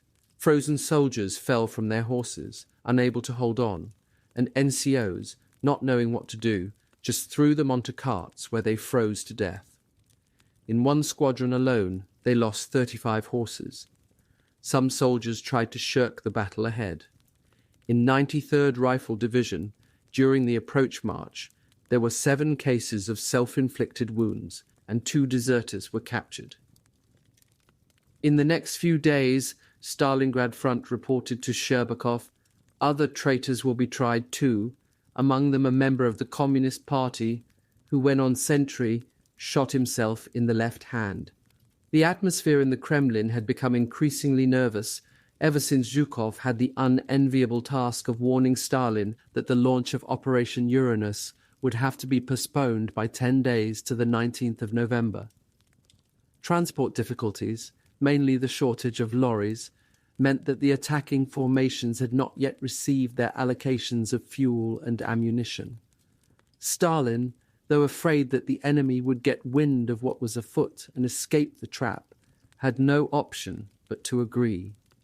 He badgered the Stavka for information on any change in the Sixth Army's dispositions. Then, on the 11th of November, Stalin became anxious that they did not have enough aircraft to hold off the Luftwaffe. But the scale and detail of Zhukov's plans eventually reassured him. This time he felt they would at last get their revenge. Zhukov and Vasilevsky flew back to Moscow to brief him on the 13th of November. "We could tell he was pleased," wrote Zhukov, "because he puffed unhurriedly on his pipe, smoothed his moustache, and listened to us without interrupting. Red Army intelligence, for the first time, had made a determined attempt to coordinate its various sources. It was its first real opportunity to prove itself since all the earlier disasters, which were largely due to Stalin's obsessive preconceptions, totally discounting any accurate material produced. Most intelligence came from tongues seized by reconnaissance patrols, probing attacks and air reconnaissance. Signals intelligence from radio units also helped confirm the identity of a number of German formations.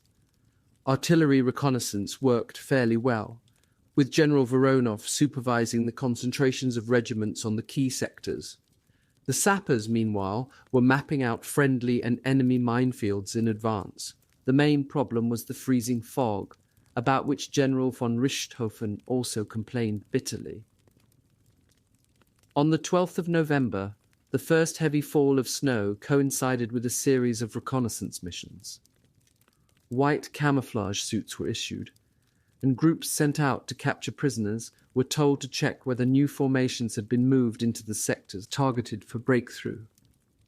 The reconnaissance company of 173rd Rifle Division for the first time discovered Germans preparing concrete bunkers. Other prisoners taken by raiding parties up and down the front soon confirmed that although concrete bunkers had been ordered, no new formations had arrived. On the 3rd Romanian Army's front, they discovered that senior officers had commandeered all the supplies to concrete their headquarters in the rear first, and none were available for first-line positions. Russian troops manning these sectors where the offensive was about to take place knew something was going to happen, but they did not know exactly what. The major preoccupation in Moscow at this time was the lack of reliable information on the state of Sixth Army morale. So far, during the fighting round Stalingrad,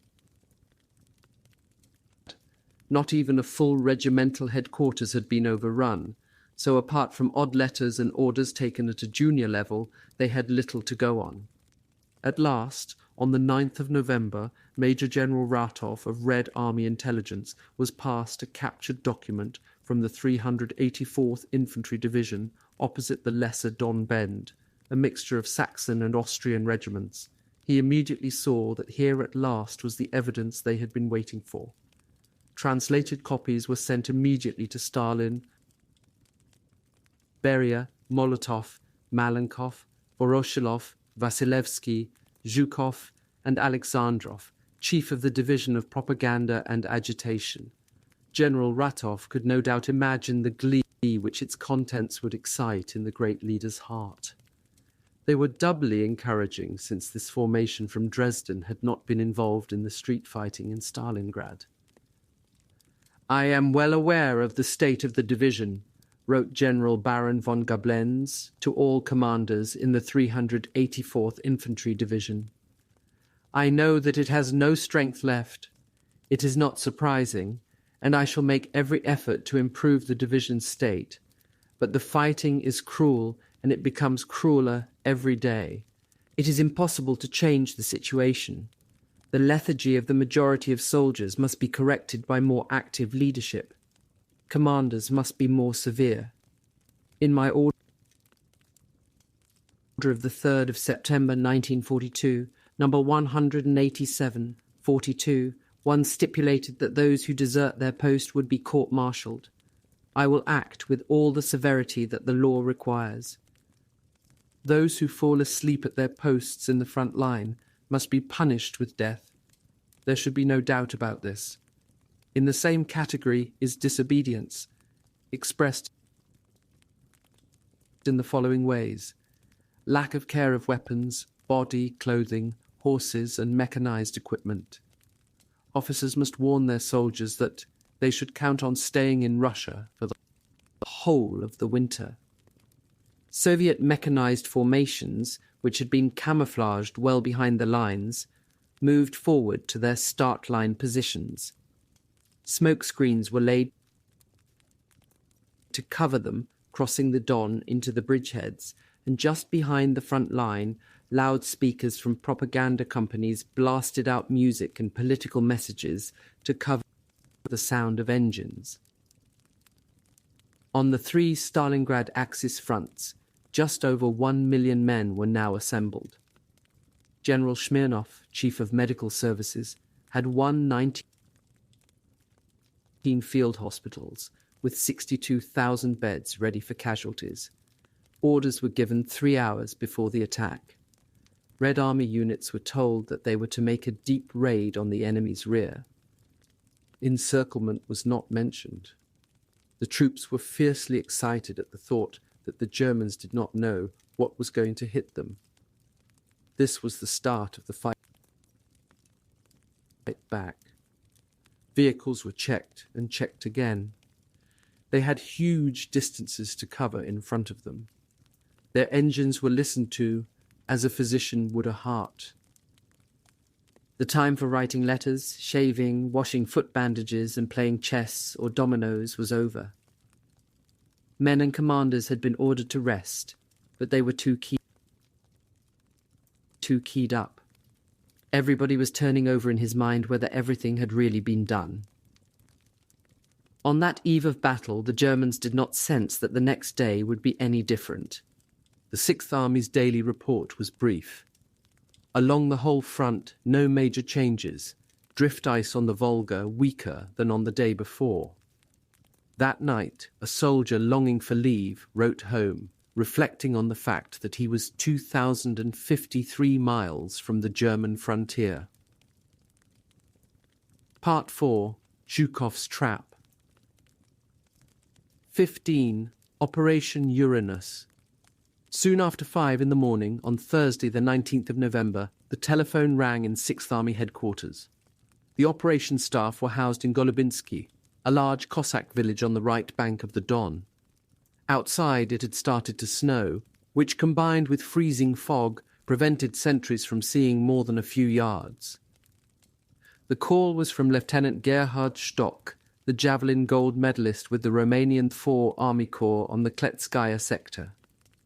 His message was logged in the war diary. According to the statement of a Russian officer captured in the area of the 1st Romanian Cavalry Division, the expected attack should start today at 5 o'clock. Since there was still no other sign of the offensive starting, and it was after 5, the duty officer did not wake the Army Chief of Staff. General Schmidt was furious if disturbed by a false alarm, and there had been a good deal of those recently from the Romanian divisions to their northwest.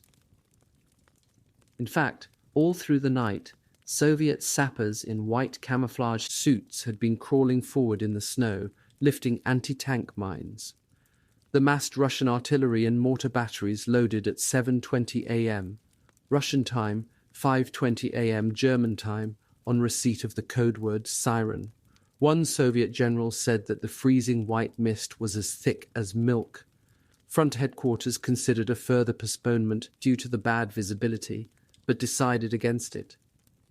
10 minutes later, the guns, howitzers, and Katyusha regiments received the order to prepare to fire. The signal was relayed by trumpets, which were clearly heard by the Romanian troops opposite. At 6th Army headquarters, the telephone rang again. Wasting few words, Stock told Captain Bear, who answered it, that trumpet calls had signalled the start of a massive bombardment. I have the impression that the Romanians will not be able to resist, but I will keep you informed. Bear did not hesitate to wake General Schmidt this time. On the 2 main sectors chosen for the offensive from the north, some 3,500 guns and heavy mortars had been concentrated to blast a route for a dozen infantry divisions, 3 tank corps and 2 cavalry corps. The first salvos sounded like sudden thunderclaps in the still air. Shooting into a haze which was impenetrable to their forward observation officers, The artillery and Katyusha batteries were unable to make any corrections, but having ranged in a few days earlier, their fire remained accurate. The ground began shaking as if from a low-intensity earthquake. The ice in puddles cracked like old mirrors. The bombardment was so intense that 30 miles to the south, medical officers in the 22nd Panzer Division were woken from a heavy sleep because the ground trembled. They did not wait for orders. The situation was clear. They loaded up their vehicles ready to head for the front. Russian soldiers on the Don and Stalingrad fronts also heard the distant rumble of artillery and asked their officers what was happening. Commanders had to reply, "I don't know." The obsession with secrecy was so great that no announcement was made until the outcome of the battle was well and truly decided. Most, of course, guessed and could hardly contain their excitement. Stalin, in his speech 12 days before, on the 25th anniversary of the revolution, had made a broad hint about a great counterattack, with the words, "There will be a holiday in our street too." After 1 hour, Soviet rifle divisions, unsupported by tanks, advanced. The guns and Katyusha batteries, still shooting blind, increased their range to take on the Romanian second line and artillery. The ill-equipped Romanian infantry, although shaken by the heavy bombardment, straightened up in their trenches and fought back bravely. "The attack was repulsed," reported a German officer with the 13th Romanian Infantry Division. A second assault, this time supported by tanks, was also beaten off. Eventually, after another round of shelling, the Soviet guns abruptly ceased shooting. The mist seemed to make the silence deeper. Then the Romanians heard the sound of tank engines. The massive artillery preparation, which had churned up the snow and mud of no man's land, did not improve the going for the T-34S. It had also concealed the routes through the minefields. The sappers carried on the back of the second or third tank, ready in case the lead vehicle hit a mine, soon had to respond to the order, "Sappers, jump off!" Under fire from the Romanian infantry, they ran forward to clear a fresh route. The Romanian soldiers stood up bravely to several more waves of Soviet infantry and managed to knock out a number of tanks, but without enough anti-tank weapons, they were doomed. Several groups of tanks broke through, then attacked sideways. Unable to waste further time with infantry attacks, the Soviet generals sent their armoured formations straight at the Romanian lines en masse, and the main breakthroughs came around midday. The 4th Tank Corps and the 3rd Guards Cavalry Corps smashed through the Romanian 4 Corps on the Kletskaya sector and headed south. The Soviet cavalrymen, with submachine guns slung across their backs, cantered on their shaggy little Cossack ponies over the snow-covered landscape almost as fast as the tanks. The T-34S, with their turrets hunched forward on their hulls, looked equally impatient to be at the enemy. Half an hour later, some 30 miles to the west, General Romanenko's 5th Tank Army shattered the defences of the Romanian II Corps. The broad tracks of the T-34S crushed the barbed wire and collapsed the trenches. The 8th Cavalry Corps soon followed. Its mission was to protect their right flank and widen the encirclement westwards. Wind had dispersed the fog a little in the middle of the morning, so some aircraft from the Soviet 2nd, 16th and 17th Air Armies went into the attack. The Luftwaffe bases seemed to have suffered from poorer visibility, or else their air controllers would not take the same. 16. Hitler's obsession. The task of informing the Führer about the great Soviet breakthrough on the 19th of November fell to the Army Chief of Staff, General Zeitzler, who had remained behind in East Prussia. Hitler was at the Berghof above Berchtesgaden, which was where he had received news of Stalin's agreement to the Nazi-Soviet Pact in August 1939. On that occasion, he had banged the dinner table in triumph, to the surprise of the ladies of his court. "I've got them," he had shouted, leaping to his feet. Tivey got them. This time, his reaction appears to have been one of nervous anger. The Wehrmacht Supreme Command War Diary referred, with revealing disingenuousness, to alarming news of the Russian offensive, which has been long expected by the Führer. Hitler's reaction to the unsuccessful counterattack of the 28th Panzer Corps that day was even more indicative. After his clumsy interference had failed to stop the Romanian collapse, he wanted a scapegoat and ordered General Heim's arrest. Hitler recognized, although he did not admit it, that the whole of the German position in southern Russia was now at risk. On the second day of the offensive, he ordered Field Marshal von Manstein to return to the south from Vitebsk to form a new army group, Don. Manstein was the most admired strategist in the German army and had worked successfully with Romanian forces in the Crimea. In the physical absence of the Führer, the supreme command of the Wehrmacht was paralyzed. During the 21st of November, the day that Paulus and Schmidt abandoned their headquarters at Golubinsky when threatened by a column of Soviet tanks, Hitler's chief adjutant, General Schmundt, was preoccupied with alterations to the uniforms of officers and Wehrmacht officials. The Führer's order to the Sixth Army to stand firm, despite the threat of temporary encirclement, eventually caught up with Paulus when he reached Nizhna Chirskaya. Paulus was also told to take under command all of Hoth's troops south of Stalingrad and the remains of the Romanian 6th Army Corps. The key part was, keep open rail lines as long as possible, orders to follow on subject of resupply by air. Paulus, whose instinct was to consider withdrawal from the Volga to join up with the rest of Army Group B, was extremely reluctant to react to this abrupt decree until he felt that he had a better understanding of the overall situation. He had flown to Nizhna Chirskaya because the headquarters prepared there for the winter possessed secure communications with Army Group B and the Wolfschanze near Rastenburg. But Hitler, on hearing of his arrival, suspected that he wanted to escape the Russians. He ordered him to fly back at once to join the rest of his staff at Gumrak within the encirclement. When General Hoth arrived early next morning, the 22nd of November, he found Paulus angered and upset by Hitler's insinuation that he had abandoned his men. Paulus's chief of staff, General Schmidt, was on the telephone to General Martin Fiebig, the commander of 8th Air Corps.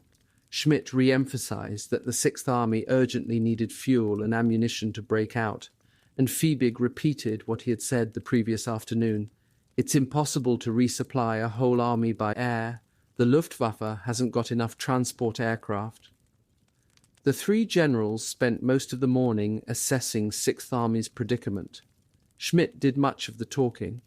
It was he who had spoken to General von Sodenstern at Army Group B the previous evening and heard details of the Soviet advance southeastwards from Perelazovsky. Sodenstern had told him bluntly, "We have nothing to stop them with. You've got to help yourselves." During the discussion, Major General Wolfgang Pickert, the commander of the Luftwaffe 9th Flak Division, entered the room. Schmidt, a classmate from Staff College, called across with the favourite phrase of their instructor, "Decision with reasons, please."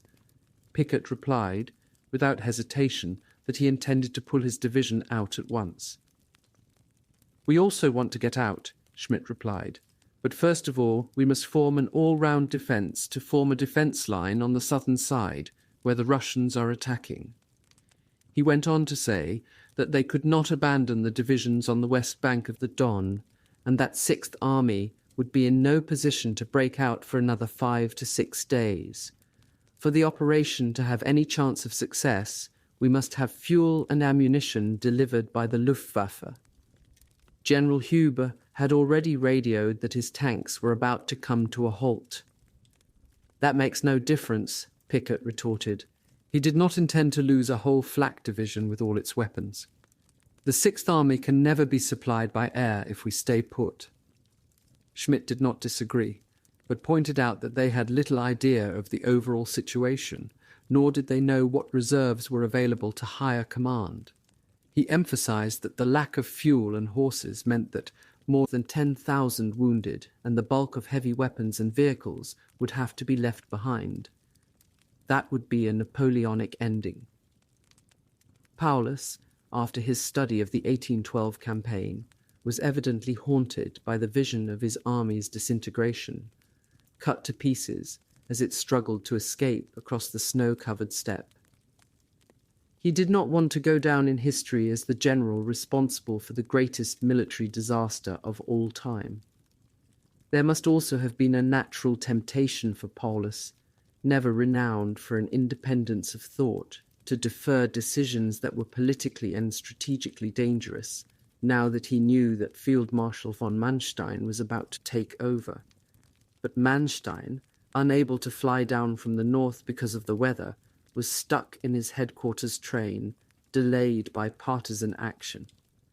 Paulus had the instincts of a staff officer, not those of a battle group leader reacting to danger. He could not countenance a breakout unless it was properly prepared and supplied, and formed part of an overall plan approved by higher command. Neither he nor Schmidt seems to have appreciated that speed was the decisive factor. They had failed utterly to prepare the heavy mobile force which offered their only hope of smashing the encirclement before it was in place. Now they failed to appreciate that once the Red Army consolidated its position, almost every factor, but especially the weather, would turn increasingly against them. Much time had already been lost by sending tank regiments to the rear across the Don. With confirmation that morning of the loss of Kallach, they had to tell Strecker's One Army Corps and Hube's 14th Panzer Corps to prepare to pull back to the east bank to join up with the rest of 6th Army. At the end of the morning, Schmidt communicated the relevant orders to General Hube and to Colonel Grosskirth, Strecker's Chief of Staff. At 2 p.m. that afternoon, Paulus and Schmidt flew back to the new headquarters at Gumrack inside the Kessel or encircled area. Paulus brought along a supply of good red wine and Veuve Clicquot champagne, a curious choice for someone supposedly planning to get out quickly. Once he reached the new 6th Army headquarters by Gumrack railway station, he started to contact his corps commanders. He wanted their views on the Führer's order, renewed that evening, to take up a hedgehog defence and await further orders. They all shared our view, wrote Schmidt later, that a breakout to the south was necessary. The most outspoken was General von Seydlitz, whose headquarters were only 100 yards away. Paulus's signal at 7 p.m. set out to paint a stark picture. "Army surrounded," were his first words, even though the ring had not yet been sealed. It was a weak and badly structured signal, which did not follow the correct format. Most crucially of all, Paulus failed to propose a firm course of action. He asked for freedom of action if it proves impossible to achieve all-round defence on the southern flank.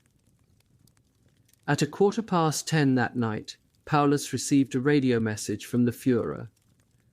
"The 6th Army is temporarily surrounded by Russian forces. I know the 6th Army and your Commander-in-Chief, and have no doubt that in this difficult situation it will hold on bravely. The 6th Army must know that I am doing everything to relieve them. I will issue my instructions in good time. Adolf Hitler." Paulus and Schmidt, convinced despite this message that Hitler would soon see reason, began to prepare plans for a breakout to the southwest. Hitler, on that evening of the 22nd of November, was setting out with Keitel and Jodl in his special train from Berchtesgaden for Leipzig, from where an aeroplane would take him to Rastenburg. During the journey north, he halted the train every few hours to speak to Zeitzler. He wanted to check that Paulus would not be given permission to withdraw. During one of these conversations, the Führer told Zeitzler, "We've found another way out." He did not say that he had been talking on the special train again to General Hans Jaschonek, the Luftwaffe Chief of Staff, who had already indicated, despite warnings from Richthofen, that an air bridge to supply the 6th Army might be possible on a temporary basis. Reichsmarschall Göring, on hearing what the Führer wanted, immediately summoned a meeting of his transport officers. He told them that 500 tons a day was needed. The Sixth Army's estimate of 700 tons was ignored. They replied that 350 tons would be the maximum, and then only for a short period. Goering, with breathtaking irresponsibility, promptly assured Hitler that the Luftwaffe could maintain the Sixth Army in its present position by air. Even on the lower figure, no allowance was made for bad weather, unserviceable aircraft, or enemy action. Early next morning, the 24th of November, the hopes of all the generals involved in the fate of the Sixth Army were firmly dashed. Another Führer decision reached Paulus's headquarters at 8:30 a.m. In it, the boundaries of what Hitler now termed Fortress Stalingrad were clearly laid down. The front on the Volga was to be held, whatever the circumstances. Seitzler had been confident the evening before that Hitler was coming to his senses.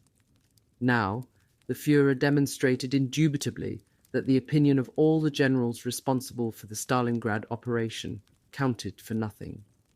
Their feelings were summed up by Richthofen in his diary, when he wrote that they had become little more than highly paid NCOs. Hitler's notion of the power of the will had completely parted company with military logic. He was fixated with the idea that if the Sixth Army withdrew from Stalingrad, the Wehrmacht would never return. He had sensed that this was the high watermark of the Third Reich. Also, rather pertinently in the case of such an egomaniac, his personal pride was at stake after his boasts about Stalin's city during the Munich Bierkeller speech less than 2 weeks before. Such a combination of circumstances was perhaps bound to produce moments of bitter irony. Just before the Führer decision was issued, General von Seydlitz, the commander of LI Corps in Stalingrad, had decided to jump the gun. He considered it completely unthinkable that an army with 22 divisions should go into all-round defence and thus deprive itself of all freedom of movement. He prepared a long memorandum on the subject for Headquarters 6th Army. Already the minor defensive battles over the last few days have used up our ammunition reserves.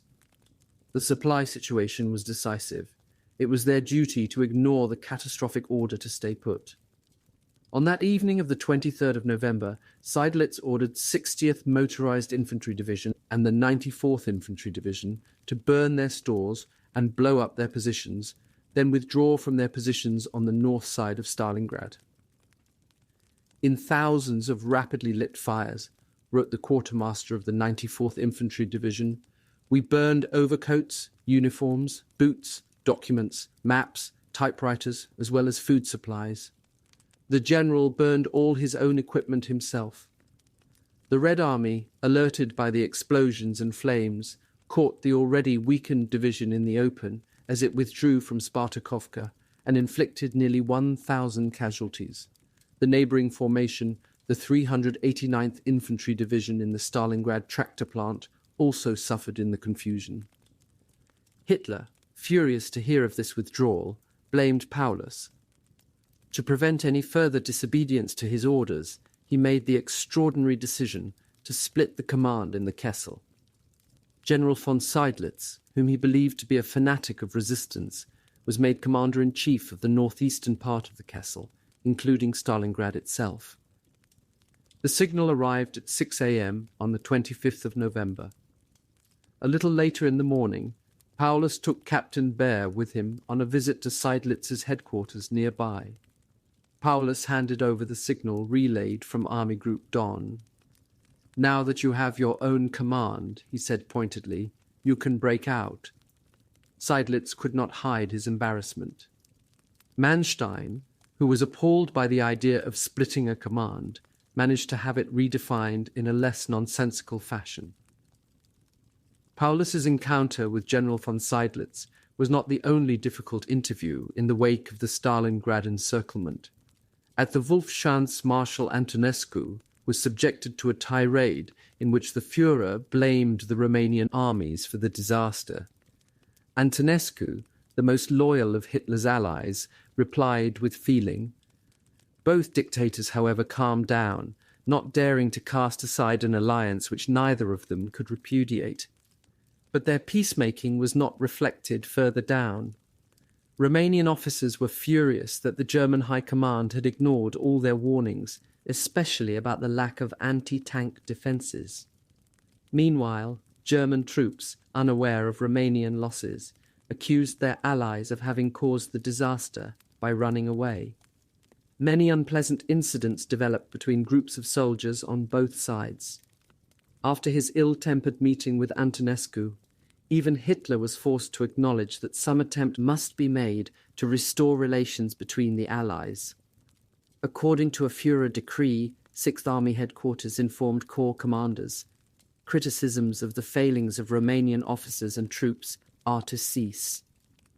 The tension between the Allies was not hard to imagine for the Soviet authorities, who promptly organized the airdrop of 150,000 propaganda leaflets in Romanian. Hitler remained merciless in his desire for retribution against General Heim, the commander of 20-8 Panzer Corps.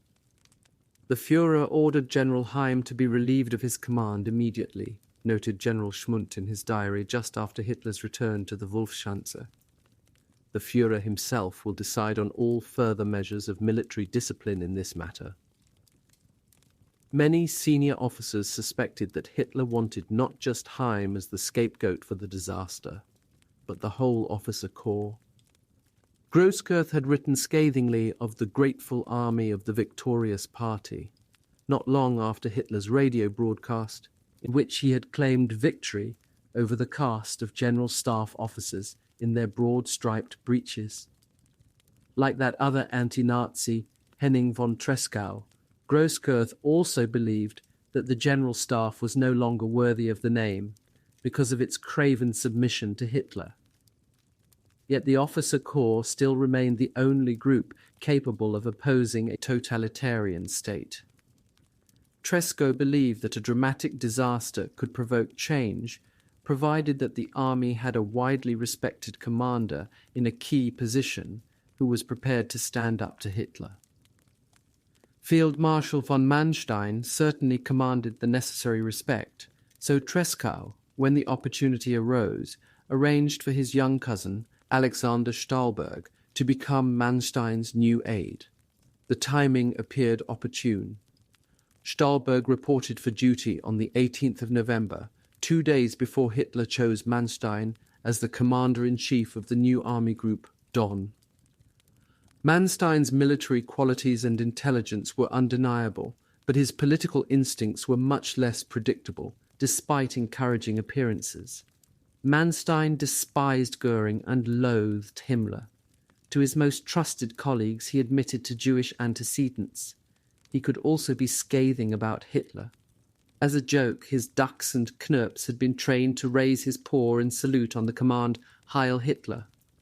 On the other hand, his wife was a great admirer of Hitler, and more important, Manstein, as already mentioned, had even issued that order to his troops mentioning the necessity of hard measures against Jewry. Manstein's luxurious headquarters train of wagons, Litz the drawing room on wheels, had belonged to the Queen of Yugoslavia, halted on its circuitous way south in Smolensk. There, the commander-in-chief of Army Group Center, Field Marshal Hans Günther von Kluge, boarded the train to brief Manstein informally on the situation in southern Russia. Kluge, influenced by Tresckow, was one of the few active field marshals ready to join a plot. He told Manstein that Hitler had placed the 6th Army in an untenable position. The situation map unfolded in the carriage clearly demonstrated the danger. Kluge tried to impress on Manstein one piece of advice. The Führer's attempts to control movements down to battalion level must be stopped from the start. And be warned, Kluge added in emphasis. The Führer ascribes the survival of the Ostheer during the great crisis of last winter not to the morale of our soldiers and all our hard work, but exclusively to his own skill. Very soon after this meeting, the Red Army launched an offensive against Army Group Center to prevent the German command from bringing troops down to break the Stalingrad encirclement. The heated train continued through the Russian landscape covered by the first snows of winter. Manstein and his staff officers discussed music and mutual friends and relations, played chess and bridge, and skirted round politics. Lieutenant Stahlberg, hearing that Manstein was related to the late President von Hindenburg, wondered which of the field marshals in this war might become the saviour of the fatherland in the event of total defeat. "Certainly not me," Manstein replied swiftly. The field marshal's birthday, his 55th, fell on the 24th of November, the day of their arrival at the headquarters of Army Group B. General von Weichs, showing Manstein the updated operations map, did not conceal the gravity of the situation. The signal from Führer headquarters had just arrived, ordering the 6th Army to maintain Fortress Stalingrad and await resupply by air. Manstein, according to his aide, appeared surprisingly optimistic. Even the 150-mile gap between the German troops on the southern side of the Stalingrad Kessel and Army Group A down in the Caucasus did not deter Manstein from selecting the old Don Cossack capital of Novocherkassk for his headquarters. He had Don Cossacks in sheepskin hats and Wehrmacht uniform as the guards on the main entrance. "When we entered or left the house," his aide-de-camp reported, "they stuck out their chests and stood to attention, as if for His Imperial Majesty the Tsar himself." Hitler gave strict instructions that the news of the encirclement at Stalingrad was to be kept from the German people. On the 22nd of November, the communiqué had admitted that there had been an attack on the North Front. The next day, just after the complete encirclement of the 6th Army, only counterattacks and enemy casualties were mentioned. A subsequent announcement made it sound as if the Soviet attacks had been beaten back with heavy losses. Finally, on the 8th of December, 3 weeks after the event, it was acknowledged that there had also been an attack south of Stalingrad, but there was still no hint that the 6th Army had been cut off. The fiction was maintained into January through the vague formula, "the troops in the area of Stalingrad." The Nazi authorities could not, of course, prevent the rapid spread of rumour, especially within the army. "The whole 6th Army is surrounded," a soldier in a field hospital heard almost immediately from the chaplain. "That's the beginning of the end." Attempts to silence soldiers and officers with disciplinary measures backfired, and the lack of frankness only increased the sense of unease in Germany. Within a few days of the encirclement, civilians were writing to the front, asking if the rumours were true. "Yesterday and today," wrote a paymaster from Bernburg, "people have been saying that there has been a breakthrough in your area." The Nazi authorities believed that they could suppress everything until a relief force was ready to break through to Stalingrad. Paulus, meanwhile, may have been deeply sceptical of Göring's guarantee to supply 6th Army by air, but he felt unable to dismiss the arguments of his own chief of staff that they could at least hold on until early December, when Hitler promised a breakthrough to relieve them.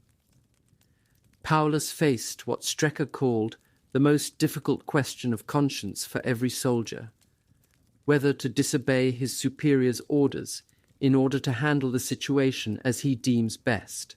Officers who disliked the regime and despised the Grofas, greatest commander of all time, as they privately referred to the Führer, hoped that Paulus would oppose this madness and trigger a reaction throughout the army.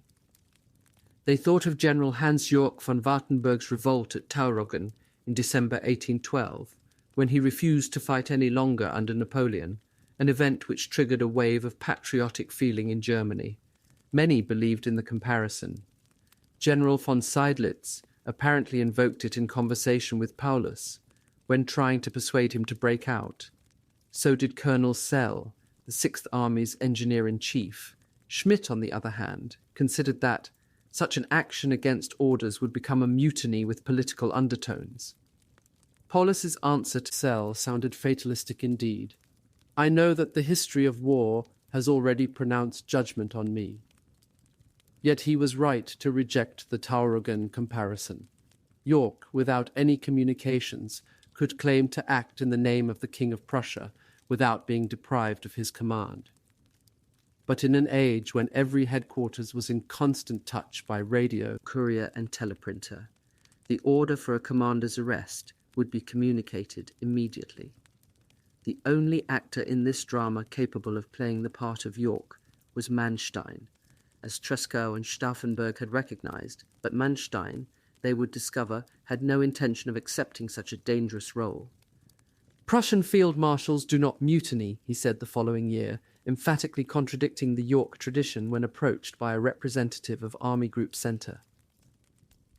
Many historians have also given the impression that almost every officer in the Sixth Army believed that an attempt should be made immediately to break out of the Russian encirclement. This is misleading. Corps commanders, divisional commanders, and staff officers were firmly in favour of a breakout. But in the infantry especially, regimental and battalion commanders were much less convinced. Their troops, especially those who were already dug in with bunkers, did not want to abandon their positions and heavy weapons to march out into the snow, where they would be exposed to Russian attack in the open. Soldiers were also reluctant to move because they believed the promises of a strong counterattack coming to rescue them. The slogan in support of this at the end of Paulus's order of the day on the 27th of November, "Hold on, the Führer will get us out," had proved very effective. Schmidt later tried to deny that this phrase had emanated from Sixth Army headquarters, and even suggested that it was invented by a subordinate commander. Within the Kessel, soldiers tended to believe the "hold on" slogan as a firm promise. So did many officers, but others instinctively guessed the reality. One remembered how a fellow lieutenant of Panzer Grenadiers, on receipt of the news, signalled with his eyes for him to come to his vehicle so that they could discuss the situation in private. "We're never going to get out of this one," he said. "This is a unique opportunity which the Russians aren't going to let slip by." "You're a real pessimist," the other replied. "I believe in Hitler.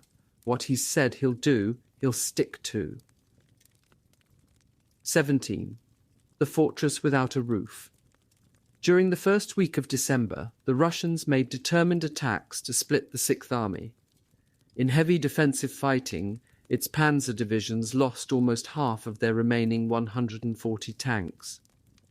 They were badly handicapped by the shortage of fuel and ammunition. On the 6th of December, a battle group from the 16th Panzer Division was sent into a counterattack on foot because they had no fuel for their half-tracks. Lieutenant von Mutius, the young officer who had been so proud to be the last member of the Wehrmacht to withdraw across the Don, was the second in command. Their objective was a hill north of Barbukin, which they managed to seize, but suddenly Russian tanks appeared out of a balka, supported by infantry. The battle group commander gave the order to pull back. A systematic withdrawal was impossible, reported a sergeant major later. "Each man ran for his life. The enemy fired after us with all their weapons. Half of the battle group was wiped out. Lieutenant von Mutius was badly wounded. In order to prevent worse casualties, he kept shouting, 'Spread out!' The sergeant major was convinced he had saved many lives as he lay there helplessly waiting for the Russians. The survivors thought him a real hero." After numerous attacks, Soviet commanders realized that the besieged were far from beaten. The 57th Army of the crucial southwestern sector had suffered heavy casualties. Explanations for Soviet failure were interesting. One report, artillery and infantry did not interact very well when storming the enemy defense line, sounds like a circumlocution for heavy casualties from friendly fire. Soldiers are not well enough instructed on the need to dig trenches, was another unhelpful observation. Their failure to do so led to irreparable losses from German tanks and aeroplanes. No mention was made of the fact that the ground was frozen hard, and that entrenching tools were in very short supply. Behind the lines, NKVD officers and interpreters worked late into the night interrogating German prisoners. including the first deserters, as well as tongues captured by reconnaissance companies. "The Bolsheviks often seized prisoners from us," reported a lieutenant from the Austrian 44th Hochhund Deutschmeister Infantry Division. Don Front intelligence was trying to identify demoralized divisions on which attacks should be concentrated. It soon observed that the 44th and the 376th Infantry Divisions, both of which had retreated from across the Don, had not been able to dig proper bunkers. Most of their men, during this period when the weather changed from hard frost to rain and back to hard frost again, were existing in holes in the ground covered by tarpaulins. The NKVD was particularly interested in any signs of national resentment. "It is said of Austrian soldiers that they don't fight well," replied a Lieutenant Heinrich Boberg when interrogated by Captain Dietlenko on the 10th of December. "There is an element of truth in this, but I would not say it is true of the 44th Infantry Division. Austrians have historical reasons for not being as rigid as Prussians, and because Austrians are used to getting on with other nationalities, they don't have the same sort of national pride as Prussians do." The Nazi designation of Ostmark for Austria seemed to disappear remarkably quickly from an Austrian's vocabulary when captured. Once the major attacks of early December ceased, Don Front continued to maintain pressure on the 44th Infantry Division with raids using Sturmovik ground attack aircraft. Yet 6th Army morale remained, on the whole, remarkably robust. Another senior lieutenant from the 16th Panzer Division later reported that, at that stage, doubts about a positive outcome to the battle simply did not arise. Lancers, especially those out in the snow-covered steppe, joked about the fortress without a roof. Most of the younger ones, educated under a totalitarian system, did not expect to be told the reasons for their plight. The Führer's assurance was, for them, a promise that would never be broken. Rations were soon reduced drastically, but officers and NCOs assured them that this situation would not last. The Luftwaffe would bring in what they needed, and then a great relief force, led by Field Marshal von Manstein, would advance from the southwest to break the encirclement. Many soldiers convinced themselves, or perhaps were told by less imaginative officers, that they would be out by Christmas. "Since the 22nd of November we've been surrounded," a soldier in the 376th Infantry Division wrote home. "The worst is past.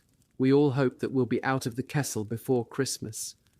Once this battle of encirclement is over, then the war in Russia will be finished." Some were persuaded that they would immediately be given leave and actually spend Christmas at home with their families. Those responsible for administering the air supply operation were far less optimistic. The 6th Army's chief quartermaster signalled on the 7th of December. "Rations cut to between a third and a half, so that the army can hold out until the 18th of December. The lack of fodder means that the bulk of the horses will have to be slaughtered by the middle of January." The Luftwaffe officers in charge of Potomnik Airfield, drawn from the 9th Flak Division, had no illusions. They knew that a minimum of 300 flights a day would be needed to restore the 6th Army's fighting capacity, and that was out of the question. In any case, the greatly strengthened and bolder Red Army aviation, as well as anti-aircraft fire round the edge of the Kessel, represented a formidable challenge to the lumbering Junkers 52 trimotors. Jeschonnek and Goering did not consider that the airfields might lie within range of Soviet heavy artillery. Worst of all, they made no allowance for the weather, even after the experiences of the previous winter. There would be many days with zero visibility, and many when the temperature would be so low that it would be almost impossible to start aircraft engines, even with fires lit underneath them. Apart from Richthofen, however, Luftwaffe officers, either within the Kessel or outside, did not dare speak out. "It was defeatism if you voiced doubts," said one of them. As well as bringing in fuel, ammunition and food in theory 2 tons per Junkers 52 and rather less for a Heinkel 111, the aircraft would fly out the wounded from the General Field Hospital next to Potomnik Airfield. Perhaps the best indication of officer pessimism was the secret decision to send out all German nurses, even before most of the wounded, to ensure that they never fell into Russian hands. Although great efforts were made to keep this secret, officers from the 369th Croat Infantry Regiment heard and lobbied the Luftwaffe to fly out their mistresses, disguised as nurses. The lieutenant whom they approached rather admired the Croats as soldiers and promised to help. His colonel, however, took a high moral line. "But surely it doesn't matter," the lieutenant replied. "Whether they're Croat whores, nursing sisters or whatever, they must be got out to save them from the Russians." The colonel still refused. The lieutenant later suspected that the Croats managed to smuggle their women onto planes. Encampments, bunkers and tents spread to the side of the airfield. There were numerous headquarters and signals detachments with radio masts and vehicles, as well as the General Field Hospital. Potomnik rapidly became the main focus for Soviet fighter and bomber regiments. During the course of 10, 11 and the 12th of December, Soviet aircraft carried out 42 air raids. The Russians, despite all their air activity over the Kessel, still did not realize how large a force they had surrounded. Colonel Vinogradov, the chief of Red Army Intelligence at Don Front headquarters, estimated that Operation Uranus had trapped around 86,000 men. The probable figure, including Allies and Hiwis, was nearly 3.5 times greater, close to 290,000 men.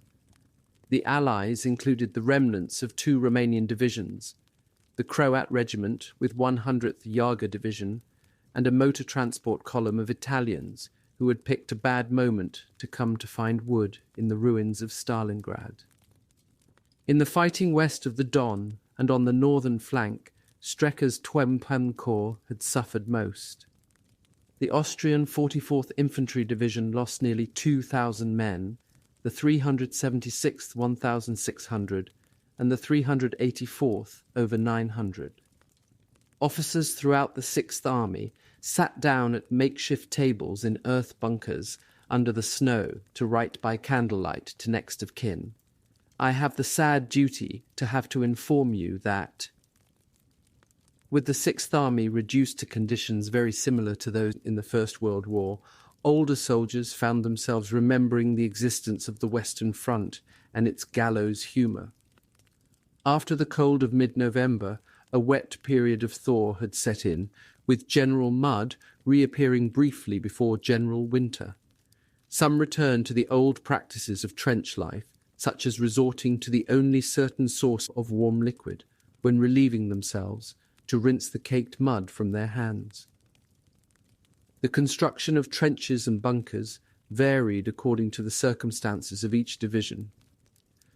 Those who had been forced to withdraw or take up new positions faced heavy labour, although much of the work was given to Hiwis and other Russian prisoners. The Germans had learned from the street fighting in Stalingrad. They dug bunkers under knocked-out tanks and made better use of existing features. But in the first days after the encirclement, the ground had still been frozen, and even fires did little to soften the earth before digging. Out in the steppe, the greatest shortage was wood, both for fires and for beams to cover the earth bunkers. Peasant houses close to the front line did not last long. Any inhabitants who had already packed straw round their houses, then a layer of planks and logs outside to insulate them for winter, were soon evicted. If they had stayed, they would have seen their home rapidly dismantled as German soldiers took planks, beams, doors, and even windows to improve their dugouts. Soldiers, having demolished the houses of civilians, revealed an instinctive desire to turn their own dugout into a new home. The revetted communications trenches and the earthworks round the entrances to bunkers gave no impression of what one might find within. They fashioned frames for picture postcards or cherished snapshots. Some things were always respected. No man would touch or insult the photograph of a comrade's wife or children. Officers made sure that they had bunks, benches, and a table. General Edler von Daniels, the commander of 376th Infantry Division, had a bunker complex designed by one of his staff with impeccable architectural plans after they moved to their new position on the southwest flank. The commanding officer of Dr. Kurt Ruber, the priest serving as a doctor with 16th Panzer Division, had a particularly large bunker dug so that he could fit a piano inside, which had been abandoned by another division.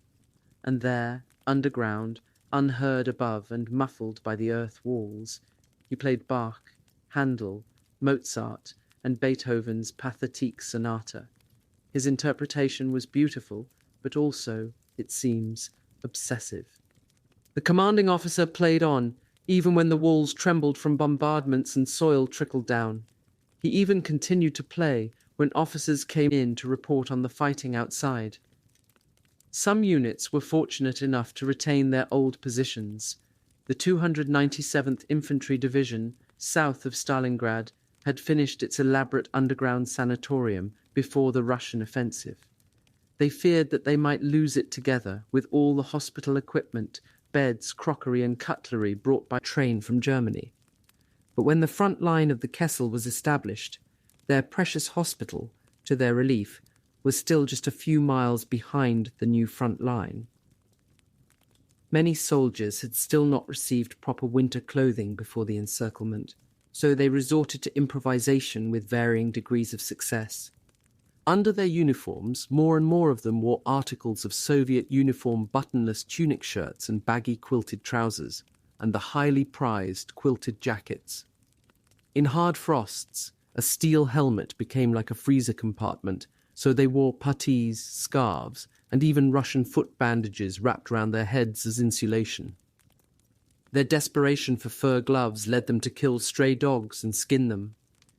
Some even tried to make tunics out of amateurishly cured horsehide from the knacker, but most of these articles were uncomfortably crude unless a former saddler or cobbler could be bribed to help. The most insanitary conditions tended to occur in those units which had been forced by the Soviet attacks to take up new positions in the open steppe at the western end of the newly formed Kessel. Miserably frozen at night, the artillery officer who had withdrawn across the Don wrote in his diary, "How long are we expected to sleep in the open? The body won't stand it much more. On top of that, the filth and the lice." In such conditions, troops had not yet had a chance to dig communications trenches and latrines. Soldiers were sleeping, packed together like sardines, in holes in the ground covered by a tarpaulin. Infections spread rapidly.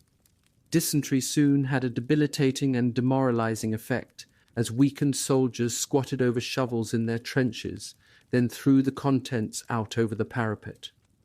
Letter writers generally spared their relatives the full squalor of their lives. "We squat together," wrote Kurt Ruber, "in a hole dug out of the side of a gully in the steppe.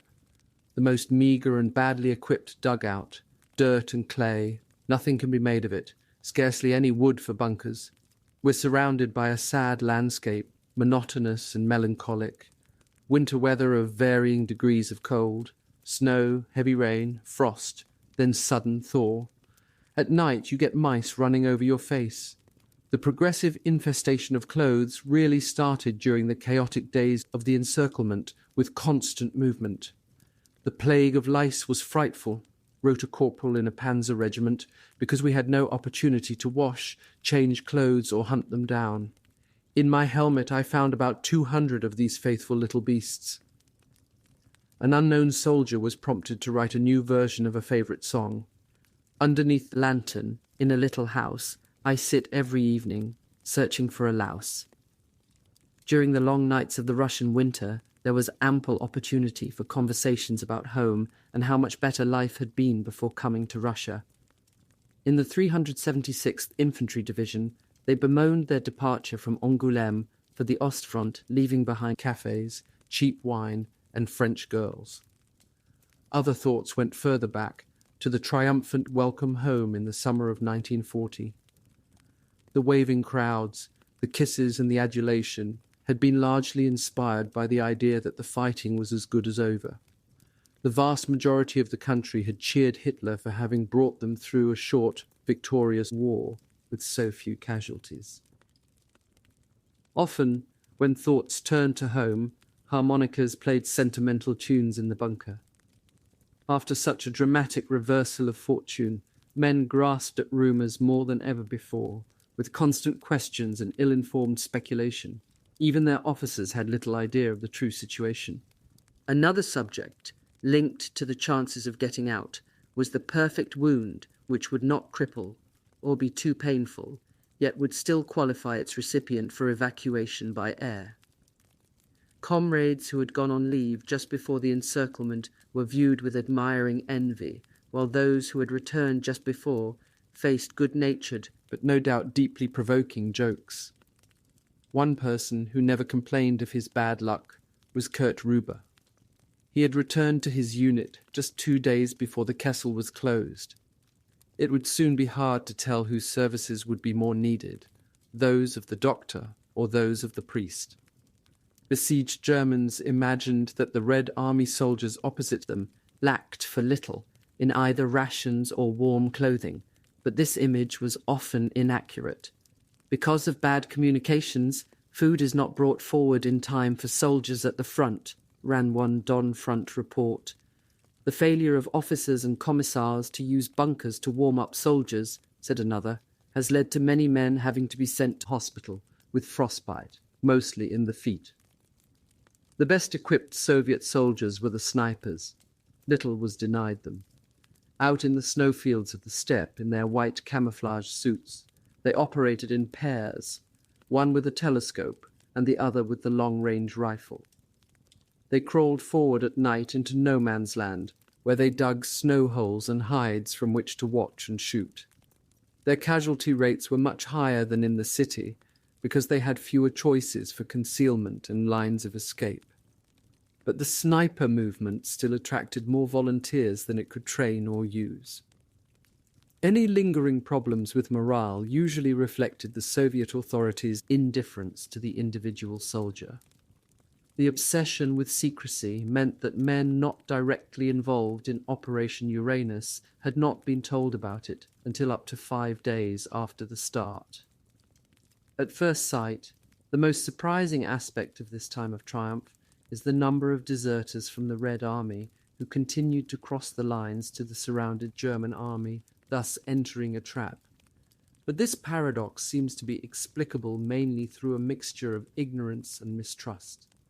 Colonel Tulpanov, the sophisticated NKVD officer in charge of recruiting German officers, admitted quite openly to one of his star prisoners, the fighter pilot Count Heinrich von Einsiedel, that these Russians were most astonished to hear from the Germans the same story that had been put out by their own propaganda. They had not believed that the Germans were encircled. Zhukov was characteristically to the point when he described the encirclement of the Sixth Army as a tremendous education for victory for our troops. Grossman was also right when he wrote, "The morale of the soldiers has never been so high." Interestingly, neither of these observations exactly confirmed the official Soviet propaganda line that the morale of an army depends on the socially just and progressive order of the society it defends. Red Army soldiers now took a predictable pleasure in taunting the enemy who had so recently taunted them. Some companies sent out a patrol at night with a scarecrow dressed up as Hitler. They then erected it in no man's land and hung a placard inviting lancers to shoot at it. The scarecrow would be booby-trapped with a couple of grenades in case a German officer sent out a patrol to remove it the next night. On a more organized basis, NKVD propaganda companies set up their loudspeakers. For hours on end, the loudspeakers blasted out tango music, which was judged to convey a suitably sinister mood, interspersed by messages prepared on gramophone records to remind the beleaguered troops of their hopeless position. At first, these activities had little influence, but later, When German hopes began to fade, the effect became cumulative. The Red Army, realizing that the Germans had to economize on artillery shells because they were so heavy to fly in, went in for probing attacks, trying to provoke a reply. The most overworked troops at this time were the divisional reconnaissance companies that acted as pathfinders for these raids. "We were like gypsies, here today, gone tomorrow," remembered an officer who was one of 5 survivors from the original company of 114 men. Patrols, usually of 5 or 6 men, would penetrate the Kessel and hide up near roads in white snowsuits to observe traffic and troop movements. On their return, they would seize a tongue for interrogation. Patrolling activity was particularly intense on the southwestern flanks of the Kessel. Soviet commanders were certain that the Germans would make an attempt to break out, and they wanted to be forewarned. The flat, snow-covered steppe was dangerous for reconnaissance patrols, with the machine gun posts enjoying good fields of fire. On one occasion, early in December, however, a reconnaissance party, backed by a raiding group, slipped up to the trenches opposite, only to find them empty. The Germans had pulled back to warmer bunkers behind. After the first Russian infantrymen had explored the trenches and fire bunkers undisturbed, the commander of the reconnaissance party inspected the booty, including a long sheepskin coat. Then, next to the field telephone, he spotted a white mug with a rose on it. It seemed incomparably beautiful because he had not seen a completely civilian object for so long. But his company commander then arrived and decided, rather over-ambitiously for such a small force, to try to seize more ground. Once they advanced, everything quickly went wrong. The Germans countered with tanks, and their own artillery refused to fire in support because they had not received an order through the proper chain of command. A very messy fight ensued, and while the reconnaissance party was pulling back, the young commander received a serious wound in the leg from a shell burst. As he lay in the snow looking at the blood on his white camouflage suit, he thought of the mug with the rose. Sometimes, when Russian and German recce groups passed each other at night in no man's land, they pretended not to see each other. Each had specific orders not to be deflected from their task by a firefight. If, however, small groups met head-on, then the struggle was often conducted in deadly silence with knives or sharpened bayonets. "When I killed a German with a knife for the first time," a Russian recce platoon commander from the Marine Infantry remembered, "I saw him in my dreams for 3 weeks afterwards." One of the biggest dangers, however, was returning to your own lines away from where you were expected. Fortunately for the Russian troops, the deficiencies in winter clothing, which had been serious, were made up after the successful completion of Operation Uranus. Almost all soldiers received rabbit fur gloves, quilted jackets, sheepskin jerkins, and a grey fur ushanka, to which they transferred the red star from their summer cap. A constant trickle of new arrivals brought divisions up to strength. For the ingenue, to join a platoon of battle-hardened soldiers was always daunting, but profiting from their experience offered a better chance of survival than joining an untested formation. Once the new soldier had accepted that survival was relative rather than absolute, and he learned to live minute by minute, the strain eased. For a young Soviet citizen, the most shocking experience was not soldierly coarseness, but the frank speaking of frontoviki on political subjects. Many expressed themselves in a way that prompted new arrivals to glance over their shoulders in alarm. They declared that life after the war should be different. The terrible existence for those who worked on collective farms and in factories must be improved, and the privileges of the nomenclatura restricted. At this stage of the war, the risk of being denounced at the front was really quite small. As one veteran put it, a soldier felt that, having paid with his blood, he had the right to free speech. He had to be far more careful if evacuated to a field hospital, where informants and political officers were vigilant for any criticism of the regime. Danger returned at the front towards the end of the war during the advance into Germany. The army's task was almost over, and the NKVD special departments, by then SMERSH, wasted no time in reimposing the Stalinist terror. Soldiers tantalized themselves with talk of food at home, as well as daydreaming. Some platoons were fortunate enough to have a gifted storyteller inventing modern fairy tales. They played cards, although it was officially forbidden, and chess. Now that they were in fixed positions for a little time, it was worth carving proper pieces and fashioning a board. Most of all, they reminisced. Muscovites talked constantly of their home city, not so much to impress comrades from the provinces, but out of a genuine homesickness in the emptiness of the steppe. Writing home was very difficult, confessed the lieutenant of Marine Infantry. It was impossible to tell the truth. Soldiers at the front never sent bad news home. His parents kept all his letters, and when he reread them after the war, he found that they contained no information whatsoever.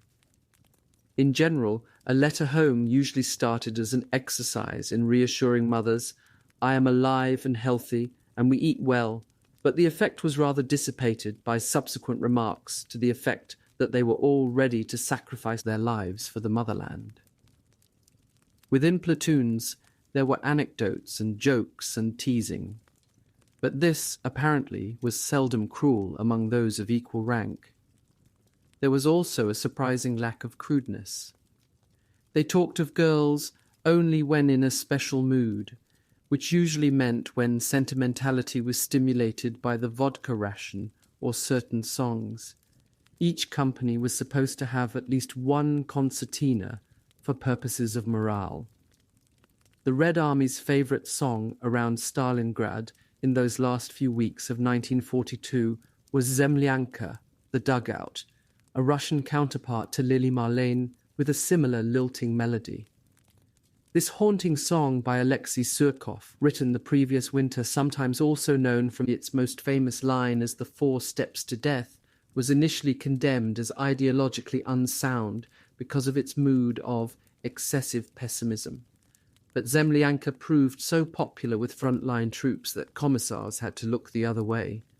The fire is flickering in the narrow stove, resin oozes from the log like a tear, and the concertina in the bunker sings to me of your smile and eyes. The bushes whispered to me about you. In a snow-white field near Moscow, I want you above all to hear how sad my living voice is. You are now very far away. Expanses of snow lie between us. It is so hard for me to come to you, and here there are 4 steps to death. Sing concertina in defiance of the snowstorm. Call out to that happiness which has lost its way. I'm warm in the cold bunker because of your inextinguishable love. Within the Kessel Sixth Army, discipline was maintained rigidly. Hitler, meanwhile, in a typical attempt to secure loyalty, started to become generous with promotions and medals. Paulus was raised to Colonel General. For soldiers, the main source of consolation was the Führer's promise that he would do everything to secure their release. In fact, General Strecker was convinced that soldiers complained remarkably little about the drastic reduction in their rations because they were convinced that they would soon be saved. During one of his visits to the front line, a sentry held up a hand on hearing artillery fire in the distance. "Listen, Herr General," he said. "Those must be our rescuers approaching." Strecker was deeply affected. "This faith of an ordinary German soldier is heartwarming," he noted. Even anti-Nazi officers could not believe that Hitler would dare to abandon the Sixth Army. The blow to the regime and morale at home in Germany would be far too great, they reasoned. Also, the approach of Christmas and the New Year stimulated the notion that things were bound to change for the better. Even the sceptical Grosskirch was more optimistic. "Things seem to be slightly less bleak," he wrote, "and one can now hope that we'll be got off the hook." but he still referred to Stalingrad as the Schicksalsstadt, the city of fate. 18. Der Mannstein kommt. Snow began to fall heavily at the end of the first week of December. Drifts filled Balkas, forcing those who lived in caves excavated from their sides to dig their way out. There was little fuel for any vehicles, and the horses pulling ration carts were so starved that their strength had to be spared on the smallest hills. Chaplain Altmann of the 113th Infantry Division, after hitching a ride on one, recorded, "I can't remain seated because the horse is so ill-nourished that he cannot stand the slightest strain." Altmann was above all struck by the pathetic youth of soldiers in the regiment he was visiting.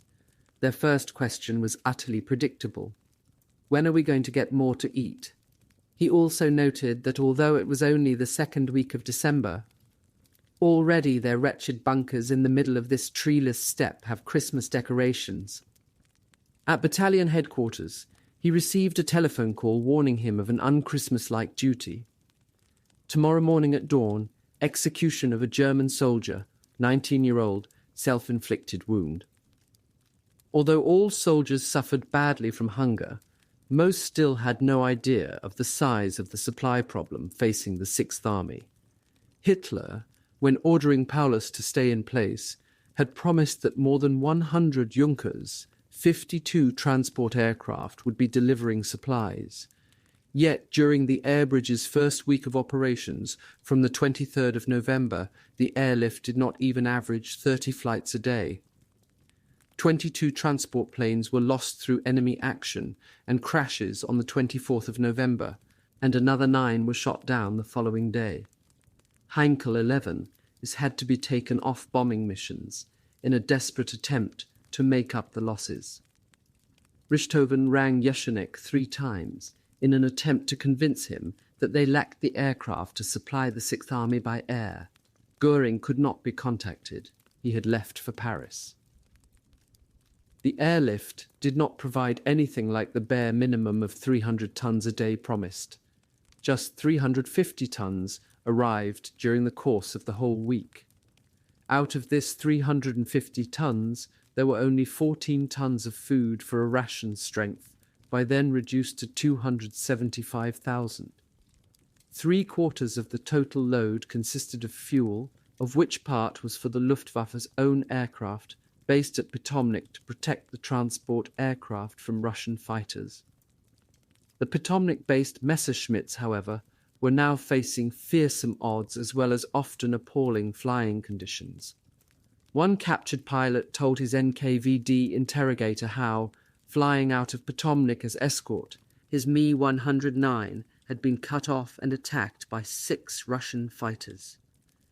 In the second week, up to the 6th of December, 512 tons, still less than a quarter of the minimum, arrived, delivered by an average of 44 transport aircraft a day. Only 24 tons were food supplies. More and more draft animals had to be slaughtered to make up the shortage. Soldiers saw their rations diminishing rapidly, but they convinced themselves that the situation would not last. They admired the bravery of the Luftwaffe crews and developed a great affection for Tante Ju, the Junkers trimotors, flying out wounded comrades and taking their letters home to Germany. "I'm well and healthy," they wrote in December, reassuring their families at home. "Nothing worse can happen," was another constant refrain. "Don't be worried for me, I'll soon be home safe and sound." They still hoped for a Christmas miracle. Stalin, meanwhile, had been hoping for a second decisive blow, almost immediately after the encirclement of the Sixth Army. Operation Uranus had been seen at the Stavka as the first part of a master strategy. The second and most ambitious phase would be Operation Saturn. This called for a sudden offensive by the armies of Southwest and Voronezh fronts, smashing through the Italian Eighth Army to advance south to Rostov. The idea was to cut off the rest of Army Group Don and trap the 1st Panzer and the 17th Armies in the Caucasus. Even before 6th Army started to dig in on the steppe between the Don and the Volga, Vasilevsky had been discussing the next stage with the commanders of the Southwest and Voronezh fronts. He submitted his initial project to Stalin on the night of the 26th of November. The estimated start date for Saturn, allowing for redeployment and reinforcement, was the 10th of December. Stalin agreed and told him to proceed.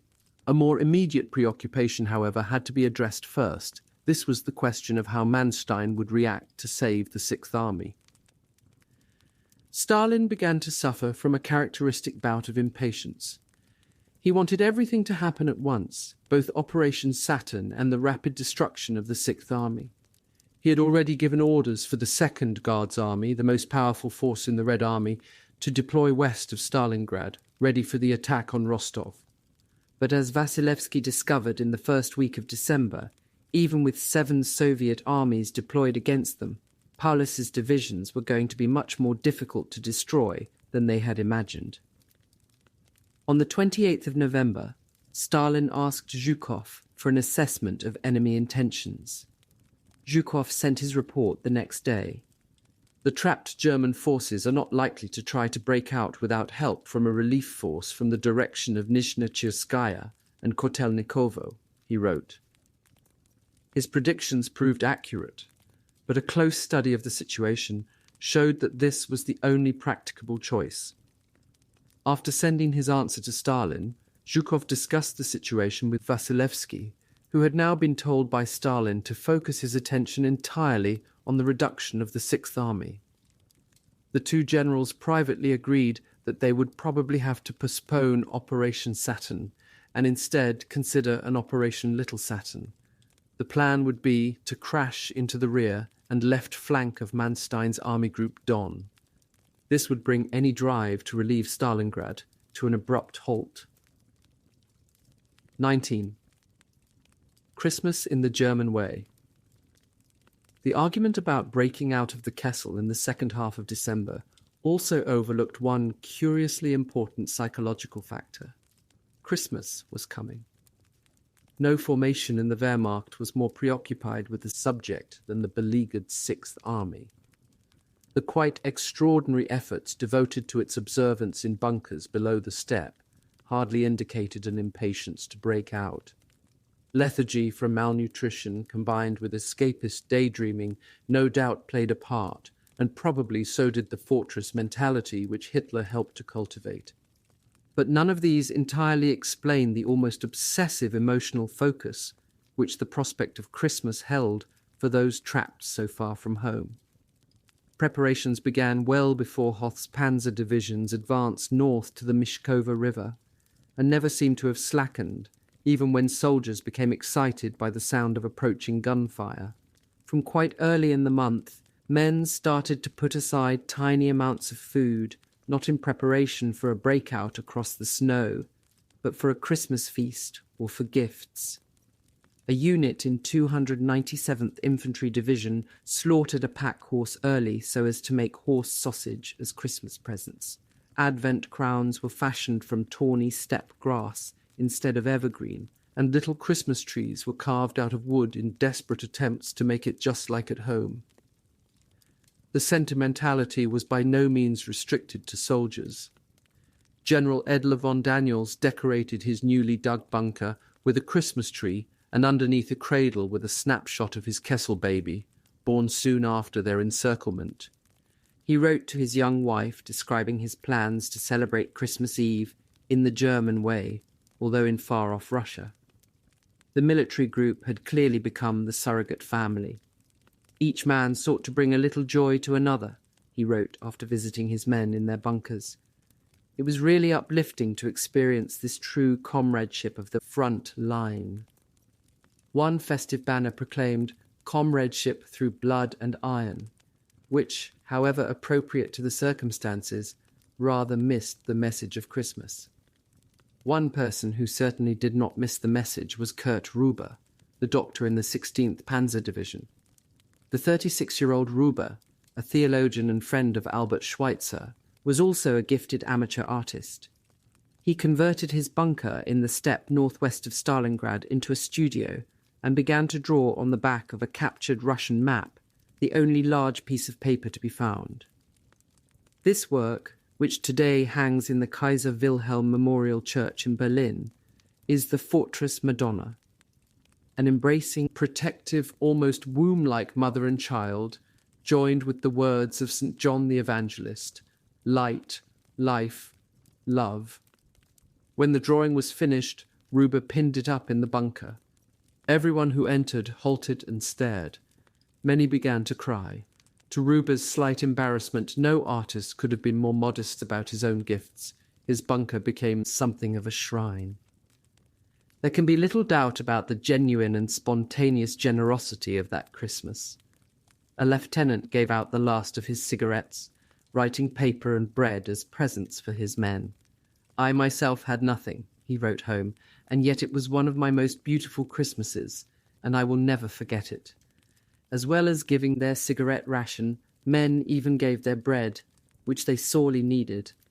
Others laboriously carved equipment racks for each other. On Christmas Eve, Ruber's pianist battalion commander gave his last bottle of sparkling wine to the soldiers in the sick bay. But just after all the mugs were filled, 4 bombs exploded outside. Everyone flung themselves to the floor, spilling all the sect. The medical officer grabbed his first aid bag and ran from the bunker to see to the casualties, 1 killed and 3 wounded. The dead man had been singing the Christmas carol Ode du Fröhlich. The incident, not surprisingly, put an end to their celebrations. In any case, both the 16th Panzer and the 6th Oth Motorized Infantry Division soon found themselves under full attack in the early hours of Christmas morning. The traditional and favourite song that night was Stille Nacht, Heilige Nacht, which soldiers sang with husky voices in bunkers by the light of hoarded candle stubs. There were many stifled sobs as men thought of their families at home. General Strecker was clearly moved when he made a tour of front-line positions. It is a stille Nacht amid the turmoil of war, a Christmas that shows the true brotherhood of soldiers. Visits by senior officers were also appreciated for their accompanying benefits. An NCO in a panzer division recorded that the divisional commander gave us a swig from his bottle and a bar of chocolate. In positions which were not attacked, men crowded into a bunker which had a wireless to hear the Christmas broadcast of Großdeutscher Rundfunk. To their astonishment, they heard a voice announce, "This is Stalingrad," answered by a choir singing Stille Nacht, Heilige Nacht, supposedly on the Volga front. Some men accepted the deception as necessary in the circumstances, others were deeply angered. They felt it was tricking their families and the German people as a whole. Goebbels had already proclaimed that this should be a German Christmas, a definition intended to convey notions of duty and austerity, and perhaps already a way of preparing the nation for news of the tragedy of Stalingrad. At 7 o'clock on Christmas morning, the 6th Army War Diary recorded, "No supply flights arrived in the last 48 hours, a slight exaggeration. Supplies and fuel coming to an end." Later that day, Paulus sent a warning signal to Army Group Don to be passed back to General Zeitzler. "If we do not receive increased rates of supplies in the next few days, we must expect a greatly increased death rate through exhaustion." Although they realized that the snowstorms of the previous day must have hindered flying, they had not been informed that Badanov's tanks had stormed onto Tatsinskaya airfield the previous morning. Manstein's headquarters did not even pass on the news that the Soviet counterattack with 4 armies against Hoth's panzer divisions on the Mishkova River had been launched. When 108 tons of supplies finally arrived on the 26th of December, 6th Army headquarters discovered that they had been sent 10 tons of sweets for Christmas, but no fuel. Most men, when they had the opportunity, sat apart to write a Christmas letter home in which they expressed their longing. "In our hearts we all keep hoping," wrote a doctor with the 44th Infantry Division, "that everything will change." He spoke for many, but the better informed Commander-in-Chief of the 6th Army was not among them. Christmas naturally was not very joyful, Paulus wrote to his wife a few days later. At such moments, festivities are better avoided. One should not, I believe, expect too much from luck. Not surprisingly, the contrast between German and Russian letters home during the Christmas period becomes even more marked than usual. While German letters tended to be sentimental, aching for home and family, the Russian letters that have survived clearly reveal an inexorable logic that the motherland took priority. "Darling," wrote a soldier to his wife on Christmas Eve, "we are pushing the serpents back to where they came from. Our successful advance brings our next meeting closer." "Hello, Maria," wrote a soldier called Kolya. "I've been fighting here for 3 months, defending our beautiful..." Deleted by censor. "We have started pressing the enemy strongly. Now we have encircled the Germans. Every week a few thousand are taken prisoner, and several thousand are destroyed on the field of battle. There are just the most stubborn SS soldiers left. They have fortified themselves in bunkers and shoot from them, and now I'm going to blow up one of those bunkers. Goodbye, Kolya." The temperature on Christmas Day fell to minus 25 degrees. The water in shell holes, however deep, was frozen solid. Flurries of snow hid much of the squalor in the bulkers. Chaplains held field mass or communion in the snow to the sound of tarpaulins and tent canvas flapping and cracking in the wind, with half circles of men round a makeshift altar. In some cases, spiritual comfort and ideological justification became confused, as when Christian Germany was contrasted with godless Russia. Even within the Kessel, Christmas did not prove entirely a season of goodwill. Dr. Rinaldi, the 6th Army's Surgeon General, forbade the evacuation by air of frostbite casualties, on the grounds that their injuries might have been self-inflicted to avoid combat. And worst of all, virtually no food, apart from some rotting corn from the Stalingrad grain elevator, had been given to the 3,500 Russian prisoners of war in the camps at Voropanovo and Gumrak because they did not feature on any ration strength. This partly bureaucratic atrocity led to a death rate of 20 a day by Christmas, and it soon escalated dramatically. The quartermaster responsible for feeding them claimed that typhus was the cause. But when an officer from 6th Army headquarters asked whether there had been deaths from undernourishment, he was evasive. "After reflecting for a moment, he denied it," wrote the officer. "I knew what he meant. Among our troops one was beginning to see similar things. But linking their fate with that of German soldiers was a worse evasion. The inmates had no choice, they could not surrender. Even when desperate prisoners began to resort to cannibalism, nothing was done to improve their conditions, because that meant taking food from German soldiers." Christmas night was a beautiful starry night, and the temperature fell even further. Fighting, however, continued the next morning in the northeastern sector of the Kessel, defended by 16th Panzer Division and 60th Motorized Infantry Division. "Thus a dozen of our units," reported the latter's divisional chaplain, "were sent out to counterattack in icy winds and 35 degrees of frost. The 2 divisions, despite the terrible conditions and shortages of ammunition, managed to destroy some 70 tanks. On that same morning of the 26th of December, Paulus sent another signal to Manstein, which began, "Bloody losses, cold and insufficient supplies have reduced fighting strength of divisions severely." He warned that if the Russians brought back their forces fighting Hoth's divisions and redeployed them against the 6th Army, it would not be possible to withstand them for long. An unexpected opportunity then arose. General Hube, the commander of 14th Panzer Corps, received an order to fly out of the Kessel on the 28th of December to Manstein's headquarters at Novocherkassk. An aircraft would take him on to East Prussia to receive the swords to his Knight's Cross with oak leaves from the Führer in person. Paulus told Schmidt to give him all the necessary documents on all matters from fuel levels to shortages of medical equipment. The hopes of generals and staff officers leapt at the news of his visit to Rastenburg. Hube, the blunt, one-armed veteran, was one of the few generals whom the Führer respected. They still could not believe that Hitler would abandon the Sixth Army. Hitler had no doubt convinced himself that he was doing everything to save the Sixth Army, but his grasp of reality had not improved. That day, his headquarters signalled to Army Group Don, promising that in spite of the bad transport situation, it would be reinforced with 372 tanks and assault guns. Manstein knew that this was wishful thinking. In the city of Stalingrad, meanwhile, the remnants of Seydlitz's divisions were on the defensive. They had to conserve ammunition to repel attacks. They sheltered deep in cellars and bunkers for warmth as well as safety from the Soviet artillery.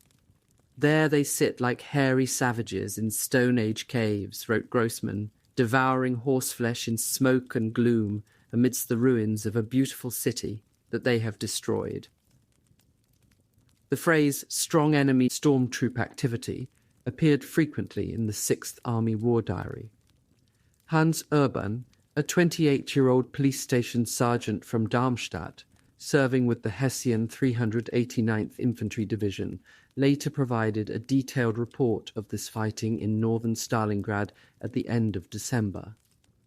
The enemy used to attack at dawn and at dusk after a heavy artillery and mortar preparation. If they captured 2 or 3 bunkers from us, we would try to get them back later. On the 30th of December, after many of these attacks, I was ordered to take my rapid-fire group forward. My 9 men with their machine guns were able to hold off the next attack by about 300 men from Spartakovka. The 20 infantrymen left on this sector were so exhausted from all the attacks that they could not offer much help. Most were ready to abandon their positions. I had with my 2 machine guns no field of fire. The enemy were able to make use of the terrain and the ruins. We had to let the Russians get to within 20 yards before opening rapid fire. At least 22 were left dead in front of our positions. The surviving Russians tried to flush us out with grenades. The Russians attacked again on the same sector at daybreak on New Year's morning with 3 companies. It's hard to make an accurate estimate because they were shooting from holes in the ground, from behind collapsed walls or piles of rubble. We got them in a crossfire from the 2 machine guns, and they suffered heavy casualties. A mortarman was hit, and although I'd never trained with the weapon, we were able to use their own ammunition against them. After it was over, we were so weak and exhausted, and there were so many dead lying around in the open frozen stiff, that we could not even bury our own comrades. Paulus, in contrast to his strongly pessimistic signals to Army Group Don and the letter to his wife, signed a stirring New Year message to the Sixth Army. Our will for victory is unbroken, and the New Year will certainly bring our release. When this will be, I cannot yet say. The Führer has, however, never gone back on his word, and this time will be no different. Thanks to Hitler's insistence on time zones, the Russian New Year arrived 2 hours earlier than the German. General Edler von Daniels's card game of Doppelknopf was interrupted at 10 o'clock by a powerful firework display, as the Soviet besiegers fired in their New Year greeting. Daniels appears to have been in a good mood at this time. He had just been promoted to Lieutenant General and awarded the Knight's Cross. Then, as a New Year's present from Paulus, he unexpectedly received a bottle of Veuve Clicquot Champus. Several of the Stalingrad generals still seemed to be almost more preoccupied with decorations and promotions than with the fate of the Sixth Army. When German midnight arrived, only star shells were fired. High explosive rounds could not be wasted. The very last bottles were opened in the Kessel for the toast, Prosi Neues Jahr. Soviet divisions, on the other hand, suffered few restrictions on ammunition and alcohol. Celebrating the New Year was good, wrote Viktor Barsov in the Marine Infantry. I drank 250 grams of vodka that night. The food wasn't bad. In the morning, to avoid a headache, I drank 200 grams more. German soldiers tried to make light of their misfortunes, with the idea that everything would change for the better with the passing of the old year. "Dear parents, I'm all right," wrote one soldier. "Unfortunately, I again have to go on sentry tonight. I hope that in this new year of 1943, I won't have to survive as many disappointments as in 1942. An almost obsessive optimism was produced by Hitler's New Year message to Paulus and the Sixth Army. Only the more sceptical spotted that the text did not constitute a firm guarantee.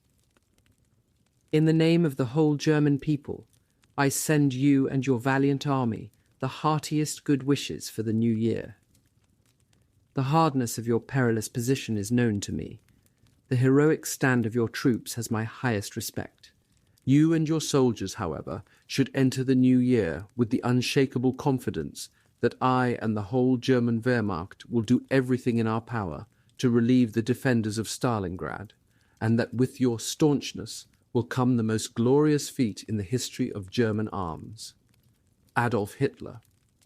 "Mein Führer," Paulus replied immediately.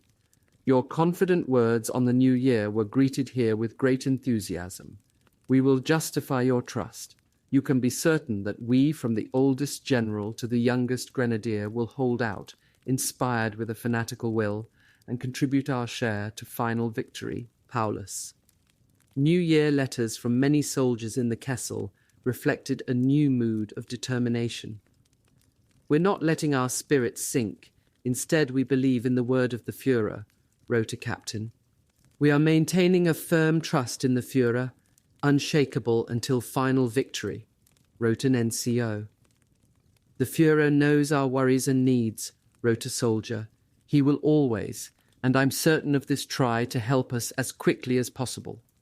Even a sceptical general like Strecker seems to have been affected. New hope arises," he wrote, "and there is some optimism about the present and immediate future." Paulus, on the other hand, was concerned at this time by the growing success of Soviet propaganda.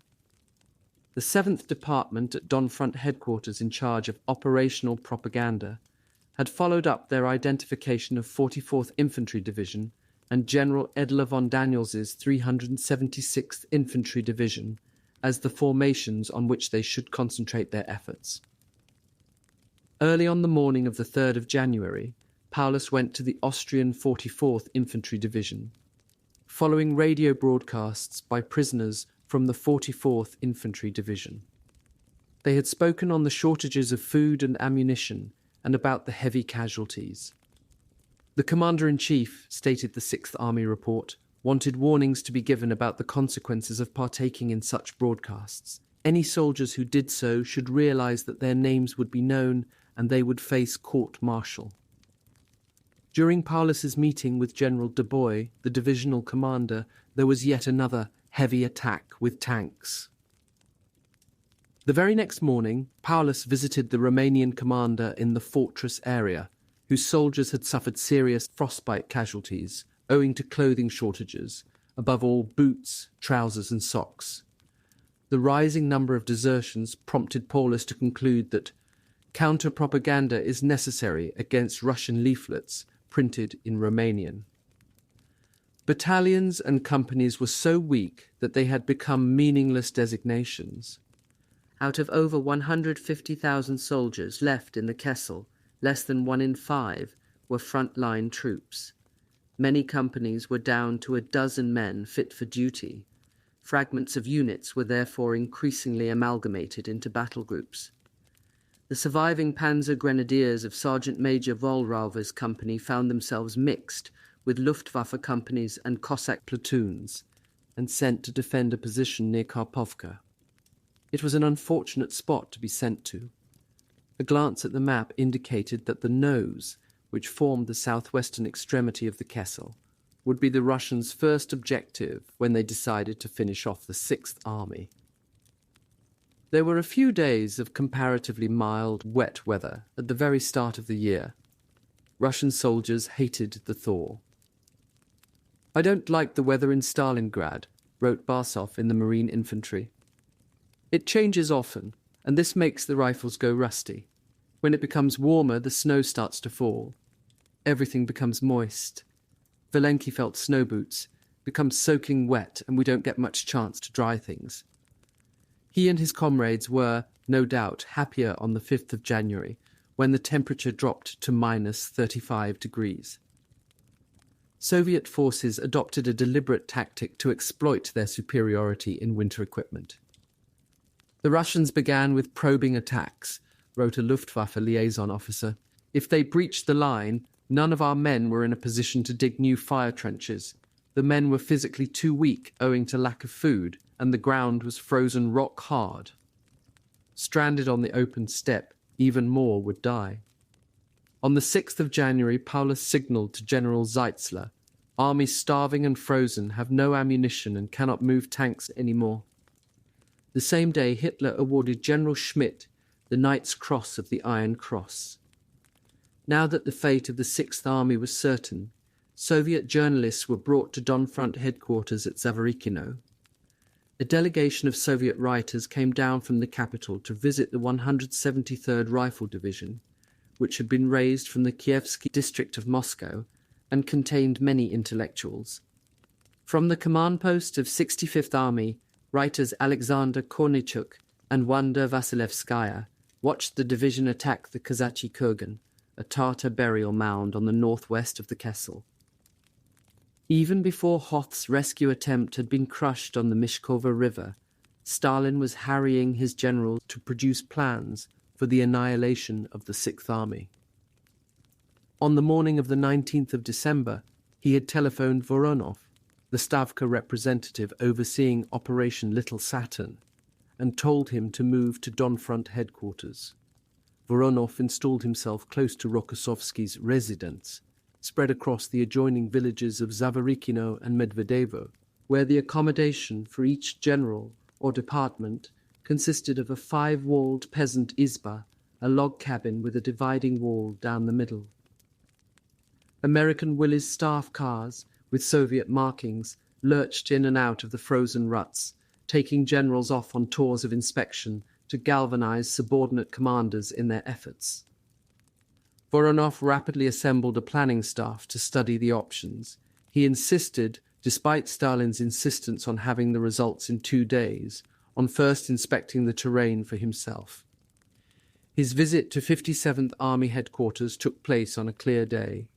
He observed a group of Junkers transports that appeared overhead at about 9,000 feet without a fighter escort. The Russian anti-aircraft batteries grouped in the area opened fire too late. Soviet fighters also arrived too late to intercept. Not a single Junkers had been brought down. Voronov was even more furious when he discovered how little coordination there was between ground observers, anti-aircraft batteries, and the fighter squadrons. The major general in charge of anti-aircraft operations was terrorized into feverish activity. Back at Zavarikino, Voronov again examined the figures. In spite of the strong German resistance put up early in December, Colonel IV Vinogradov, the chief intelligence officer of the Don Front, had not greatly revised his estimate of soldiers trapped in the Kessel. He now put them at 86,000, when asked to be precise.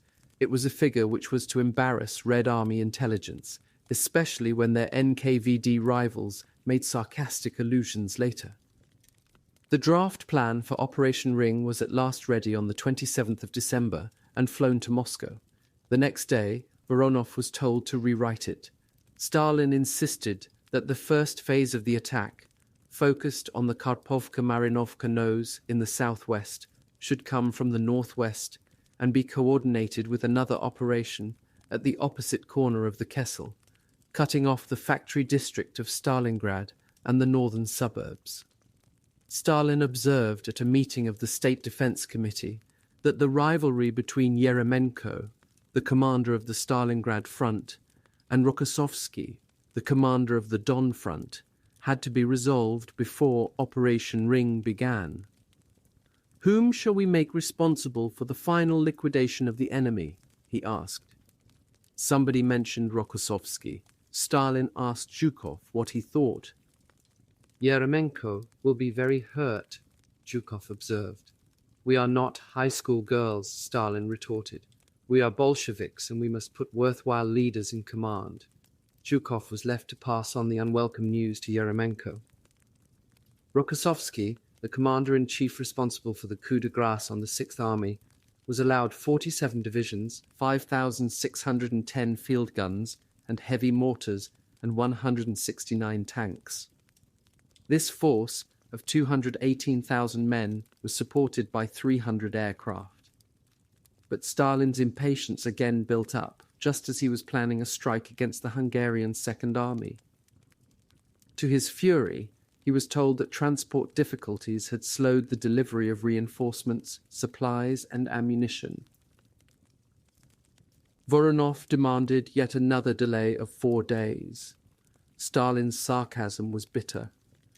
"You'll be sitting around there until the Germans take you and Rokossovsky prisoners." With great reluctance, he agreed to the new date of the 10th of January. German officers outside the castle had been wondering what would happen next.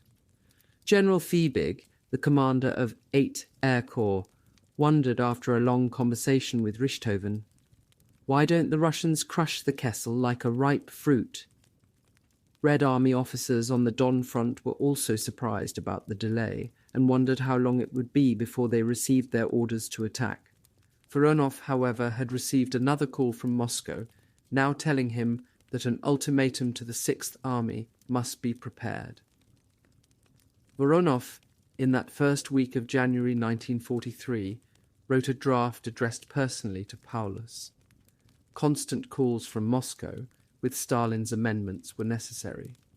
When finally approved, it was translated at Don Front headquarters by German anti-fascists from the group headed by Walter Ulbricht. Meanwhile, NKVD representatives and Colonel Vinogradov of Red Army Intelligence, displaying their usual rivalry, had begun to search for suitable officers to act as truce envoys. In the end, a compromise was reached. Late in the afternoon of the 7th of January, Major Alexander Mikhailovich Smyslov of Army Intelligence and Captain Nikolai Dmitrovich Dyatlenko of the NKVD were selected to go together. Vinogradov, when interviewing Dyatlenko, suddenly asked, "Are you a Kokol?" Kokol, or tufti, was the insulting term for a Ukrainian, because Russians were often rude about their traditional style of haircut. "No, Comrade Colonel," replied Dyatlenko stiffly. "I am a Ukrainian." "So you're just like a Russian," Vinogradov laughed. "Well done. You are a suitable representative of the Red Army to meet the fascists." Smyslov and Dyatlenko were then briefed by General Malinin, the Chief of Staff, and by Voronov himself. One might have thought that Stalin was looking over their shoulder from the way both generals kept asking the envoys whether they fully understood the instructions from Moscow. In fact, nobody really had a clear idea of the rules and ritual of a truce envoy. Dyatlenko admitted that his only knowledge came from the play Field Marshal Kutuzov by Solovyov. "So, lads," said Voronov, "will you fulfill your mission?" "We will fulfill it, Comrade Colonel General," they chanted as one. Malinin then ordered the front quartermaster-in-chief to kit out the 2 officers in the smartest uniforms available. The Germans had to be impressed. The quartermaster promised to have them dressed like bridegrooms and winked like a magician at the 2 envoys. With Voronov's backing, he had every general's aide at front headquarters on parade in his department. He ordered them all to strip so that Dyatlenko and Smyslov could try on their uniforms and boots. The 2 envoys soon found themselves in a Willys staff car with Colonel Vinogradov. Their destination, they were told, was Kotleben Station on 24th Army's sector. Russian troops in the area had received the order to cease firing from dusk. Then, all through the night, Red Army loudspeakers broadcast a message prepared by Ulbricht's anti-fascists, telling the Germans to expect truce envoys. By the next dawn, the 8th of January, firing had ceased. Smyslov and Dyatlenko were allotted a tall corporal equipped with a white flag and a 3-note trumpet.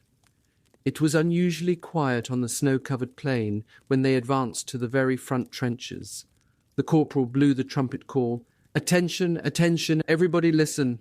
They advanced for about 100 yards, then firing broke out. The three men were forced to dive for cover behind a low rampart made in the snow by Russian reconnaissance groups for night observation. The bridegroom uniforms soon looked less smart.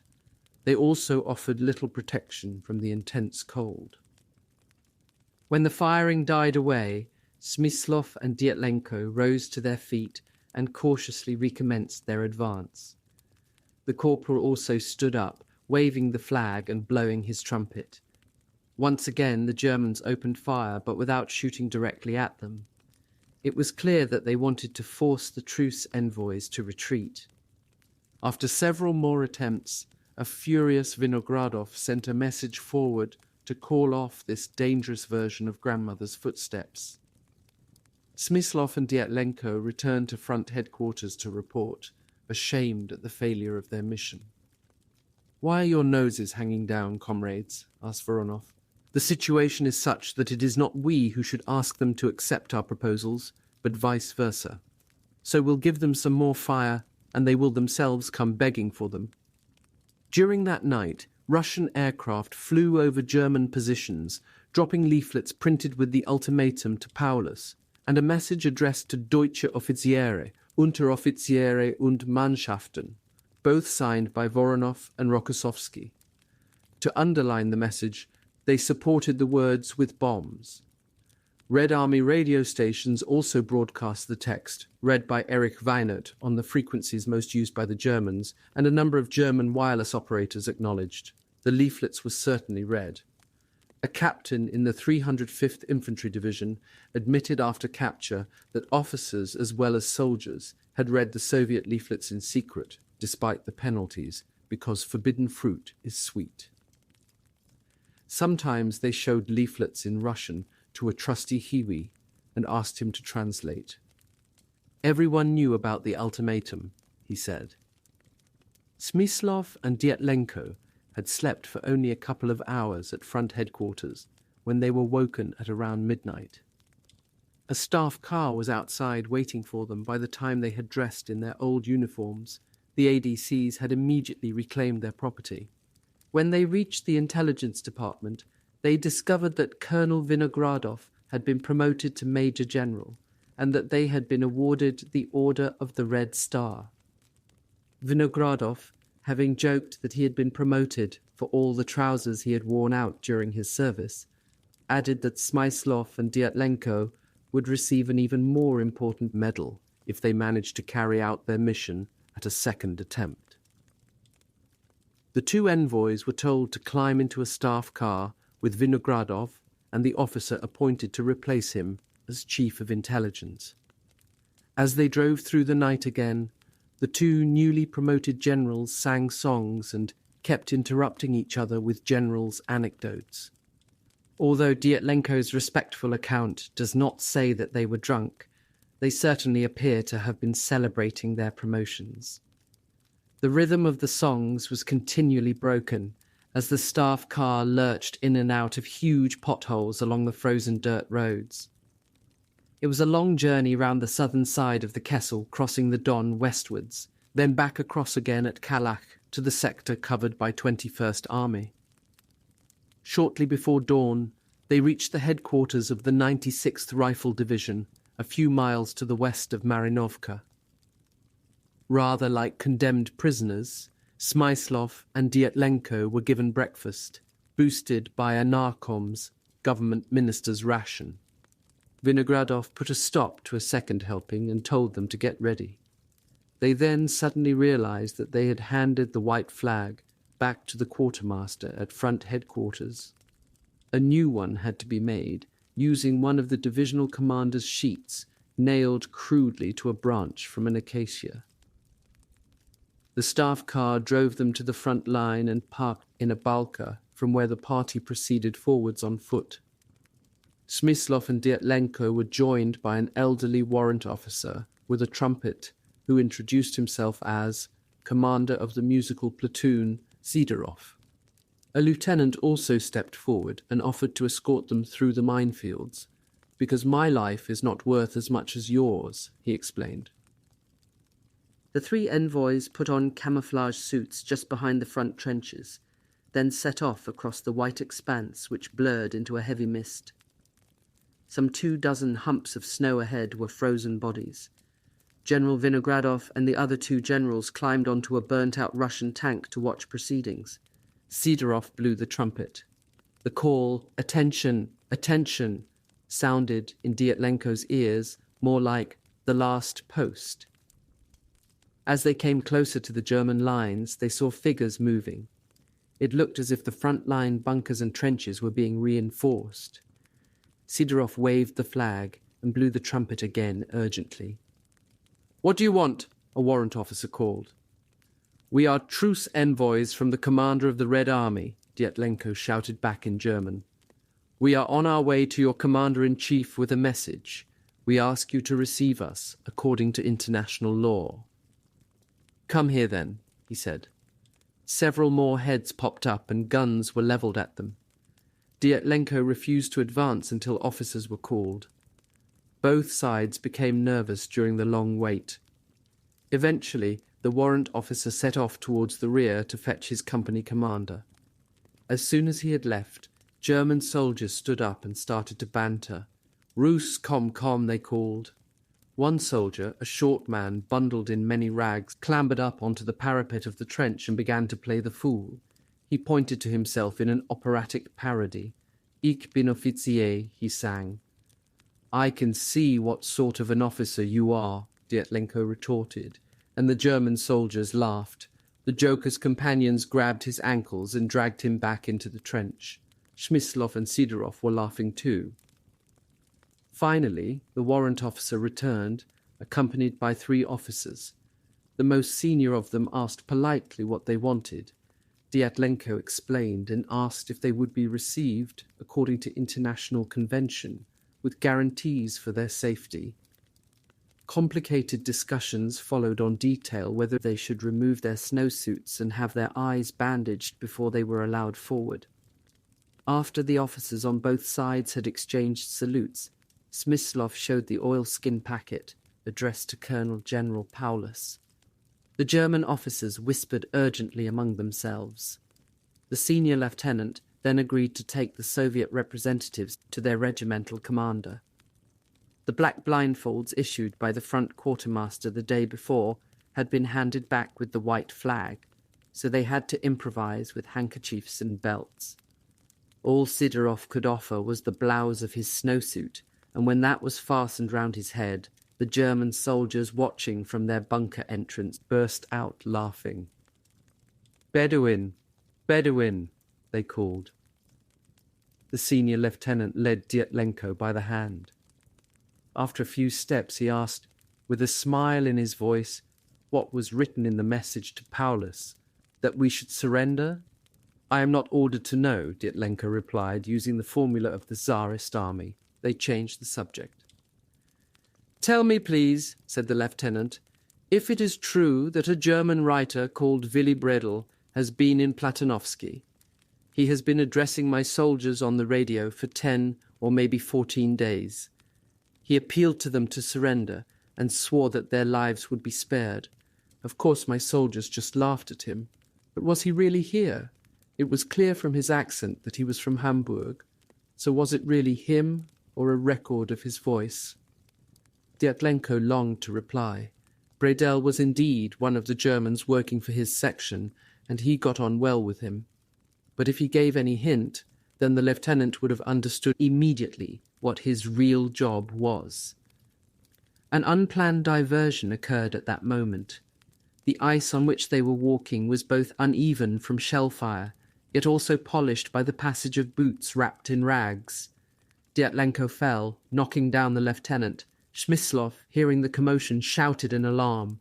Dyatlenko reassured Smyslov and apologized to the lieutenant. He was not afraid of a trick.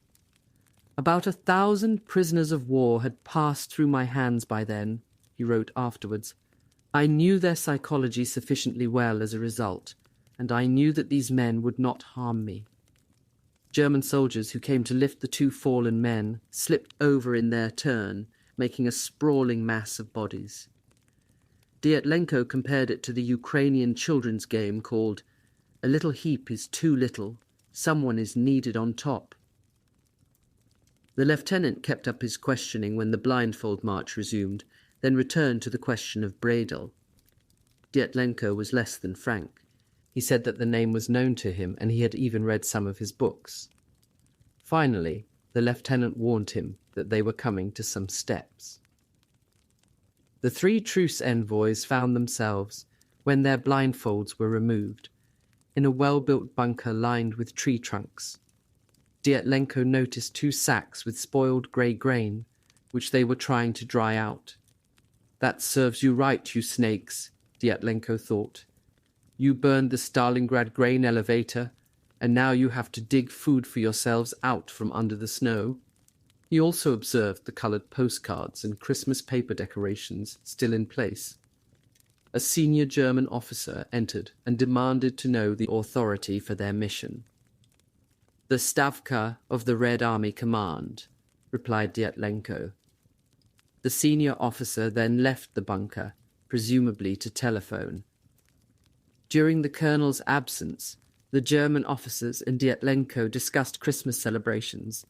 They then discussed pistols, and the Germans admired Dyatlenko's Tokarev.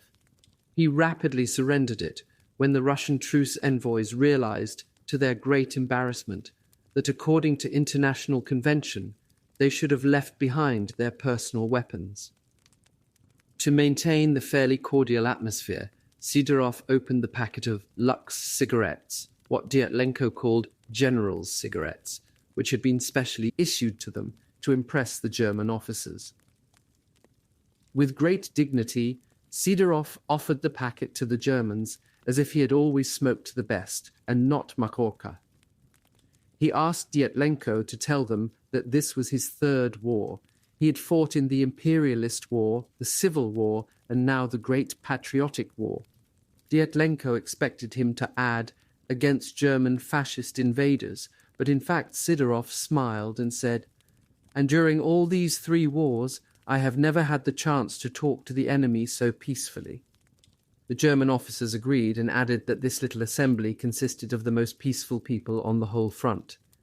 Conversation rather came to a halt after that.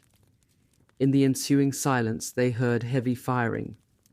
The Russians were horrified. One of the Germans dashed out of the bunker to discover what was happening. He returned with the accusation, "It was your people." Fortunately, the firing soon ceased. The truce envoys discovered later that it had been Russian anti-aircraft batteries, unable to resist the temptation when German transport aircraft appeared overhead. Tension rose during the long wait for the colonel's return. But when he came, it was not to announce as expected that a staff car had been sent from 6th Army headquarters. He had, in Dyatlenko's words, a very different expression, like a beaten dog. The junior officers, guessing what had happened, rose to their feet as if a sentence was about to be pronounced on all of them. "I am ordered," the colonel announced to the Russians, "not to take you anywhere, not to accompany you, nor to receive anything from you, only to cover your eyes again, to lead you back, to return your pistols, and to guarantee your safety." Dyatlenko protested most volubly. He offered, even though it was against his instructions, to give the oilskin packet to a specially authorized officer in return for a receipt. "I am ordered to take nothing from you," replied the German colonel. "Then we ask you to write on the package that you, in accordance with orders received from higher command, refuse to accept the letter addressed to your army commander." But the colonel refused even to touch the packet. There was nothing left, Smyslov and Dyatlenko concluded, but to allow themselves to be blindfolded again and escorted back. The same senior lieutenant guided Dyatlenko back. "How old are you?" Dyatlenko whispered after they had set off. 24, he replied. There were only a few years between them. "This war between our peoples is a tragic mistake," Dyatlenko said after a short pause. "It will finish sooner or later, and it would be good for me to meet you on that day, wouldn't it?" "There is no room for illusions in my heart," said the German lieutenant. because before a month is up, both you and I will be dead." "Did you Germans really think," said Dietlenko, "that Russia would let you spend a peaceful winter in warm bunkers?" "No, it was possible to assume from the experience of the past winter that you would launch an offensive, but nobody expected it on such a scale or in such a way. You told me earlier that your soldiers just laugh at the appeals of Willy Bredel." Out of professional curiosity, Dietlenko could not resist ignoring his instructions to avoid topical issues. "But wasn't he right when he spoke about your hopeless situation? Weren't his appeals serious?" "Everything he said was right," the lieutenant replied. "But don't forget one thing. When a war of two-world outlooks is going on, it is impossible to persuade enemy soldiers by throwing words across the front lines." On reaching the trenches, the eyes of the 3 Russian officers were uncovered. Their pistols and snowsuits were handed back. The 2 groups of officers faced each other and saluted. Then the Russians, under Sidorov's flag, returned through the white silence to General Vinogradov, who was still waiting by the burnt-out tank. Vinogradov led them back to the Balka. The commander of divisional reconnaissance lost no time. "Sidorov," he said, "quickly draw me a map of their defences." The other 2 truce envoys followed them into a bunker dug into the side of the Balka and watched our old man who spoke to the enemy so peacefully draw a map of their fire points perfectly. "I don't know if he had been given this mission from the start," wrote Dietlenko afterwards, "or whether it was just his skill, but it transpired that he had been remembering everything." Dietlenko and Smyslov then returned to front headquarters in the Willys staff car with the 2 generals, sad and tired, because their mission had been a failure and many men were to die for no purpose. Part 5. The subjugation of the Sixth Army. 20. The Air Bridge. "The misty cloud hung low," wrote Hans Diebold, a doctor with the 44th Infantry Division. "It all but touched one's head.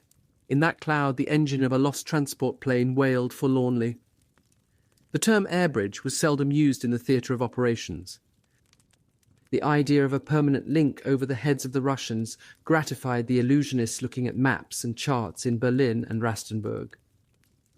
Hitler would suddenly demand information, so every general and staff officer, desperate to have the figures to hand, constantly badgered airfield commanders for the latest statistics and proof of action. This compulsive interference from above only made things worse. Luftwaffe generals in Germany had leaped to obey Hitler's decision to resupply the Sixth Army by air, allocating thoroughly unsuitable aircraft like the Ju-86, an aeroplane used for training pilots, to make the numbers look better.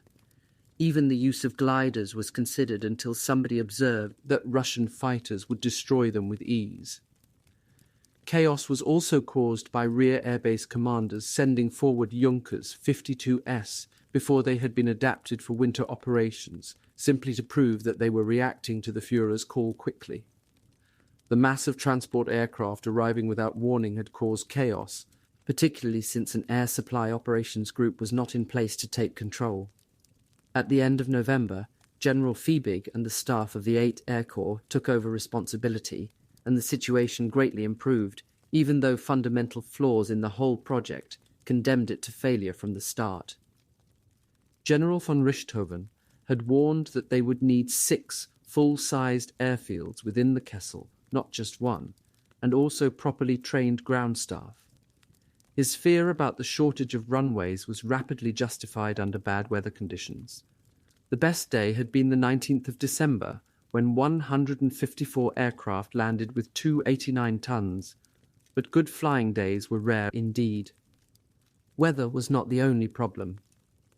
The airfield at Potomnik attracted all the enemy's attention, so shot up and crashed aircraft frequently made it unusable for short periods. Their burnt-out metal carcasses were pushed out into the snow beside the runway, forming a widely strewn machine graveyard.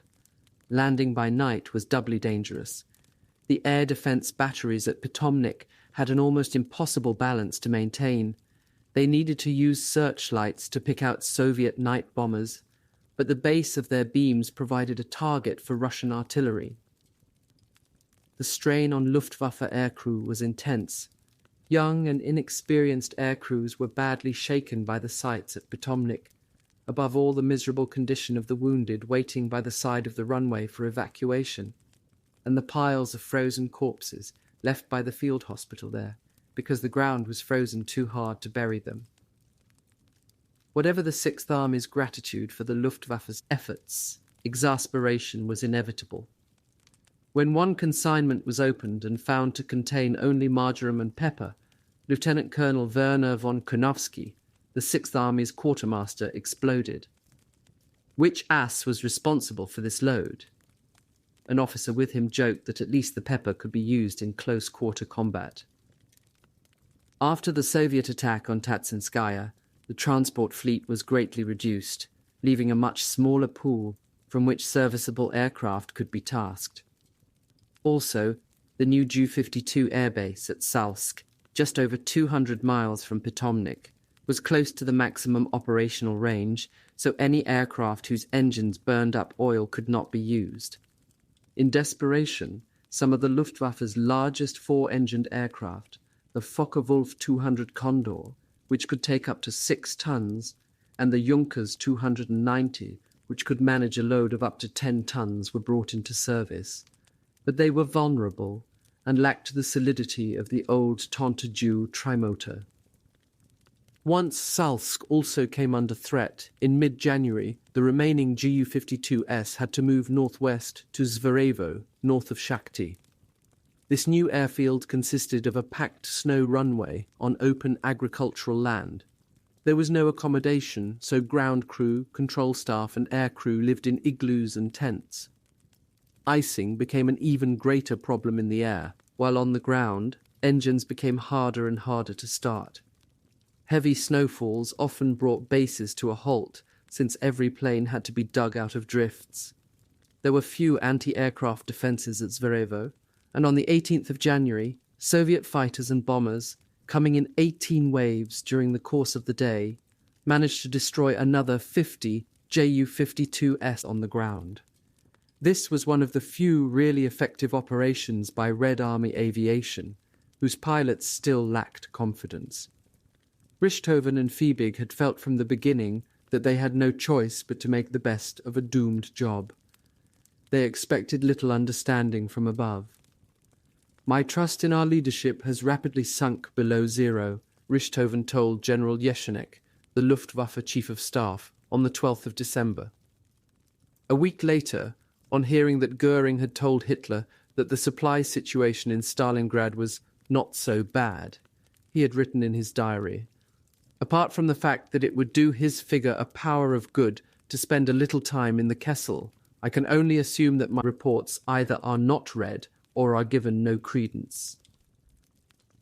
While Goering did nothing to stint his appetite, General Zeitzler, in a gesture of solidarity with the starved troops in Stalingrad, reduced his own rations to their level. According to Albert Speer, he lost 26 pounds within 2 weeks. Hitler, informed of this diet by Martin Bormann, ordered Zeitzler to return to normal eating. As a concession, Hitler banned champagne and brandy at Führer headquarters in honor of the heroes of Stalingrad. The vast majority of civilians in Germany had little idea of how close the Sixth Army was to final defeat. "I hope that you'll break the encirclement soon," a young woman wrote to her soldier pen friend in mid-January, "and when you do, you'll be given leave straight away." Even the Nazi Party chief of Bielefeld wrote in mid-January to General Edler von Daniels to congratulate him on the birth of his child, his Knight's Cross and promotion, and said that he looked forward to seeing him very soon back amongst us again. The atmosphere of unreality pervaded the most senior government circles in Berlin.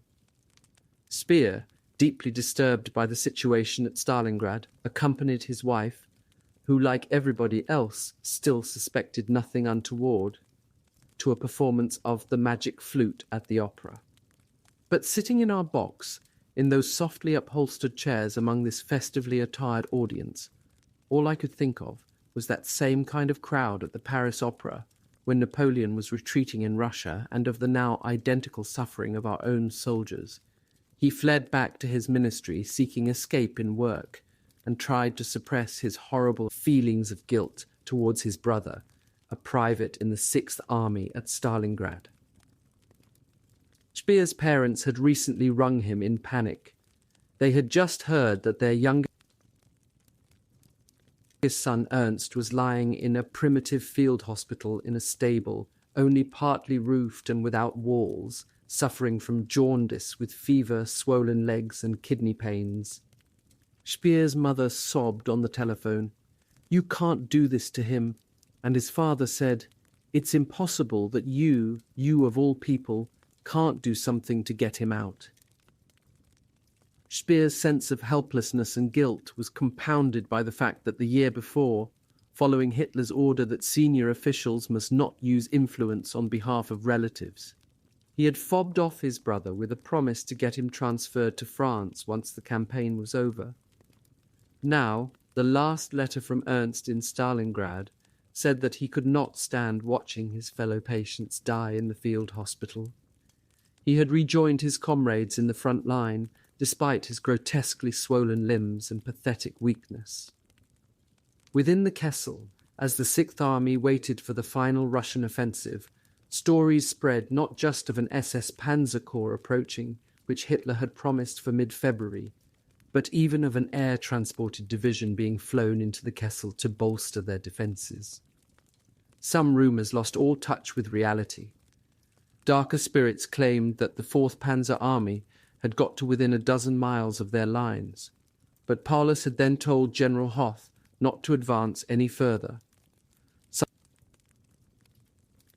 Some soldiers even convinced themselves later that Paulus, as part of a secret deal with the Russians, had betrayed them. According to another story, the Russians have issued an order that anyone who shoots a captured German pilot will be severely punished because they were needed to fly transport planes in the rearmost areas. Such was the shortage of Soviet aircrew. Rumours were bound to spread in their strange communities, whether the encampments round the airfields or dugouts in Balkas on the steppe, grouped together like a troglodyte village. If there was any wood to burn in the small bunker stoves, smoke emerged from little chimney stacks made from empty food tins rammed together. Duckboards, tables, even bunks as men died, were broken up as fuel. The only substitute for real warmth was a fug, created with packed bodies and tarpaulins, but men still shivered uncontrollably. The comparative heat did little more than stir their lice into activity and drive them wild with itching. They often slept two to a bunk with a blanket over their heads in a pathetic attempt to share body heat. The rodent population swelled rapidly on a diet of dead horses and humans. Out in the steppe, mice became voracious in their search for food. One soldier reported that mice had eaten 2 of his frozen toes while he was asleep. When rations arrived, on a sledge pulled by a starved pony, stiff, ungainly figures wrapped in rags emerged to hear the latest rumours. There was no fuel to melt snow for washing or shaving. Their hollow-cheeked faces were waxen and unshaven, the beards pathetically straggly from calcium deficiency. Their necks were thin and scrawny like those of old men. Their bodies crawled with lice. A bath and clean underwear were as distant a dream as a proper meal.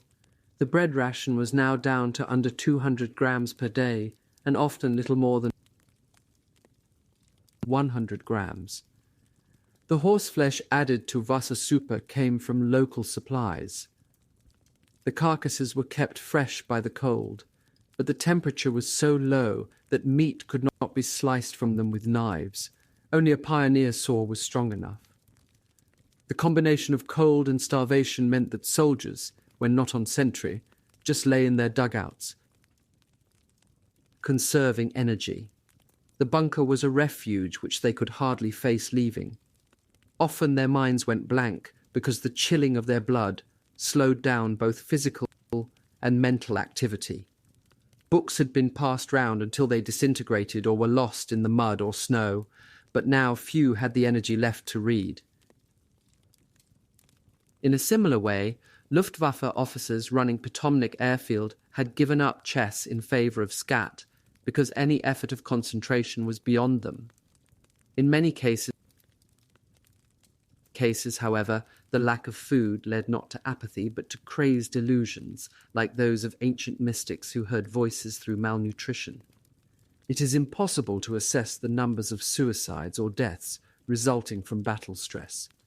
Examples in other armies, as already mentioned, rise dramatically when soldiers are cut off, and no army was more beleaguered than the Sixth Army at Stalingrad. Men raved wildly in their bunks, some lay there howling.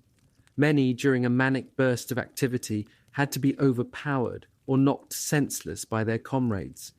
Some soldiers feared breakdown and madness in others, as if it were contagious. But the greatest alarm was provoked when a sick comrade had dilated nostrils and black lips and the whites of his eyes turned pink. The fear of typhus seemed curiously atavistic, almost as if it were a medieval plague. The sense of approaching death could also stimulate an intense awareness of all that they were about to lose. Tough men dreamed feverishly of images of home and wept silently at the idea of never seeing wife or children again. More reflective characters re-examined memories or studied the world about them, especially their comrades, with a new interest. Some even had enough emotion left to feel sorry for the starving horses, gnawing desperately at a piece of wood. For the first week or 10 days in January, before the Soviet offensive broke, men tried not to let their true degree of wretchedness show in letters home. "I received a 1/4 liter of vodka and 13 cigarettes for the new year," wrote a soldier called Willie to his parents in a letter which never reached them. "But all the food I've got now is a piece of bread. I've never missed you more than today when we were singing the Volgalid. I'm sitting in a cage here, it's not made of gold, but of the Russian encirclement." Many soldiers camouflaged the truth even further. "We can only count upon the fact that spring will start soon," a soldier called Seppel wrote home. "The weather is still bad, but the main thing is to be healthy and have a good stove." The Christmas holidays passed well. Others, however, did not try to conceal their feelings. "The only thing left to me is to think about the 3 of you," a soldier wrote to his wife and children. Some desperate to escape considered self-inflicted wounds. Those who went through with it did not just risk execution. Even if no suspicions were aroused, they risked death from their own action. A light flesh wound was not enough to earn a flight out of the Kessel. A shot through the right hand was too obvious, and with so few soldiers left in the front line, the wound had to be disabling if they were to be released from combat duties. But once the final Soviet advance began, even a light wound which hindered movement practically signified death. From early January, an increasing number of German soldiers began to surrender without resistance or even to desert to the enemy. Deserters tended to be infantrymen at the front, partly because they had more opportunity. There were also cases of officers and soldiers who refused evacuation out of bravery and an almost obsessive sense of duty. Lieutenant Lobecker, the commander of a company of tanks in 16th Panzer Division, had lost an arm in the fighting, but soldiered on without having the wound properly treated. His divisional commander could not persuade him to go for treatment. Eventually, General Strecker got hold of him. "I request permission to stay with my men," Lobecker said immediately. "I cannot leave them now when the fighting is so desperate."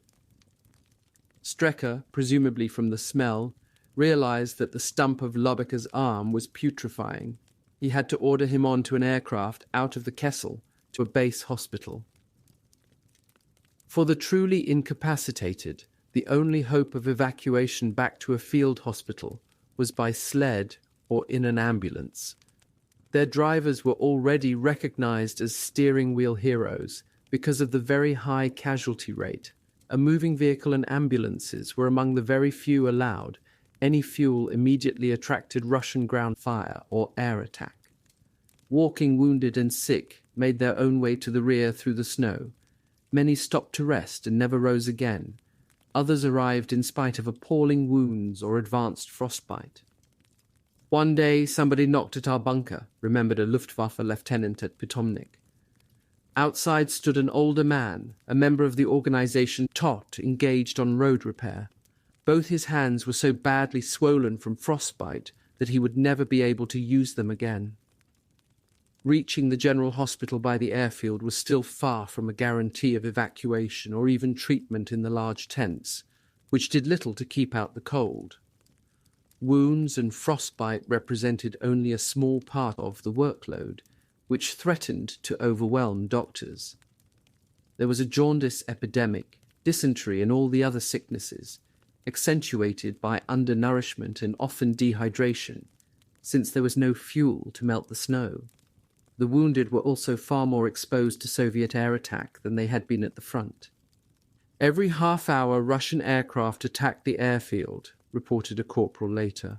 Many comrades who were just about to be saved, having been loaded into aircraft and were waiting to take off, lost their lives at the very last moment.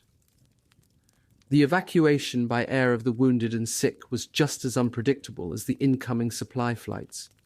On 3 days, 19 and the 20th of December and the 4th of January, over 1,000 were taken on each occasion, but the overall average, including days when no flights were possible, between the 23rd of November and the 20th of January came to 417.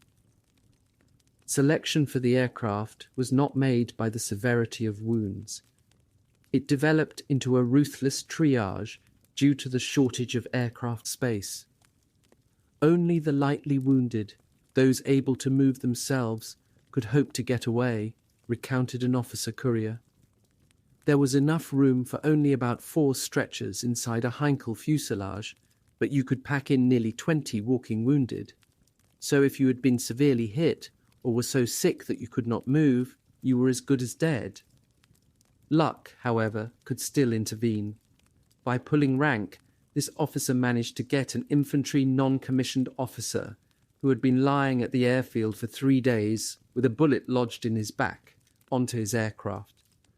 How this man had got to the airfield, I never knew. He also pulled another NCO, an elderly man with a high fever, on board. The Feld Gendarmerie, hated by the troops and known as the chain dogs because of the metal crescent gorget, hung on a chain which they wore around their necks, guarded access to the runway, checking papers minutely to make sure that no malingerers got through. As hope of escape diminished in January, they resorted more and more to their submachine guns to hold back the wounded and malingerers. Many more wounded fitted into the giant 4-engined Focke-Wulf Condors, of which a few were used from the second week of January. They were, however, exceptionally vulnerable if overloaded. One sergeant in the 9th Flak Division watched the lumbering acceleration of a Condor onto which 2 of his wounded comrades had just been loaded. As the aircraft rose steeply after takeoff to gain height, the helpless human cargo inside must have shifted or rolled towards the back because the tail suddenly dropped. The engines screamed as the nose pointed almost vertically into the sky. Then the whole aircraft fell back to the ground just beyond the perimeter and exploded in a fireball with a deafening sound. Further out, soldiers at the west end of the Kessel witnessed the fate of Junkers transports, knowing full well that their heavy outbound loads consisted of wounded comrades. Often these aircraft could not gain height quickly enough and ran into heavy flak, thus coming to a terrible end. I saw from my trench on several occasions this apocalyptic fate and was very, very depressed.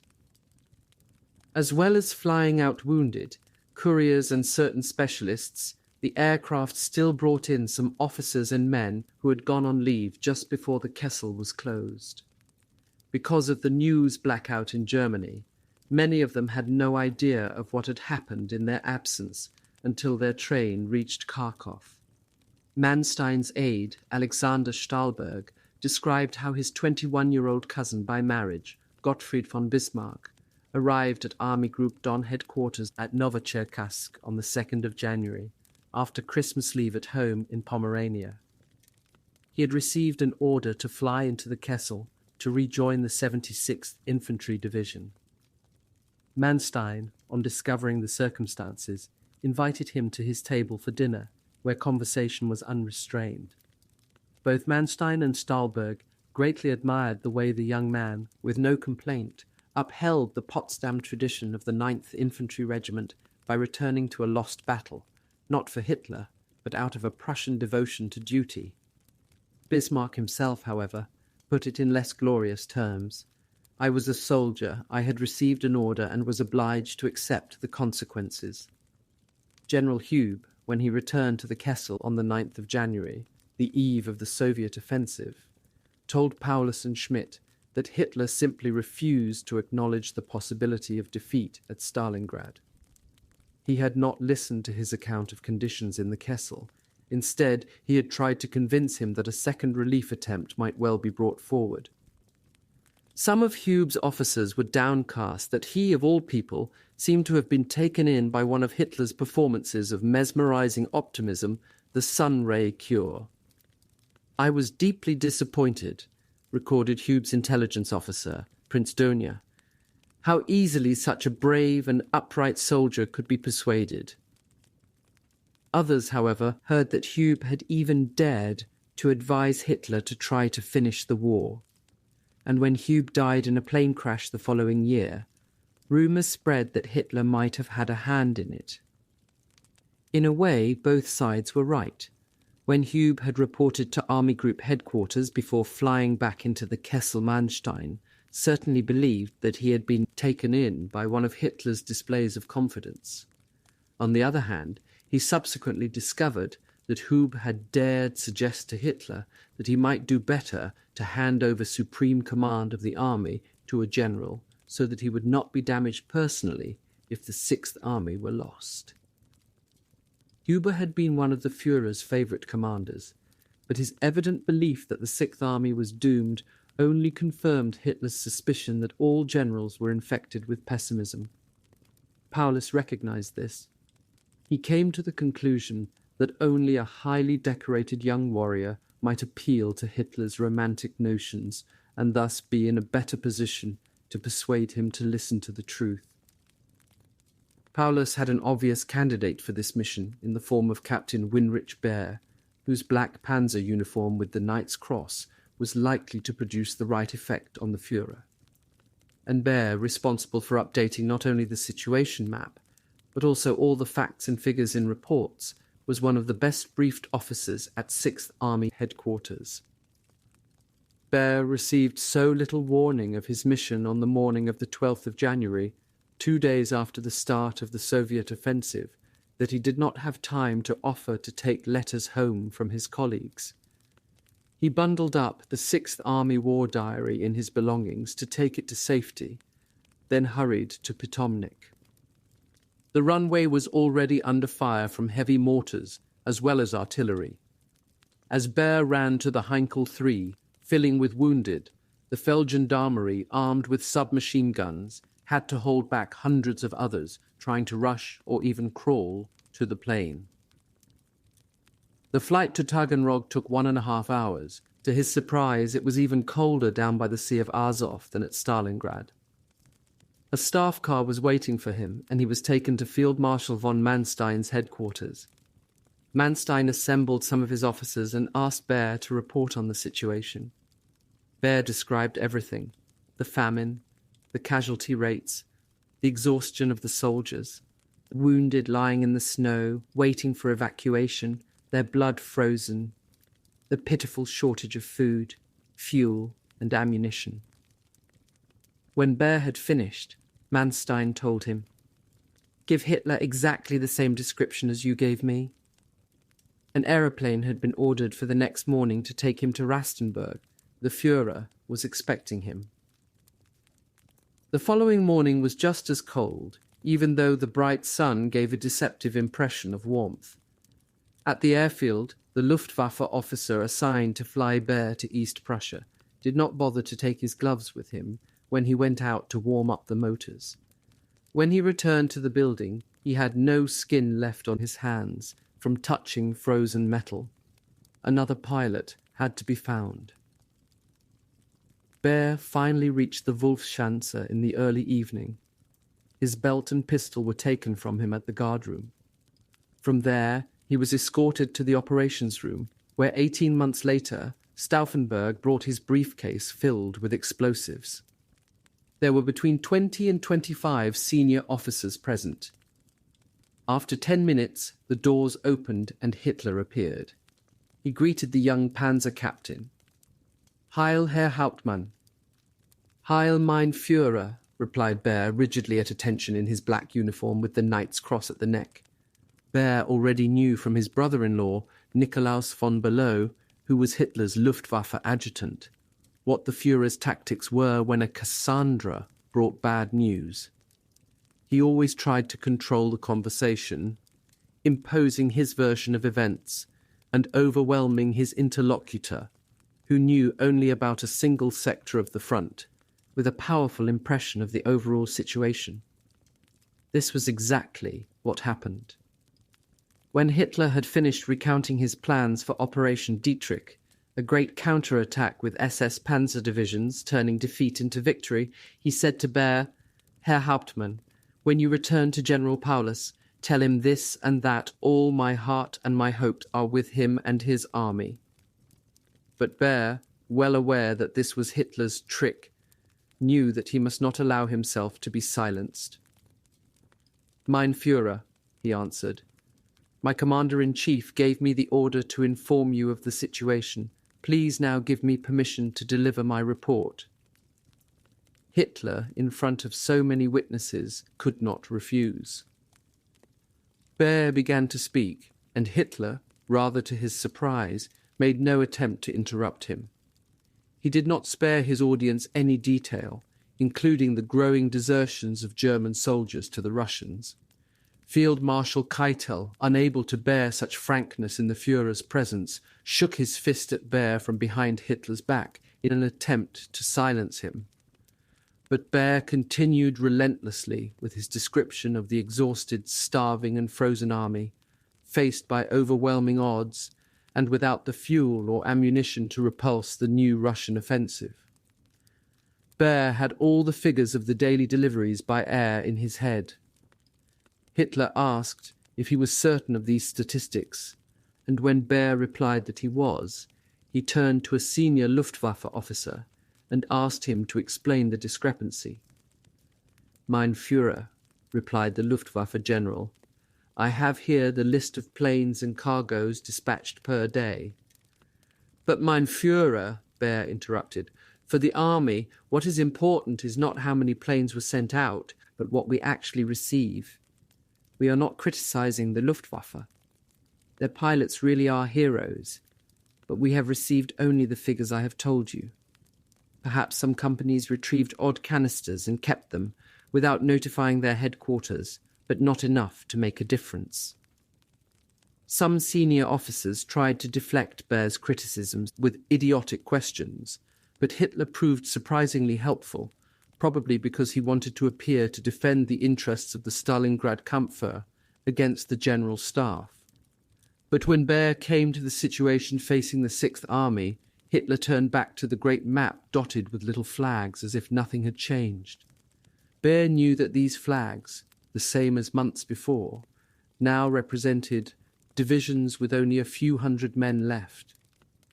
Yet Hitler once again resorted to his message of reversing the whole situation by a brilliant counterstroke. He even proclaimed that a whole SS Panzer army was already grouping round Kharkov, poised to strike towards Stalingrad. Bear knew from Field Marshal von Manstein that the SS formations being brought eastwards would need several more weeks. I saw then that he had lost touch with reality. He lived in a fantasy world of maps and flags.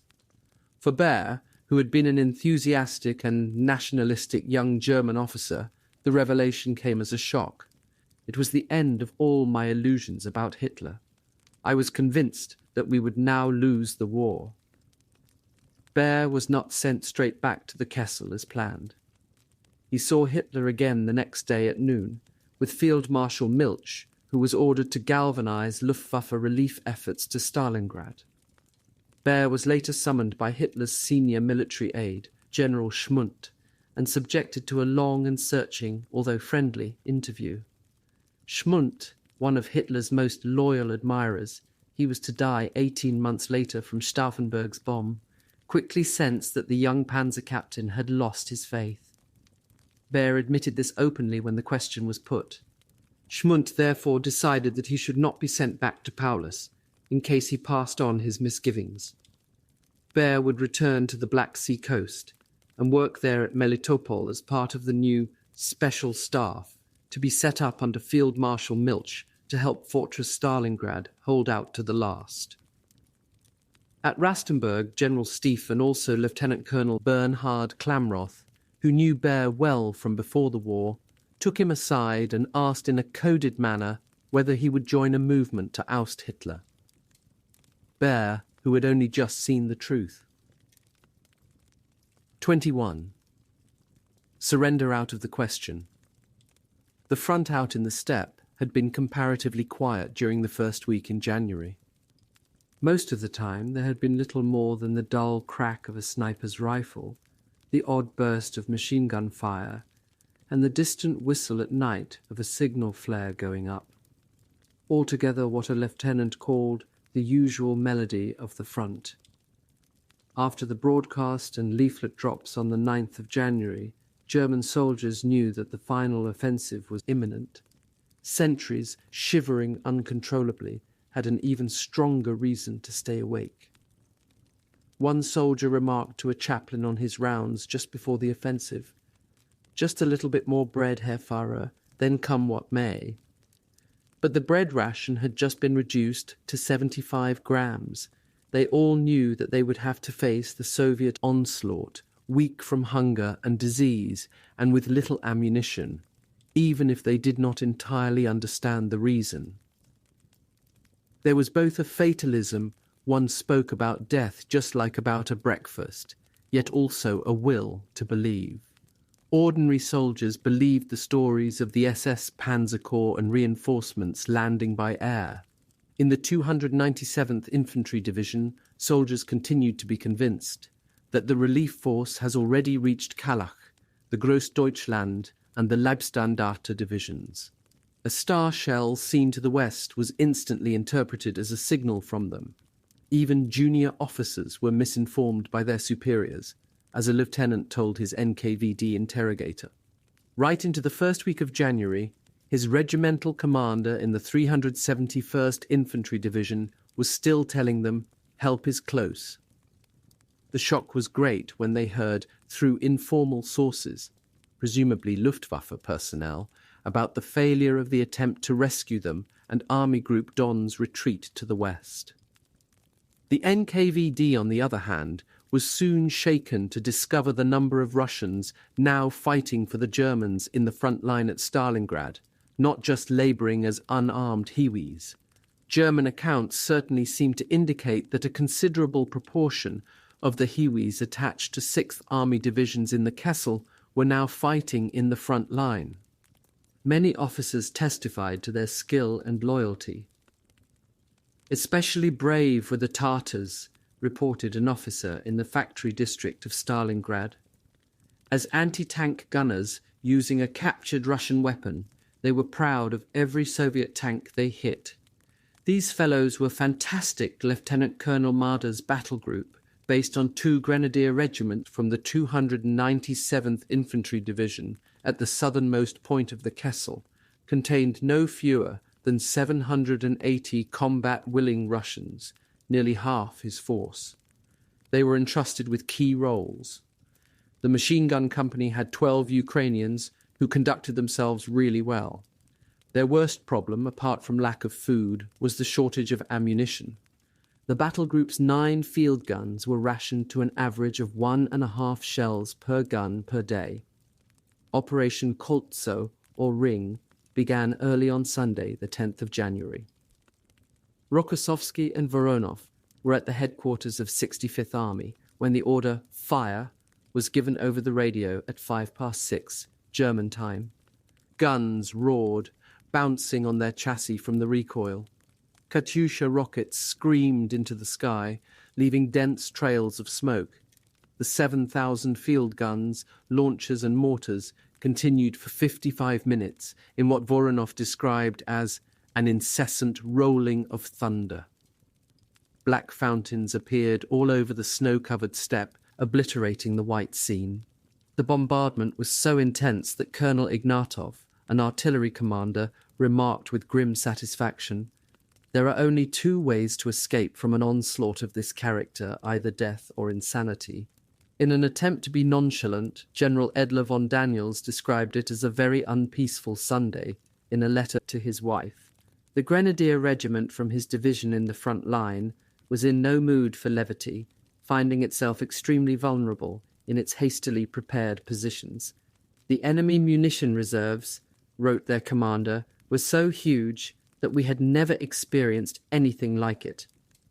The southwestern protuberance of the Kessel, the Marinovka nose, defended by the 44th, 29th Motorized and the 3rd Motorized Infantry Divisions, was strengthened at the last moment by part of the 376th. Every regiment was desperately under strength. The 44th Infantry Division had to be reinforced with artillerymen and even personnel from construction battalions. Several tanks and heavy weapons were allotted to the sector. Just behind the Pioneer Battalion's position were 2 self-propelled assault guns and an 88mm anti-aircraft gun. But in the bombardment, the Pioneers saw their own battalion headquarters blasted to pieces. "Nobody came out," wrote one of them. For an hour, 100 guns of various calibers and Stalin organs fired away, wrote a lieutenant in the same division. The bunker swayed continually under the bombardment. Then the Bolsheviks attacked in terrifying masses. 3 waves of men rolled forward, never flinching. Red banners were borne aloft. Every 50 to 100 yards there was a tank. The Lancers, their fingers so swollen from frostbite that they could hardly fit inside the trigger guard, fired from shallow foxholes at the riflemen advancing across the snowfields with long spike bayonets fixed. Russian T-34s, some carrying infantry like monkeys on the backs of elephants, lurched across the steppe.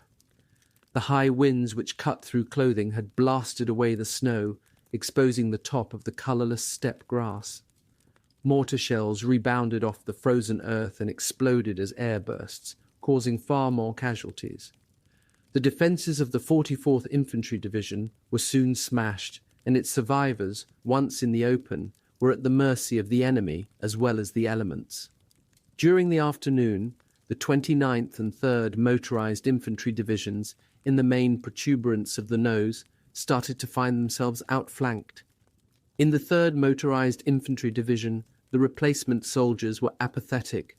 "Some of them were so exhausted and sick," wrote an officer, "and thought only of slipping away to the rear at night, that I could only keep them in their positions at pistol point."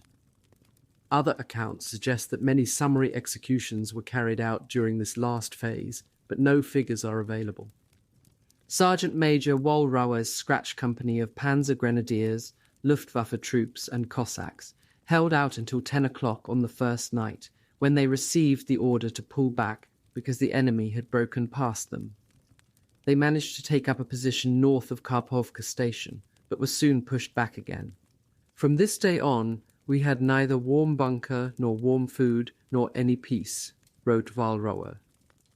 These weakened divisions, with little ammunition, stood no chance against the mass attacks of the Soviet 21st and 65th Armies, backed by the ground attack aircraft of the 16th Air Army. The Germans had fortified Marinovka and Karpovka on the south side of the nose with pillboxes and gun emplacements. But this was of little use with the main thrusts coming from the bridge of the nose. German attempts to counterattack with odd groups of their remaining tanks and weakened infantry were doomed. The Russians used heavy mortar fire to separate the infantry from tanks, then obliterated the survivors in the open. The Don Front political department hammered home the slogan, If the enemy does not surrender, he must be destroyed. While the 65th and 21st Armies attacked the Karpovka nose on that first day, the 66th Army attacked the 16th Panzer and the 60th Motorized Infantry Divisions at the northernmost point, where the undulating hills were stained a blackish-yellow colour, burned bare by Soviet trench mortars. The remaining tanks of the 2nd Panzer Regiment once again scored hit after hit on waves of T-34S charging across the open and forced the survivors to withdraw. Meanwhile, on the southern sector, the 64th Army began to bombard the 297th Infantry Division and the 82nd Romanian Regiment attached to it.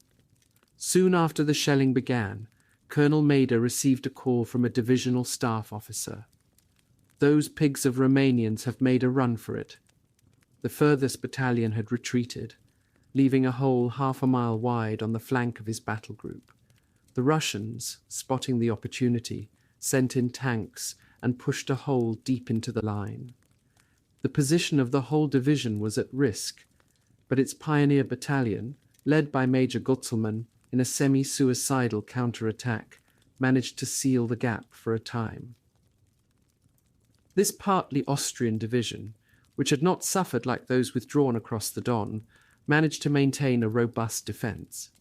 Over the next 2 days, it continued to fight off the 36th Guards Rifle Division, the 422nd Rifle Division, 2 brigades of Marine Infantry, and part of the 13th Tank Corps. When a soldier with previous convictions tried to desert to the Russians, he was shot down by his own comrades before he reached enemy lines. But within a few days, after intense propaganda attempts, more than 40 others deserted to the enemy. The main Soviet effort was concentrated on the advance from the west. By the end of the second morning, the 11th of January, Marinovka and Karpovka were captured. The victors counted 1,600 German corpses. As soon as the fighting was over, peasant women appeared as if from nowhere and rushed over to the German trenches to search for blankets, either for their own needs or as currency. Erich Weinert, accompanying the advancing troops, saw Russian soldiers throwing the files off the backs of trucks captured at a headquarters so that they could use the vehicles themselves. "Karpovka looks like an enormous jumble sale," he wrote. But amid the chaos of abandoned and destroyed military material, he saw the results of the terrible opening bombardment. The dead are lying, grotesquely twisted, their mouths and eyes still wide open with horror, frozen stiff, with their skulls torn open and their bowels hurled out, most of them with bandages on their hands and feet, still soaked with yellow anti-frostbite ointment. The Sixth Army's resistance, when one considers its physical and material weakness, was astonishing.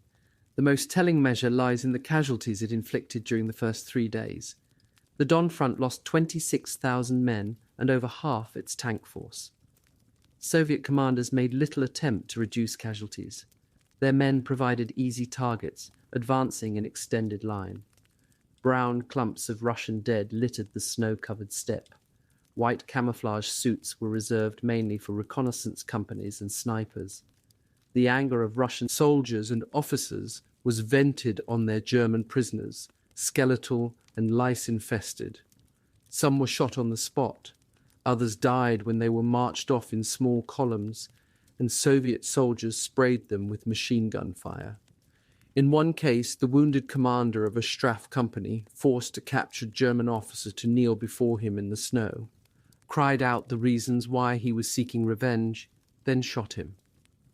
During the early hours of the 12th of January, the Soviet 65th and 21st Armies reached the west bank of the frozen Rososhka River, thus eliminating the Karpovka nose. Those troops who withdrew, still intending to fight, had to manhandle their anti-tank guns with them. In some cases, Russian prisoners were again used as draft animals and worked to death. It was so cold and the ground was frozen so hard, General Strecker noted, that instead of digging trenches, our soldiers built up defensive snowbanks and snow bunkers.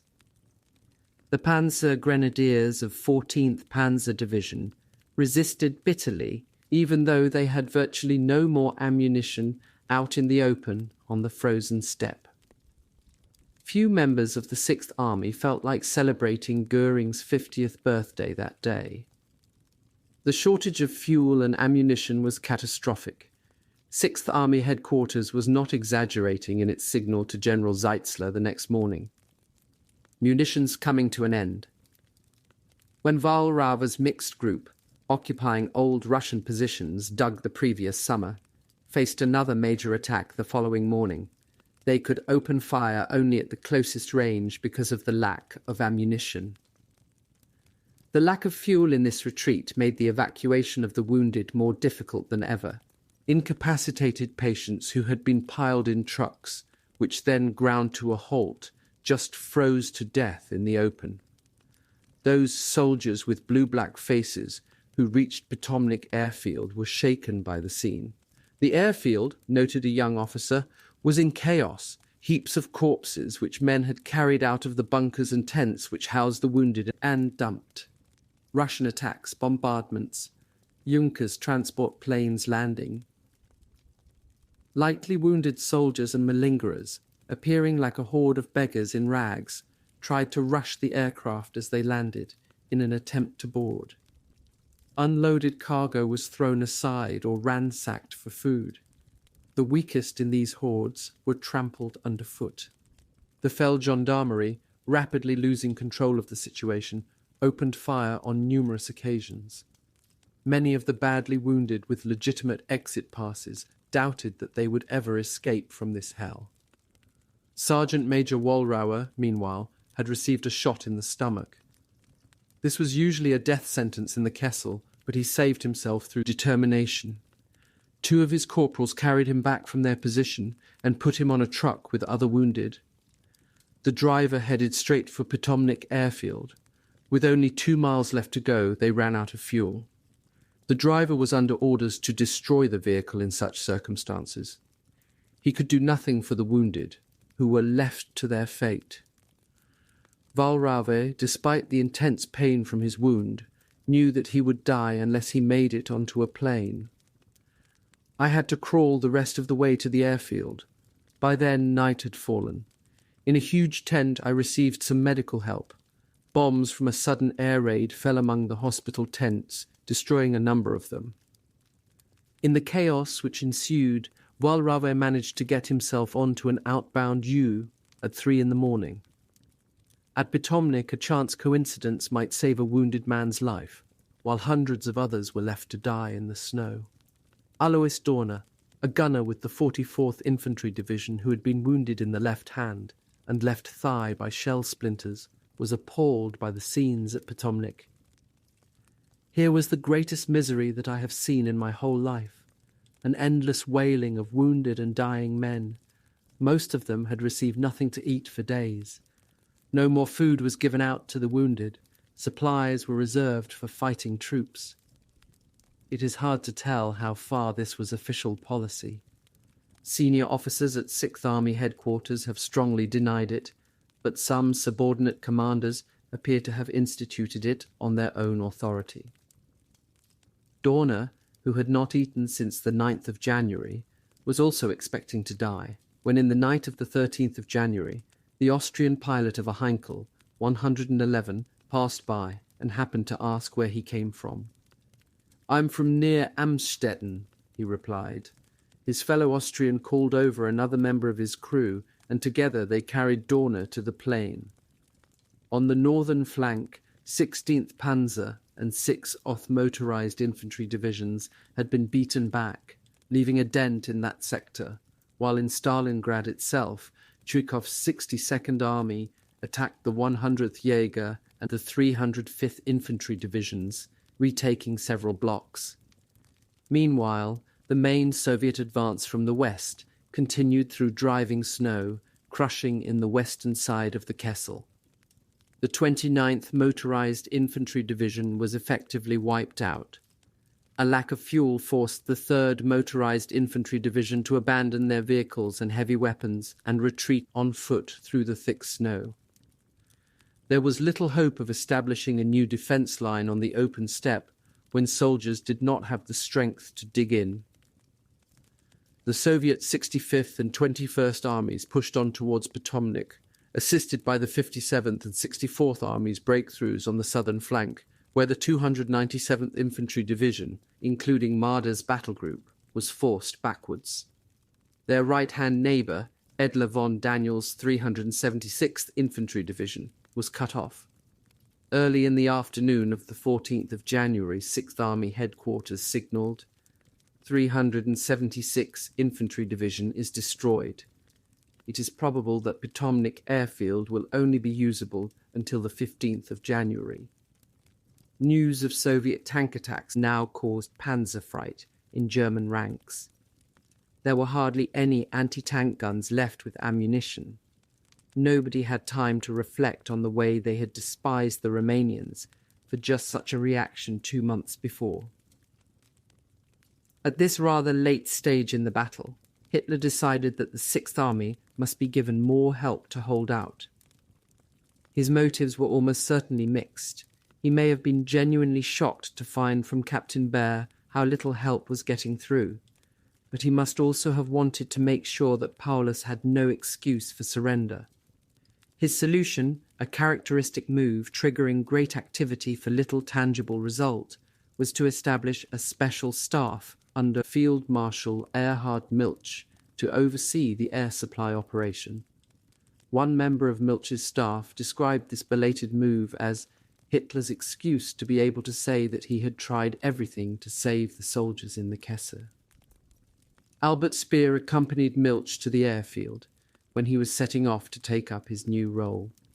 Milch promised to try to find his brother and have him flown out of the Kessel, but neither Ernst Speer nor even the remains of his unit could be found. They had all disappeared, missing presumed dead. The only trace, Speer recorded, was a letter which came out by air, desperate about life, angry about death, and bitter about me, his brother. Milch and his staff reached Taganrog, believing that they could achieve a great deal, but as a senior Luftwaffe transport officer wrote, one look at the actual situation was enough to convince them that nothing more could be done with the inadequate resources available. The morning of the 15th of January, their first day of work, did not mark an encouraging start. Milch received a telephone call from the Führer demanding that the Stalingrad airlift be increased. As if to underline his efforts, Hitler that day awarded Paulus the oak leaves to his Knight's Cross. At lunchtime, Göring rang Milch to forbid him to fly into the Kessel. Fiebig then reported that Potomnik had fallen to the Russians. In this he was slightly premature, and that the radio beacons in Gumrak had not yet been set up, which meant that transport aircraft should not be dispatched. The remaining Messerschmitt 109S flew out of Potomnik soon after dawn the next morning, when the advancing Russians were in view. Those which diverted to Gumrak airfield landed to find heavy snow, which had not been cleared. At midday, Gumrak also came under artillery bombardment, and the Messerschmitts and Stukas there flew out of the Kessel for the last time on Richthoven's orders. Paulus protested in vain. That day, a battalion of the 295th Infantry Division surrendered en bloc. Voronov's leaflet promising correct treatment of prisoners appears to have had some effect. It was senseless to run away, the battalion commander said during his interrogation by Captain Diertlenko. I told my men that we would surrender in order to save lives.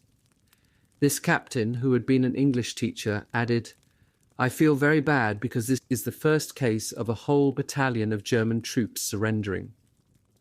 Another battalion commander who surrendered later, this one with the 305th Infantry Division in Stalingrad, spoke of the unbearable conditions in our battalion. I could not help my men and I avoided meeting them. Everywhere in our regiment I heard soldiers talk of the suffering from cold and hunger. Every day our medical officer received dozens of frostbite casualties. Because the situation was so catastrophic, I considered that surrendering the battalion was the best way out. Potomnik airfield and its field hospital were abandoned with great suffering. Those who could not be moved were left behind in the care of a doctor and at least one orderly, the standard practice in a retreat. The rest of the wounded either limped, crawled, or were dragged on sledges along the pitted road of iron-hard ice, which led over 8 miles to Gumrak. The few trucks left with any fuel were frequently stormed, even when they were already full of wounded. A Luftwaffe captain reported on conditions along the route on the 16th of January, the day Potomnik fell. Heavy one-way traffic consisting of retreating soldiers who appear like complete down and outs. Feet and hands are wrapped in strips of blanket. In the afternoon, he recorded a considerable increase in stragglers from various arms who had supposedly lost contact with their units, begging for food and shelter. At times, the sky cleared completely, and the sun on the snow was blinding.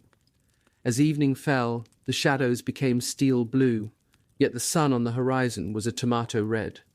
The condition of almost all soldiers, not just the wounded, was terrible. They limped on frost-bitten feet. Their lips were cracked right open from frost. Their faces had a waxen quality, as if their lives were already slipping away. Exhausted men slumped to the snow and never rose again. Those in need of more clothes stripped corpses of clothing as soon as they could after the moment of death. Once a body froze, it became impossible to undress. Soviet divisions were not far behind. "It is severely cold," Grossman noted as he accompanied the advancing troops. "Snow and the freezing air ice up your nostrils. Your teeth ache. There are frozen Germans, their bodies undamaged, along the road we follow. It wasn't us who killed them. The cold did. They have bad boots and bad coats. Their tunics are thin and look like paper. There are footprints all over the snow. They tell us how the Germans withdrew from the villages along the roads, and from the roads into the ravines, throwing their arms away." Erich Weinert, with another unit, observed crows circling, then landing, to peck out the eyes of corpses. At one point, on approaching Potomnik, Soviet officers started to check their bearings, because far ahead they had sighted what appeared to be a small town on the steppe, yet none was marked on their maps. As they came closer, they saw that it consisted of a huge military junkyard, with shot-up panzers, trucks, wrecked aircraft, motor cars, assault guns, half-tracks, artillery tractors, and almost every other conceivable item of equipment. The greatest satisfaction for Russian soldiers came from seeing abandoned and shot-up aircraft by the airfield at Potomnik, especially the giant Focke-Wulf Condors. Their advance eastwards towards Stalingrad produced constant jokes about being in the rear of the Russians. During this stage of the retreat, German hopes of SS panzer divisions and air-landed reinforcements finally expired for most men. Officers knew that the Sixth Army was indeed doomed. Several commanders, recorded a doctor, came to us and begged for poison to commit suicide. Doctors were also tempted by the idea of oblivion, but as soon as they considered it carefully, they knew that their duty was to stay with the wounded. Of the 600 doctors with the Sixth Army, none capable of working flew out. Casualty clearing stations at this time were so overcrowded that patients shared beds. Often, when a severely wounded man was carried in by comrades, a doctor would wave them away because he already had too many hopeless cases. Faced with so much suffering, recorded a Luftwaffe sergeant, so many men in torment, so many dead and convinced that there was no possibility of help, without a word we carried our lieutenant back with us. Nobody knows the names of all those unfortunate men who, huddled together on the ground, bleeding to death, frozen, many missing an arm or a leg, finally died because there was no help. The shortage of plaster of Paris meant that doctors had to bind shattered limbs with paper. Cases of post-operative shocks soared, recorded a surgeon. Diphtheria cases also increased greatly. The worst part was the growth of lice on the wounded. On the operating table we had to scrape lice off uniforms and skin with a spatula and throw them into the fire. We also had to remove them from eyebrows and beards where they were clustered like grapes. The so-called hospital at Gumrak was even worse than that at Pitomnik, largely because it was swamped by the influx. It was a form of hell, reported a wounded officer who had retreated from the Karpovka nose. The corpses lay in heaps beside the road where men had fallen and died. Nobody cared any more. There were no bandages. The airfield was under bombardment, and 40 men were packed into a bunker dug for 10, which shook with every explosion. The Catholic chaplain at the hospital was known as the Death King of Gomrak because he was giving extreme unction to over 200 men a day. Chaplains, after closing the eyes of the dead, used to snap off the bottom half of the identity disc as official proof of death. They soon found their pockets heavy. Doctors nearby also worked in the death ravines, with the wounded lying in the tunnels dug out of the side for horses. For one doctor, the place with its cemetery just above was Golgotha. This central dressing station and centre for cranial injuries had to be abandoned, with the most severely wounded left behind. When the Russians arrived a few days later, they machine-gunned most of the bandaged figures. Ranker, a divisional interpreter, suffering from a head wound, rose up and yelled at them in Russian. In astonishment, the soldiers stopped shooting and took him to their commissar, who in turn sent him on behind the retreating Germans to demand surrender. If Russian soldiers were in a mood for vengeance, then the frozen corpses of Red Army prisoners in the open camp nearby provided much to fire their anger.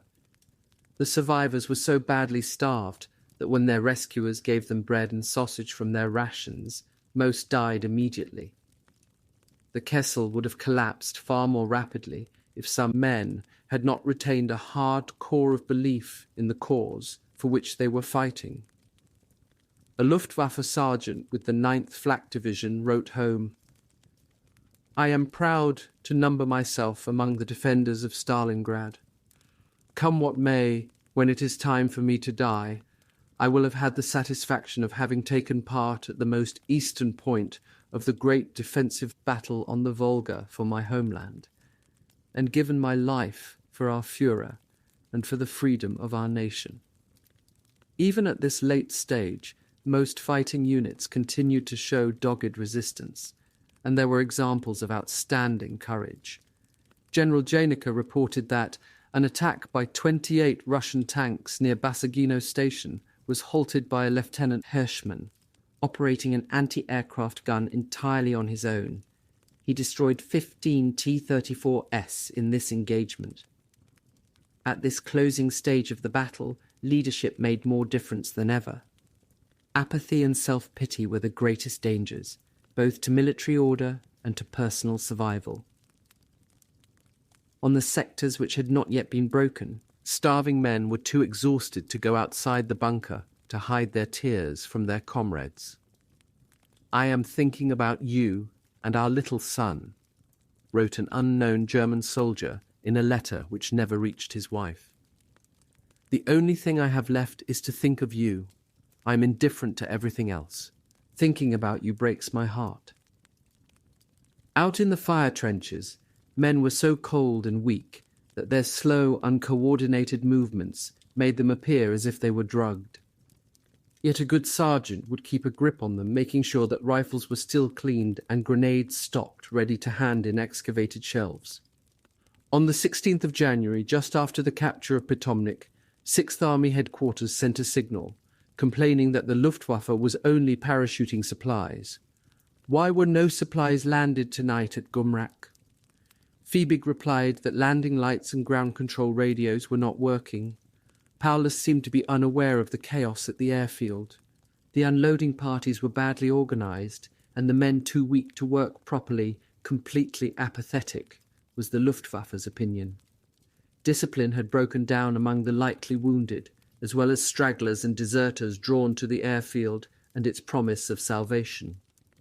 The Feldgendarmerie chain dogs were starting to lose control over the mobs of starving soldiers, desperate to get away. According to Luftwaffe reports, many were Romanians. By the 17th of January, the 6th Army had been forced back into the eastern half of the Kessel. There was comparatively little fighting over the next 4 days, as Rokossovsky redeployed his armies for the final push. While most German regiments at the front followed orders, disintegration accelerated in the rear.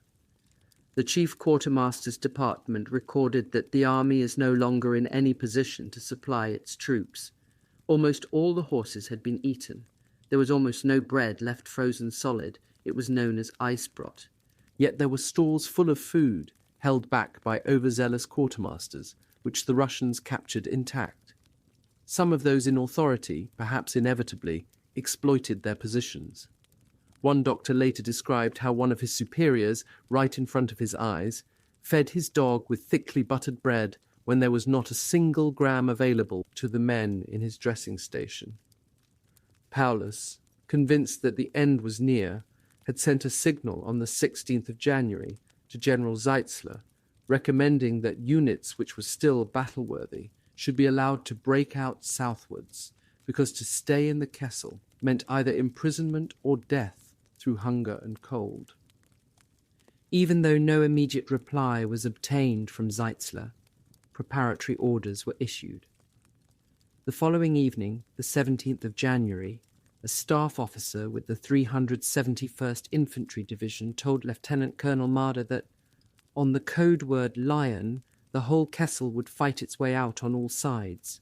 Regimental commanders were to assemble fighting groups of around 200 of their best men, inform the rest of the line of march, and break out.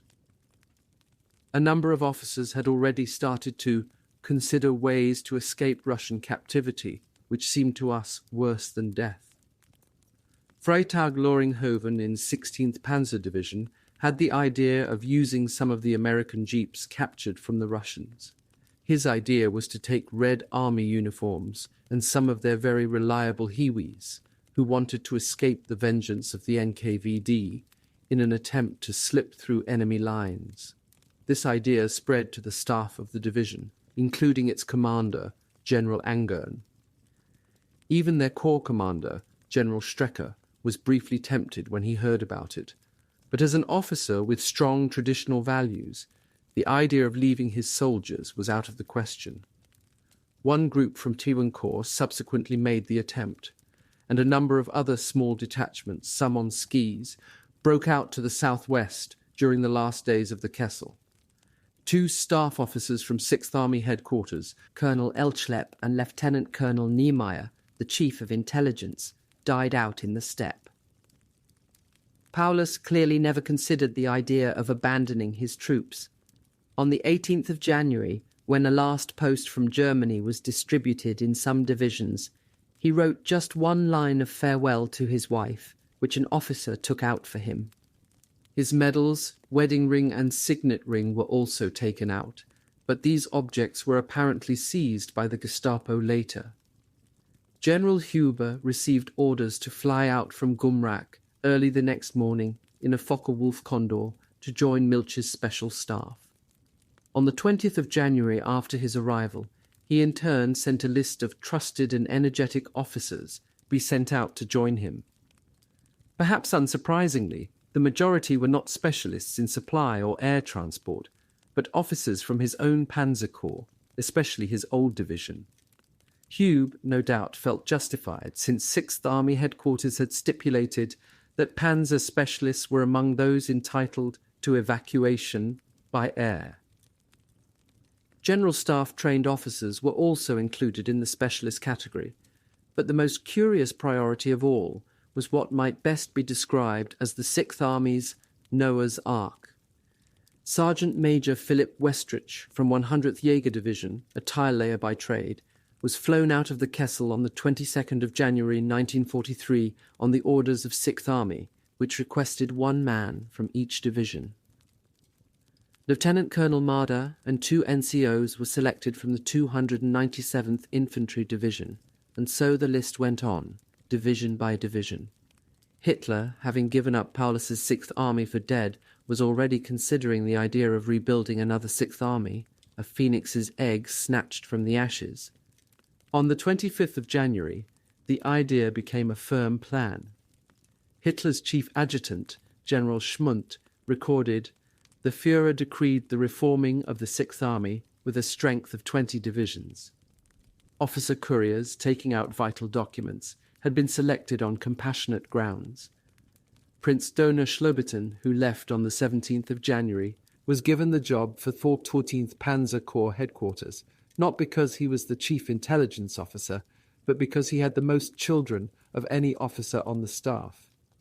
Soon afterwards, 6th Army headquarters insisted that officers flown out as specialists should double as couriers.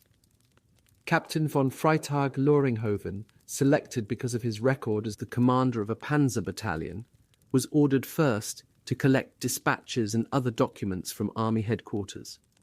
There he saw Paulus, who seemed absolutely bent under the responsibility.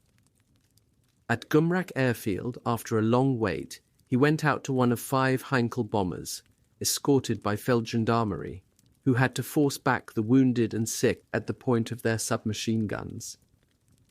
At the moment of leaving the Kessel, he inevitably had mixed feelings. I felt very badly about leaving my comrades.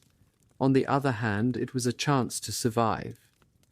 He had tried to get Count Dohna, a distant cousin of Prince Dohna, out as well, but he had been too sick. Although securely packed into the aircraft, with some 10 wounded soldiers, Freitag Loringhoven could see that they were not out of danger. Their Heinkel remained stationary beside the runway, while the other 4 took off.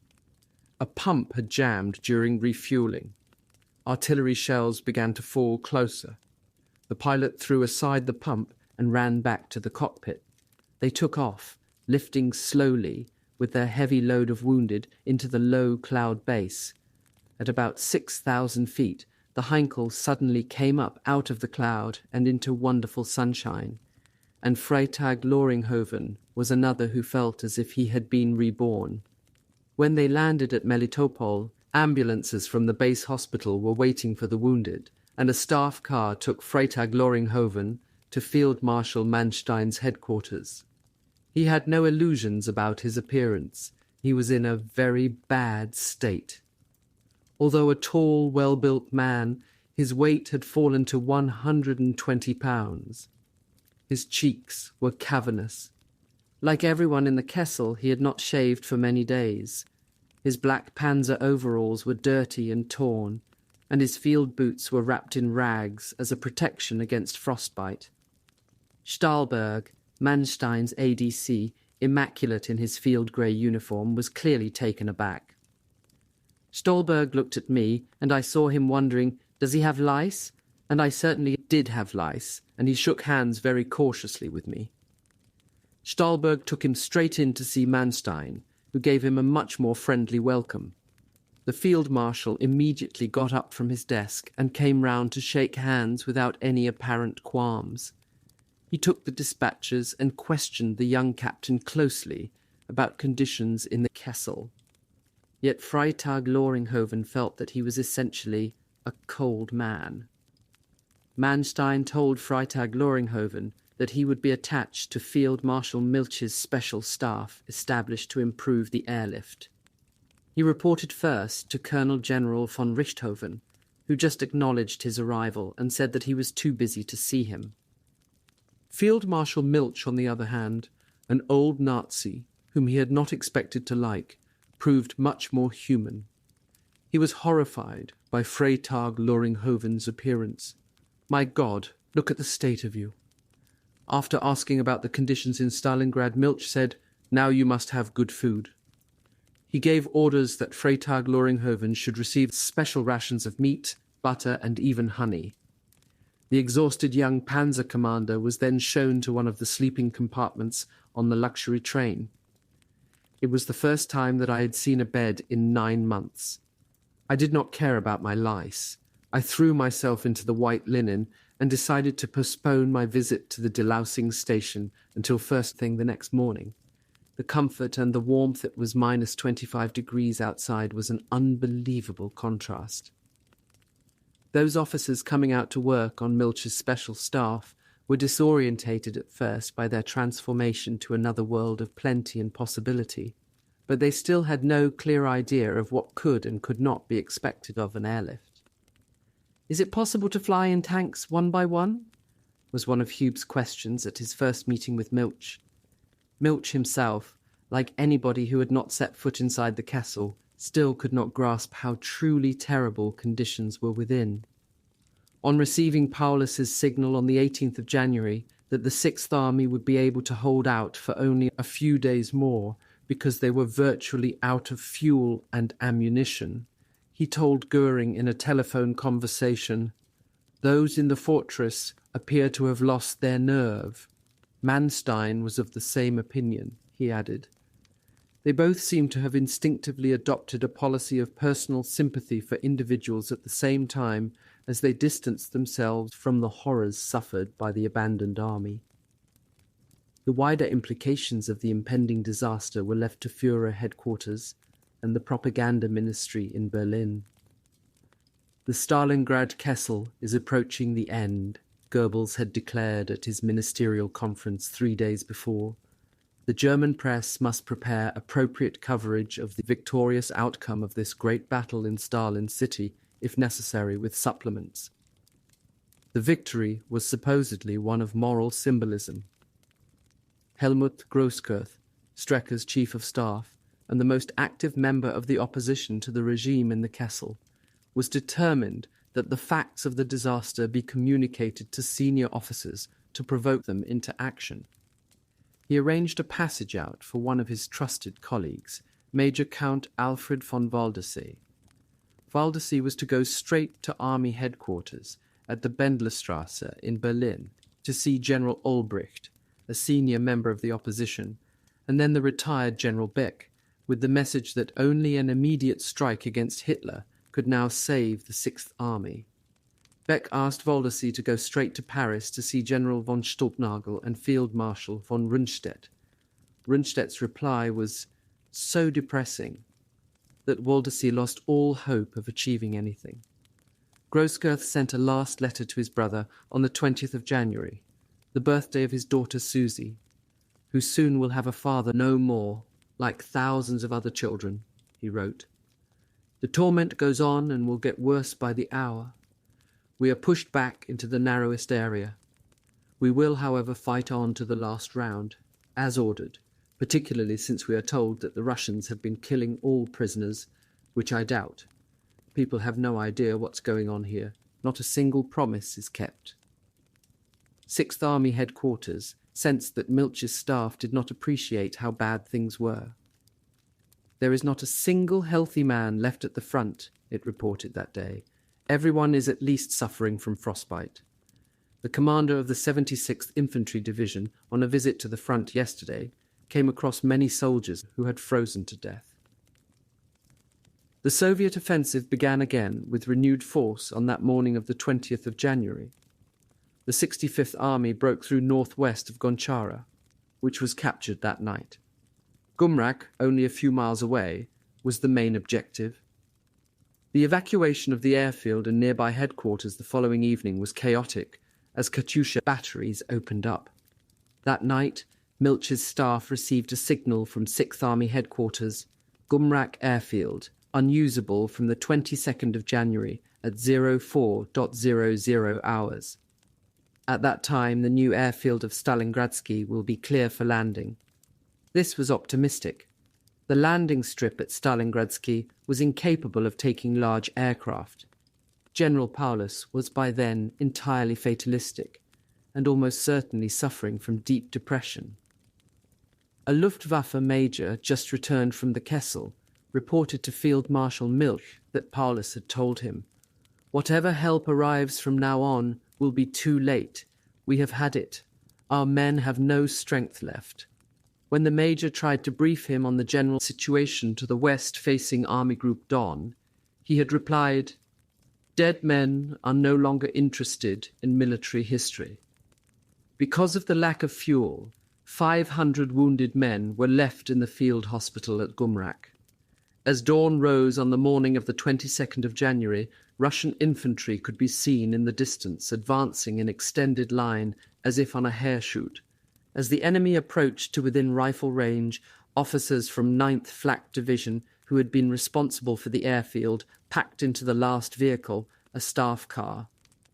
100 yards down the road, they found a soldier from the field hospital, both of whose legs had been amputated, trying to propel himself along on a sled.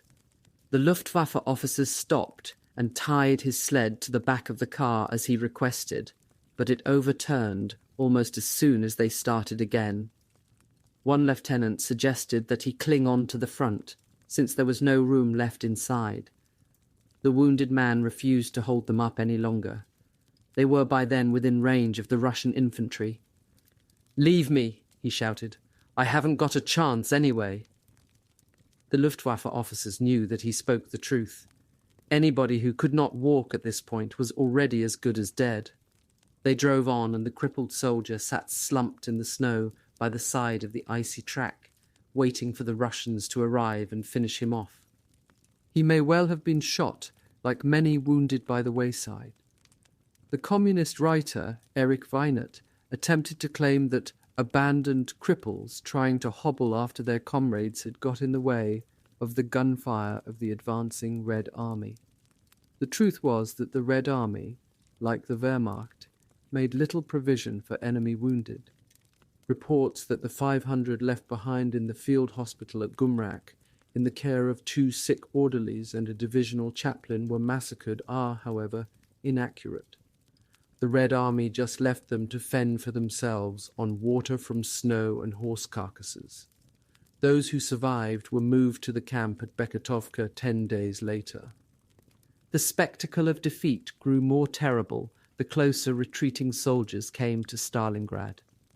As far as the eye can see, lie soldiers crushed by tanks, helplessly moaning wounded, frozen corpses, vehicles abandoned through lack of fuel, blown-up guns and miscellaneous equipment. Meat had been hacked from the flanks of a dead horse beside the road. Men dreamed of coming across a parachute container, packed with supplies, but they had been either seized on landing or lost in the snowfields.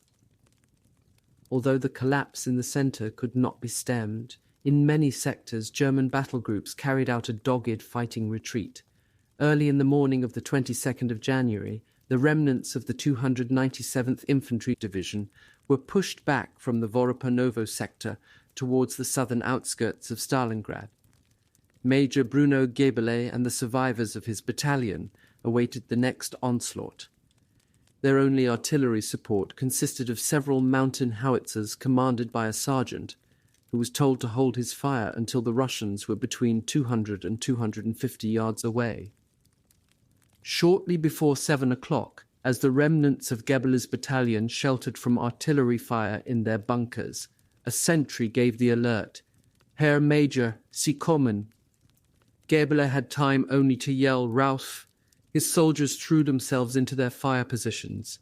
A mass of snow-suited infantry was charging towards them, baying, "Ura! Ura! Ura!" The first ones were only 40 yards away when the German grenadiers opened fire with light machine guns, rifles and machine pistols. The Russians suffered terrible losses. The first wave was killed or left lying there, the second also, and then a third wave came. In front of our position, the Soviet dead piled up and served as a sort of sandbag wall for us. The Russians did not abandon the attack. They simply changed its direction and concentrated against the flanking detachments. At 9:30, they broke through the Romanians over to the left. An anti-tank round hit Gebele's second-in-command, who was standing next to him, killing him instantly. Gebele himself then felt a massive blow to his left shoulder. A bullet from the same burst of machine gun fire had also killed his chief clerk, Feldwebel Schmidt, having gone straight through his steel helmet. The enraged Gebele, resting a carbine on the snow wall in front of him, was able to get off a few shots, using his good arm and shoulder. Another wave of Russian infantry came at them. Gebele screamed to his surviving men to open fire again. A staff sergeant tried firing a light mortar, but the range was so short that the headwind made a couple of the bombs fall on their own positions. Eventually, having held out for 7 hours, Gebele saw that a Russian flag had appeared on a water tower to their rear. They had been outflanked. He gathered the last survivors of his battalion and led them back towards the center of Stalingrad. Inside the city, they were shaken by the scenes of destruction and military collapse. It was bitterly cold, wrote one of them, and surrounded by such chaos, it felt as if the world was coming to an end. That the 22nd of January, the day after Goebbels had prepared the stage management of the Stalingrad tragedy by calling for total war, Sixth Army received the signal from Hitler which sealed its fate. Surrender out of the question. Troops fight on to the end.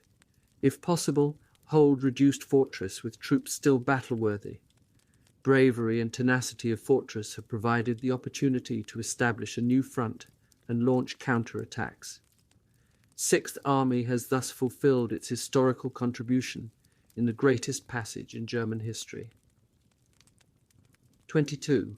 A German field marshal does not commit suicide with a pair of nail scissors.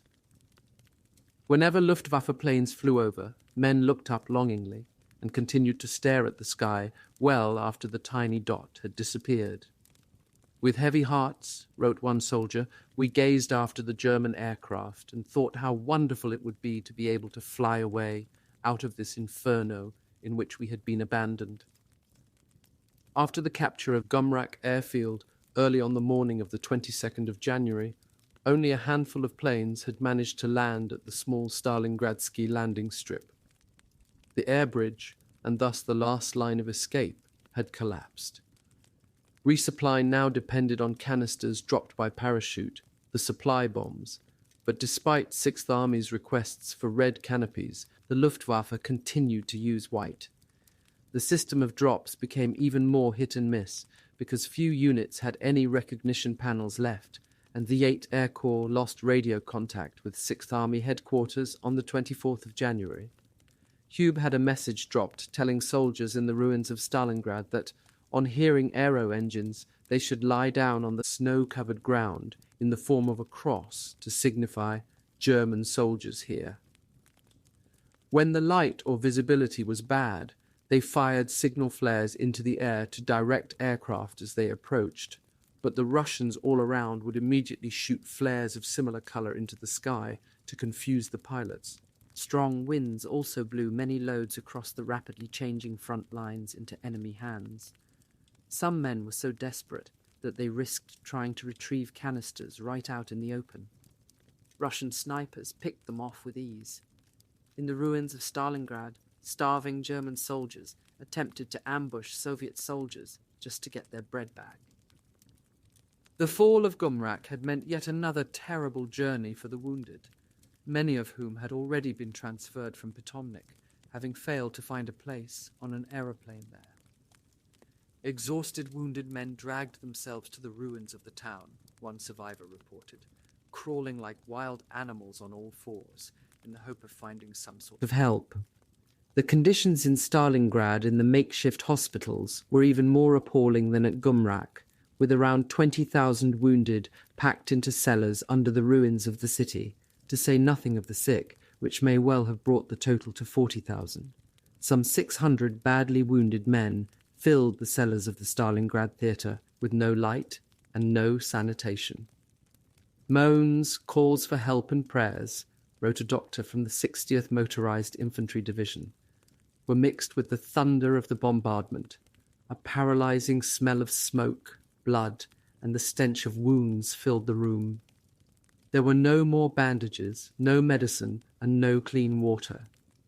A number of doctors from frontline units received orders to help out in the network of tunnels in the Tsaritsa ravine.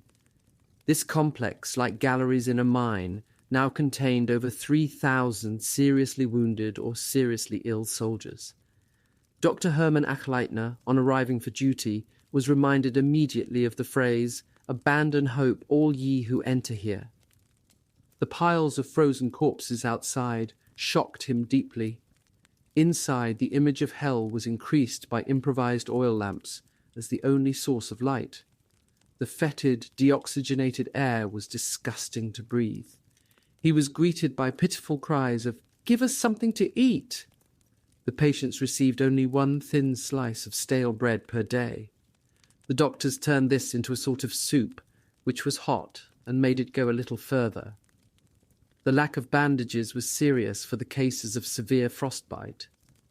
Often, he noted, toes and fingers stayed behind in the filthy old bandages when we changed them. Delousing was impossible. Medical orderlies changing bandages found a grey mass of lice crawling onto their own wrists and arms from the patient. When a man died, the lice could be seen leaving his body en masse in search of living flesh. The doctors did what they could to isolate cases of typhus as soon as it was diagnosed, but they knew that it would not be long before they had an epidemic on their hands. A young German soldier, surveying the misery around, was heard to murmur, "They must never know at home what is happening here." The retreat from the steppe, as the Kessel was crushed by Rokossovsky's armies, brought the number of Germans crowded into the ruined city to over 100,000 men. Many, if not most of them, were suffering from dysentery, jaundice, and other sicknesses, their faces tinged a greenish yellow. The reactions of Stalingrad civilians were not always hostile, as wounded men from the 297th Infantry Division discovered. 2 Stalingrad women rubbed my frozen legs for an hour to prevent the effects of severe frostbite, wrote an officer. Again and again they looked at me with compassion and said, "So young, and yet he must already be dying."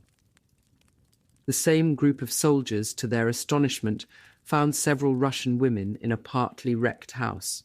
They had just baked some bread and agreed to exchange a loaf for a hunk of frozen horsemeat. Regiments and divisions were utterly meaningless. The 14th Panzer Division had fewer than 80 men still able to fight. Hardly a single tank or heavy weapon with ammunition remained. In such a hopeless situation, discipline was starting to break down. Resistance continued largely through fear of Russian revenge, following Paulus's rejection of surrender. Unthreatened by anti-tank guns, Soviet T-34S crushed German weapon pits and gunners alike under their tracks. Bunkers and fortified buildings were destroyed, with a field gun wheeled up to almost point-blank range. German soldiers now suffered a terrible sense of powerlessness, unable to do anything for their wounded comrades or even for themselves. Their own merciless advances of the previous summer seemed to belong to an entirely different world. On the 25th of January, Paulus and Colonel Wilhelm Adam, one of his senior staff officers, received light head wounds from a bomb explosion. General Moritz von Dreber surrendered with part of the 297th Infantry Division 3 miles southwest of the mouth of the Tsaritsa.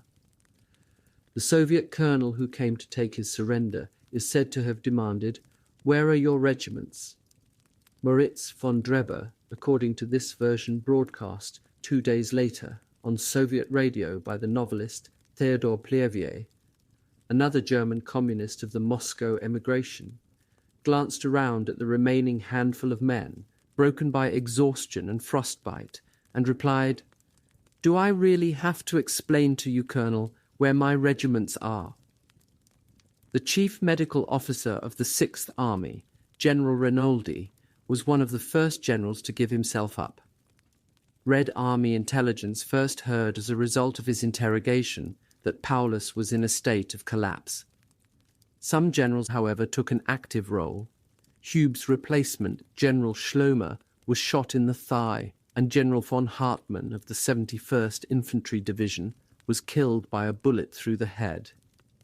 General Stempel, the commander of the 371st Infantry Division, shot himself, as did a number of other officers as the enemy seized the south of Stalingrad up to the Tsaritsa River. On the 26th of January at dawn, tanks of the 21st Army met up with Rodimtsev's 13th Guards Rifle Division, north of the Mamayev Kurgan, near the Red October workers' settlements. The scenes were predictably emotional, especially for Chuikov's 62nd Army, which had been fighting on its own for almost 5 months. "The eyes of the hardened soldiers who met were filled with tears of joy," wrote Chuikov.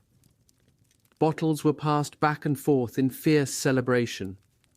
The Stalingrad Kessel was split in two, with Paulus and most of the senior officers bottled up in the smaller southern pocket, and General Strecker's Kern Corps in the northern part of the city round the Stalingrad tractor factory. His only link with the outside world was the 24th Panzer Division's radio set. Over the next 2 days, German and Romanian stragglers, the wounded and shell-shocked, as well as still active combat groups, all withdrew into the ever-diminishing southern pocket, where Paulus and Schmidt had set up new headquarters under the Univermag department store on Red Square.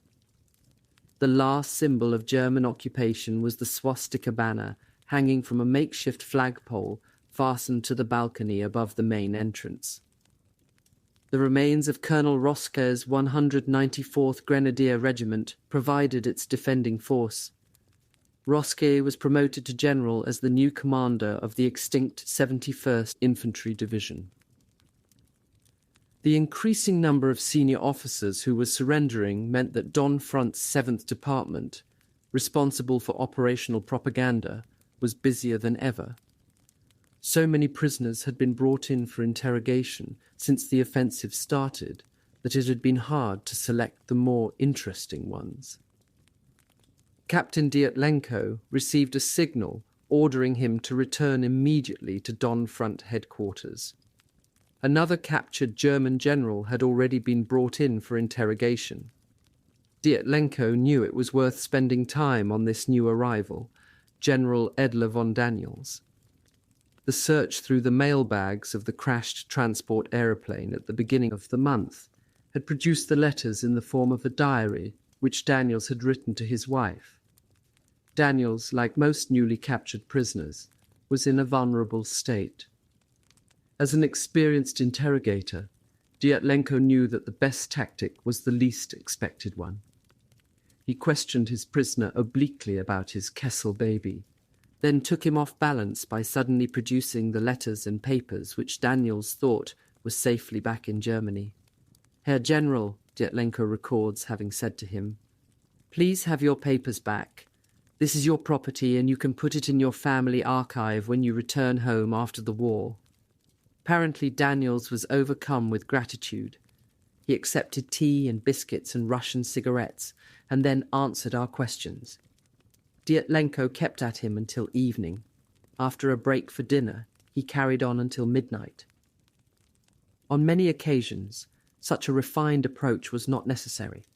The psychological confusion and the anger of defeat produced docility if not cooperation from officers who felt both personally betrayed and also guilty towards their own men for having assured them of the Führer's promises of salvation. During interrogation, they often made a point of uttering derogatory remarks against Hitler and the regime. They called Goebbels the lame duck and bitterly regretted that the overweight Goering had not undergone a Stalingrad diet. But it certainly appeared to their Russian captors that these generals had recognized the real character of their Führer only when they experienced the treacherous way in which he had behaved towards them and the Sixth Army. Few of them had described him or his policies as criminal when they were advancing deep into Russia and atrocities were being committed so close behind their front lines that they must have been aware of them, if not in some cases directly responsible. From these interviews with captured officers, Don Front headquarters formed the firm impression that Paulus was under great strain, playing a role that had been forced on him. They were increasingly convinced that Paulus was virtually a prisoner in his own headquarters, guarded by his chief of staff. Dyatlenko had no doubt that Schmidt was the eyes and hand of the Nazi party in the Sixth Army because captured officers reported that Schmidt was commanding the army and even Paulus himself.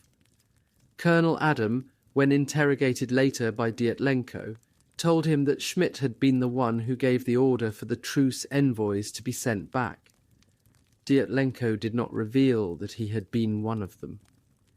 The senior officers at Sixth Army headquarters had apparently been well aware of the contents of the oilskin pouch. On that morning of the 9th of January, when Dyatlenko and Smyslov waited in the bunker, they had read during breakfast the leaflets dropped by Russian planes with the text of the ultimatum. That same morning, General Hube had flown back into the Kessel from his visit to Hitler. He had brought the order that there was to be no surrender. According to Adam, this had strengthened General Schmidt's intransigent position at Sixth Army headquarters. On the 29th of January, the eve of the 10th anniversary of Hitler's accession to power, Sixth Army headquarters sent a signal of congratulation from its ruined cellar. To the Führer, the Sixth Army greet their Führer on the anniversary of your taking power. The swastika flag still flies over Stalingrad. May our struggle be an example to present and future generations, never to surrender in hopeless situations, so that Germany will be victorious in the end. Heil mein Führer, Paulus. This signal, grotesque in the circumstances, seems more likely to have been drafted and sent by General Schmidt. The words certainly had his ring to them. Paulus, at that stage, was ill from dysentery, shaken by events and demoralized, so it is not hard to imagine him just giving a nod of approval when shown the message form. Grosskirch, for example, had reported in a letter not long before, Paulus is in a state of physical and moral disintegration. On 30 January, the anniversary itself, Goering made a broadcast from the Air Ministry, comparing the Sixth Army to the Spartans at Thermopylae. This speech was not well received in Stalingrad, where it was listened to on radios.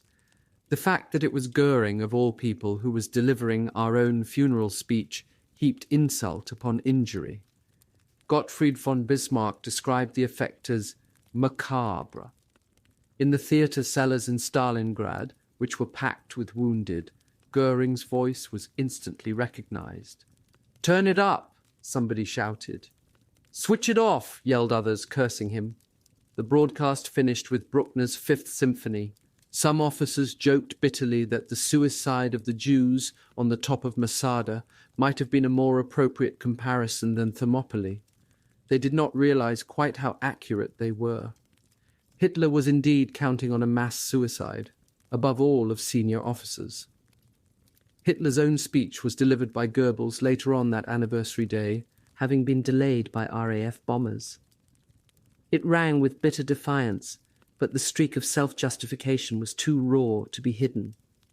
He devoted only a single sentence to Stalingrad, the disaster which cast such a shadow over the regime's day of celebration.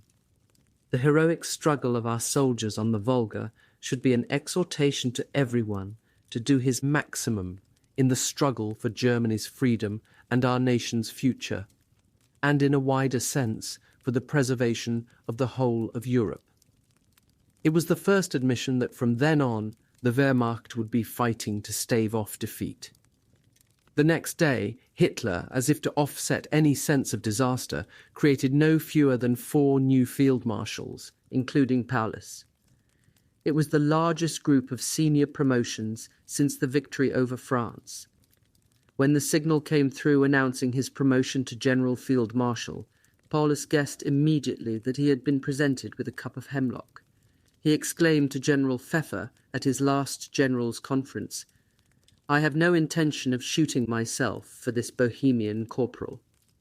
Another general told his NKVD interrogator that Paulus had said, "It looks like an invitation to commit suicide, but I will not do this favour for him." Paulus instinctively disapproved of suicide. When he heard that some of his men were choosing a soldier's suicide, standing on top of their trench works waiting to be shot down by the enemy, he gave orders to forbid the practice. Hitler was not, of course, concerned with saving lives. He was interested only in creating potent myths. He clearly hoped that senior army officers would follow the example of Admiral Lutyens on the Bismarck of fantasy, no doubt encouraged by news of the deaths of Generals von Hartmann and Stempel. The reduction of the southern pocket continued rapidly. By the 30th of January, Soviet troops had penetrated right to the very centre of the city. In the cellars where the main mass of Germans, sheltered from the cold and the artillery fire, there was a mood of despair and dread anticipation. In the old NKVD headquarters, the winter sky was visible through the smashed dome. The stone floor was covered with rubble and fallen masonry, and the cage-like structure of stairs and railings was twisted. A Red Cross flag outside the entrance enraged a German infantry officer, who saw it as a signal of surrender. He went down to the cellar where the doctors continued to operate in the light of a field hospital gas lamp, while they waited for the Russians to arrive. Gaunt and wild-eyed, the officer threatened them with his submachine gun. "What's going on here? There'll be no surrender. The war goes on."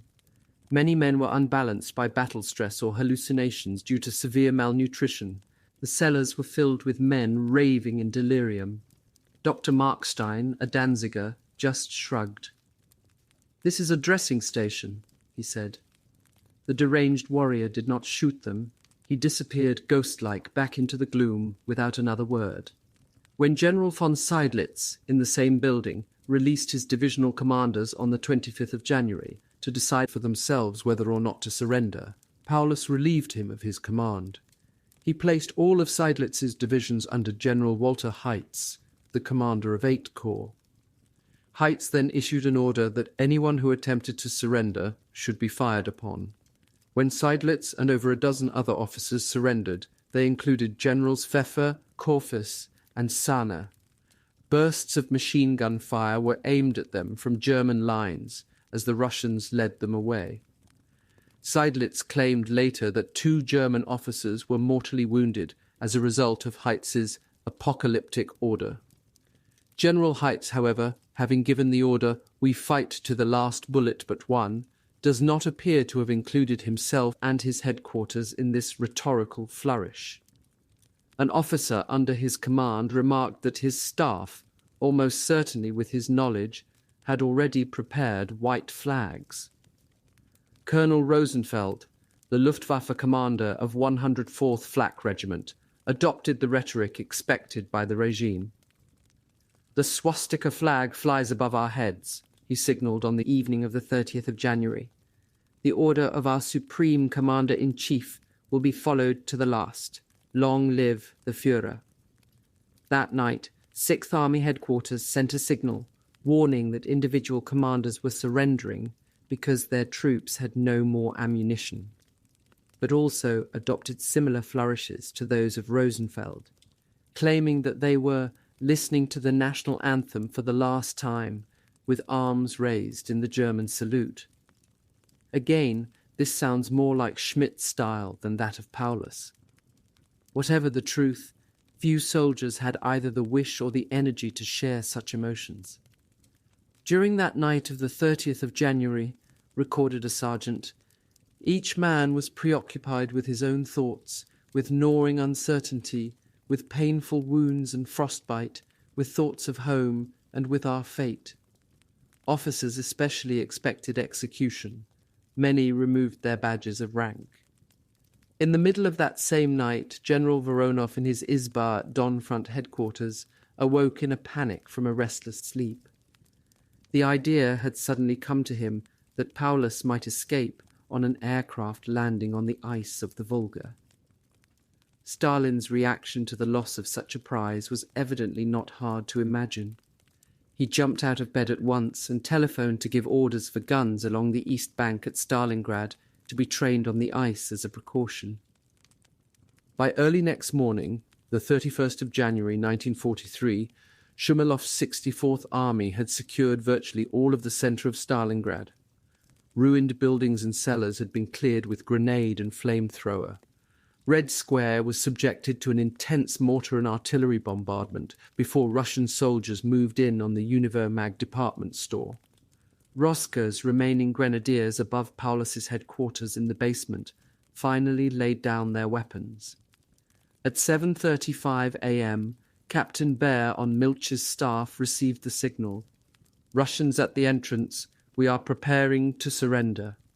10 minutes later, as Senior Lieutenant Fyodor Ilchenko went down into the packed and stinking basement, came the signal, "We are surrendering." Baer then passed on the message to Manstein's headquarters at Army Group Don. Back in Germany, the official communiqué announced, "In Stalingrad, the situation is unchanged. The defenders' spirit is unbroken." Staff officers from General Shumilov's headquarters arrived to discuss surrender terms with General Schmidt in the basement. Paulus remained in an adjoining room, while Adam kept him informed of every step.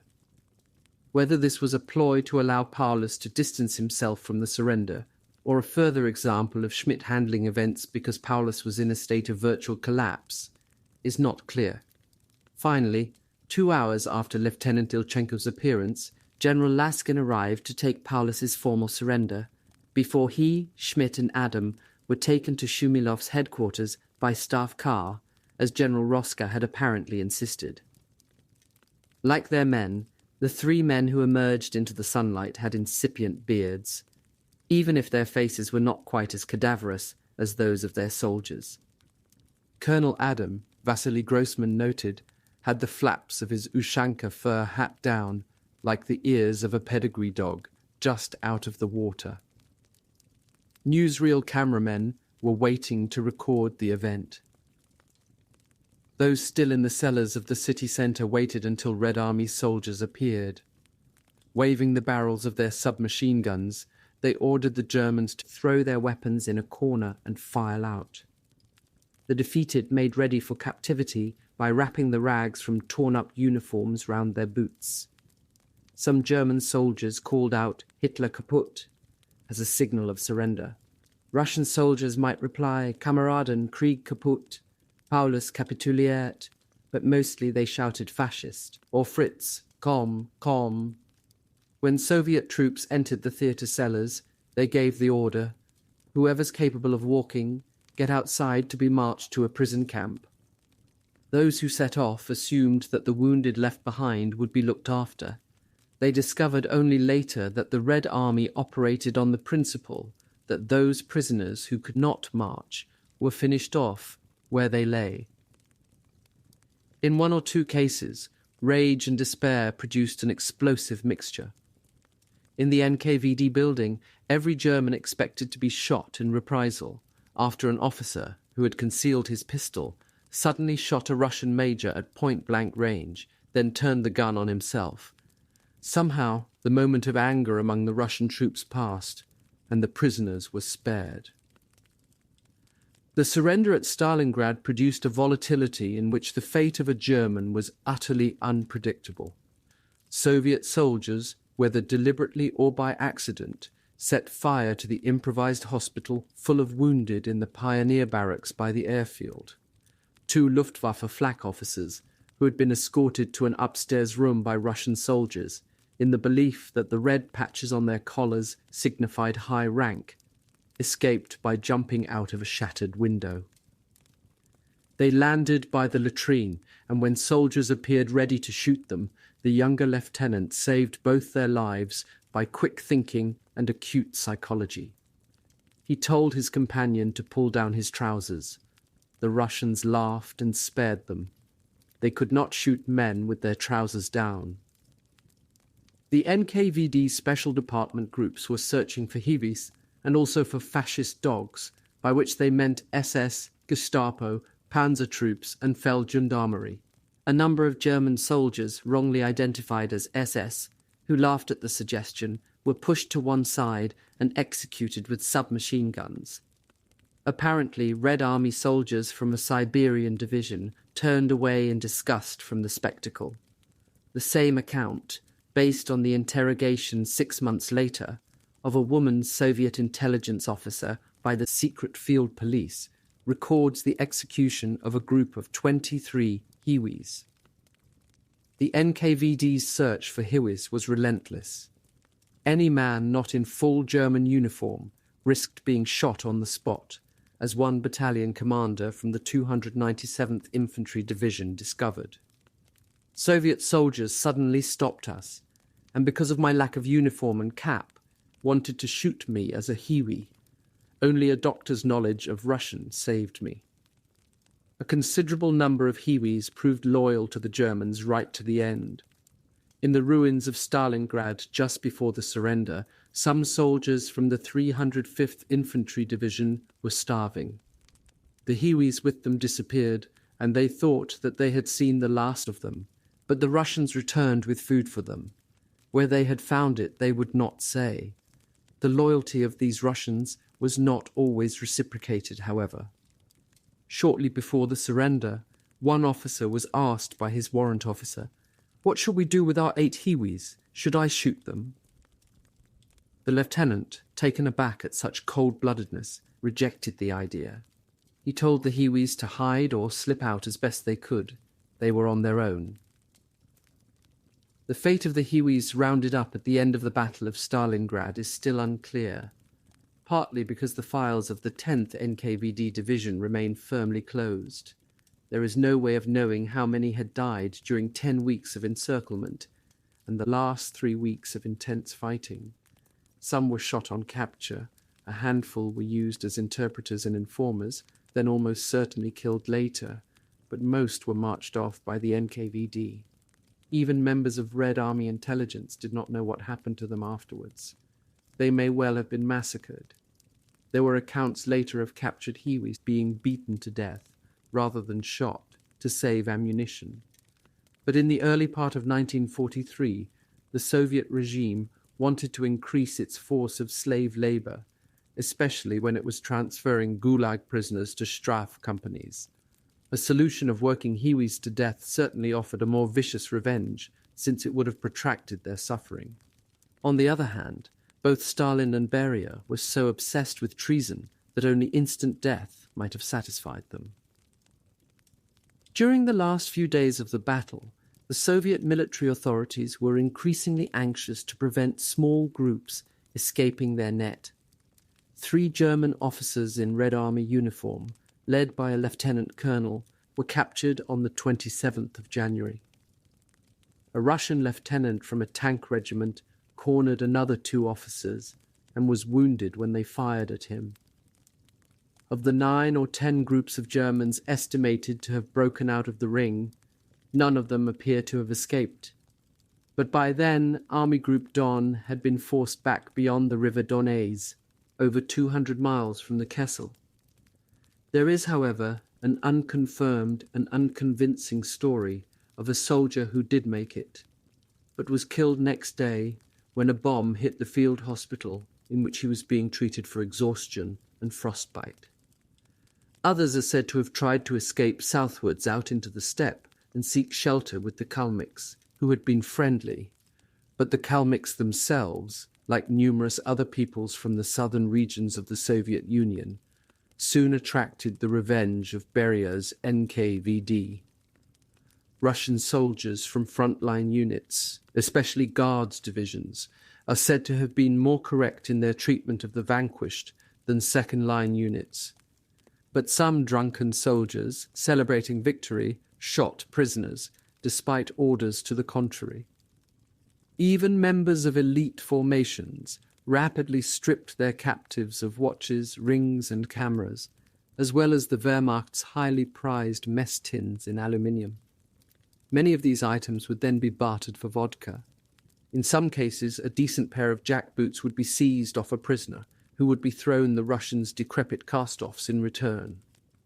One doctor lost his prized copy of Faust, a small leather-bound edition printed on onion paper which a Russian soldier wanted for rolling Makhorka cigarettes. Blankets were also snatched off backs, sometimes just for the satisfaction of revenge because the Germans had taken the warm clothes of so many Russian civilians. As the gaunt prisoners stumbled out of cellars and bunkers, their hands held high in surrender, their eyes searched for a piece of wood that could serve as a crutch. Many were suffering from such bad frostbite that they could hardly walk. Almost everyone had lost toenails, if not toes. Soviet officers observed that the Romanian soldiers were in an even worse state than the Germans. Apparently their rations had been cut off earlier in an attempt to maintain German strength. The prisoners kept their eyes down, not daring to look at their guards or the ring of emaciated civilians who had emerged from the ruins in such astonishing numbers. All around, odd shots broke the silence of the former battlefield. Those in bunkers sounded muffled. Nobody knew whether each report signified the end of a soldier found hiding, of one who had offered resistance in some way, or of a severely wounded soldier receiving the coup de grace. These defeated remnants of the Sixth Army, without weapons or helmets, wearing woolen caps pulled down, or even just rags wrapped round their heads against the hard frost, shivering in their inadequate greatcoats fastened with signal cable as a belt, were herded into long columns of march. A group of survivors from the 297th Infantry Division was confronted by a Russian officer who pointed at the ruins around and yelled at them, "That's how Berlin is going to look." Field Marshal Paulus, accompanied by Lieutenant Lev Beziminsky of Red Army Intelligence, was driven from 64th Army Headquarters in his own staff car to Don Front Headquarters outside Zavarikino, some 50 miles from Stalingrad. Schmidt and Adam followed under escort in another car. They were shown to their quarters, another 5-walled izba. A permanent guard detachment under Lieutenant C.M. Bogomolov awaited them. The other Stalingrad generals were brought to another izba close by, where they were watched by Lieutenant Spektor and a platoon of men. Bogomolov and his men, keenly conscious of the historic moment, eyed their charges with fascination. The tall Paulus had to duck low on entering. Following Adam's example, he had abandoned his dress cap for a Nushanka fur hat. He still wore the uniform of a colonel general.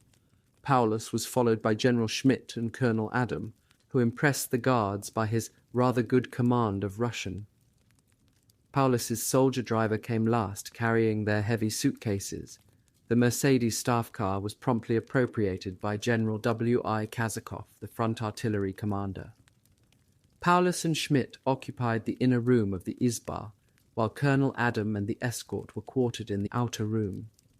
They were joined by 2 NKVD agents sent from Moscow by Beria. Late in the evening, General Malinin, the front chief of staff, and Colonel Yakimovich, a senior staff officer, arrived.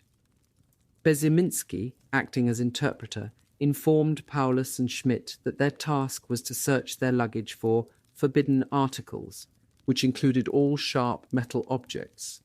Schmidt exploded.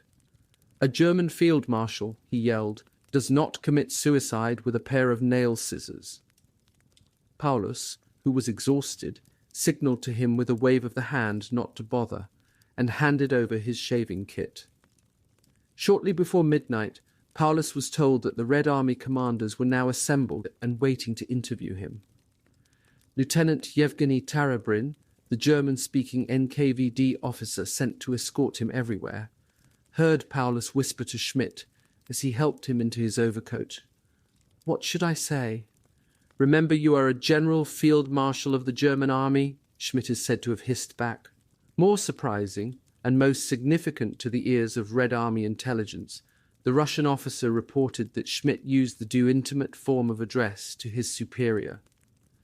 Only half an hour before the meeting began, Captain Dietlenko of the NKVD received orders to report to the izba used by Marshal Voronov, who had just been promoted by Stalin. "So, Captain," Voronov greeted him affably, "you no doubt remember the time the old man didn't want to receive you.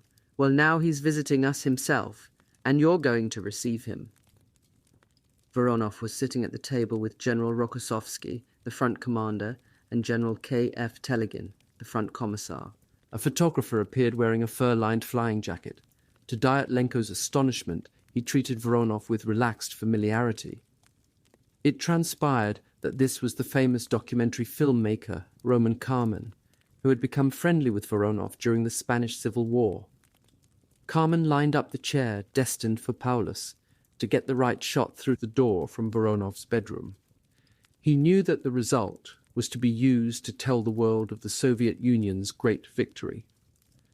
The atmosphere was tense in Voronov's izba when their guest arrived.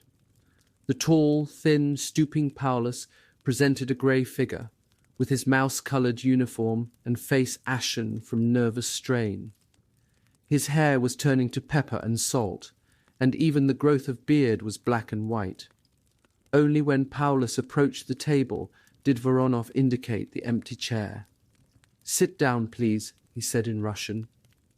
Dyatlenko jumped to his feet and interpreted. Paulus made a half bow and sat down. Dyatlenko then introduced the two Soviet commanders. The representative of the Stavka Marshal of Artillery Voronov, commander of the Don Front, Colonel General Rokossovsky. Paulus jerked to his feet and made half bows in each man's direction. Voronov began to speak, pausing every few moments for Dyatlenko to translate. "Herr Colonel General, it is rather late and you must be tired. We have also been working a lot during the last few days. This is why we will now discuss just one problem which is urgent." "Excuse me," Paulus broke in, taking Dyatlenko off balance, "but I am not a Colonel General. The day before yesterday my headquarters received a signal saying that I had been promoted to General Field Marshal. It is also written in my military identity papers." He touched the breast pocket of his tunic. "It was not possible, however, to change my uniform in the circumstances." Voronov and Rokossovsky exchanged glances of ironical amusement. General Shumilov had already informed Don Front headquarters of Paulus's last-minute promotion. "So, Herr General Field Marshal," Voronov resumed, "we are asking you to sign an order addressed to the part of your army which still resists, telling them to surrender to prevent the useless loss of life." "It would be unworthy of a soldier," Paulus burst out before Dyatlenko had finished his translation. "Is it possible to say," asked Voronov, "that to save the lives of your subordinates is behaviour unworthy of a soldier when the commander himself has surrendered?" "I didn't surrender, I was taken by surprise." This naive reply did not impress the Russian officers, who were well aware of the circumstances of the surrender.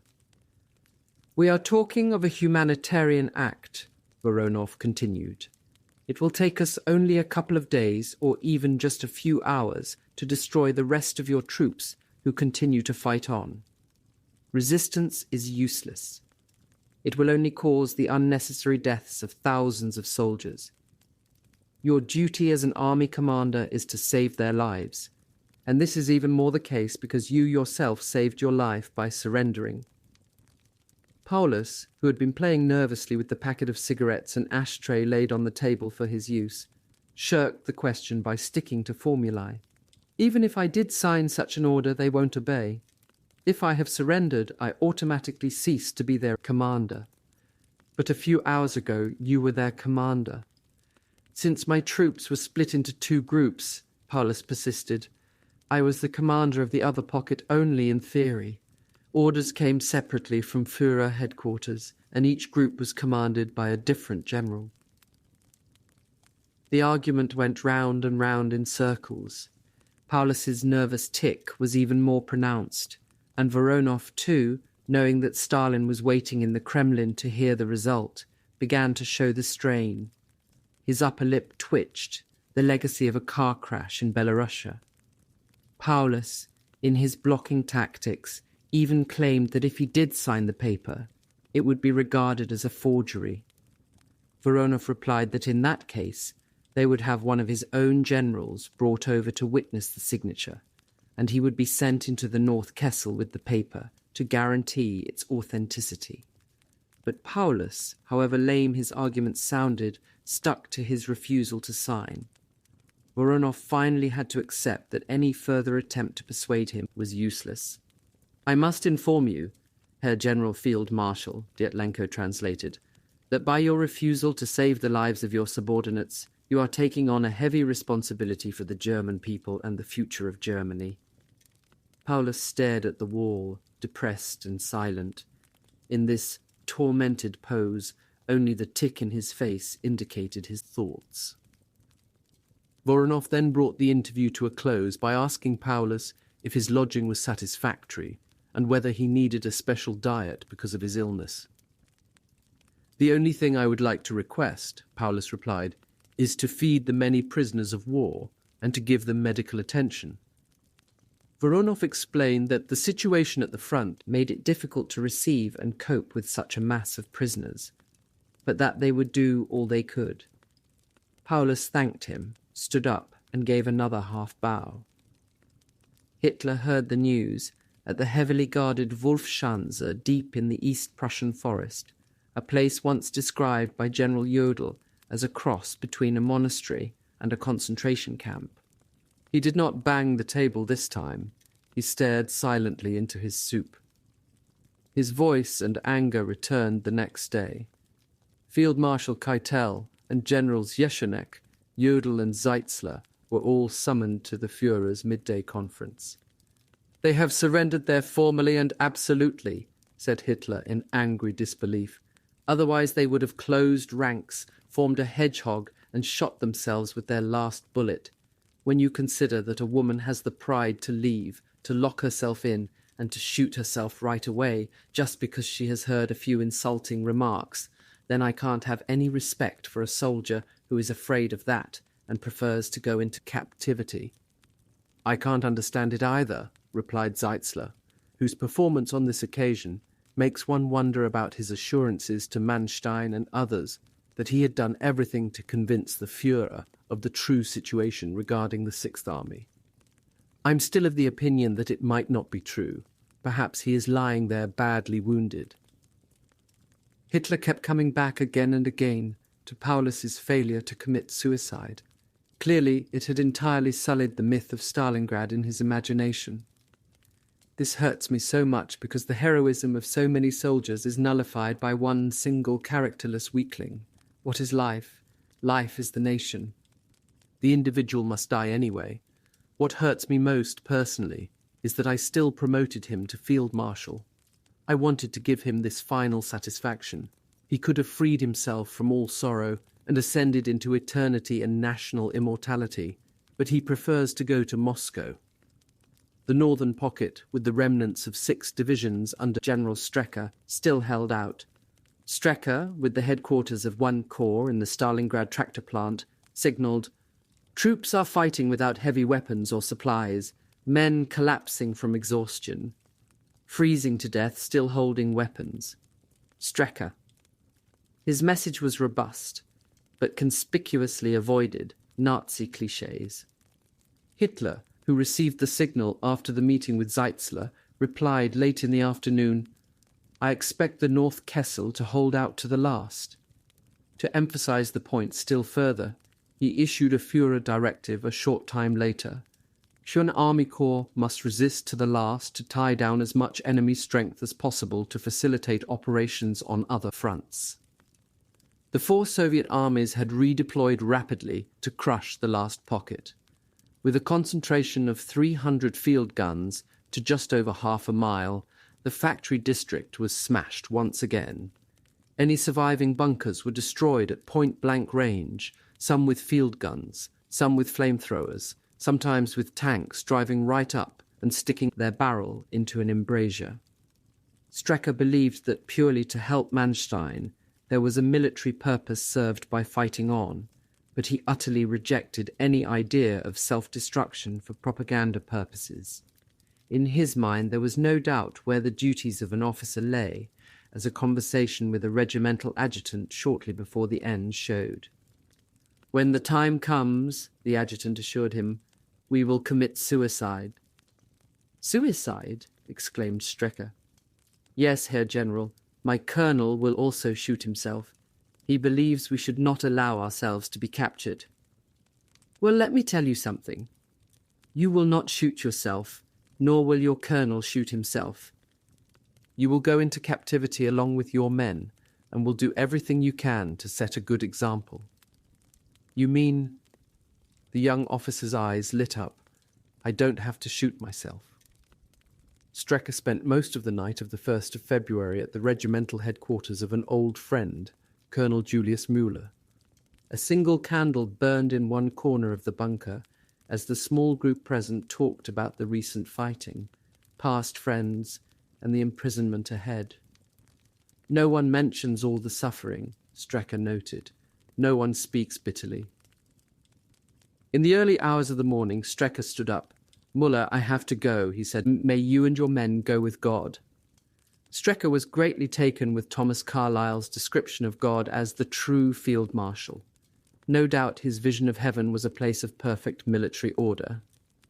"We will do our duty, Herr General," Muller replied, as the two men shook hands.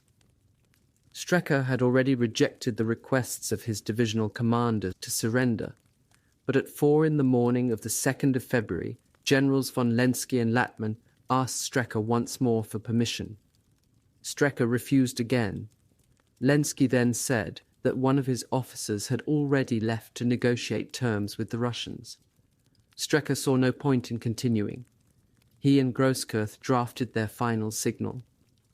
"One army corps has with its 6 divisions performed its duty down to the last man in heavy fighting. Long live Germany."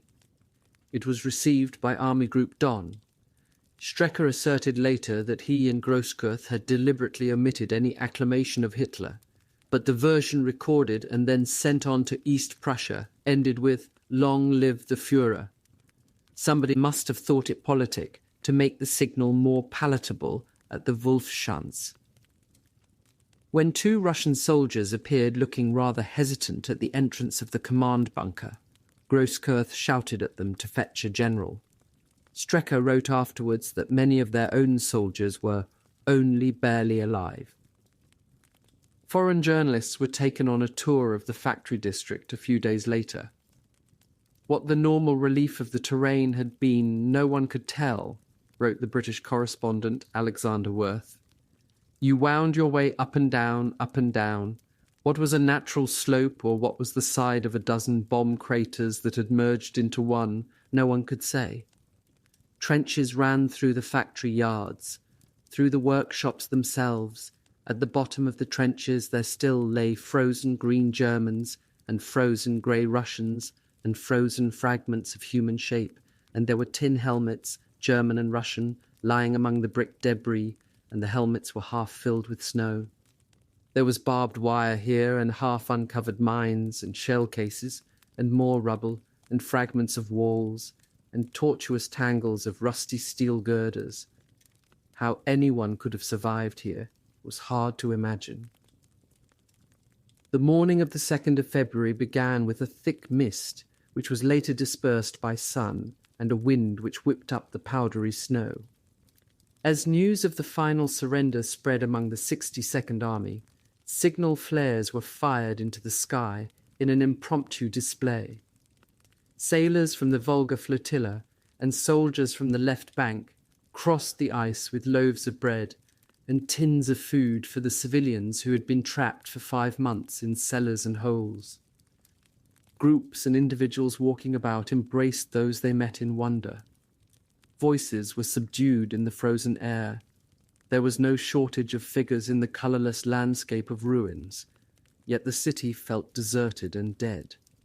The end was hardly unexpected, or even sudden, yet the Russian defenders found it hard to believe that the Battle of Stalingrad had finally come to an end.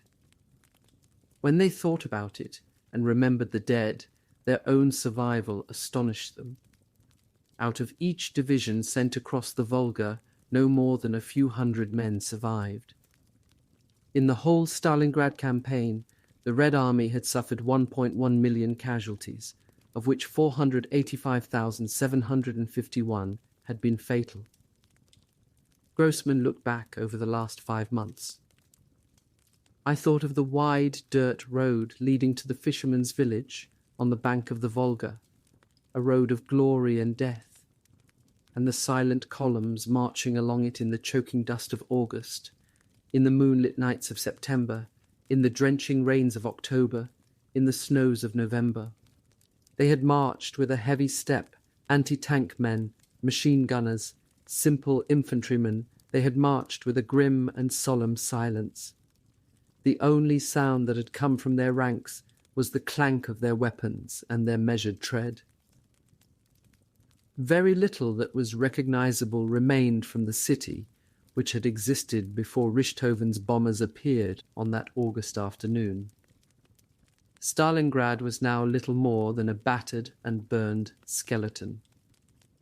About the only landmark left standing was the fountain with statues of little boys and girls dancing round it. This seemed an unsettling miracle after so many thousands of children had perished in the ruins all around. 23. Stop dancing, Stalingrad has fallen. At midday on the 2nd of February, a Luftwaffe reconnaissance aircraft circled over the city. The pilot's radio message was immediately passed to Field Marshal Milch. No more sign of fighting in Stalingrad. After Voronov and Rokossovsky's first interview with Paulus, Captain Dyatlenko returned to interrogating the other captured generals. Contrary to his expectations, they reacted in very different ways. General Schlomer, who had taken over command of 14th Panzer Corps from Hube, arrived limping on a stick and wearing a Red Army padded jacket. He won over his interrogator with an easy charm and remarks about the corporal uneducated in military problems and the untalented careerists in his entourage. General Walter von Seydlitz, on the other hand, whom the NKVD later discovered to be the most energetic defender of disobedience to the Führer during the encirclement, conducted himself in a very reserved way. For Stalin, 91,000 prisoners, including 22 German generals, were better trophies than flags or guns. Paulus, still in a state of shock, at first refused to appear in front of the journalists brought down from Moscow.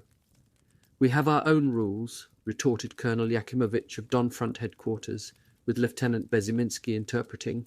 "You are to do what you are told." One compromise was, however, permitted. Paulus would not have to answer questions from the journalists. He only had to show himself to prove that he had not committed suicide. The foreign correspondents were rather surprised by the appearance of the German generals. "They looked healthy and not in the least undernourished," wrote Alexander Wirth. Clearly, throughout the agony of Stalingrad, when their soldiers were dying of hunger, they were continuing to have more or less regular meals. The only man who looked in poor shape was Paulus himself. He looked pale and sick and had a nervous twitch in his left cheek. Attempts to put questions were not very successful. "It was rather like being at the zoo," wrote Wirth, "where some animals showed interest in the public and others sulked." General de Boy was clearly keen to please, and immediately told the foreign journalists, as if to ask us not to be frightened, that he was Austrian. General Schlomer was the most relaxed. He turned to one of his captors and, patting the officer's shoulder boards, which had just been reintroduced by Stalin, exclaimed with a comic look of surprise, "What new?" General von Arnim, on the other hand, was chiefly preoccupied with the fate of his luggage and what he thought of Red Army soldiers as a result. "The officers behave very correctly," he announced, but the soldiers he described as impudent thieves. The strain of capture also made for undignified behaviour in the two peasant houses at Zavarikino.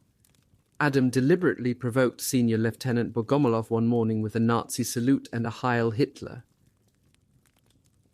Schmidt, however, was the officer most disliked by the Russians.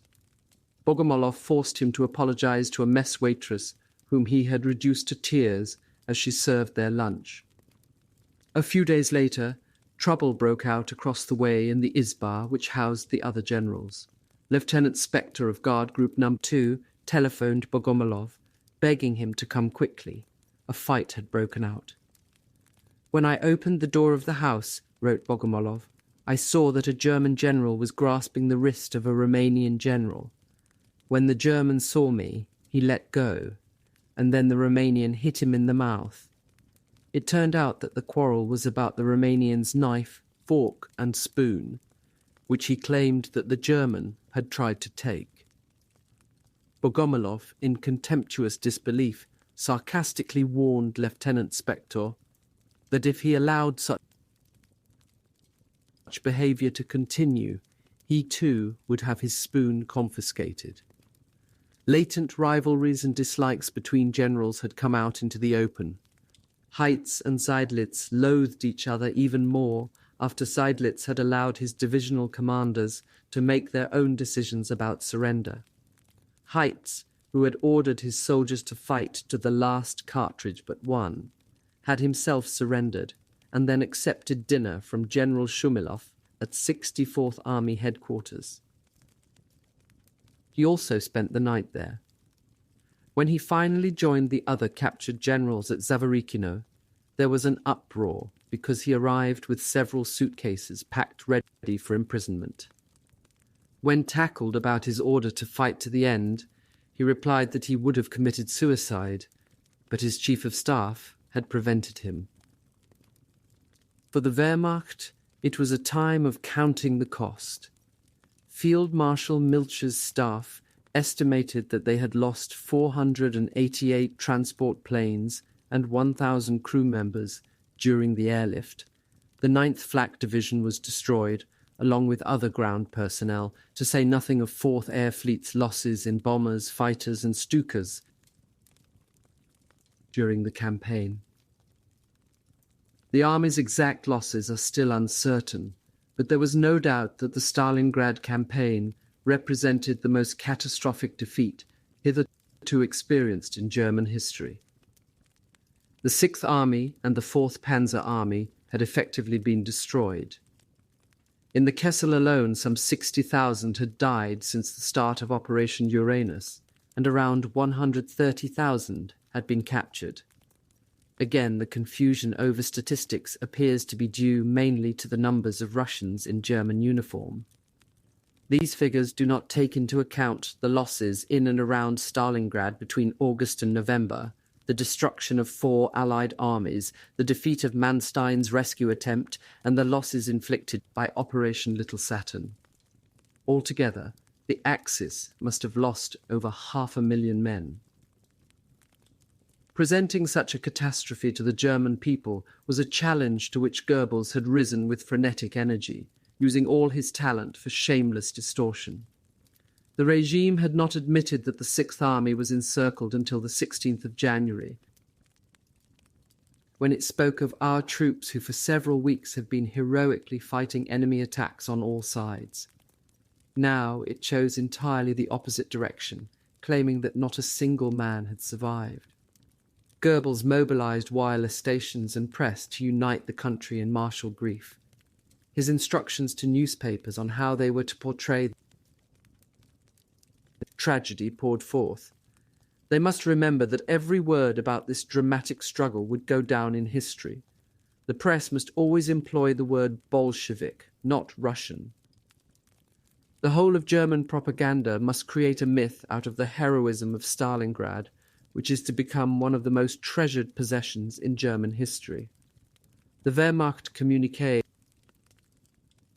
in particular, must be phrased in a way which will move hearts for centuries to come. It had to rank with Caesar's address to his troops, with Frederick the Great's appeal to his generals before the Battle of Leuthen, and with Napoleon's call to his imperial guard. The communiqué was broadcast as a special announcement on the wireless 24 hours after Strecker's surrender. From Führer headquarters, the 3rd of February 1943, the Supreme Command of the Wehrmacht announces that the Battle of Stalingrad has come to an end. True to its oath of allegiance, the 6th Army, under the exemplary leadership of Field Marshal Paulus, has been annihilated by the overwhelming superiority of enemy numbers. The sacrifice of the 6th Army was not in vain. As the bulwark of our historic European mission, it has held out against the onslaught of 6 Soviet armies. They died so that Germany might live. The regime's lies proved counterproductive, especially the idea that every member of the 6th Army had died. No reference was made in any announcement to the 91,000 prisoners already proclaimed by the Soviet government, an item of news that had been rapidly broadcast all round the world. Inevitably, many more people than usual tuned into foreign stations. A period of 3 days national mourning was ordered, with places of entertainment closed and all wireless stations playing solemn music. Yet the newspapers were forbidden black margins, and no flags were to be flown at half-mast. The security service of the SS did not underestimate the effect on civilian morale. They also knew that letters from the Kessel describing the horror and the squalor fundamentally contradicted the regime's heroic treatment of the disaster. The farewell letters of Stalingrad combatants, ran one report, spread great spiritual distress not only to relatives but also to a wider circle of the population. The more so because the content of these letters was passed round rapidly. The description of the suffering during the last weeks of fighting haunts relatives day and night. Goebbels had, in fact, foreseen this problem much earlier and decided to intercept postcards from those taken prisoner. In his diary on the 17th of December, he wrote, "In future, cards to relatives should no longer be delivered because they offer an access door to Germany for Bolshevik propaganda." Soviet efforts proved too energetic to stop. The NKVD's prison camps provided postcards, but because the German authorities would not allow them in, their contents were printed in small type, many to a sheet, and dropped over German lines as propaganda leaflets. When these were dropped, German soldiers at the front picked them up, although they risked severe punishment, and sent anonymous letters to the addresses on the list to say that their man was alive. They signed themselves a compatriot or just KK. Sometimes, to the horror of the Nazi authorities, families even received a copy of the Soviet leaflet and contacted others in the same situation. Pauls himself seems to have sensed before the surrender that the regime might try to twist the Stalingrad disaster into a new version of the stab-in-the-back myth. Whether this influenced his decision to refuse the surrender terms on the 9th of January is impossible to say. This time, however, the scapegoats for defeat would not be communists and Jews as in 1918, but the general staff and the aristocracy, still closely associated in the popular mind. Those about to come into the line of fire had an inkling of the storm ahead. Otto, Fürst von Bismarck, the German minister at the embassy in Rome, slipped away with his wife for a holiday at the end of January to avoid the official celebrations of the Nazi regime's 10th anniversary. Like most German diplomats away from Berlin, he had little idea of the true horrors of the Stalingrad debacle. On the evening of the 31st of January, they were in the Palace Hotel in St. Moritz when an urgent telephone call from the German ambassador in Bern was put through. "Stop dancing," the ambassador warned. "Stalingrad has fallen." They both knew that St. Moritz had become the favourite resort of senior officers from the SS. Nothing more needed to be said. The propaganda ministry's party line about general and grenadier fighting shoulder to shoulder soon changed. On the 18th of February, Goebbels organised a mass rally in the Berlin Sportpalast with the theme "Total War, Shortest War." A huge banderole carried the great call of 1812, "Let our war cry be, now the people rise up and storm break loose." The very different historical contexts made this glaringly inappropriate to all but the most committed supporter of the regime. "Do you want total war?" Goebbels yelled from the podium. His audience bayed its response. "Are you determined to follow the Führer and fight for victory, whatever the cost?" Once again, the party faithful roared. Goebbels, during the weeks following Stalingrad, set the agenda. He demanded an end to half measures, with mass mobilization, yet symbolism was almost more important in the rash of measures. The copper cladding over the Brandenburg Gate was removed for use in war industry. Professional sporting events were banned. Luxury shops, including jewelers, were closed. All fashion magazines were to cease publication. Goebbels even organized a campaign against fashion, with the notion that women did not need to dress up because they would please victorious homecoming soldiers just as much in patches. Rumors spread that permanent waving would be forbidden. Hitler, who passionately believed that it was the duty of womankind to be decorative, objected to this and Goebbels was forced to announce that there is no need for a woman to make herself ugly.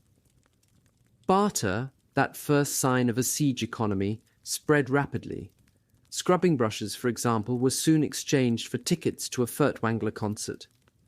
Nightclubs and luxury restaurants, such as Hawker and the Quartier Latin, Never Grill, Peltzer's Atelier and the Tusculum in the Kurfürstendamm, were closed. When they reopened, customers were to be encouraged to restrict themselves to Feldküchengerichte, field kitchen dishes, as an act of solidarity with the soldiers in Russia, quite probably an idea inspired by Zeitzler's forbidden fast. Goering, however, arranged that Hörbuch, his favourite restaurant, was reopened as an officers' club for the Luftwaffe. The barely veiled message that corrupt upper-class generals had betrayed the Nazi ideal was conveyed in numerous ways.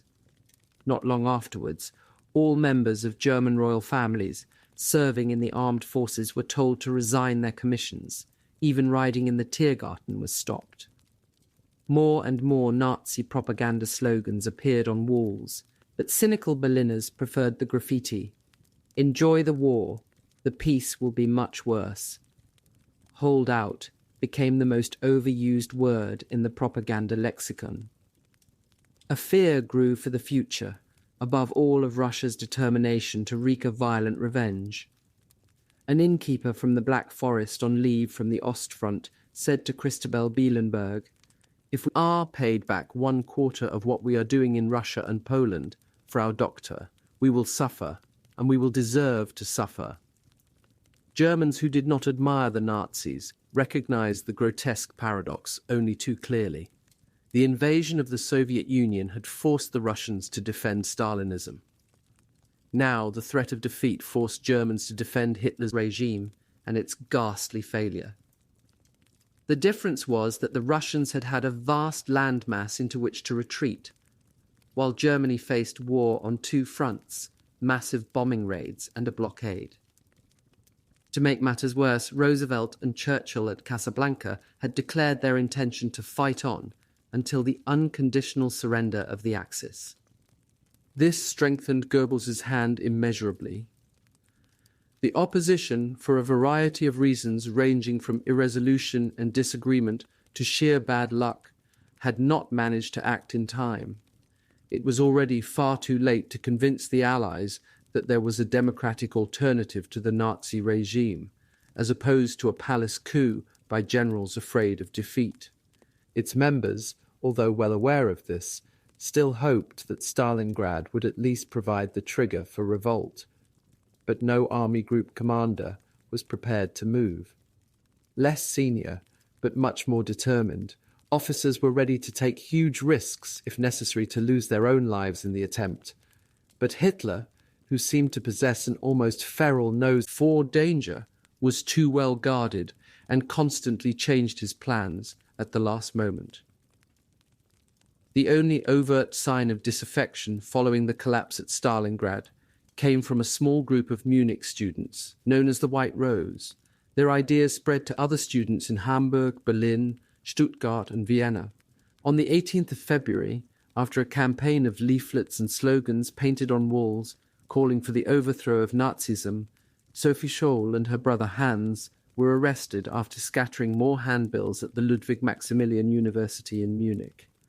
Tortured by the Gestapo, then sentenced to death by Roland Freisler at a special session of the People's Court in Munich, brother and sister were beheaded. A number of other members of their circle, including the professor of philosophy, Kurt Huber, suffered similar fates. Soon after the final surrender at Stalingrad, Hitler saw Field Marshal von Manstein, the first senior officer, from outside his immediate circle. Manstein outlined the measures he had been forced to take to avoid total collapse in southern Russia.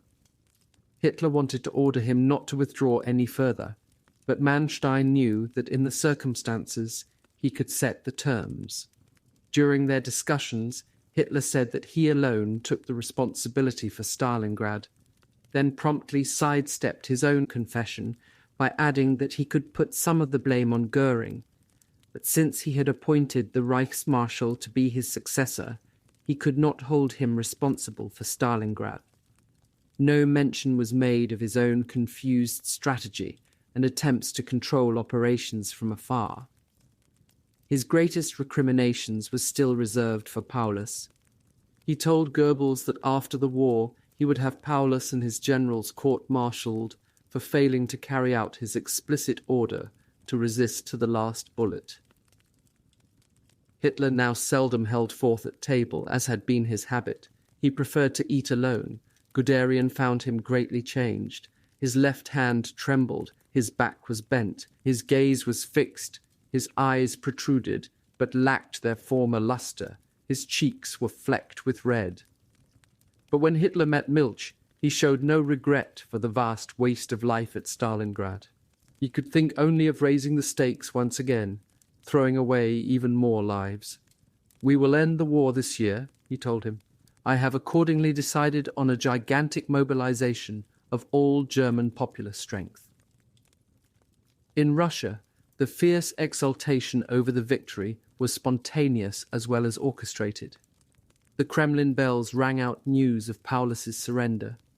Rousing martial music was broadcast over the radio, and communiques were published across the front of every newspaper. They lauded the stern lesson in history administered to the adventurers of the German General Staff by the Red Army's own Hannibals in this modern Battle of Cannae. Stalin was portrayed as the wise leader and great architect of victory. Morale in the Soviet Union genuinely soared. Throughout the battle, people everywhere had asked each other for the latest news of the fighting on the Volga. When victory came after such a terrible battle, people kept telling each other, "You cannot stop an army which has done Stalingrad." They joked too in delight at the expense of the defeated enemy. "I wonder how it feels to be a field marshal caught in a cellar," was a popular remark. After Stalingrad, not a single soldier had a single doubt about the outcome of the war, said an officer wounded there. Stalingrad divisions were distributed to different armies and fronts to raise morale still further. Stalin was soon appointed Marshal of the Soviet Union by the Presidium of the Supreme Soviet of the USSR, a touch which was marginally more modest than Napoleon crowning himself. The history of the war was suddenly refashioned. The disasters of 1941 were made to appear as if they were all part of a cunning plan devised by Stalin. Stalin's picture and name had been kept out of the press during the bad periods, but now the great captain of the Soviet people, the genius organizer of our victories, was back to the fore. All disasters and all evils were attributed to others, rather as courtiers were blamed in Tsarist times. Ilya Ehrenburg, with breathtaking cynicism, remarked that the people needed to believe. Even prisoners in the Gulag wrote to the great father of the people, convinced that he would step in to correct a terrible miscarriage of justice, unthinkable under communism. No leader had a more effective lightning conductor than Beria. Red Army generals were conspicuously rewarded. The recent suspension of dual command with commissars was crowned with the formal reinstatement of the rank and description of officer. The euphemism commander was dropped. As General Schlomer had noted with amusement, shoulder boards, symbols of privilege, which some Bolshevik lynch mobs in 1917 had nailed to the bodies of their Tsarist wearers, were reinstated. Gold braid had been secretly ordered from Great Britain, to the astonishment and disapproval of officials there. One soldier in a guards division heard the news about shoulder boards from an old man polishing boots in a railway station. "They're starting these gold shoulder boards once more," the man told him in angry disbelief. "Just like in the White Army." His fellow soldiers, too, were amazed when he told them the news on returning to the train. "Why in the Red Army?" they asked. Such mutterings were ignored. The new decorations for the Great Patriotic War, the orders of Suvorov and of Kutuzov, were also distributed to senior commanders in the campaign. The greatest propaganda success, however, extended far beyond Soviet frontiers. The story of the Red Army's sacrifice had a powerful effect across the world, especially within occupied Europe. Its effect on resistance movements everywhere, and thus its influence on the politics of post-war Europe, were considerable. The triumph of the Red Army boosted the status of the party member and attracted fellow travellers in droves. Even conservatives could not avoid praising the heroism of the Red Army.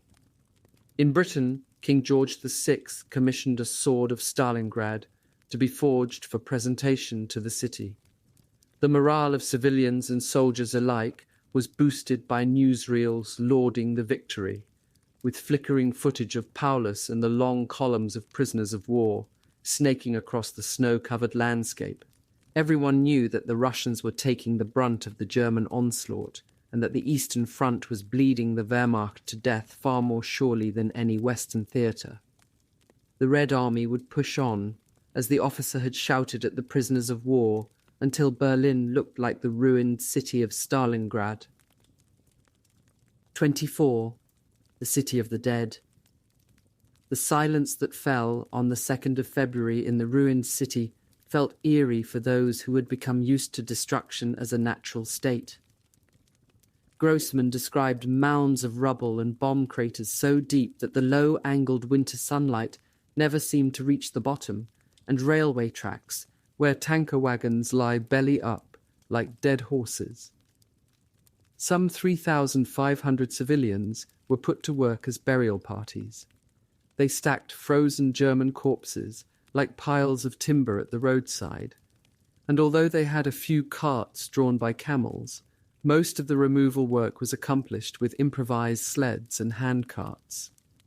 The German dead were taken to bunkers or the huge anti-tank ditch dug the previous summer and tipped in. Later, 1,200 German prisoners were put to work on the same task, using carts with humans instead of horses pulling them. Almost all members of these work parties, reported a prisoner of war, soon died of typhus.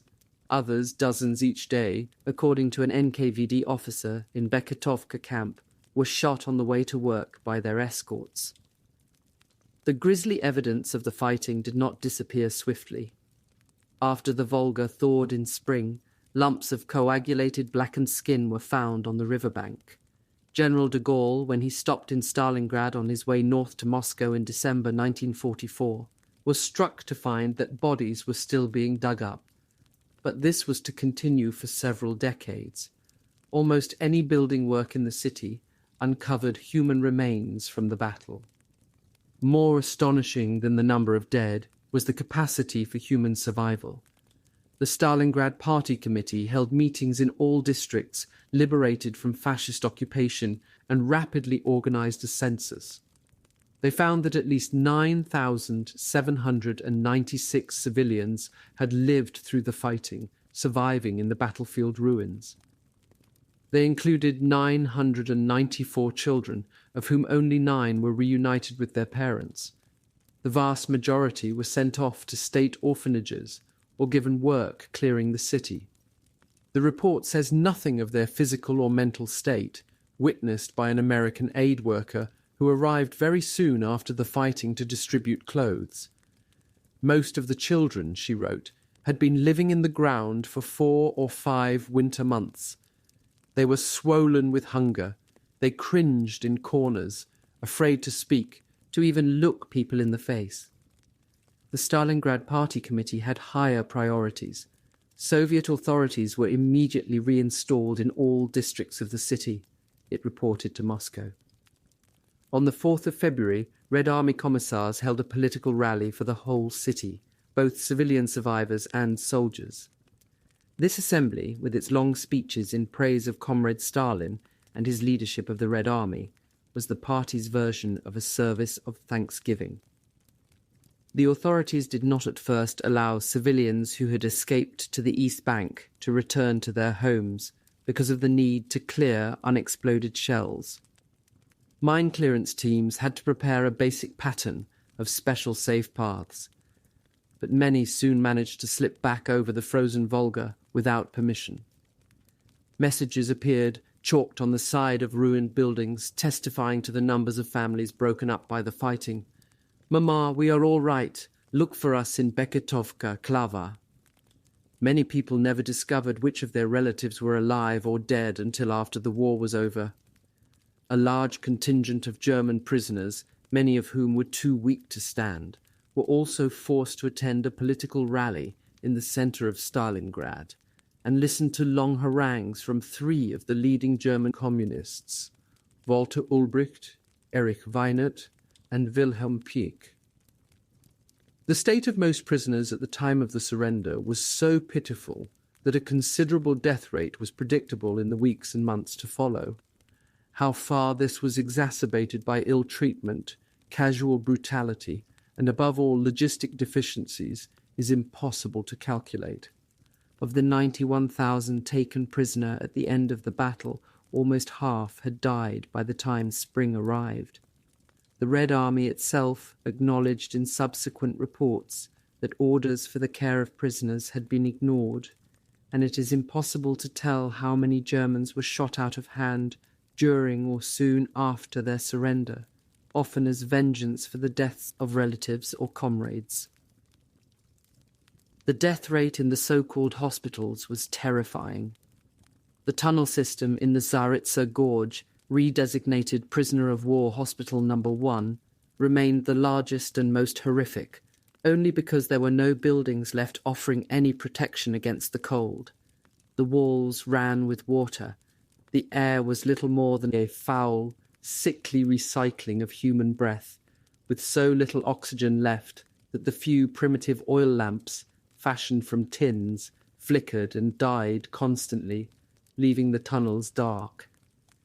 Each gallery was not much wider than the casualties lying side by side on the damp, beaten earth of the tunnel floor, so it was difficult in the gloom not to step or trip on feet suffering from frostbite, provoking a hoarse shriek of pain. Many of these frostbite victims died of gangrene because the surgeons could not cope. Whether they would have survived amputation in their weakened state and without anaesthetic is another matter. The condition of many of the 4,000 patients was pitiful in the extreme, and the doctors were helpless as fungus spread on rotten flesh. They had almost no bandages left and no medicaments. Ulcers and open sores provided easy entry points for tetanus from the filth around. Sanitary arrangements, which consisted of a single bucket to scores of men suffering from dysentery, were unspeakable, and at night there were no lamps. Many men were too weak to raise themselves from the ground, and there were not enough orderlies to answer the constant cries for help. The orderlies, already weak from undernourishment and soon fever-ridden themselves, had to carry polluted water up from the ravine. The doctors did not even have a reliable list of patients' names, let alone proper medical notes. Second-line Russian troops and also members of ambulance units had stolen their medical equipment and drugs, including analgesics. The Protestant chaplain of the 297th Division was shot in the back of the neck by a Soviet major when he bent over to help a wounded man. Russian medical officers were appalled by the conditions. Some were sympathetic. The Russian commandant shared out his cigarettes with German doctors, but other Soviet personnel traded bread for any watches which had survived the earlier rounds of looting. Diebold, the doctor from the 44th Infantry Division, described how when a woman army surgeon, jolly and with the strong red face of peasant ancestors, came in to bargain for watches, a young Austrian from a poor family produced a silver pocket watch. He handed over this heirloom, no doubt given to him on going off to war, and in return he received half a loaf. This he divided among the other men, keeping the smallest portion for himself. Misery also brought the scum to the surface. Certain individuals exploited the helplessness of former comrades with a previously unimaginable shamelessness. Thieves robbed from corpses and from the weakest patients. If anyone had a watch, wedding ring, or other valuable left, it was soon snatched in the dark. But nature had its own form of poetic justice. The robbers of the sick rapidly became typhus victims from infected lice transferred with the booty. One interpreter, infamous for his activities, was found to have a large bag of gold rings hidden on him when he died. At first, the Soviet authorities provided no rations at all. NKVD and Red Army files now show that even though surrender was known to be imminent, virtually no preparation had been made to guard, let alone to feed, the prisoners. The German communist Erich Weinert claimed that heavy snow had hampered the transport of supplies, but this is unconvincing. The real problem was a mixture of brutal indifference and bureaucratic incompetence, above all, a lack of coordination between Army and NKVD. There was also a deep reluctance to allow German prisoners rations when the Soviet Union was so desperately short of food.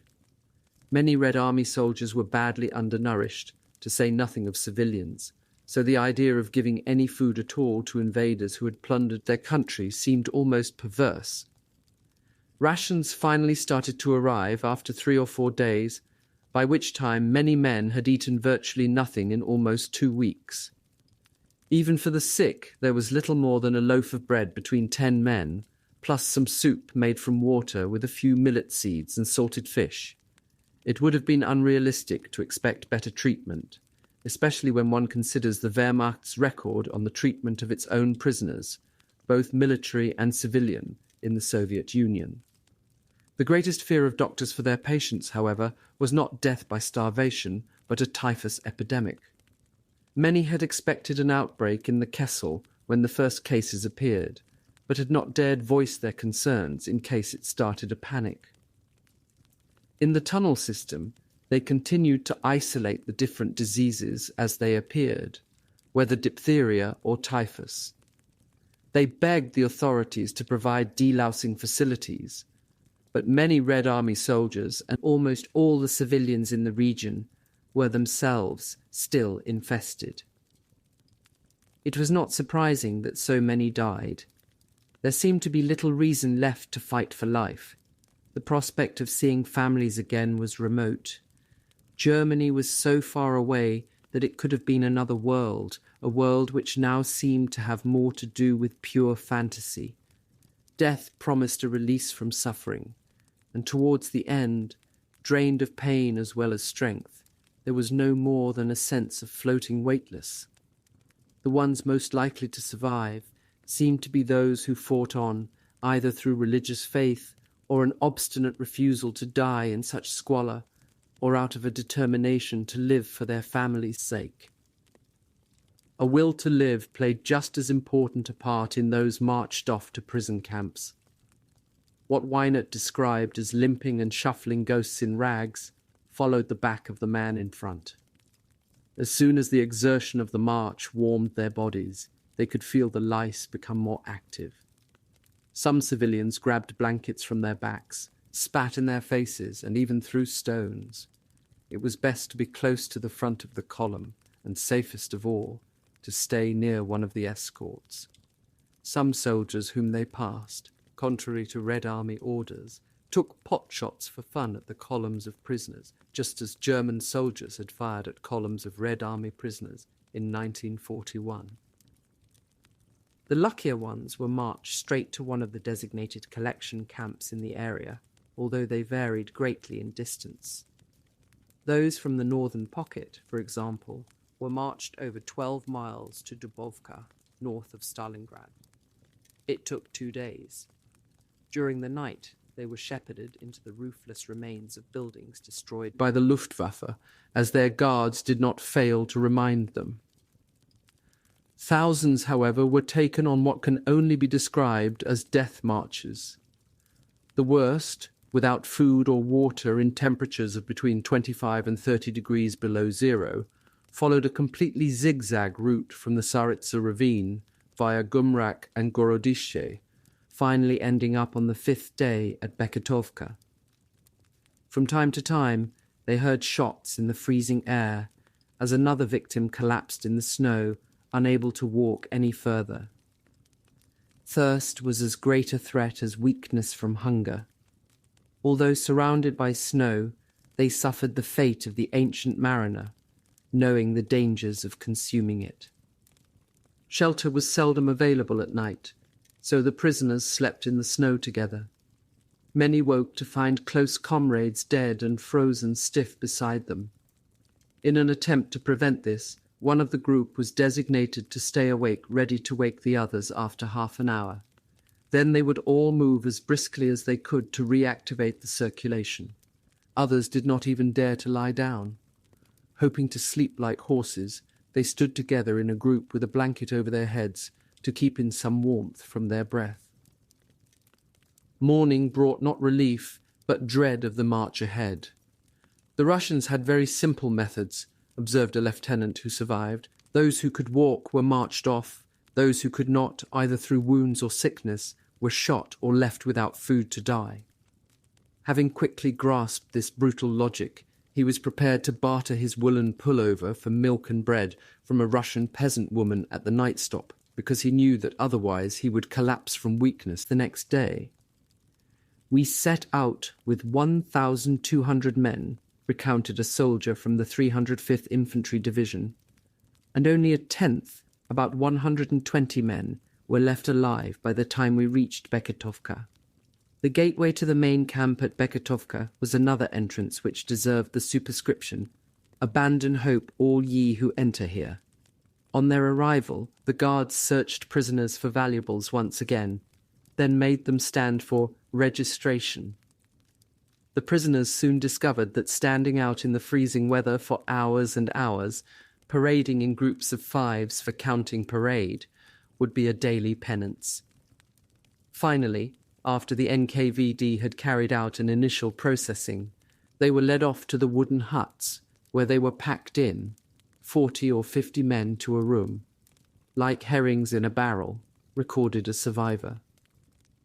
On the 4th of February, an NKVD officer complained to Don Front headquarters that the situation was extremely critical. The camps at Beketovka had received 50,000 prisoners, including also sick and wounded. The NKVD camp authorities were overwhelmed. They had no motor transport at all and tried to beg the army for a single truck. Water was eventually brought to the camp in iron barrels on carts towed by camels. A captured Austrian doctor noted his first impression. Nothing to eat, nothing to drink, filthy snow and urine-yellow ice offered the only relief for an unbearable thirst. Every morning more corpses. After 2 days, the Russians provided some soup, which was no more than a sack of bran tipped into warm water. Anger at the conditions led to prisoners scraping handfuls of lice off their own bodies and throwing them at their guards. Such protests provoked summary execution. Right from the start, the Soviet authorities set out to divide the prisoners of war, first on national lines, then political. Romanian, Italian and Croat prisoners of war were given the privilege of working in the kitchens, where the Romanians in particular set out to gain revenge on their former allies. The Germans had not only got them into this hell they believed, they had also cut off their supplies in the Kessel to feed their own troops better.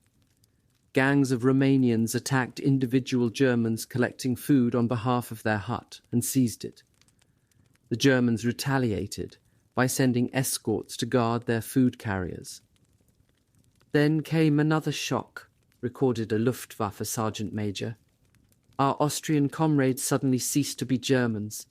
They called themselves Ostritzi, hoping to secure better treatment, as indeed happened.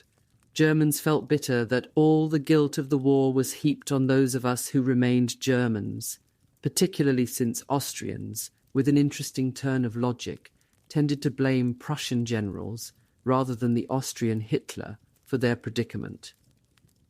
The struggle to stay alive remained paramount.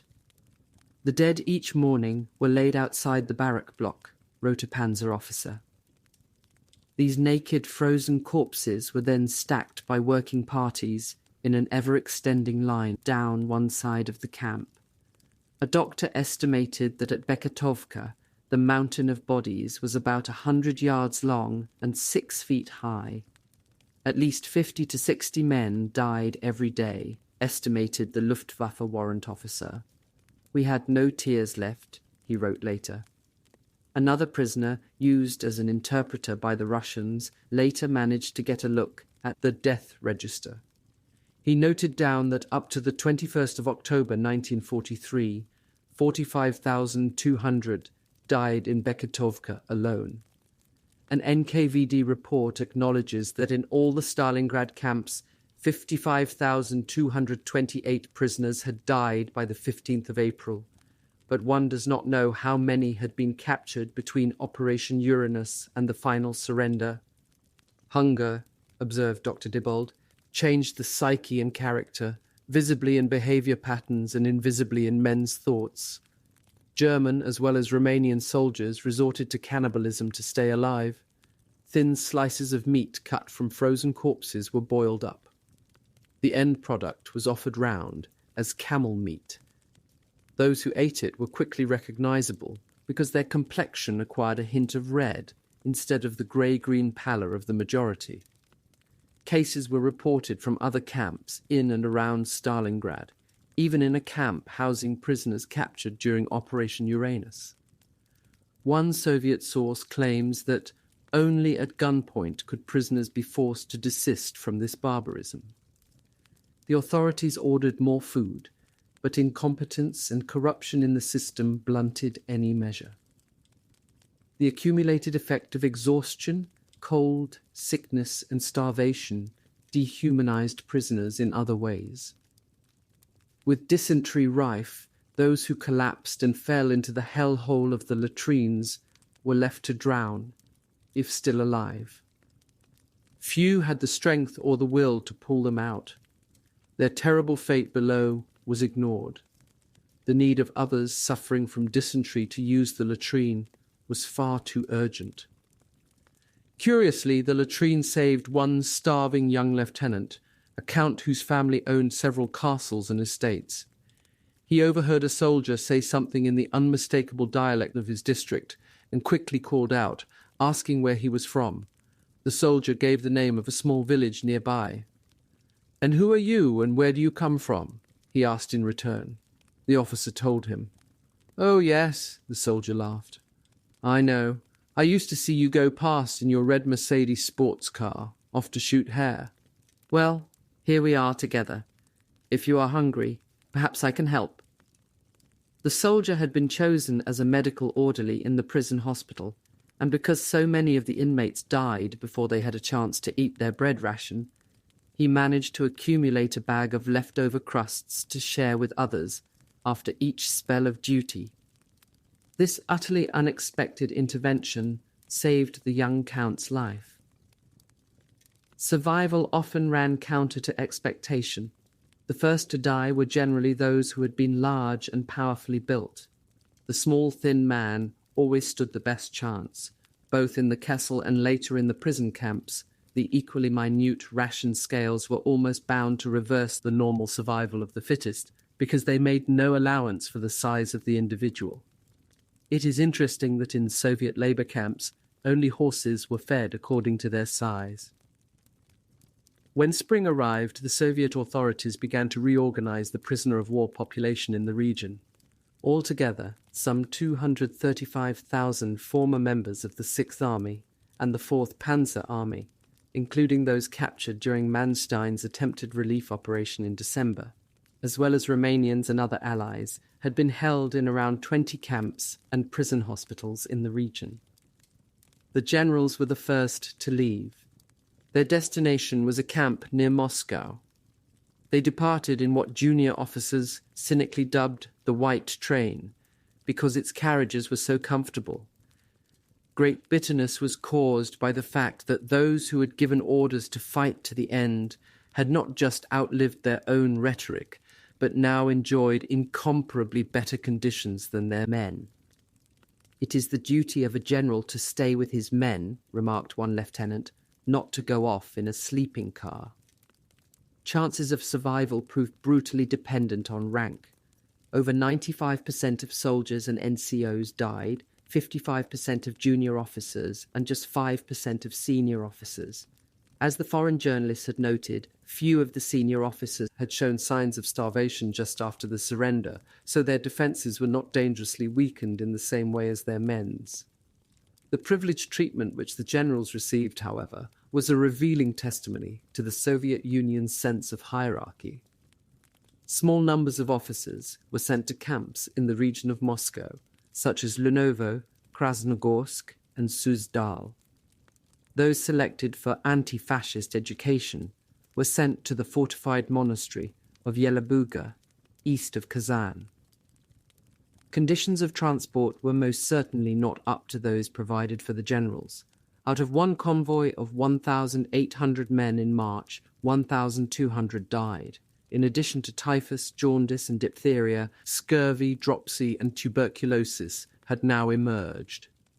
And as soon as spring arrived properly, the number of cases of malaria rose rapidly. The diaspora of soldiers and junior officers was considerable, with 20,000 sent to Bekabad, east of Tashkent, 2,500 to Volsk, northeast of Saratov, 5,000 down the Volga to Astrakhan, 2,000 to Usman, north of Voronezh, and others to Basyanovsky, north of Sverdlovsk, Oranki, near Gorky, and also to Karaganda. When prisoners were registered before departure, many put down agricultural labourer as their profession in the hope of being sent to a farm. Hardened smokers collected camel dung and dried it to have something to smoke on the journey. After the experience of Beketovka, they were certain that the worst must be over, and the prospect of movement and change had its own appeal, but they soon discovered their mistake. Each railway wagon, with up to 100 men forced into each one, had a single hole in the middle of the floor as a latrine. The cold was still terrible, but thirst was again the worst affliction, for they were given dried bread and salt fish to eat, but little water. So desperate did they become that they licked the condensation frozen to metal parts inside the truck. At stops, men allowed out often could not resist seizing handfuls of snow and forcing it into their mouths. Many died as a result, usually so silently that their comrades only realized that they had gone much later. Their corpses were then stacked by the sliding door of the wagon, ready for unloading. "Skolko kaput," Soviet guards would shout out in their pidgin German at stops. How many dead? Some journeys lasted up to 25 days. The transports via Saratov, then across Uzbekistan to Bekabad, were among the worst. In one wagon, only 8 men remained alive out of 100. When prisoners finally reached the reception camp in sight of the Pamir Mountains, they discovered that it had been established for the construction of a nearby hydroelectric dam. Their relief to hear that they were to be deloused at last soon turned to dismay. They were clumsily shaved all over, which could only be compared to sheep shearing, then sprayed with powder. A number died from the primitive chemicals used. There were no huts to live in, only earth bunkers. But the worst surprise was a German corporal who had joined the Soviets as a guard commander. "No Russian ever treated me with such brutality," wrote the same prisoner. Fortunately, movement between camps in this parallel gulag was frequent. From Bekabad, many went to Kokand or, best of all, to Chuama, where there were much better medical facilities and even a crudely improvised swimming pool. The Italian prisoners there were already well organized, catching sparrows to supplement the soup. Those left behind in Stalingrad found that the collection camp at Krasnoarmeysk had been turned into a labour camp. The food at least improved with kasha, buckwheat porridge, and fish soup, but the work was often dangerous. When spring arrived, many of them were put to work retrieving Volga river craft sunk by the Luftwaffe and the German army.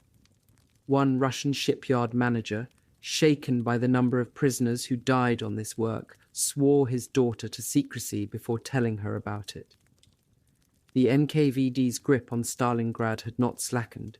German prisoners working from both banks of the Volga had noticed that the first building in the city to be repaired was the NKVD headquarters, and almost immediately there were queues of women outside, with food parcels for relatives who had been arrested.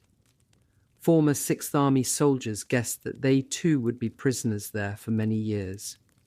Molotov later confirmed their fears, with his declaration that no German prisoners would see their homes until Stalingrad had been rebuilt.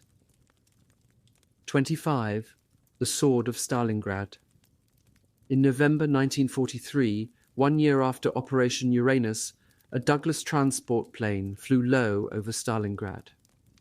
The Soviet diplomats on board were on their way from Moscow to meet the American and the British leaders at Tehran. One of the passengers was Valentin Berezhkov, who had been Dekhanozov's interpreter in Berlin on the eve of Barbarossa. "We pressed to the windows in silence," he wrote later. First individual houses scattered in the snow came into view, and then a kind of unbelievable chaos began.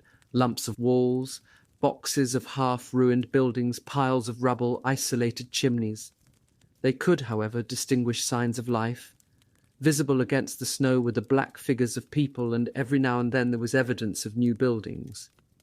Out over the steppe again they spotted the rusty skeletons of tanks. At the Tehran conference, Churchill presented the Sword of Stalingrad to the Soviet people. The blade bore the engraved dedication, "To the steel-hearted citizens of Stalingrad, a gift from King George VI as a token of the homage of the British people." Churchill made the ceremony memorable by his oratory. Stalin, who accepted the sword with both hands, lifted it to his lips to kiss the scabbard. He then passed it to Marshal Voroshilov, who clumsily let the sword slide out of the scabbard. It clattered loudly on the floor. That evening, Stalin raised his glass after dinner. "I propose a salute," he said, "to the swiftest possible justice for all Germany's war criminals. I drink to our unity in dispatching them as fast as we catch them, all of them, and there must be quite a few of them." Some sources say that he proposed the execution of 50,000 Wehrmacht officers to destroy German military power for good. Churchill stood up angrily and declared that the British people would never stand for such mass murder. Nobody should be shot without a proper trial. He walked out. Stalin, amused at the reaction he had provoked, went after him. Placing both hands on his shoulders, he claimed that he had been joking and cajoled Churchill into returning. The Tehran conference determined Allied strategy for the rest of the war. Churchill's plan for an invasion through the Balkans was vetoed for sound military reasons. The Western Allies' main effort had to be devoted to Northwest Europe, but this strategic logic left the fate of Eastern and Central Europe entirely in Stalin's hands. Churchill, with a strong inkling of the consequences, could do nothing. Red Army sacrifices and the terrible suffering of Russian civilians allowed Stalin to manipulate the Western Allies through a sort of blood guilt, because their losses had been minimal in comparison. Several historians charting the Soviet Union's rise to superpower status have rightly pointed to the victory at Stalingrad as the basis for Stalin's success at Tehran. Stalin, capitalizing on his new aura of great statesman and as a deliberate sop to Roosevelt, had announced the abolition of the Comintern on the 15th of May 1943. It was an easy pawn to pretend to sacrifice. Georgy Dimitrov stayed in place, running a rump Comintern under a different name, the International Section of the Central Committee. Meanwhile, the Soviet victory at Stalingrad had been the greatest boost imaginable to communist propaganda throughout the world. It was an inspiration even to those who had lost their faith after the Stalinist Inquisition in the Spanish Civil War or the Nazi-Soviet Pact of 1939. The story roused left-wing sculptors, painters, novelists and poets, such as Pablo Neruda, who in his Nuevo Canto de Amor, a Stalingrado, wrote a poem of international love to a city whose name had brought hope to the world. For the German prisoners captured at Stalingrad, the future was correspondingly bleak. Some, still dreaming of great counterattacks which would free them, became convinced at night that they could hear the guns of an advancing army. They were the least likely to survive the years ahead in the prisoner of war camps, constructed according to NKVD standards, with perimeter fences consisting of 10 horizontal strands of barbed wire. Captivity was almost as uncertain a fate as fighting. It also had its share of the ironies of war. Diebold, the Austrian doctor from the 44th Infantry Division, was astonished when 3 new patients reached his prison hospital. This trio, who looked Jewish, wore German uniforms with eagles and swastikas. One of them smiled at his confusion. "Doctor, the miracle of the 20th century, a Jew as one of Adolf Hitler's soldiers." They were from a Hungarian labor battalion. Their Russian captors had clothed them from captured stores. Although prison camp rations had improved in the summer of 1943, they were still uneven, varying from camp to camp. Rations were often stolen by corrupt quartermasters who exchanged them for vodka, or by guards whose own families received little more than the German prisoners. Most of the ill treatment came from a lack of imagination, monumental incompetence, and above all, that Russian tolerance of suffering which Marxist-Leninist doctrine had managed to exploit so successfully. Nothing, however, was predictable. Prisoners testified how guards, on seeing a photograph of their children, would soften. At a prison hospital outside Stalingrad, after inmates had become used to the idea of men being shot or left to die on the march, Russian guards inexplicably spared 3 prisoners recaptured after a futile attempt to escape. Even when conditions improved in the spring of 1943, the death rate in most prison hospitals was at least 1% per day. The problems were still enormous, especially in the Stalingrad region, with pellagra, tuberculosis, dropsy and scurvy added to the other diseases. A Soviet woman doctor told her German counterparts that Stalingrad civilians were suffering more from scurvy than the German prisoners. But she gave permission for foraging parties to be sent out to collect herbs and other green stuff, from which the German doctors, in their dispensary, made vitamin concentrates. The inventiveness of prisoner-of-war doctors produced brilliant improvisations. One created out of scrap metal a sphygmomanometer for testing blood pressure. Doctors manufactured their own inoculation against typhus, which consisted of injecting an extract of lice guts. Any article of silk was unpicked to provide surgical thread, and scalpels were made out of sharpened tin lids.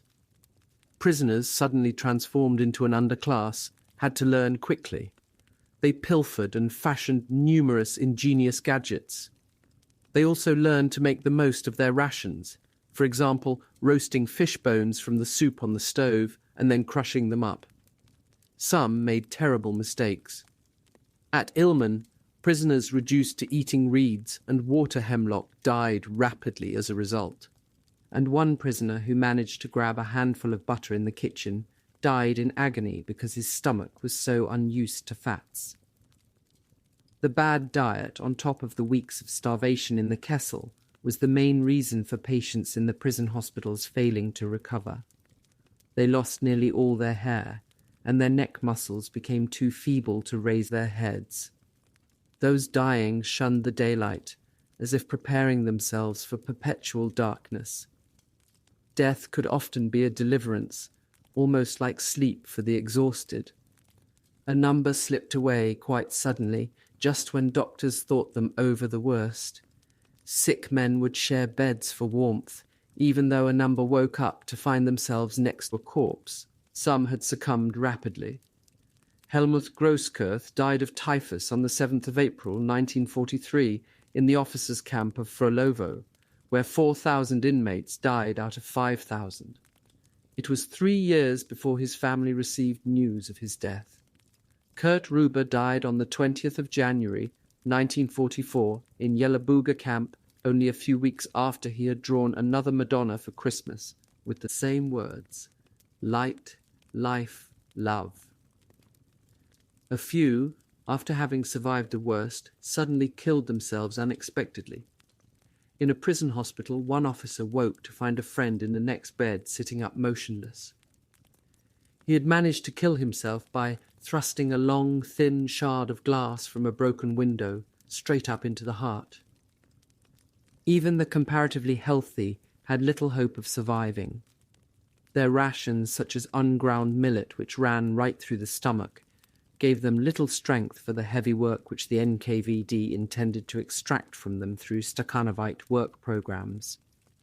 Materialism, as one of them put it, meant that man was just another material to be used and discarded. Prisoners were used as pack animals. They first had to build their own camps in almost virgin forest.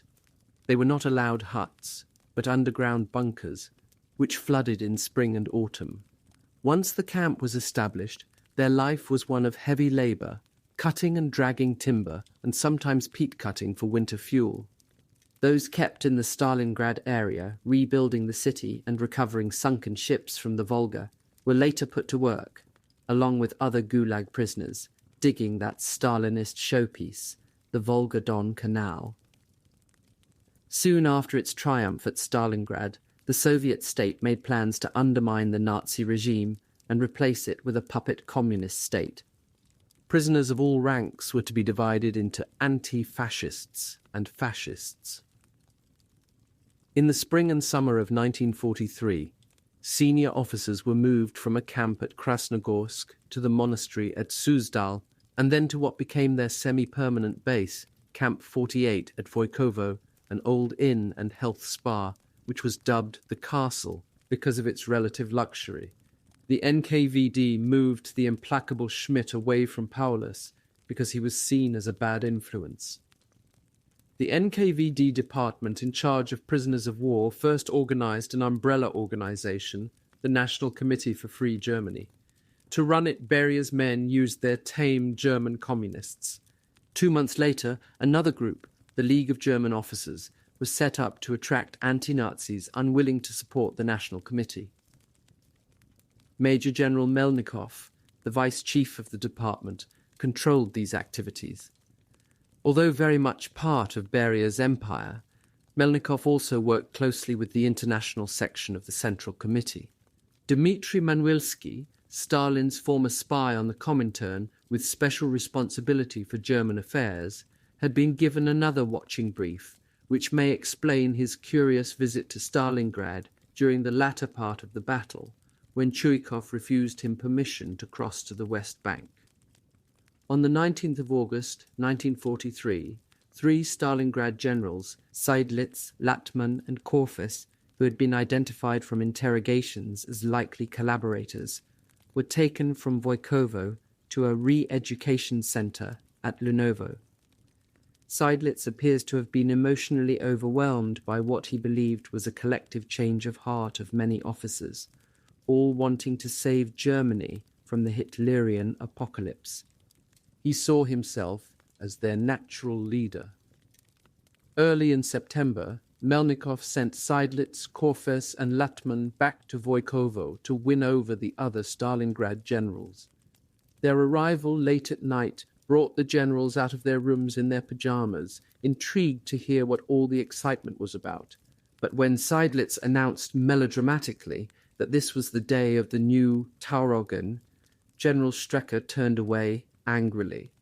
And next day, when Seidlitz and Latman urged them to join in, calling for a revolt against Hitler's regime, Strecker, Sixt von Arnim, Rodenburg and Pfeffer accused them angrily of treason. Seidlitz and his colleagues did, however, win over Generals Edler von Daniels, Dreber and Schlomer. Seidlitz, in his moral outrage against Hitler and conviction that they had to join the tide of history to save Germany, failed to recognize the dangers.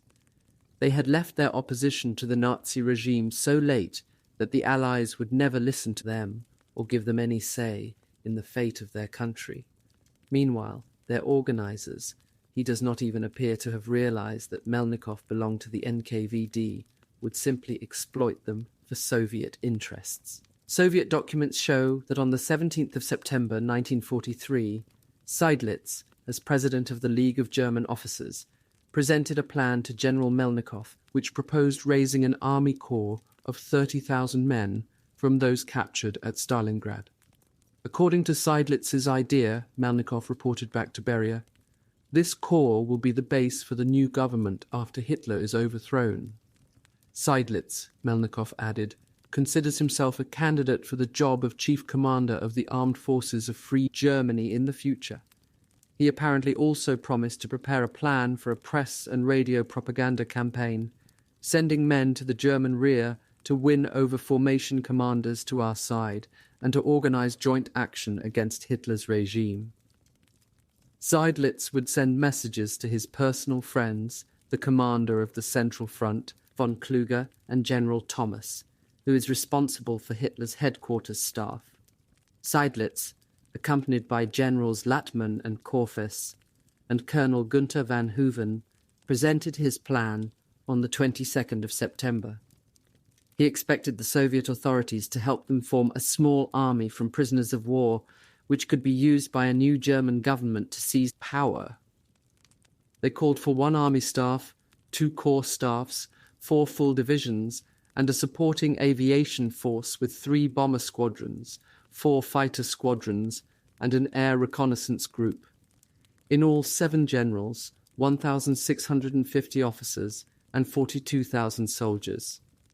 Seidlitz appears to have had no idea of the death rate of Stalingrad prisoners after the surrender.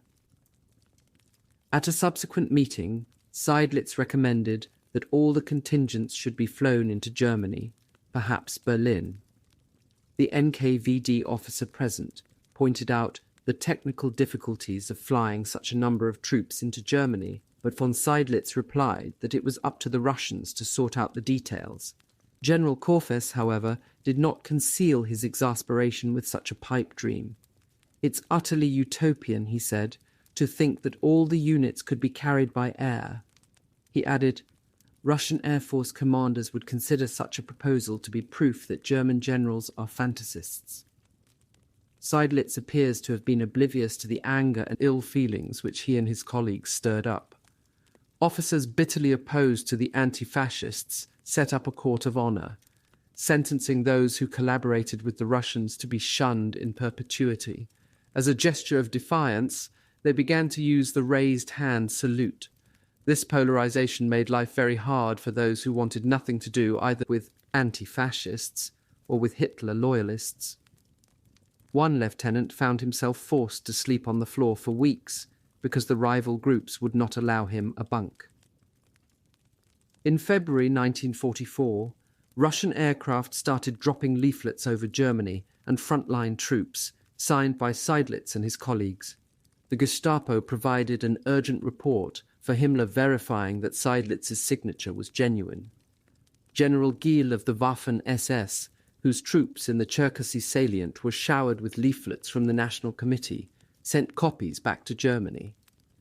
He also passed back personal letters addressed to him from Generals Seidlitz and Korfes, who had been sent to his part of the front by Hörbuch. The handwriting was again analysed by the Gestapo and confirmed as accurate. The leaflets caused panic. Hitler summoned Himmler for a meeting, then sent General Schmundt off with a declaration of loyalty for field marshals to sign. Even this was not enough to reassure him. On the 19th of March, Rundstedt, Rommel, Kleist, Busch, Weichs and Manstein were summoned from their duties to the Berghof to read out a message condemning General von Seidlitz-Kurzbach, the contemptible traitor to our holy cause, and emphasizing their support for Hitler. Melnikov's department, on the other hand, started to have doubts. Recruitment had tailed away, while the propaganda efforts had not won over a single major unit, even when the Wehrmacht was suffering massive defeats. Seidlitz attributed the absence of significant success to the lack of inclination in Germans for revolution, a system of police violence, and the complete suppression of opinion, the absence of any capable resistance organization, and the total fear of defeat and its consequences, fanned for so long by the fear of Bolshevism. Despite these failures, he still wanted the Soviet Union to recognize officially the National Committee as a government in waiting. But Dmitry Manwilsky, in a typically Stalinist twist, warned that Seydlitz's memorandum, compiled in a devious way, was a provocative attempt to exacerbate our relations with our allies. There is no doubt, he wrote, that the recognition of the National Committee by the Soviet government would provoke in Great Britain and the United States a whole campaign directed to show the position of the Soviet Union as pro-German. The Molotov-Ribbentrop Pact clearly cast long shadows in Soviet memories. Manwilski suspected that Seydlitz was being manipulated by General Rodenberg and the former military intelligence chief, Colonel Van Hooven, who was in fact a signals officer. Stalinist paranoia became worse. In May 1944, Weinert, the president of the National Committee, sent 3 German officers to the Leningrad front to carry out propaganda for the Red Army.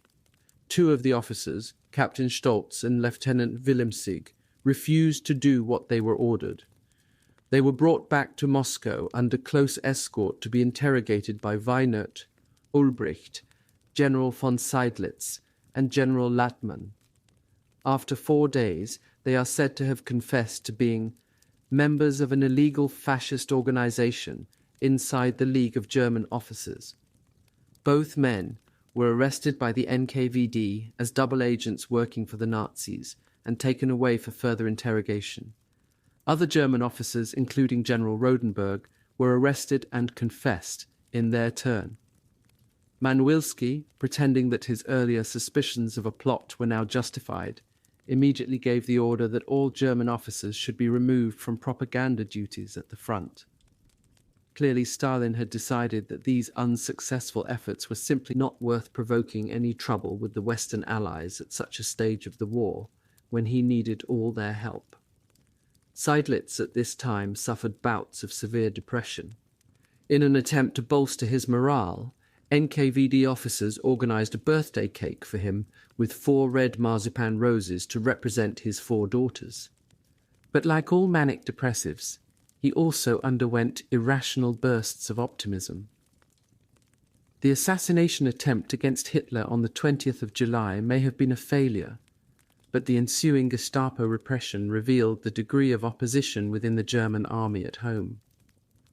Even Strecker, on hearing of the execution of Field Marshal von Witzleben, was persuaded to sign an appeal against Hitler, but he still despised Seydlitz. On the 8th of August 1944, Beria reported triumphantly to Stalin that Paulus had finally signed a declaration to the German people.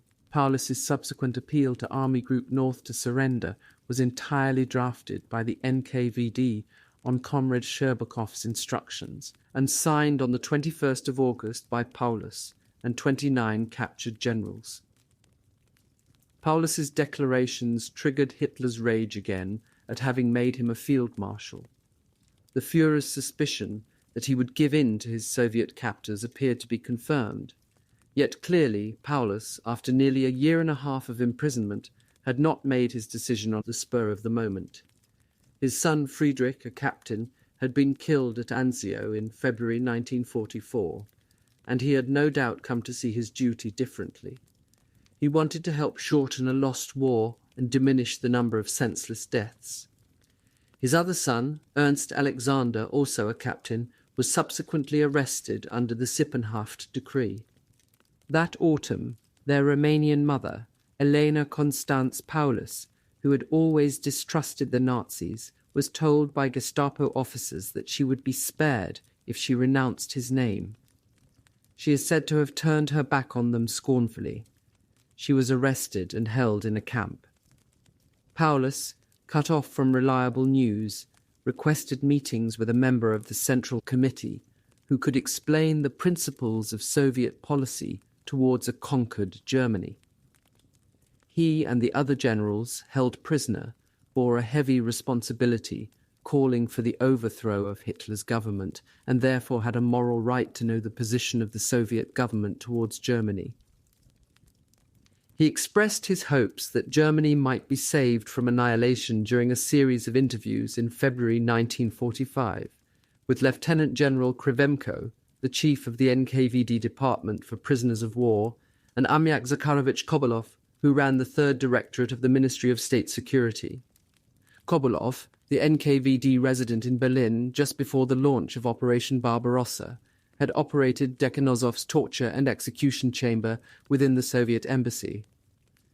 It should be mentioned, Krivemko and Kobulov wrote in their report to Beria, that with military operations carried on to German territory, the mood among German general prisoners of war is severely depressed. General of Artillery von Seydlitz was greatly upset by news of the meeting of leaders of the three powers at Yalta. Seydlitz declared that Germany looked as though it was going to be divided between the USA, Great Britain, the USSR and France. Germany will be left in shreds, and the best way out would be to join the USSR as the 17th Soviet Republic. When news of Germany's unconditional surrender broke in Moscow on the 9th of May 1945, and a 1,000-gun salute boomed out monotonously from the Kremlin, Strecker recorded how he and his colleagues suffered spiritual depression, listening to the victorious Russian announcements and the songs of drunken Soviet soldiers.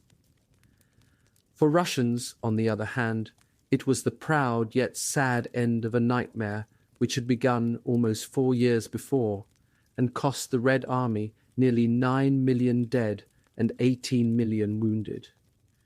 Only 1.8 million prisoners of war returned alive out of more than 4.5 million taken by the Wehrmacht.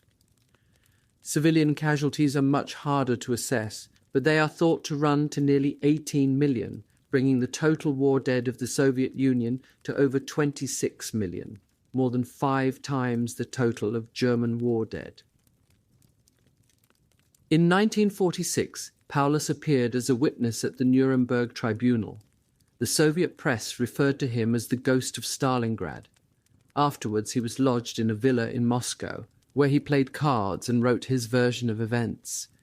He had aged rapidly, and his tic was worse than ever. In 1947, his wife died in Baden-Baden without having seen her husband again. One can only speculate as to her feelings about the disaster which the Battle of Stalingrad signified for Romania, the country of her birth, as well as for her own family. In November 1947, when the Cold War was rapidly intensifying, the Soviet authorities decided that those deemed guilty of war crimes under the ukase of the 13th of April 1943, irrespective of their physical condition, would be sent on forced labor to Vorkuta at the northern end of the Urals. Former members of the SA, the SS, camp guards, the secret field police, and the Feldgendarmerie. In some cases, even the Hitler Youth were transferred to special regime camps. The definition of war crimes extended from atrocities against civilians to the looting of chickens and fodder for horses. As the future structure of the German Democratic Republic, the DDR, began to be assembled in the Soviet-occupied zone of Germany, some senior officers from Stalingrad, including Lautmann, Korfes, Müller and Steidl, were allotted roles, several joining the Volkspolizei. General Arno von Lenski's conversion to communism led to his being chosen as a member of the Politburo. Colonel Adam, still a fellow traveller, was appointed to a post in the tame Social Unity Party. General von Seydlitz, however, lost out in every direction. In 1949, another wave of Stalinist purges swept the Soviet Union. German prisoners of war suddenly faced manufactured war crimes trials. The Cold War, following the siege of West Berlin, was at its most volatile stage. The fighter ace, Erich Hartmann, was charged with destroying aircraft, the property of the Soviet government. General Strecker was taken back to Stalingrad, where a court-martial found him guilty of destroying the tractor factory, even though his corps had been nowhere near the place until the very end of the battle, by which time it had long been a ruin. Like the majority accused in this wave, he received a death sentence, automatically commuted to 25 years imprisonment. Lieutenant Gottfried von Bismarck was condemned to 25 years hard labour because Russian prisoners of war had worked on his family's estate in Pomerania. In July 1950, the thoroughly disillusioned and embittered General von Seydlitz was arrested and sentenced to 25 years imprisonment as a war criminal and revanchist reactionary general. Less controversial prisoners found peace of a sort, often thanks to the compassion of Russian women. In some cases, it formed part of an old tradition. Past the prison camp of Kamshkovo, between Moscow and Gorky, ran the Vladimirskaya, the old road along which Tsarist exiles were marched to Siberia. Peasants had come out to give them water, or even to carry their burdens along the road for them. A similar humanity, untouched by ideology, still existed. The Austrian doctor, Hans Diebold, was deeply moved by the sympathy of Russians when one of their most respected medical officers, Dr. Richard Speiler, from the Weizsäcker Hospital in Heidelberg, fell ill suddenly in the early spring of 1946. He had survived typhus, typhoid and diphtheria in the Ilmen camp. His colleagues were convinced at first that he had malaria. In fact, it was blood poisoning picked up during his work. His colleagues were tormented by the idea that their misdiagnosis was leading to his death. They gave him sulfonamides and the last of their penicillin. The two Russian dispensary assistants also handed over the last of their penicillin, which had been allocated for Russian patients, but he died just the same. The hospital cemetery was approached by a track with low pines and juniper bushes on each side. Behind lay the forest. The Russian doctors paid their respects, and the commandant allowed Speiler's colleagues to organize his funeral in the forest cemetery exactly as they wished. Speiler had returned to the Christian faith in his last few days. The Russian doctors, paying no heed to the possible reactions of a commissar, also attended the funeral service, conducted by a tall, frail pastor. For survivors of the Sixth Army present that day, the service was valid not only for the one dead man there, but for all who lay outside, and all those others far to the south, in Stalingrad and in the steppe between the Don and the Volga, and whom no Christian word had accompanied to their last rest. Since 1945, some 3,000 or so of the Stalingrad prisoners had been released, either individually or in batches, and allowed home, usually because they were deemed unfit for labour. In 1955, there were still 9,626 German prisoners of war, or convicted war criminals, as Khrushchev described them, of whom some 2,000 were survivors of Stalingrad. These prisoners were finally set free after Chancellor Konrad Adenauer's visit to Moscow in September 1955.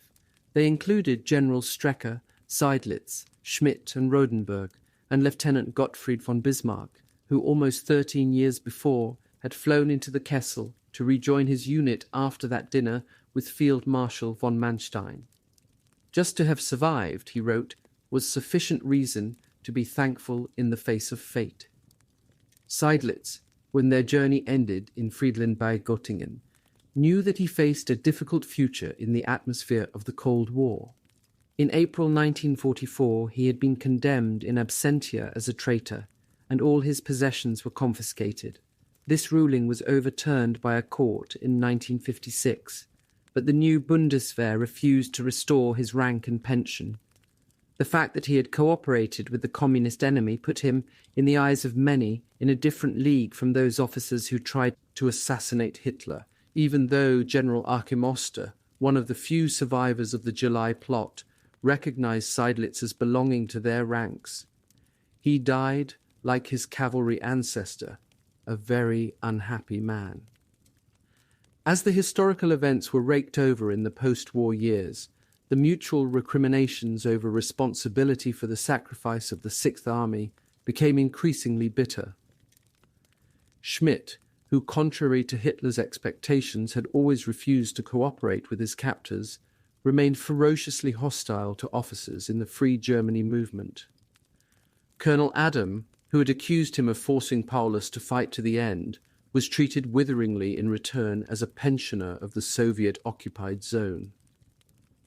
Paulus, in East Germany, tried vainly to defend himself from accusations of having been subservient to Hitler and indecisive. After his release from captivity in the autumn of 1953, he lived in the Soviet zone, where he wrote paper after paper explaining the situation he had faced. A long, painful illness led to his death in Dresden in 1957. His body was brought to the West and buried next to that of his wife in Baden-Baden. His opponent at Stalingrad, General Chuikov, whose 62nd Army had followed the long road to Berlin as the 8th Guards Army, became commander of the occupation forces, a marshal of the Soviet Union, and deputy minister of defense under Khrushchev, who had appointed him on that September night of crisis by the Volga. The thousands of Soviet soldiers executed at Stalingrad on his orders never received a marked grave. As statistics, they were lost among the other battle casualties, which has a certain unintended justice.